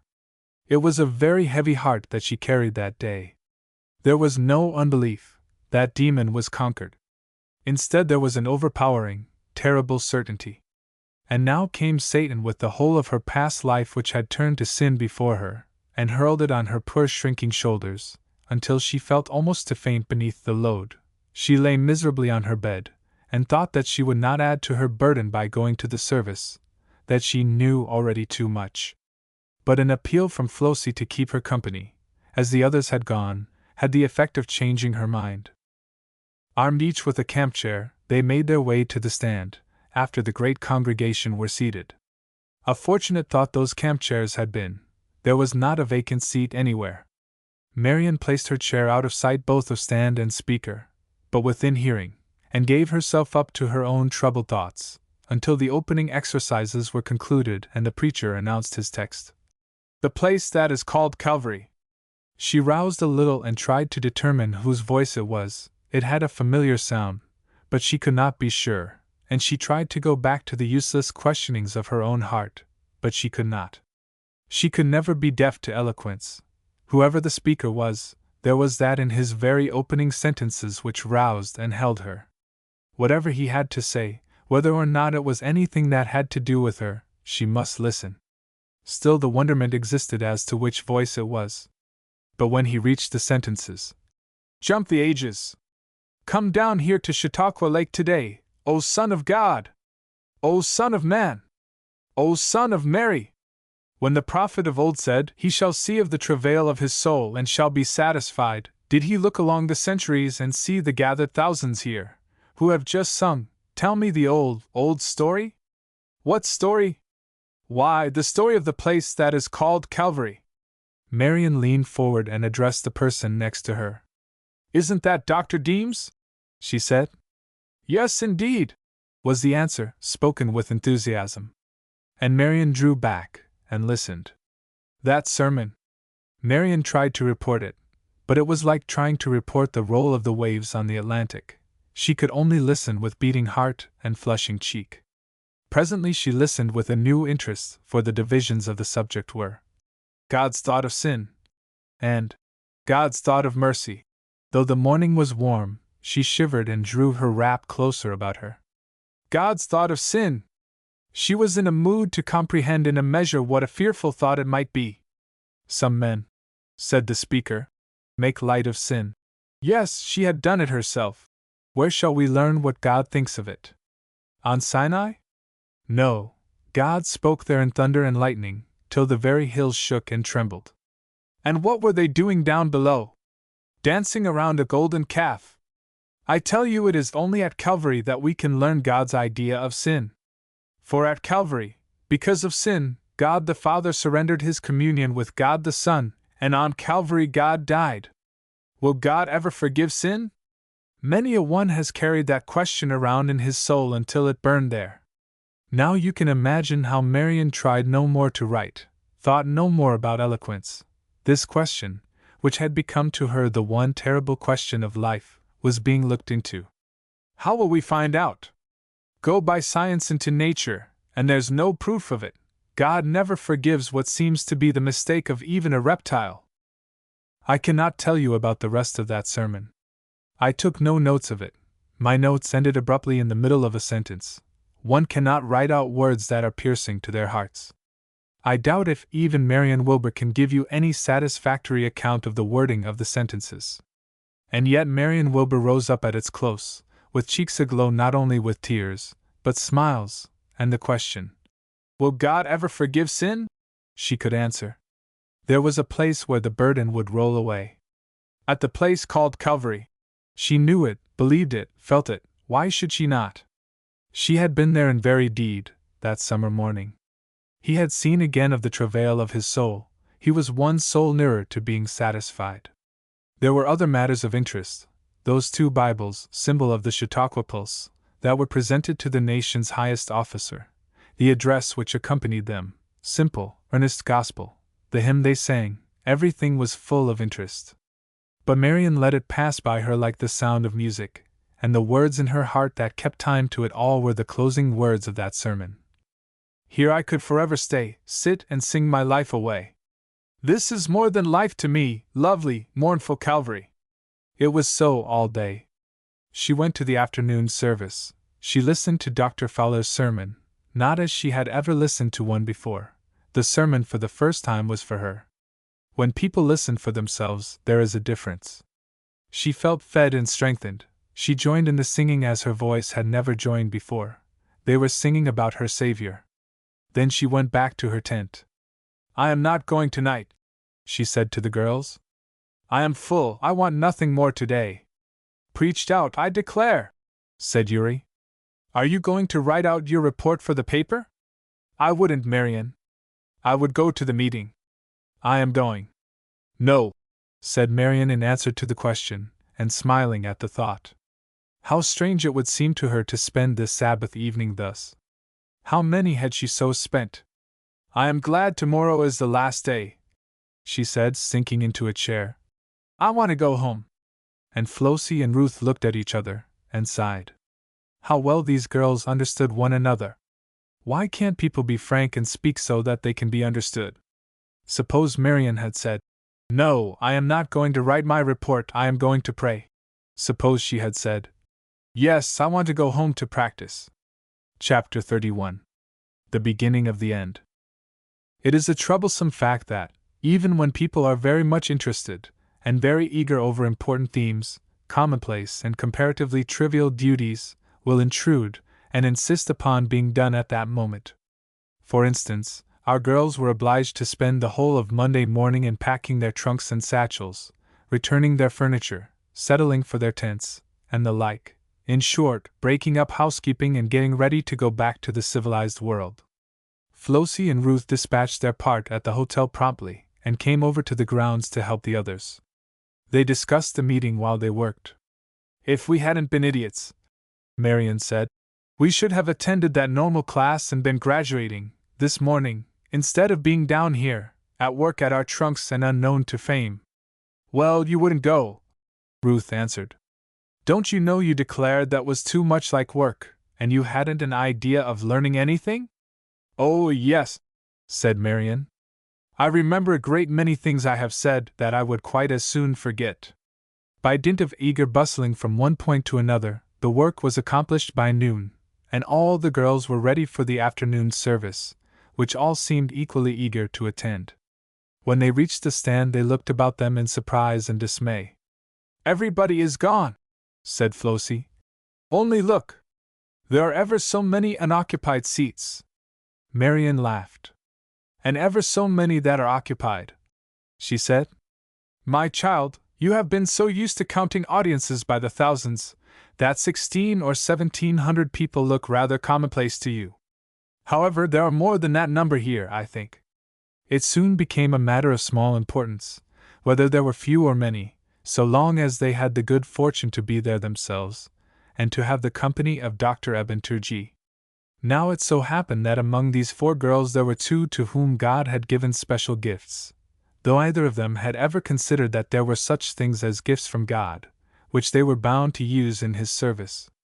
There was Ruth Erskine, who had capabilities for music in the ends of her fingers, that would have almost entranced the angels. What did she do with her talent? Almost nothing. She hated the sickly sentimentalities which, set to music, find their way into fashionable parlors by the score.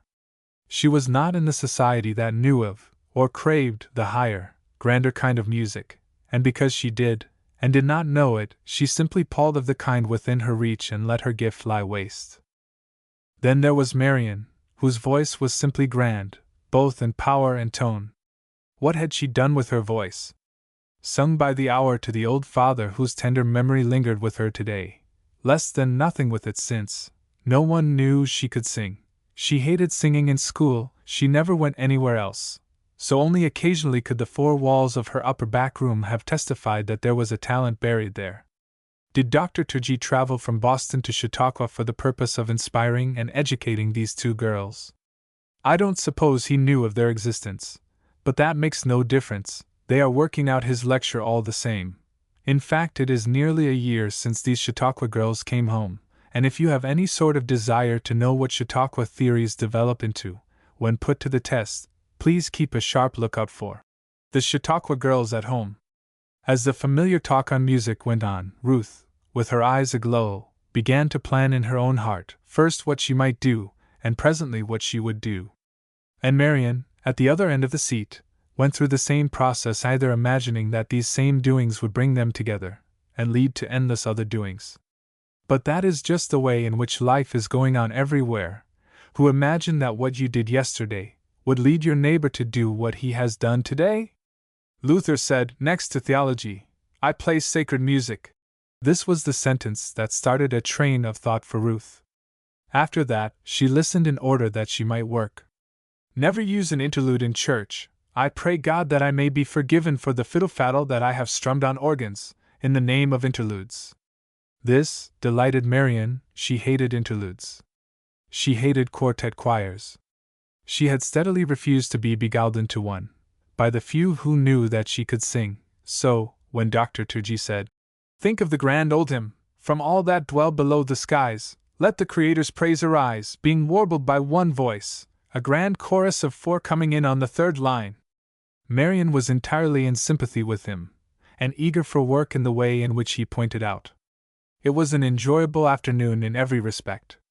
But to our girls, it was much more than that. It was an education. Every one of them got ideas which they were eager to put in practice, and they saw their ways clear to practice them to some purpose. When the service was over, and the audience moved away, a sense of sadness and loneliness began to creep over many. Snatches of remark could be heard on all sides. Where is Dr. Fowler? Gone, went this morning. Where is the Miller party? Oh, they went some time ago. When did the president leave? It's all about go, Yuri said. Look! How they are crowding down to the boat, and only a stray one now and then coming up from there. Who would have supposed it could make us feel so forlorn? I am glad we are not to be at the morning meeting. I am not sure but I should cry of homesickness. I say, girls, let's go to Palestine. Which suggestion was greeted with delight, and they immediately went. A great many were of the same mind.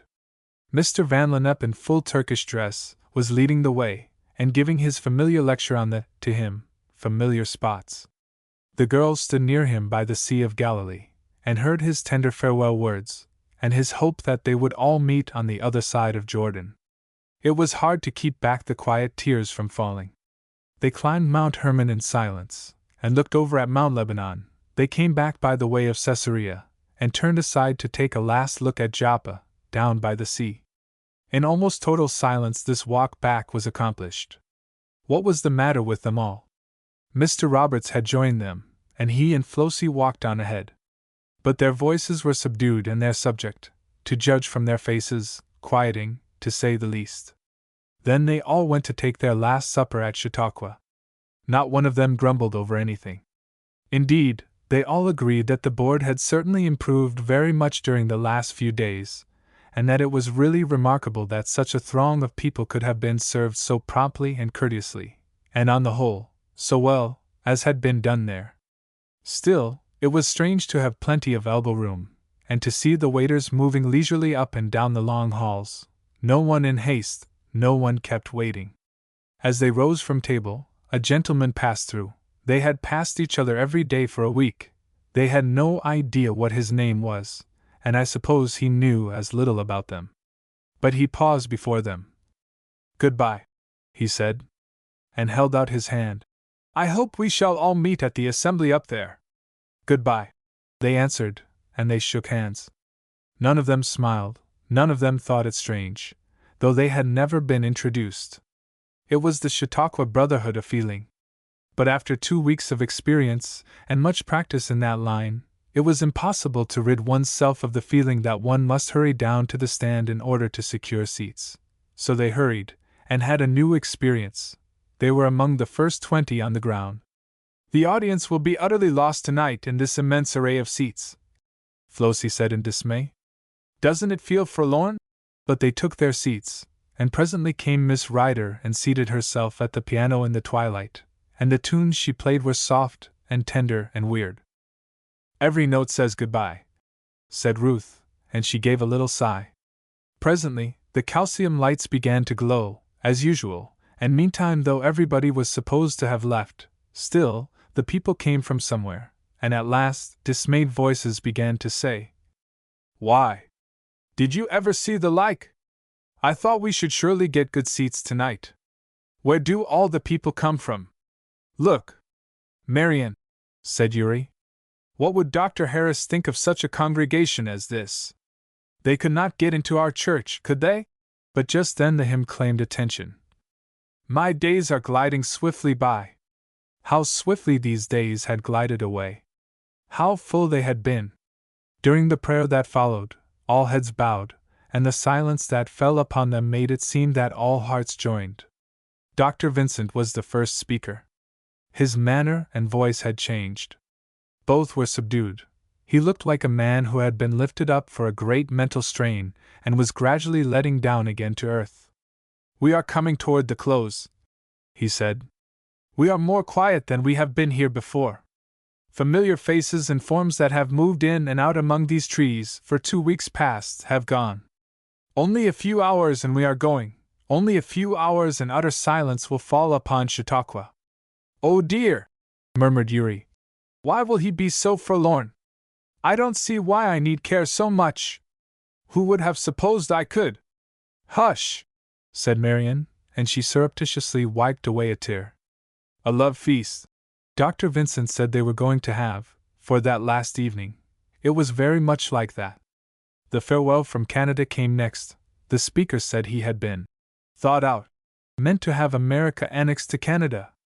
Indeed, they had already been annexed, in heart and soul. "Who's who?" said he, and "What's what?" "Who knows?" There was just enough of the comical mixed with the pathetic in this address to steady many a tremulous heart. Dr. Presbrey followed in much the same strain, closing, though, with such a tender tribute to some who had been at the assembly the year before, and had since gone to join the assembly that never breaks up, that the tears came to the surface again. But those blessed Tennesseans just at that point made the grounds ring with the chorus. "Oh, Jubilee! Jubilee! The Christian religion is Jubilee!" And followed it with, "I've been a long time in the house of God, and I ain't got weary yet." By that time our girls looked at each other with faces on which tears and smiles struggled for the mastery. "Shall we laugh, or cry?" whispered Uri, and then they giggled outright. But they sobered instantly and sat upright, ready to listen, for the next one who appeared on the platform was Dr. Deems. He, too, commenced as if the spell of the parting was upon him. He was too tired, he said, to make a short speech. Someone asked Walter Scott why he didn't put a certain book of his into 1 volume instead of 5. And he said he hadn't time. It took 5 weeks to prepare a speech 3 minutes long. And then he warmed, and grew with his subject until the beautiful thoughts fell around them like pearls. Not only beautiful, but searching. "No man," said he, "dares to make a careless speech at Chautauqua. There are too many to treasure it up, to plant it again." Of course he knew nothing about those girls, and how much seed they were gathering which they meant to plant, but they gathered it, all the same. He dropped his seeds with lavish hand. This was one that took root in Marian's brain and heart. There are so many side influences that are unconscious, that the only safe way for one to do is to let no part of himself revel, but to keep himself round and thorough, and healthy to the core. After that, Marian's pencil, on which I have to depend for my notes, gave up in despair. "I couldn't keep track of that man," she said when I complained. There was no more use to try than there would be to count these apple blossoms. For it was this spring, and we were standing in an apple orchard, and a perfect shower of the white, sweet-smelling things came fluttering round our heads. But after he calmed down a little, as she called it, she tried to write again, and I copy this. Brethren, this meeting will convert some of the most thoughtful people of this generation, men who come here not knowing by personal experience the power of this thing, men who walk thoughtfully up and down these aisles, looking on, will say, there are scholars here, there are men of genius, of great brain power, there are men and women here of every variety of temperament and attainment, held together for 14 days by one common bond. And the perseverance, the solemnity, the hilarity, the freedom, the naturalness, the earnestness of this meeting will so impress them that they will know that there is a miracle holding us, a supernatural strength. May I give you tonight one word more of gospel invitation?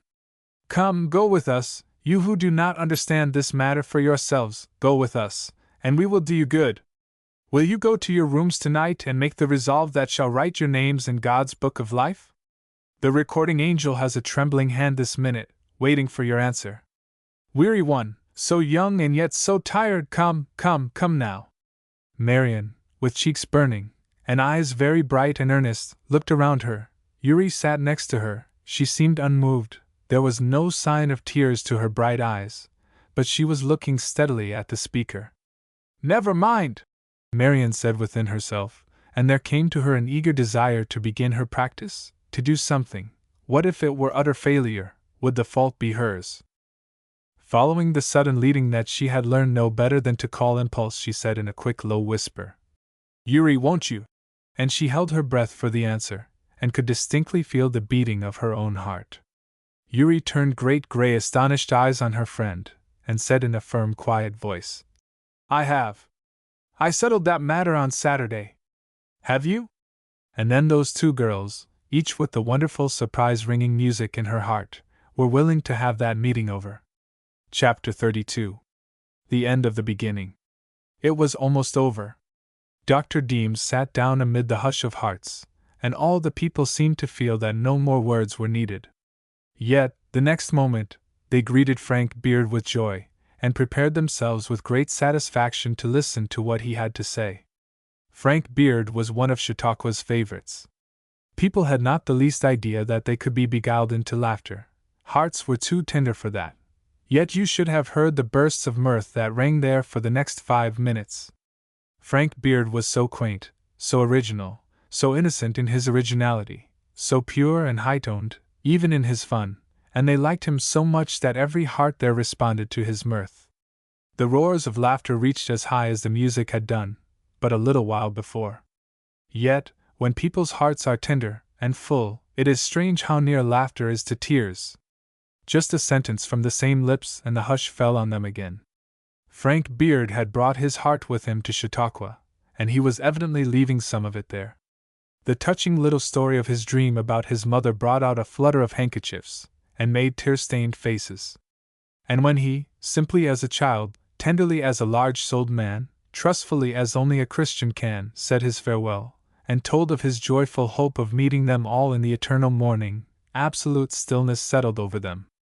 So many last words, one and another came, just a word, just goodbye. Until we meet again, maybe here, next year, maybe there, where goodbyes are never heard.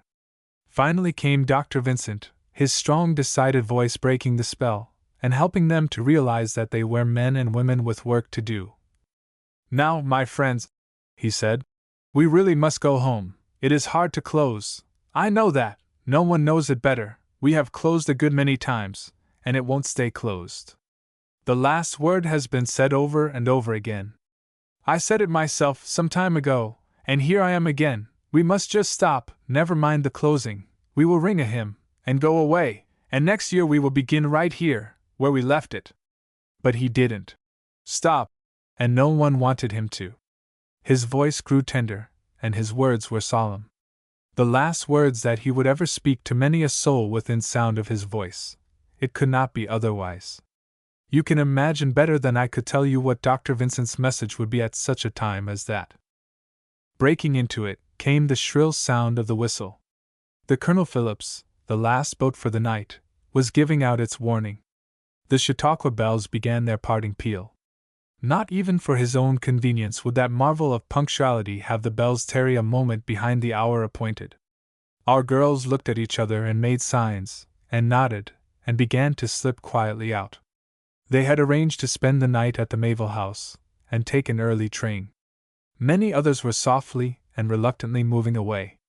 They were very quiet during that last walk down to the wharf. Glorious moonlight was abroad, and the water shone like a sheet of silver. As they walked, the evening wind brought to them the notes of the last song which the throng at the stand were singing. A clear, ringing, yet tender farewell. It floated sweetly down to them, growing fainter and fainter as the distance lengthened, until, as they stepped on board the boat, they lost its sound. There were many people going the same way, but there was little talking. There are times when people, though they may be very far from unhappiness, have no desire to talk. Once on deck, Marian turned and clasped both of Yuri's hands. "I have had such a blessed surprise tonight," she said with glowing face. "I did not think of such a thing. Oh, Yuri, why didn't you tell me?" "You cannot begin to be as surprised as I am," Yuri said. "I thought you were miles away from such a thing. Why didn't you tell me?" Ruth and Flossie were leaning over, watching the play of the water against the boat's side. "What about those two?" Yuri said, nodding her head toward them. Marian sighed. "Ruth is very far from understanding anything about it," she said. "At least the last time I talked with her she knew as little about the Christian life as the veriest heathen so far at least as personal duty was concerned." "When was that?" "Why, a week ago, more than a week." "How long is it since you settled this question for yourself?" "Since yesterday," Marian said, blushing and laughing. "Yuri, you would do for a cross-questioner." "And I have been on this side since Saturday," Yuri answered, significantly. "A great many things can happen in a week." At this point, Ruth turned and came towards them. She looked quiet and grave. "It is a year, isn't it, since we stood here together for the first time?" she said. "At least I seem to have had a year of life and experience. Do you know, girls, I have something to tell you. I thought to wait until we reached home, but I have decided tonight that I will not. I am sorry that I have not told you before. Marian, don't you know how like a simpleton I talked, a week ago last Saturday night? I want to tell you that I was a fool, and was talking about that of which I knew nothing at all.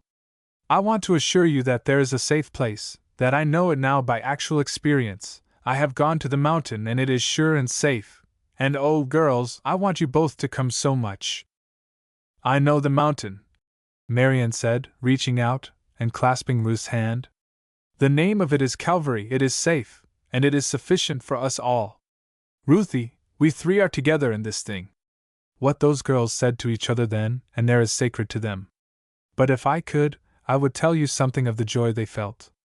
Flossie still leaned over the railing, a small quiet speck in the moonlight. Marian kept turning her head in her direction. "Our poor little Flossie would not understand much about this experience, I suppose," she said at last. "She is such a child, and yet I don't know, sometimes I have fancied that she thinks more than we give her credit for. That at least she has lately." "Let us tell her anyway," Yuri said. "We can't know what good it may do. If we had not been so dreadfully afraid of each other, during the last few days, we might have helped each other a good deal. For my part, I have learned a lesson on which I mean to practice." Ruth looked up quickly, a rare smile in her eyes. She opened her lips to speak to them, then seemed to change her mind and raised her voice. "Flossie!" And Flossie came at her call.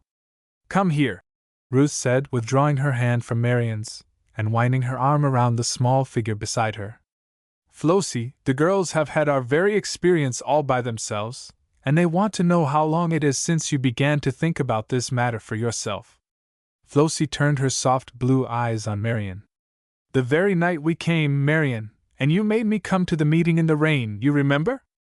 I heard that which I knew would never let me rest again, until I understood it and had it for my own. But I was very ignorant and foolish, and I blundered along in the dark for 3 mortal days. After that Jesus found me, and I have known since what it is to live in the light. A Christian experience of 10 whole days," Yuri said. Of course she was the first one to rise from her surprise and get possession of her tongue. "Flossie, you have had a chance to get a good way ahead instead of being behind, as we thought. You will have to show us the way.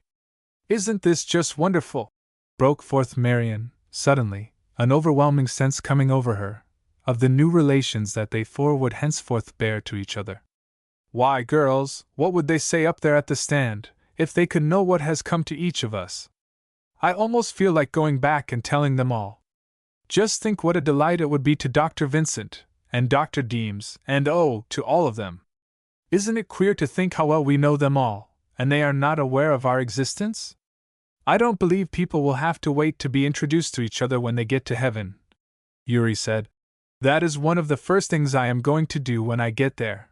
Hunt up some of these Chautauqua people and cultivate their acquaintance. This sentence gave Flossie a new thought. We are really all going to heaven. She said it precisely as you might speak of a trip to Europe on which your heart had long been set. We are just as sure of it as though we were there this minute. Girls, don't you know how nice we thought it would be to be together at Chautauqua for 2 whole weeks? Now think of being together there for 1,000,000 years. But the thought which filled Flossie's heart with a sweet song of melody, and wreathed her face in glad smiles, was such an overwhelming one to Marian, so immense with power and possibility, that it seemed to her to take her very breath. She turned abruptly from the rest and walked to the Teasel's side to still the throbbing of her heart. Meantime the boat had been filling with passengers, and now she was getting under way. Still the hush continued. The people stood closely around the railing, on the Chautauqua side, and looked lovingly back at the fair point of land that lay before them in glowing moonlight. Presently a leading voice began to sing. There's a land that is fairer than day, and by faith we can see it afar, for the Father waits over the way to prepare us a dwelling place there. We shall meet in the sweet by and by, on that beautiful shore in the sweet by and by, we shall meet on that beautiful shore. Before the chorus was reached, every voice that could sing at all must have taken up the strain. Marian, for the first time in years, gave a hint of the full compass of her powers, making Ruth turn suddenly towards her, with a brightening face, for she saw how the singing and the playing could fit into each other, and do good service. On and on stole the vessel through the silver water. The courteous captain came around quietly for his tickets, and to one and another with whose faces he had grown familiar he said, We shall miss you. The Colonel Phillips has been proud of carrying you all safely back and forth. One said to him in return, I hope, Captain, we shall all land at last safe in the harbor.